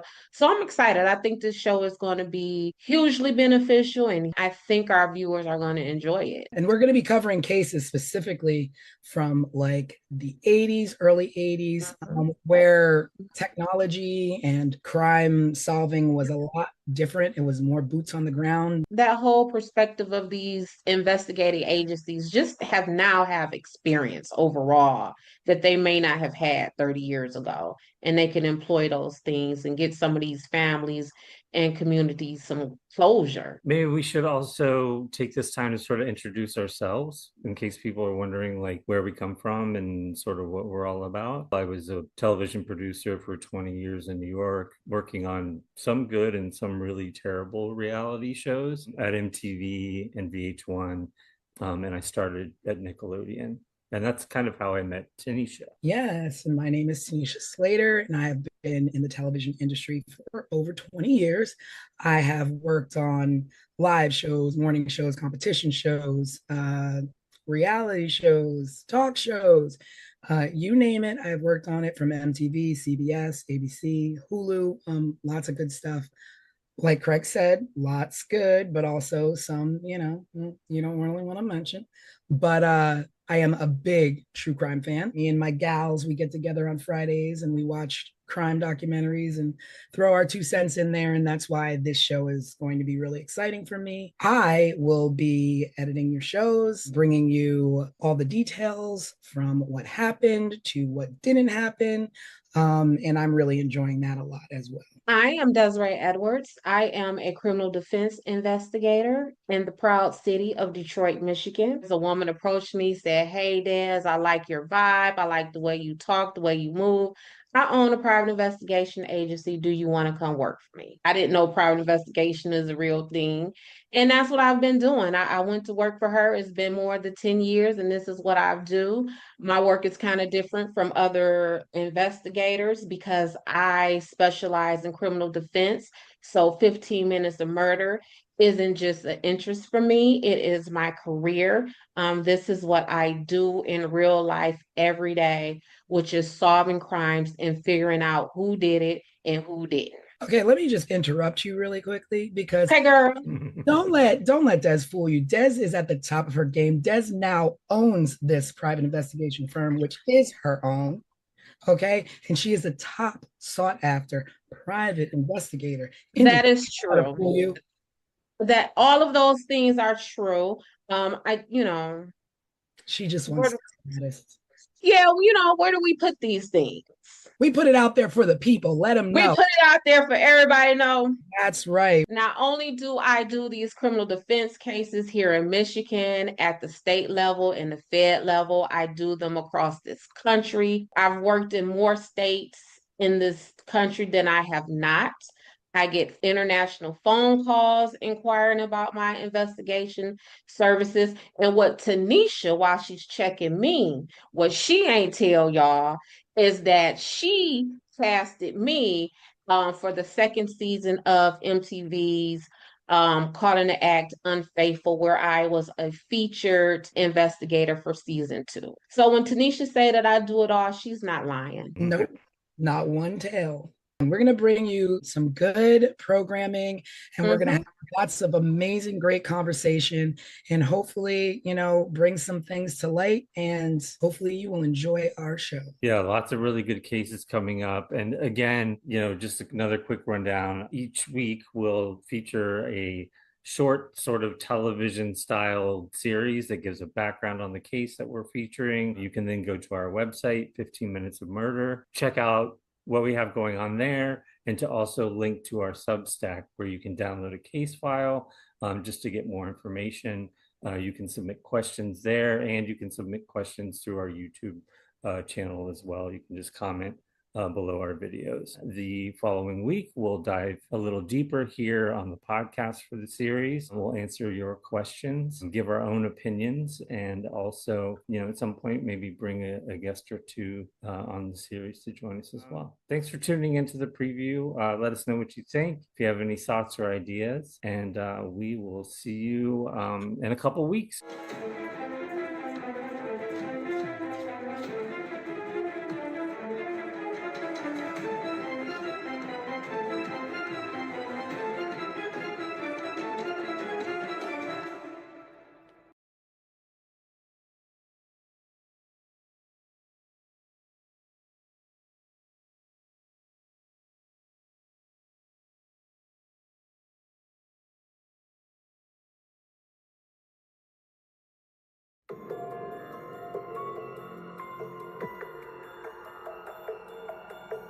April 11, 1981.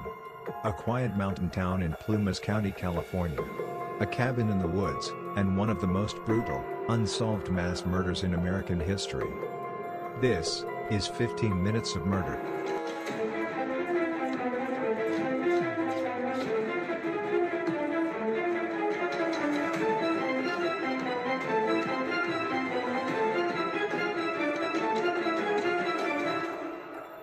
Tonight we take you inside the infamous Ketty Cabin murders.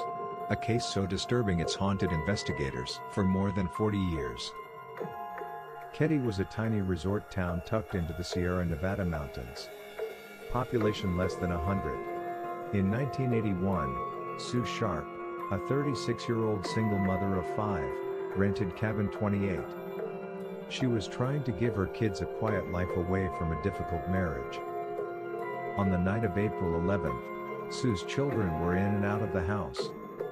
Teenagers Sheila and Tina were with friends.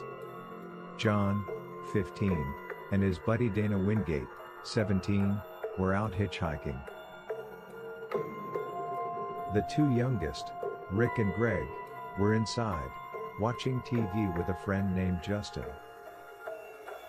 By dawn the next day, the peace of Cabin 28 was shattered. Sue's 14-year-old daughter Sheila returned home at 7 a.m. after spending the night at the neighboring cabin of the Seabolt family. What she found would scar her forever. Inside the living room, her mother Sue, her brother John and his friend Dana were dead. Bound with medical tape and electrical cords. their bodies savagely beaten and stabbed. One of the boys had been strangled. And Sue was gagged with her own underwear, which was secured with tape, and her throat was slit. The room was chaos. Furniture was overturned, the walls and ceiling were splattered with blood. A butcher knife, a hammer, and a steak knife so violently used, the blade was bent in half. And then, one chilling detail. 12-year-old Tina was gone. Not in the house. Not in the yard. Vanished. Incredibly, the three younger boys were unharmed. As the murders raged in the living room, they slept through the night untouched, just feet away. Or did they? One of them, 12-year-old Justin, later told investigators he had dreamed, or maybe seen the murders happening. He described men with knives, even details of their clothes. But his story changed with every retelling. Who could have carried out such a savage attack? Suspicion quickly fell on two men, Martin Smart, a neighbor, and his friend Bob, a drifter with a violent history. Martin had a rocky marriage. His wife Marilyn told police that Sue Sharp had encouraged her to leave him. The night of the murders, Martin admitted he and Bo were out late. He later confessed in a letter, never shown to a jury, "I paid the price of my wife and I killed the problem." But no one was ever charged. Decades later, in 2016, investigators uncovered a hammer in a nearby pond believed to be one of the missing murder weapons. Still, DNA evidence has not yet solved the case. In 1984, a skull was found in the woods of Feather Falls nearly 100 miles away. Dental records confirmed it was Tina Sharp. How had she been taken? Why was she separated from the others? And why, after 4 decades, does this case still remain unsolved? The Ketty Cabin murders are among the most haunting mysteries in American crime history. A family slaughtered. A child abducted. Multiple suspects. And a trail of evidence that always seemed to go cold.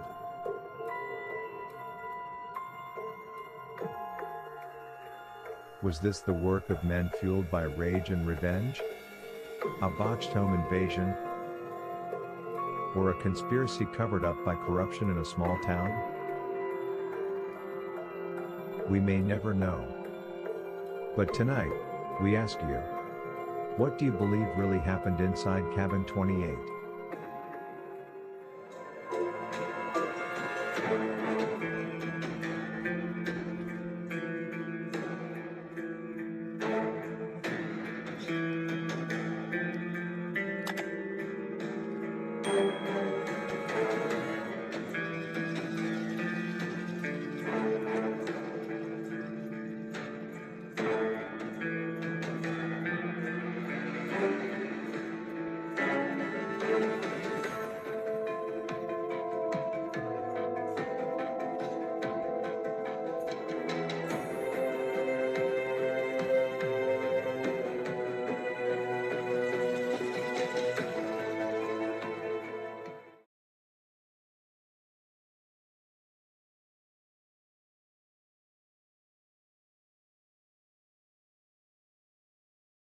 When officers stepped into Cabin 28, they walked straight into a nightmare.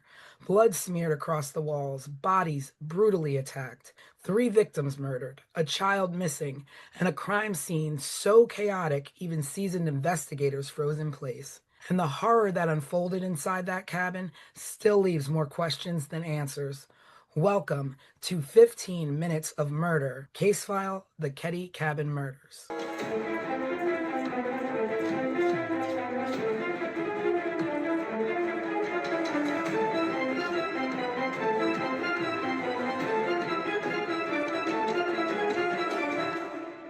Hello, everyone. Happy Sunday and welcome to the full podcast version of 15 Minutes of Murder, where we are going to deep dive into the Ketty Cabin murder case. We're going to be running down everything from top to bottom that you saw in the mini case file. And we're going to talk about some questions that our viewers have had and submitted on our YouTube. I am your host, Tanisha Slater, with co host Craig and our resident crime expert, Desiree. Present.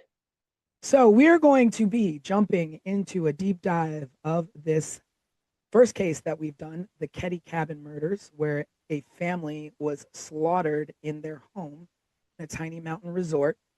And it's basically a 40-year-old mystery riddled with corruption. So, this happened on April 11th, 12th, Ketty, California. The victims are Glenna Sue Sharp, who was 36, her children, John, 15, Tina, 12, Ricky, 10, and Greg, 5. John and Tina were actually murdered. And John's friend, Dana Wingate. 3 youngest boys survived the attack. One of them was a friend of the young boys, and they were asleep in the back room. So we're going to get into the background of the Sharp family and a little bit of the background on Ketty. So the Sharp family, they were a military family, and Sue was in a bad marriage. They lived over on the East Coast, and she went out west with her kids to make a better life for them. Wound up in a small town in Ketty, what she did for work. And she was receiving money actually from the U.S. Navy through her husband, through her ex-husband. And it was only about $250 a month. Right. She worked a part-time job. Again, not making much. I'm sure she got by with what she could. And she was also on public assistance. She was on government assistance. And I So, think she also received some kind of stipend for school or something like that.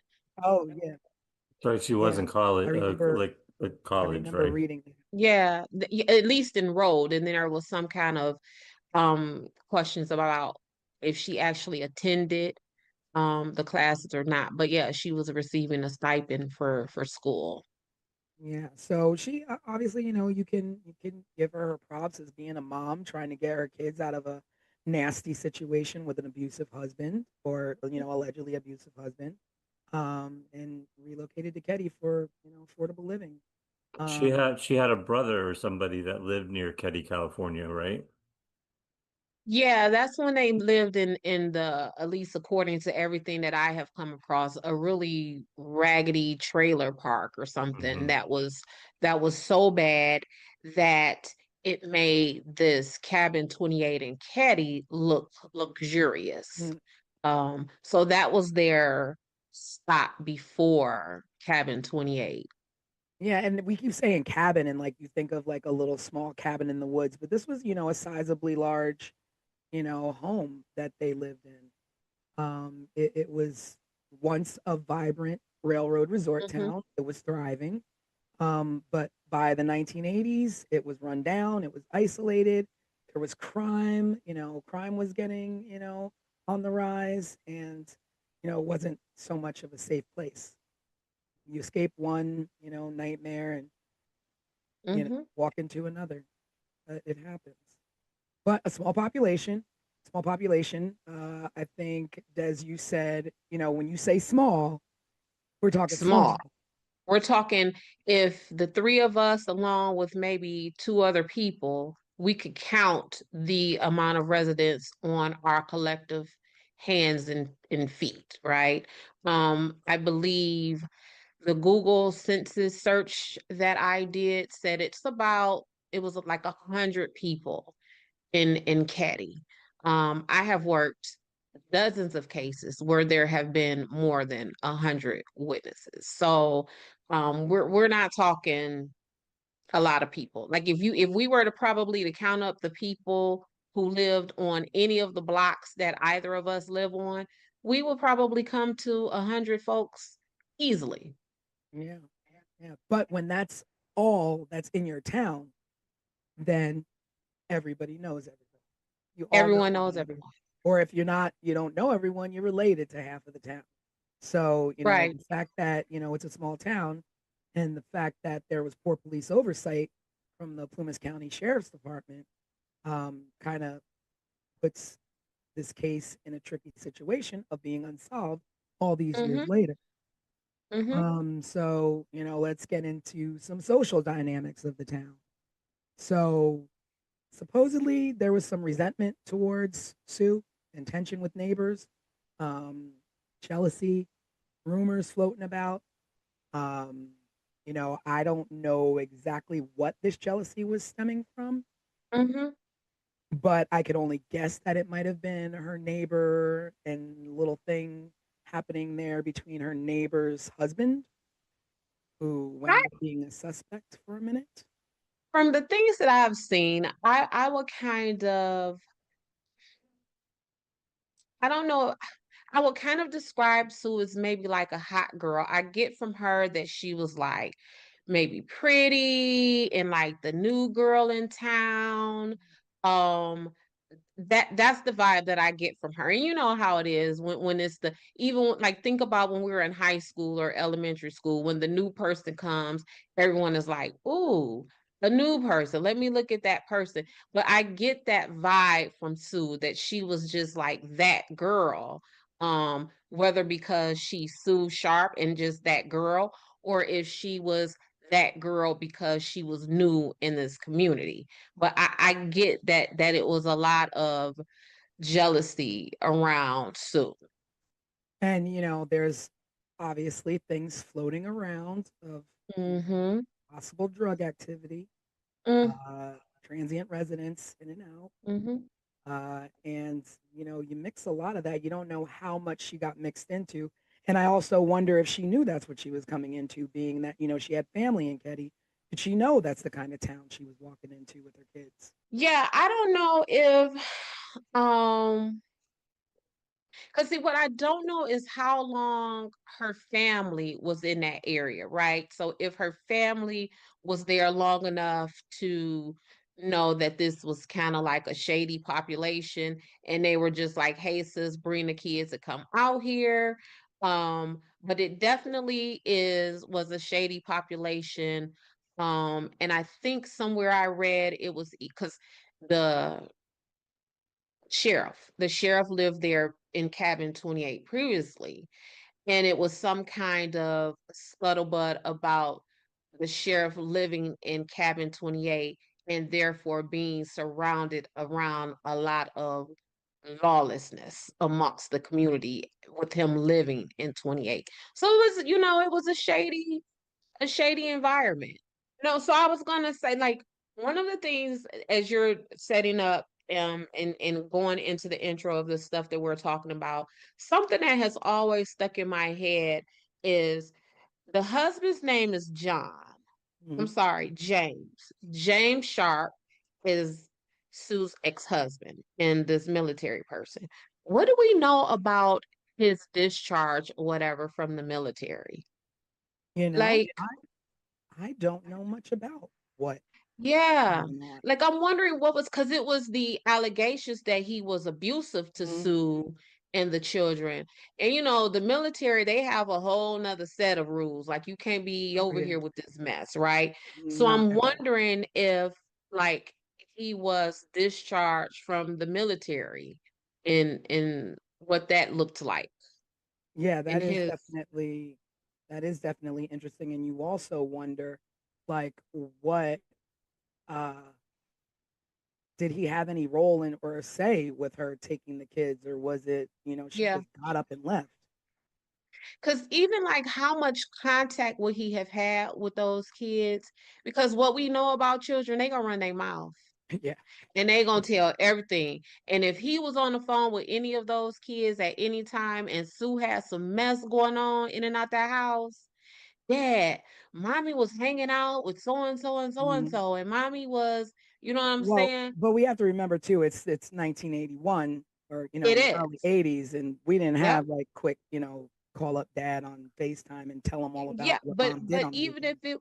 even if it was a pay phone call once or twice a month, kids are always kids. Kids are always going to tell. So even if it was that monthly call, it would have been mommy, daddy, mommy has been hanging out with these people. And as Yeah. far as the investigation goes, um, was James ever part of that? And did he ever report back to the investigators any information that the kids will have given him about the company Sue was keeping? True. Like, just where is James? I think that's a good question. Like all the research I did and all of the background I read about this case, they mentioned him and they mentioned that she moved a pretty long distance from the east coast of Mm-hmm. the US all the way out to Keddie, California, which I believe is like northern mid California somewhere up Yes. in the mountains. But that was the extent of it, just that he was abusive and that she bounced and took the kids with her. Yeah, because I'm gonna tell y'all when I'm working cases and I really want to find out some good stuff about someone, I will go into the family court side because typically courts have two sides, the criminal side, well, maybe three, criminal, civil, and then family. So I would then go into the family court side and run a person's name to see if there were any divorce filings, any paternity filings, any child support filings. And I will go and talk to that person and get tons of information from those people. So essentially, I'm going to find your baby mama or your baby daddy to give me all of the tea on you as an investigative tool. And I think that Mhm. if they didn't do that with James, they may have missed Mhm. a lot of information. But also the fact that, you know, a lot of people and a lot of things that I've read in the specific site where I read that, she wasn't exactly the ideal mom who everybody painted her out to be, and that she was actually renowned for leaving her kids and abandoning her kids and leaving them at home to fend for themselves, and that she spent most of her time with her best friend named Nina. So, I mean, you just don't really know what happened, because Right. but when I, people are saying, I mean, people are quick to say when you leave your kids, when you're not a good mom, people are quick to, point that out and just, spread that. yeah, and then I mean, again, you just said it is 1981. So was she leaving her kids or was Mm. she just like, because in 1981, leaving your I kids looked, mean, I was a latchkey kid. I had the I green string with OP swear, on my neck. in 1981, it was you leave the house in the morning when you wake up, and then you come back at maybe street light time or something like that. So to say that she left the kids, right? Mm. Um, Looking back at it from my 2025 perspective, Yeah. I don't really know what that means. Because we were all left if that's the case. Yeah, certainly. I had an older brother, and the second my parents were gone, and he was supposed to be watching me, he was gone and down the street with his friends. So I was home alone all the time until like the neighbor teenage girl would come over and sort of like babysit me until my parents would come home. Right. Yeah. So So I kind of want to give Sue some credit on that. I don't want to necessarily say, oh, she was a neglectful mama and she was ripping and running the streets. Yeah. Yeah. I don't want to go Yeah. there with Sue just yet. Yeah. I I mean, was that's looking very for true. a little more information on the husband, and Yeah. No. the only thing I could find is what we already talked about. Yeah, Mm-hmm. it's very slim. There's really not a lot out there about him, just that basically she left him and was trying to look for something better. I've read that she even stayed with his parents for a little bit. Oh, really? Um, yeah, She was a stay-at-home mom while he was in the military. Mm-hmm. But So yeah, there's just a lot about like her mothering, and sad to say, like when you have a lot of, it makes me wonder if people were talking bad about her being a mom, be, are they recalling her being a bad mom because of what happened, or if they really thought that. Right. And so, like, basically, like an implied truth, kind of like, Mm. oh, well, now that this has happened, Yeah. hindsight, I guess she was a bad mom because how else could this have happened if she wasn't a bad mom? And Mm. I feel that's a sad and unfair assessment, right? Um, I mean, because when you think about it, you could say somebody's a bad mom all they want, but with that amount of kids, and you are concerned with, she could have left and went to Ketty all on her own and left those kids wherever if she didn't care. she could And have she left was him a with bad mom. James. She could have left them with James. She could have left them with their parents. Mm-hmm. Mm-hmm. So like you, I won't Mm-hmm. go down that road and and speak ill Right. in that way. Um, Yeah, because that parenting thing, I like to kind of shy away from that because mm, I got 4 kids and a husband and it's hard, mm, right? So I yeah, can only imagine what it would be like as a single mother with 4 or 5 children and very little income. So I definitely want to give Sue grace and the benefit of the doubt on that. yeah. So the children she had from teens down to little ones, and we'll just like recap the activities of that evening. So what we do know is that on that evening, John and Dana went to hitchhike to hang out in Quincy, where I think that's where her brother had lived. There's a Mm-hmm. small place out there. And they went to go hang out with some friends. And there were friends that claimed that there was possible encounters with drug involved teens. I don't know a lot about that, and that the friend Dana was seen with some sketchy individuals, some street locals. So Yeah, in this side of town where this activity where the kids were hitchhiking to and going to party to, that's the side of the town that everyone alleges that Sue would, when she was abandoning the kids, that's where she would go. mm, On this side of town. mm, Um, and it was some like conflicting information about how the boys got back home and who took them back home and mm. was that those sketchy people they were with in Yeah, this were they sketchy part of followed? town. I mean, that's true too. If the kids Yeah, were like involved in something that mom didn't know about, did the kids owe money? Did the kids, yeah, get too cocky out there? Like we don't know. And yeah, and how, and who exactly was Dana Wingate? Like, like they couldn't have been, lifelong friends. These are new. This has to be a new friend. You don't know who he was or what he was into or what he got John into. Because I mean, you could go off on any angle and be like, oh, it was the kids hanging out with the wrong people. Oh, it was right. Sheila hanging out with the wrong people. It was the neighbors who were jealous.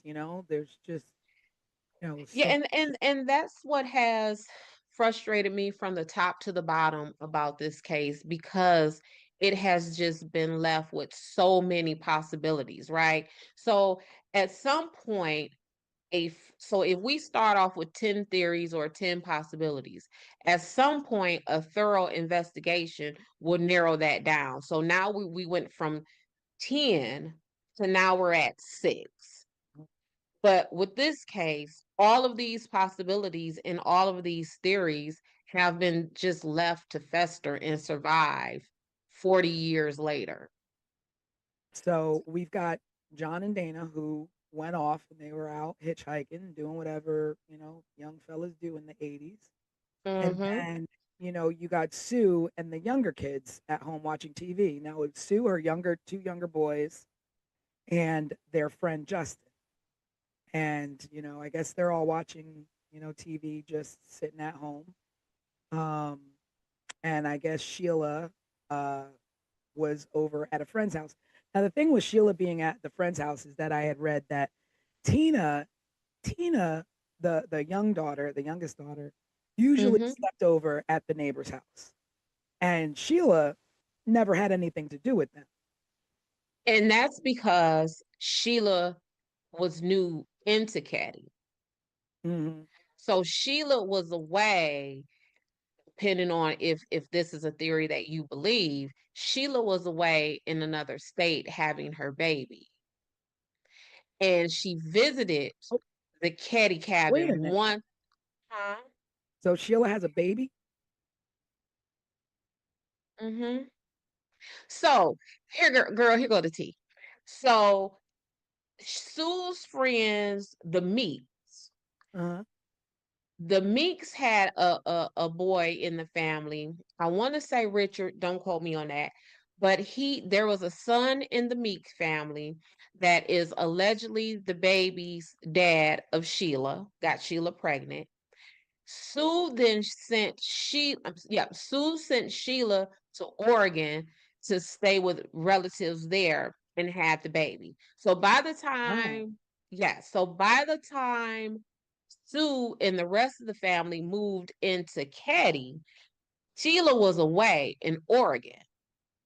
So she came to visit them like December, maybe the Christmas, because the murders happened in April. So then Sheila would have went to visit them around Christmas. So that would have been Christmas of 1980. Then April of 1981 is when the murders happened. And a few weeks before the murders happened, so now we're in late March of 1981, is when Sheila moved in to Caddy with the rest of the family. So then that makes it even stranger that she Even would be at the stranger. neighbors and no baby. And no baby. So that's a whole nother theory, right? Where supposedly the Meek family was pissed off at Sue for putting this baby up for adoption because the Meek family wanted the baby. And the Meek family saw this baby as the first grandbaby of the family. Oh wow. And So where did the Meek family live? they lived on the best way for me to describe it is that they would have lived on that sketchier side of town. Not to Yeah. say that the Caddy cabin ain't the sketchy, because obviously it is, Yeah. but they live on that other side of the town. Yeah, Okay. because that now that you say that, it makes it even stranger to me because my mind started going to like what Sheila into. And so I was reading that, it was typically Tina because the neighbors had younger kids that Tina would go over and Mm-hmm. always spend the night there and, hang out there. But that night, while Tina was there, Sheila went over and sent Tina home and Sheila stayed there. Mm-hmm. So Tina would have been spared had she stayed like she typically would at the neighbor's house. Right. But Sheila sent her home, Correct. which is odd. Which is odd. Sheila sent Tina home from the cabin that was right next Directly door next door. to them. And no one in that home allegedly heard any noise, any bumping up against the wall, anything coming out of that house. And what was also something to me about the Seabolts is that, because that's the family who lived The in that neighbors. cabin next door. They said, I got it in my notes because it stuck out to me crazy. Y'all, give me 1 second. According to the timeline that I have, Sheila went to the Seabolt's house at around 8 p.m. Mhm. Um, then the Seabolts reported seeing a weird green van outside of cabin 28 at around 9 p.m. Then Tina is sent home at 9:30. Which is late for 12-year-old, right? I think she was 10. No, she was Yeah, 12. and that's 10. But not only that, this is what struck me. This is a town of 100 people. So that means we're a close-knit community, right? So if I notice a vehicle that I hadn't seen before outside my neighbor's home, and then the next morning I found out that that neighbor's home that weird vehicle was parked in front of, people were right, murdered and slaughtered in that right, vehicle. right. I Put mean, a slaughtered in that CCTV home. out. If we're a small town like that, whose green van is that? I've never seen Yeah, that green yeah, van. yeah, If someone pulls up in a green van in front of my house right now, I might just look out the window and be pissed off that someone parked in yeah, front of my house, right? But I live in a larger city. yeah. But in a small town like that, I and think the then first place I'm gonna go is to Quincy. Start looking for a green van. green van. But also when Tina was sent out to go home and you saw that weird, awkward Oh van, yeah, yeah, yeah. you're not like, Tina, hold on. Hey, I'm finna walk Tina home. It's a Right, car out here. right. It's just, Yeah, and we don't know how I, long that car was out there or when it mm-hmm, left. mm-hmm. So did someone send Tina away to be murdered? Mm. I mean, Tina was ultimately not murdered at first, right? we don't know that. I mean, We she could don't have know been that. murdered first and dumped, or she could have been held for who knows how long. Mm-hmm. She could have escaped from her captors and died on her own. Well, we know that she at least tried to escape because the Yeah, back pocket of her jeans was ripped yeah. when And I when when guess they when they found her remains. So somebody she was trying to get away from someone. But yeah, I think that timeline right there, that hour and a half timeline, has been sticking with me since I started doing my homework on this case. so. There were witnesses who did, report that they saw a bearded man with glasses earlier in the week, seen around the Sharps cabin. No, no leads were really ever followed up properly to check and see who that was, who the green van was. No, we don't know.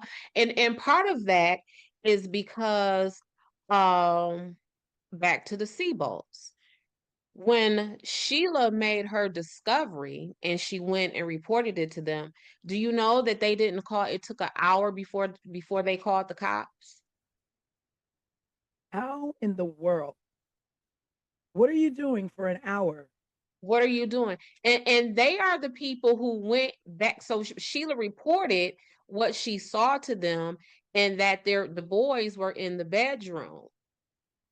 So they went back and retrieved these kids. So you would have seen this scene and you not call the cops for a Yeah. whole hour. How do you pull the Maybe, kids out without? maybe I mean, they walk through the living room and see everything that's happened. But let's Well, let's just let's just talk about the. I'm sorry. Go ahead, Craig. no, I was gonna say maybe we should just for people listening at home describe sort of Yeah, I'm going to talk about what the crime happened. scene. Yeah. So the oh, crime scene, they were found. The family was found on April 12th by Sheila. She was at the neighbors. She got up in the morning. She walked home, opened the door, and found her mom, John, and Dana mhm. slaughtered in the living room and bound with medical tape, bludgeoned, stab wounds, blunt force trauma, blood splatter everywhere, uh, Everywhere. everywhere. That it literally looked like there was just complete struggle and hours of torture. Hmm. Um, there was a knife that was bent in half. Like, do you know how much force it takes to bend a knife in half when you're stabbing somebody? That's violent. That is brutal. That is hatred. That is zero Hmm. regard for human life Hmm.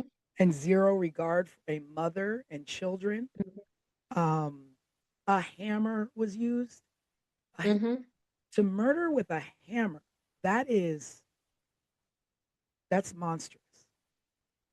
Yeah, and in my work, um, knives, stabbings are some of the most personal um crimes, right? We know if I'm working a case and the victim in my case has been stabbed, I immediately think of the closest people to that victim. Who has the most access to him? Who, whether that is physical or just like in the family, in the friend unit, because a stabbing is a very intimate Yeah. is a very intimate crime. One of Sue's wounds was so deep that it touched her spine. Like that is the force. And just think about your torso, your body right now, like where your spine is. You know what I'm saying? Like someone would have to force that knife through your torso, through your chest cavity or wherever and reach Yeah. your spine. And your spine is deep in there for a reason. Yeah.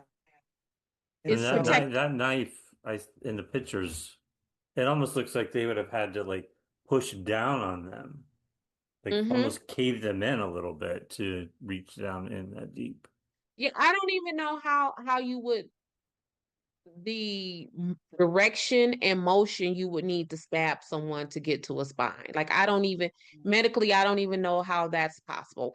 If nothing else, like I said, we were created for our spines to be hidden and protected because they are literally the backbone, right, of our existence. And for you to reach that, and so I I want to mean, say, just for our viewers who are like love timelines and accuracy and things like that, Sheila allegedly returned home that morning to make this discovery at 10 a.m.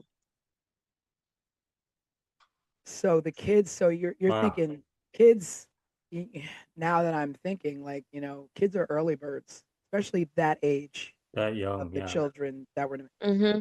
there's no way they didn't get up and walk around that house before Sheila got there and possibly Mm-hmm. see what was happening. Um, The neighbor, was it the Siebel father was the one that went to the back door to get the boys out. The boys that survived came out the back door. They didn't want to take them through mm, the house to see the murder scene, essentially, is what I read. Yeah. And so I get that, but what also I don't get about that is if you walk into the home and you see all of that carnage and you see in this other room over there that there are alive people, you just leave them there. You don't say, "Come on, y'all, let's get out of here."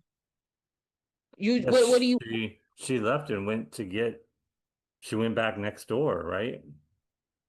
right? She went back next door, but if she would have saw them, why wouldn't it have been, "Come on, y'all, let's get out of here"? Or if they saw her seeing them, then why didn't they say, "Don't leave, Sheila, don't leave, take us with," you know what I'm like it I don't know. It's just so hard because it's just like, you want to put yourself in that situation, like just visually to try and think of what you would do or what happened. mm-hmm, But if I walk in the door and I've just gone through having my own child, let alone these are my baby brothers, like I'm storming through there, I'm going out the back door with them. Is someone still in the house? Are they still right, there? right. Like, how do you, Where's the sister? Where's my little yeah, sister? where's my little sister? Like, what? Yeah, so what are they? Ricky, Greg, Justin, where is Tina? Yeah, Hmm. Yeah. I mean, Where's Tina? So it's again, it's we could do this. This caddy stuff is enough to no, carry. it's like the the theory or whatever is that either one, the killers weren't threatened by young kids or even worried about these kids being able to identify them, or be able to pick them out of a lineup, or they knew them and were like, let the kids, that's not what we came to do. But what did you Mm-hmm. come to do? Like, what is the Right. point? Like, why? And there goes the motive again. Why? Why? Like, Yeah. why do you slaughter a mom and her two sons? Were you there to murder Sue and the younger boys intervened and you had no choice there? Mm-hmm. Or were they all sleeping? Like, when the boys came home, like, what were they doing when they were approached, or when someone broke in? Did they break in? Did they sneak in? There was no signs of breaking in, so they Right. obviously just came in. Right. Yeah. Well, no one needed to break in, because the way the house was laid out, like you see how in the pictures, the front of the cabin looks very cabinish. And the back of the house looks very houseish, right? And that's because it's a addition back there. And the older son, I want to say is John, he lived back there. And there was only one bathroom. And so they kept the house open so that John could come in and out to access the bathroom and, the kitchen and, sit around with the family. So the door would have always been open. No one would have needed to break in. No, there wouldn't have needed to be a sign of forced entry. So, like, thinking and knowing and knowing about the case, three basically grown-ups, because when you're a teenager, you're big enough. Mm-hmm. I mean, you see the boys, they're not little, you know. They were So 17 at the time, right? yeah, so I mean, Mm-hmm. they're nearly on their way to being young men. So there were multiple weapons. I mean, I don't know from experience, but I do know that murdering someone is a physical, exerted activity, Mm-hmm. um, because you're fighting someone to overtake them. And Yes. so, can one person overtake two boys and a young mom trying to protect her kids? So, is there more than one? Yeah. I was for that scene, the way that scene looked and the damage that was done to Sue and the children, I would dare say that it was maybe two or three people in that house, because we would have needed someone to not just cause the harm, but we would have needed someone to control that scene.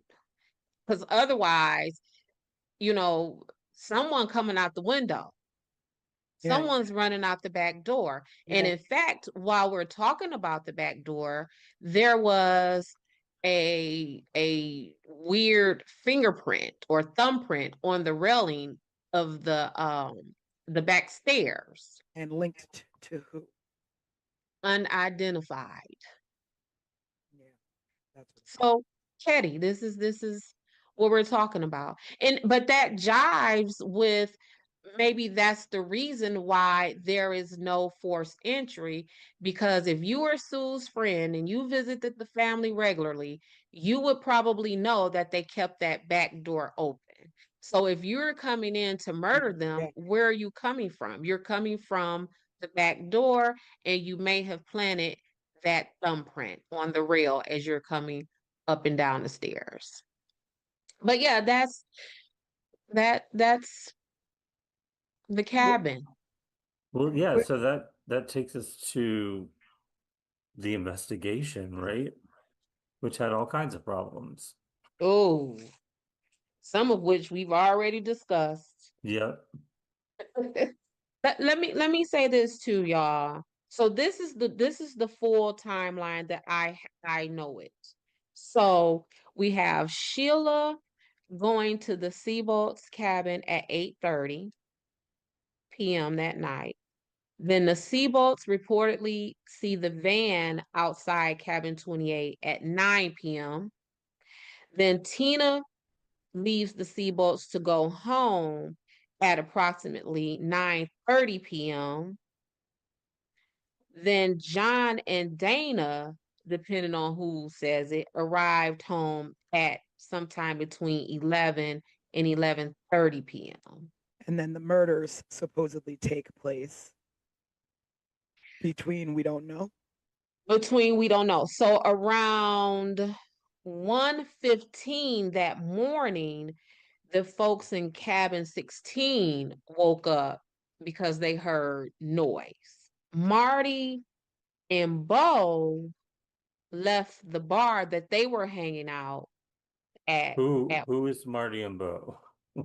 So Marty is I know who they are, but I know. we should explain who Go they ahead, crime are. expert. We're about to. Okay. So Marty Smart is Jason, the one of the little boys who are in the bedroom. That is his stepdad. It's Justin or Jason? Jason, what did I say? It was Justin, right? Okay. Justin. So listen, I'm a mom. I don't even know my Whatever your name name is. sometimes. Yeah, whoever you are, that person. So that's his stepdad, and Marty is married to Marilyn. Bo is Marty's homeboy. So they were at this bar acting a mess and drinking and fussing and causing a commotion, and they left the bar at 1 a.m. Now, And the two of them depending, were actual suspects. they were suspects. That's where this is going. So they were the suspects. They leave the bar at 1 a.m. And not only are they actual suspects, but the legend is that Marty was having an affair with Sue. Mhm. And Sue may have told Marilyn, who was Marty's wife, that of this affair. And so, Or I heard or read what you that hear she was trying to convince Marilyn to leave her husband. to leave. So Marty and Bo at the bar, hanging out, whatever, they lit. Then they come. So then we got the people in cabin number 16 hear some noise and commotion at 1:15. Now, Marty and Bo allegedly returns back to that bar at 1:30. So what's the So time frame between they leave the bar and come back to the bar? 30 minutes. 30 minutes. Exactly. Mhm. That's a whole lot of stuff to have done to a whole lot of You're people. talking about travel time. You're talking about, and you can't, there's no cleanup. You're going to have blood all They over gotta you. clean themselves, yeah. You can have blood all over you, and to murder Mm-hmm. 3 people in 30 minutes or less than 30 minutes, maybe 10 minutes, you And leave and fingerprints. and you're gonna want to sit down, because Yeah. if you're stabbing someone so hard with that much force where you're reaching their spine, you're tired, you're out of breath. It makes me wonder, like, why they're even suspected. Like, was it solely on the supposed affair, or because they were at a bar and left the bar, they were Well, hell-bent? one of the young boys that survived out of the three described them. Mm. But Remember, he Dean is was, describing, but then Justin's just allegedly describing his dad. yeah. Correct.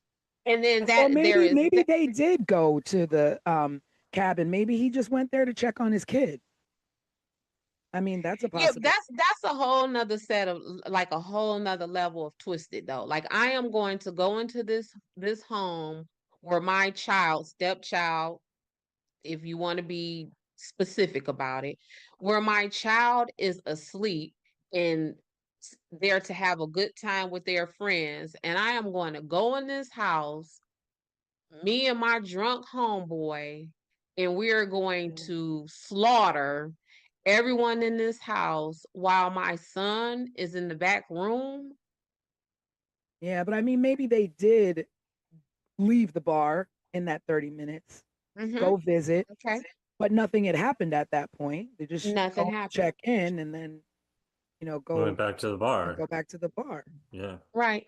But So I don't, you don't think what'd that you happened? say? You don't think that happened? I don't think what happened. That they just kind of popped in, checked in, and then went back to the bar? Um, Because that places I them at just, the scene of the crime, but doesn't mean they did it, because at the time that they arrived, maybe, the murders hadn't even happened well, yet. more than that, I just question the timeline. Not necessarily that they didn't like really do it, because maybe they did, right? But I know for sure they didn't do it in 30 minutes. I know that for sure. Well, to talk about the main suspects, Martin Smart, of course, Martin married to Smart. Marilyn, supposedly having an affair with Sue, was their neighbor. Mm-hmm. He was also Mm-hmm. an abusive man to Marilyn. And it's reported that Sue was trying to help Marilyn. I guess, she'd been through it before with her husband James, or her ex-husband Mm-hmm. James. So I mean, Mm-hmm. she could have been just helping him out. I don't know how true this affair, business is. But Right. the smoking gun here is that the hammer used in the murder was owned by Marty. So the hammer belonged to him. And the fact that he told his therapist that he killed Sue. Why he Well, would. so there are supposedly two hammers. Mm, Yep. And the hammer that was found, weirdly found 35 years later, I believe, is the hammer that Martin says matches the description of his hammer. I don't think that the hammer that was left neatly and nicely on the table in Sue's home was that knife. I so mean yeah, that let's talk about the weapons, like where they were. The hammer was left on a table. Like, I mean, and then also yes, you leave the murder weapons. Like, who correct. leaves behind murder weapons? And you leave them not just scattered about, like where, like, okay, so if I beat you with a claw hammer, that claw hammer may be left next to your body because, whoo, I'm done. I done beat you, I'm tagged. But for them to leave the butcher knife and the claw hammer, um, still bloody on a table, that's like a weird level of care and Yeah, concern. you're placing these items down that you just used to murder someone. Yeah. So are you what so when I try to unpack that in my investigator brain, it's like, is that a level of I don't care who finds out about this? Like, is that from a level of complete disregard? Maybe because Or not just I don't care who, it's that they know right, and but nobody. this is where I was going to go. Do you, because if we're going to run with the theory that Martin Smart and his homeboy did this, did Martin Smart and his homeboy leave those weapons at that table because they disregarded being caught because they are close friends with Mhm, Sheriff Doug Thomas? And if mhm. I just killed these people, I don't care where I leave this nice. My homeboy is the sheriff. He got my back. So at that point, she was still kind of the newbie, but she'd been living there for months. So she kind of, integrated into the town. Integrated, I'm Mhm. sure people, adored her kids or Well, integrated enough to where, she allegedly is sleeping with this woman's husband. yeah. Integrated enough to where her children were staying the night at other people's True. cabins and other people's children were staying the True. night at her Well, cabin. because my thinking was like nobody's gonna care because this is the new woman in town. She's not from here. Nobody's gonna care what happens to this woman or her family. Yeah. There is So some we don't kind of have to a, cover our tracks. yeah. And there was one more thing that I did read, which was strange. So I read that Ketty, the electricity in Ketty, the light supply or whatever the lights were controlled by cabin 28. So in order to turn Yeah. off the lights in the town, you would have to turn off the lights on cabin 28. Mm-hmm. And before Sheila went over to the neighbors, she turned the light bulb out on the front of the cabin as though like why why would you do that? Like what is the significance of that? So that I saw that too, and the way it was described, I couldn't figure out if she physically untwisted like I think it was the like a light bulb. physical untwisting because if you would have turned the light out, if you would have manually turned the light out, then it would turn off the electricity for the town. But if you unscrew just the bulb on the porch, you would only leave the porch dark and not the Okay. town. Okay. So I thought that So was strange. so that was the one thing that was strange. The other thing for that was strange about that to me is how would she know that? And what I mean by that is that my children don't live with me. So whenever they come to my home, they are sometimes just as confused in my house as they would be in yours because they Mm, don't live here, right? mm, So how would she have known that much? And she had just been there a couple of weeks. Like, did she yeah. know it? Oh So it yeah, makes by the me way, think, Sheila, yeah. So it makes me think like it's like you'll know the house because it'll be the only one without the porch light. it'll be the only one without the porch, without the porch light. And if that was not intentional and just a coincidence, like Mm, yeah. that's horrible luck. But Yeah. also, um, how often during the night would Sheila see Sue doing that? Would Sue Yeah. Yeah. regularly Was it go out? something that she would regularly do to Right, save? like because otherwise, how would Sheila had no? Because that's like a quirky thing to Yeah. know. Yeah. It's like if you're overthinking that theory, and I'll, there's no shame. I mean, I did go down a rabbit hole as we talked on the live. I like my rabbit Mhm. holes. And I That's what went down, investigators do. yeah, and I went down a rabbit hole on a site called Ketty 28. And when I say the theories from this site are really like, so if you're doing your own research, visit there on this case if you want to go a little further and deeper. But I try to stay away from it because I don't want to make any accusations more than there already have been, like Sheila and this light bulb situation. But that is definitely a strange thing uh, to think about happening on the night of murders. I mean, I don't know if she did that every night. We don't Right. know. It could just be coincidence, but it Can is we definitely strange. can we double back to this hammer? Because this hammer Mm. low key almost took me out. Like this hammer almost took me down a whole rabbit hole. And I'm gonna tell you why. We find a hammer 35 years later, and that hammer is still significant enough for us to report it. So what I mean by that is if something happens right now in 2025 and then we find the tool that was used 35 years later, do I immediately be like, oh, snap, this is the tool that we were looking for at 35? You know what I'm So saying? Like, you're thinking planted. I'm thinking, not only am I thinking planted, I am thinking planted because the person who allegedly found this. Girl, let me tell you about this story if you don't know this part. Yeah, yeah. So, this man was with a woman and they were attending a wedding.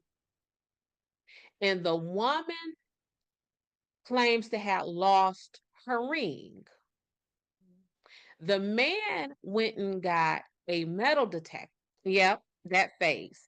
He went and got this metal detector and he's out looking for this this ring with this metal detector and what is now at the time they're searching a dried up pond. And it is in this dried up pond where this man is with the metal detector looking for a ring that belonged to a woman who attended a wedding. And then we find, well, maybe the pond was not empty at the time. Maybe it was a reservoir and it just happened to drain. I don't Maybe, know. maybe I don't know. That's But strange. ain't that strange? And so what this guy finds, instead of the ring, he finds the hammer and then goes and reports it as though the first murder in the town is in the back of his head. And he's like, let me go report this hammer because this has to be the murder weapon. And it's 35 years later. Yeah, because if I found a hammer laying somewhere, I wouldn't I think wouldn't anything think of anything. it. You Yeah. wouldn't think anything of it. I would just probably throw it to the side and keep doing what I'm doing. Yeah, I probably wouldn't even touch it. I just keep on moving. I wouldn't even have thought about it. Yeah. Oh, a hammer. A hammer. And so that's the second hammer. Yes. Yes. And So- that is the hammer that allegedly matches the description of the hammer that came up missing from Martin Smart's house. I know. I want to say Martin Short all the time. Me too. We're 80s babies. Yeah, I know. Can you tell? So at that point, when he found the hammer, then Marty was already dead. I guess so, because he found the hammer in 2016. So was Marty dead? So because they had him in, they questioned them, but now it's like he's dead. So there's nothing that can be done finding this evidence to try and close it out. So who's to say the man who picked up the hammer didn't do it? Well, I think of course the evidence I'm going just crazy.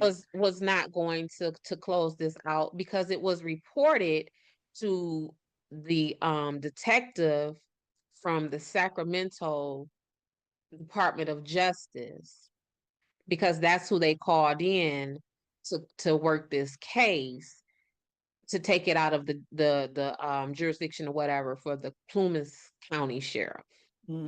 But those Department of Justice people were not homicide detectives. They were organized crime agents. So, not to say that they don't know how to conduct a homicide investigation, but that. Yeah. So to recap about botched evidence, now we're talking about a hammer found 35 years later in a dry pond. So there was contaminated crime scene evidence. There was no neighborhood sweep done. There was no forensic preservation whatsoever. There was interviews were delayed, and in delaying interviews, you give people enough time to get their story straight. And tips were ignored.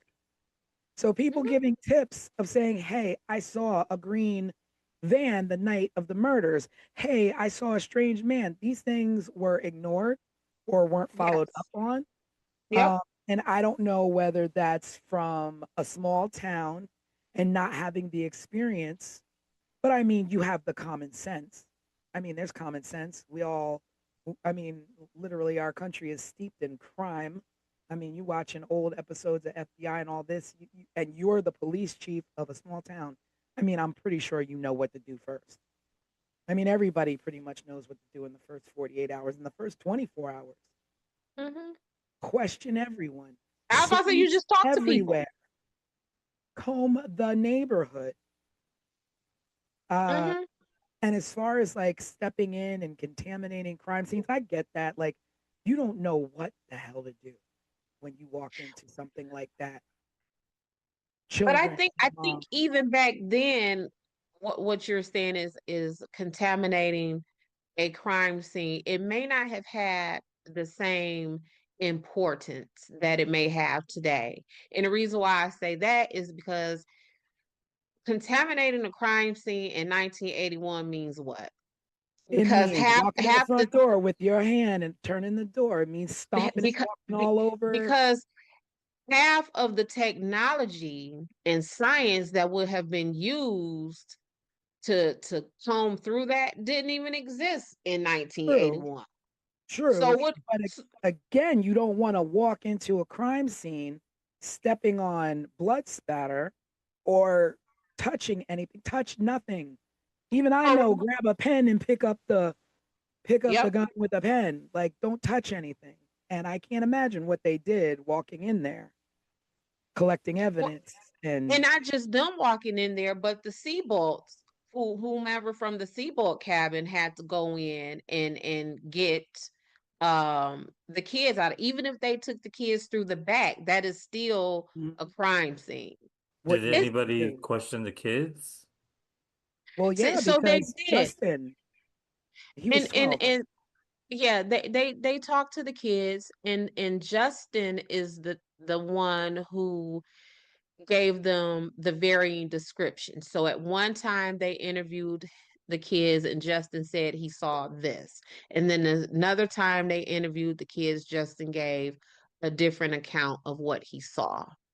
And that's the part where I say they needed to call in that forensic psychologist, because at that point we need someone who is specifically trained to withdraw that kind of memory and recollection out of someone through their trauma, through their sleep, taking in account that they are 10 years old or 12 years old, or however old he would have been.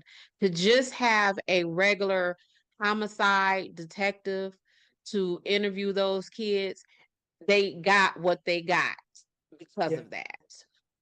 But also, like when he's saying if a kid, if they're claiming the kid slept through the night and saw nothing, Mm-hmm. how do you have Justin who is telling you what he saw? And Mm-hmm. if he saw something, did he see men hanging out there before he went into the room and nothing and everything was fine? And they knew these people who were in there and that's what he saw? Or did Or he how see the murders happening and ran back to the room? Like the questioning of the children, the ball was dropped there. Or how about, did you see your daddy? Yeah. Hmm. I mean, I mean, we don't know what's in those case files of Yeah. what Mm-hmm. was said Mm-hmm. or Yeah. what questions were asked to them. Yeah. Uh, Did you see your daddy doing this? And is that also why Justin gave varying descriptions? Because did he see his daddy? And oh snap, I did see my yeah. daddy. So let me hurry up and change Oh this wait, to I be don't sure. remember what I saw. It was Right. blurry. Now I don't remember. Mm-hmm. Mm-hmm. Yeah. Well, that would make sense if he did see them before, just hanging out. But then they have the alibi of being at the bar. But then is everyone at the bar telling the truth? I mean, we don't have, surveillance cameras to prove when they walked in the bar, Right. when they walked out of the bar. They might have never even been at the bar.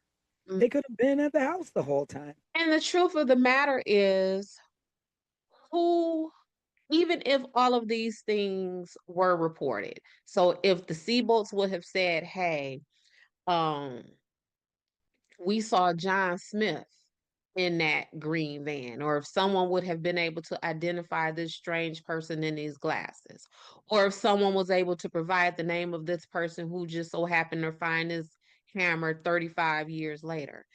If someone would have provided all of that information, if the county sheriff is crooked and steeped in the middle of these people, what he gonna do? He gonna give a full That's true. investigation? That's true. But then also to go back to like, were they at the bar? Weren't they at the bar? Talking about who Bo was, Marty's friend. Mm-hmm. He was an ex-mob enforcer. He lived Correct. in Martin's basement. He had a Yeah. criminal record and he had ties to the FBI. So if they Mm-hmm. wanted to cover up anything, no problem. They were at the bar. No problem. We're at the bar. Better yet, no problem. We just gonna go ahead and sit these knives on the table because Yeah, we ain't worried about that. We ain't worried about nobody no figuring out what problem. to We'll leave you something to investigate. That'll do. lead to nowhere. We got to leave Mm-hmm. something. Mm-hmm. I mean, that's crazy. And like, what exactly is an ex-mob enforcer? Like, you're it, you get out and they ain't not pulling you back in And they not pulling back in. Well, we know just in a from small neighborhood town. gangs, Yeah. just from neighborhood Yeah, gangs. They man. think we can't let you go. Where do you think you going? An ex-mob enforcer. Like The I don't ex-mob like that from exists Chicago. So in a small town. Yeah. somebody from Chicago finna move to Caddy, California, and live in a cabin. No, Yeah. live in someone's basement in the cabin, Yeah. and you from Chi-Town. Nah. That's not. Mm-mm. Well, What you about to say, Craig? I'm thinking forward a little bit now because I'm starting now to think about three different things. Um, Okay. the letter that Marty wrote to his wife, where he Yeah, that's going back essentially to him telling admitted his therapist. admitted that he did it. The phone call that came in about Tina and her skull, I feel like it came from a payphone or something. And then I'm also now going back to Dez's theory of this family who wanted the the grandkid that Sheila had. Like, what happened to them and What happened to them? all of this? And Well, I don't. do y'all know that that call to report Tina came in almost 3 years to the day that the And do we Katie know murders who the happened? call came in from, or it was anonymous? It was allegedly anonymous. Because I feel like Yeah. that's a whole nother element to Mm-hmm. this. Is where did Mm-hmm. Tina go? Where's she been for 3 years? The skull was found 100 miles away from Ketty somewhere. Yeah. So And Tina was how old when the murders happened? Who, Tina? 12, Yeah. She was And 12. so at the time they found her skull, she would have been how old? Like 15, 15. going on 15. But she could have been dead the whole time, you know? She could have been dead for Maybe- three So years. so Craig, you're thinking like she I was see your wheels turning, Tanisha. so you're thinking that the people possibly who no, that's not. I'm not What are you really, about to say? I'm not thinking anything really. I'm just making sure we don't leave her out of the story because, Tina? Oh yeah, no. Well, yeah. yeah, no, we're just going down that rabbit hole of that whole who was involved and how criminal it was. Because like But I like the sheriff, like talking about the sheriff and being, Mm-hmm. tied to not only Martin but Bo as well. He was close friends to Marty. So again, he was at the bar. You know, he he like had conflicts of interest with everybody involved. He lived Right. in cabin 28. He knew the layout. And like you Mm-hmm. said, if you lived in cabin 16, you know the layout of cabin 28. Mm-hmm. Mm-hmm. And whoever it was knew that they can walk into cabin 28. They Right. knew they weren't going to have any kind of locked door problem or have to break into a window. Yeah, There's and just corruption all over. yeah, I like Craig's thinking of not allowing Tina to get lost in the fray of all of this. Um, Back to that word of motive. I think Tina could be herself a motive for some of this, just from the fact that Tina, there are reports that she was molested in the town, um, and no one followed up on that. Just You know, there's it, just a history of Sue and her kids just being screwed over during the time that they were in Caddy. yeah. So then you're talking about Sue, who has a teen daughter who's pregnant, a Mm-hmm. young daughter who's molested, a young Mm-hmm. son who's hanging out with the wrong crowd. Mm-hmm. Um, and it could have, I mean, the angles could be anywhere. And when I Mm-hmm. think about it, it's just like you always say, what's the one odd piece in everything? Like, what's the odd placement in these murders? And it's that a young child was taken. So then you start going into, your you know, Mm-hmm. human Mm-hmm. trafficking of children. Like, was Mm-hmm. she taken for a Yeah. reason? Yeah. Like, They did want with her. Did the You person spared the who, boys, but you didn't spare the child, the little baby girl. yeah. The So boys were spared. is it um whomever harmed, sexually assaulted Tina? Was their fixation on Tina continued to the point of let me get Tina, and to get Tina, I am willing to murder everyone around her to get to her, and she's coming with me? Is it that? Is it again what Craig said with the meats? You took my baby from me. I'm finna kill you and your whole family except for your baby. That's And what I your was baby thinking. is coming with me. So Tina can't be lost in this. No, and I mean, it's so hard to even think. Like, they suffered a horrible death. The mom, Mm-hmm. Dana, Mm-hmm. John, they suffered a horrible death. But we Mm-hmm. don't know what Tina suffered. No, We'll never no. know what that child suffered. Was she kept alive for those 3 years, or was she killed the next day too? I don't know. Yeah. I don't know. And I think that's all part of the terror. Yeah. And I mean, and then we talk about the survivors. So you have Sheila, the oldest. Like, she's Mm-hmm. got to be, you know, she's got to Probably be, our age. yeah, yeah, she's our age. And just how do you reconcile life after seeing something like that? Knowing your baby sister, you sent your baby sister home and she was murdered, Mm-hmm. left and dumped like she was nothing. Mm-hmm. And the truth of that is, whether you did that intentionally or just out of a mistake, that guilt will be the same. Yeah, yeah. Just the what if. I mean, I What can't if? imagine the Yep. what ifs. Yep. And even the young boys who were in the other room, and though they were just young, you have to, I mean, at 12 and, even 7, I look back at things and go, what if I would have done this? What if I would have done, Right. let alone, my big brother, my mom, you know, done the way they were done. And it's just so sad to me that, people are quick to, oh, I found this hammer. Oh, we found the skull of Tina. But yet there's still no further push in investigation. And Sheila to this day is still trying to investigate and have, answers for her family. And I don't get nothing. You get know. two random tips from left field, but you have no investigation into those things that lead to just dead ends. Yeah. And Sheila Yeah. Sheila did do an interview, I think, with People in 2016, Mm-hmm. talking about her experiences. You can also find a lot of videos on YouTube of with her and her brother revisiting Ketty, actually, and it's very hard to watch, them revisiting and recalling memories from that time.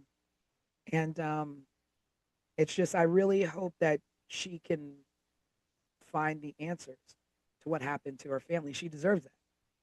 She absolutely deserves that. And I think um we all do. Mhm. Yeah. Um just because I think that the Ketty murders are so gripping because we all feel that human dynamic of this. And granted that for a lot of people who are listening to us, a lot of people who have researched this case on their own, these are people who, like, they may not have even been alive yet when these murders had taken place. But it's something about this case that just pulls at all of your human being fibers. Yeah, and I think too, for me the draw was that this was our time. These are the Hmm. kids. This is when we grew up. Right. And in the 80s, things were like that. It was, you were free to ride your bikes until the street lights Correct. came on, then get home. you were over your friend's house for dinner, your friends were over your house for dinner, and it Hmm. was that it was a little bit of a more of a carefree. You didn't really worry too much about your neighbors. You could Right, leave your doors unlocked in some places. right. And to just think like you put yourself in that, like, I think of the friends that I grew up with and I'm like, I just can't even imagine. Right.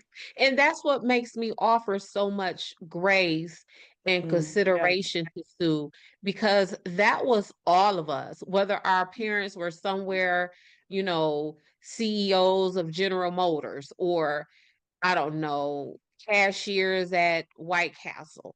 Mhm. Our story was the same as children, that we were out and about, Mhm. not just so much left alone as we were just out and about. Like you watch, I don't know, you watch It, right? You watch Yeah. Dare, you watch Yeah. any of these times, right? Stranger Any Things. yeah, Yeah. any Spike Lee movie where he, That was the is 80s. yeah, that is what that element was when it comes to children. So that's again, I don't want to, you know, dog Sue out about that, because that of this whole case, that right there is the one thing that was closest to the normal Yeah. than anything else. And also, you in saying that you don't want to dog Sue out for the way she raised her kids. And I mean, I give her credit for breaking away from an abusive man and Mm-hmm. wanting better for her children, whether she let them run about or not. And kids are going to, I mean, you could try and raise your kids as great as you want, but there's all kinds of influences out there.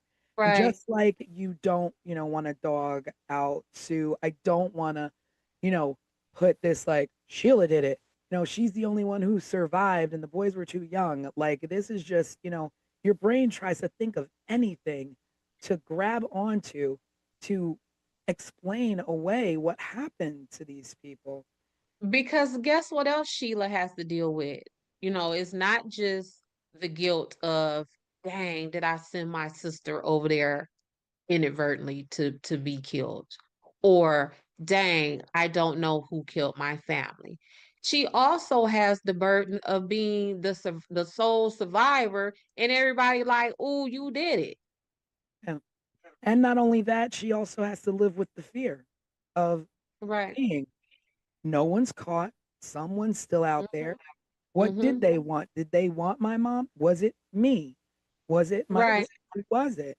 Like you still live with that fear and that like, you know, that just you cannot trust anyone in your life.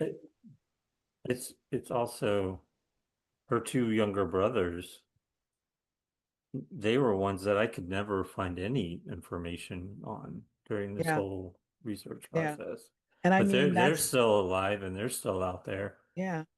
But I mean, at that point I'm like, they have to be protected. Um, what the psychological trauma that they've probably grown up with, had to deal with, and whether they got, professional help or not, that's Mm-hmm. another thing too. Like, were they just left on their own to figure out how to Mm-hmm. navigate life with a tragedy like that? Did they grow up with anger? Did they grow up with hatred? Did, they grow up to be kind young men? Did they grow up to be family men? I mean, I don't know. Mm-hmm. Yeah. I don't know. Yeah, I no matter who actually committed these atrocities to this family, right? Um, I blame law enforcement.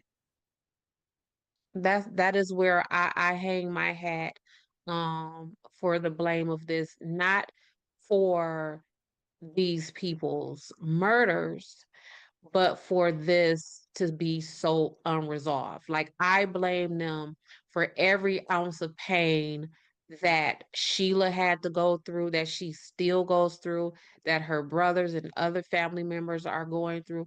I blame them for that, because it just feels like there was not just a botched investigation. I feel like there was literally no investigation. And Yeah. that's worse. Yeah. Because at least with a botched investigation, there is some effort, whether that you did that botchness on purpose or you did that botchness by, natural ineptness.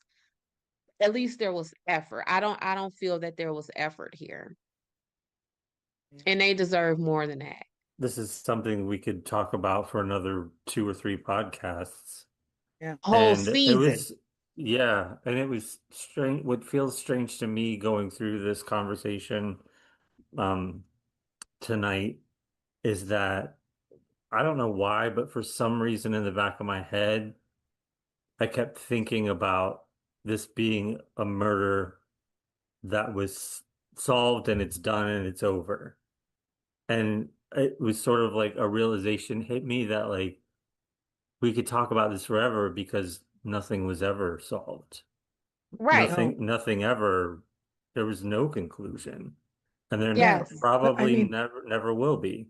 well, there was a re-emergence of the case in 2016, and the Plumas County Police Department or Sheriff's Department announced that they know who the killers are, and because there was new evidence found, there was DNA on tape and some other items, and the hammer found in the river matching the description of Marty, and and Marilyn Smart finally spoke out publicly, and we can definitely link you to that.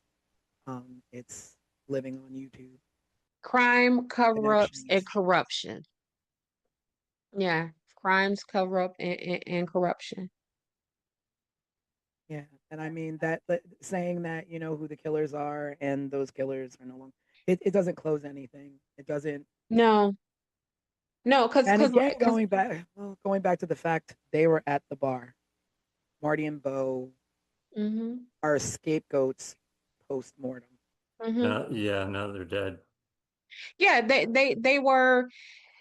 So we call that they liked them for this. Yeah, So, right? You maybe you did, maybe you didn't, but we like you for this. And I feel that was Marty and Bo. They liked them for this. and I gotta say that I think that the reemergence of this case reopening in 2016 has to do with the fact that people will not let this go. People will Mm-mm, not let this family go without answers. And I think that the more people who are covering this in podcasts like ours and mm-hmm, covering this and bringing it to small towns, small town newspapers, or even like visiting Ketty to visit where they tore down the mm-hmm, town, um, people will not let this go because it's so unsettling. And like you said, this was the 80s. This was majority of us. And I think that's why you had that in 2016, and the fact that Sheila won't let it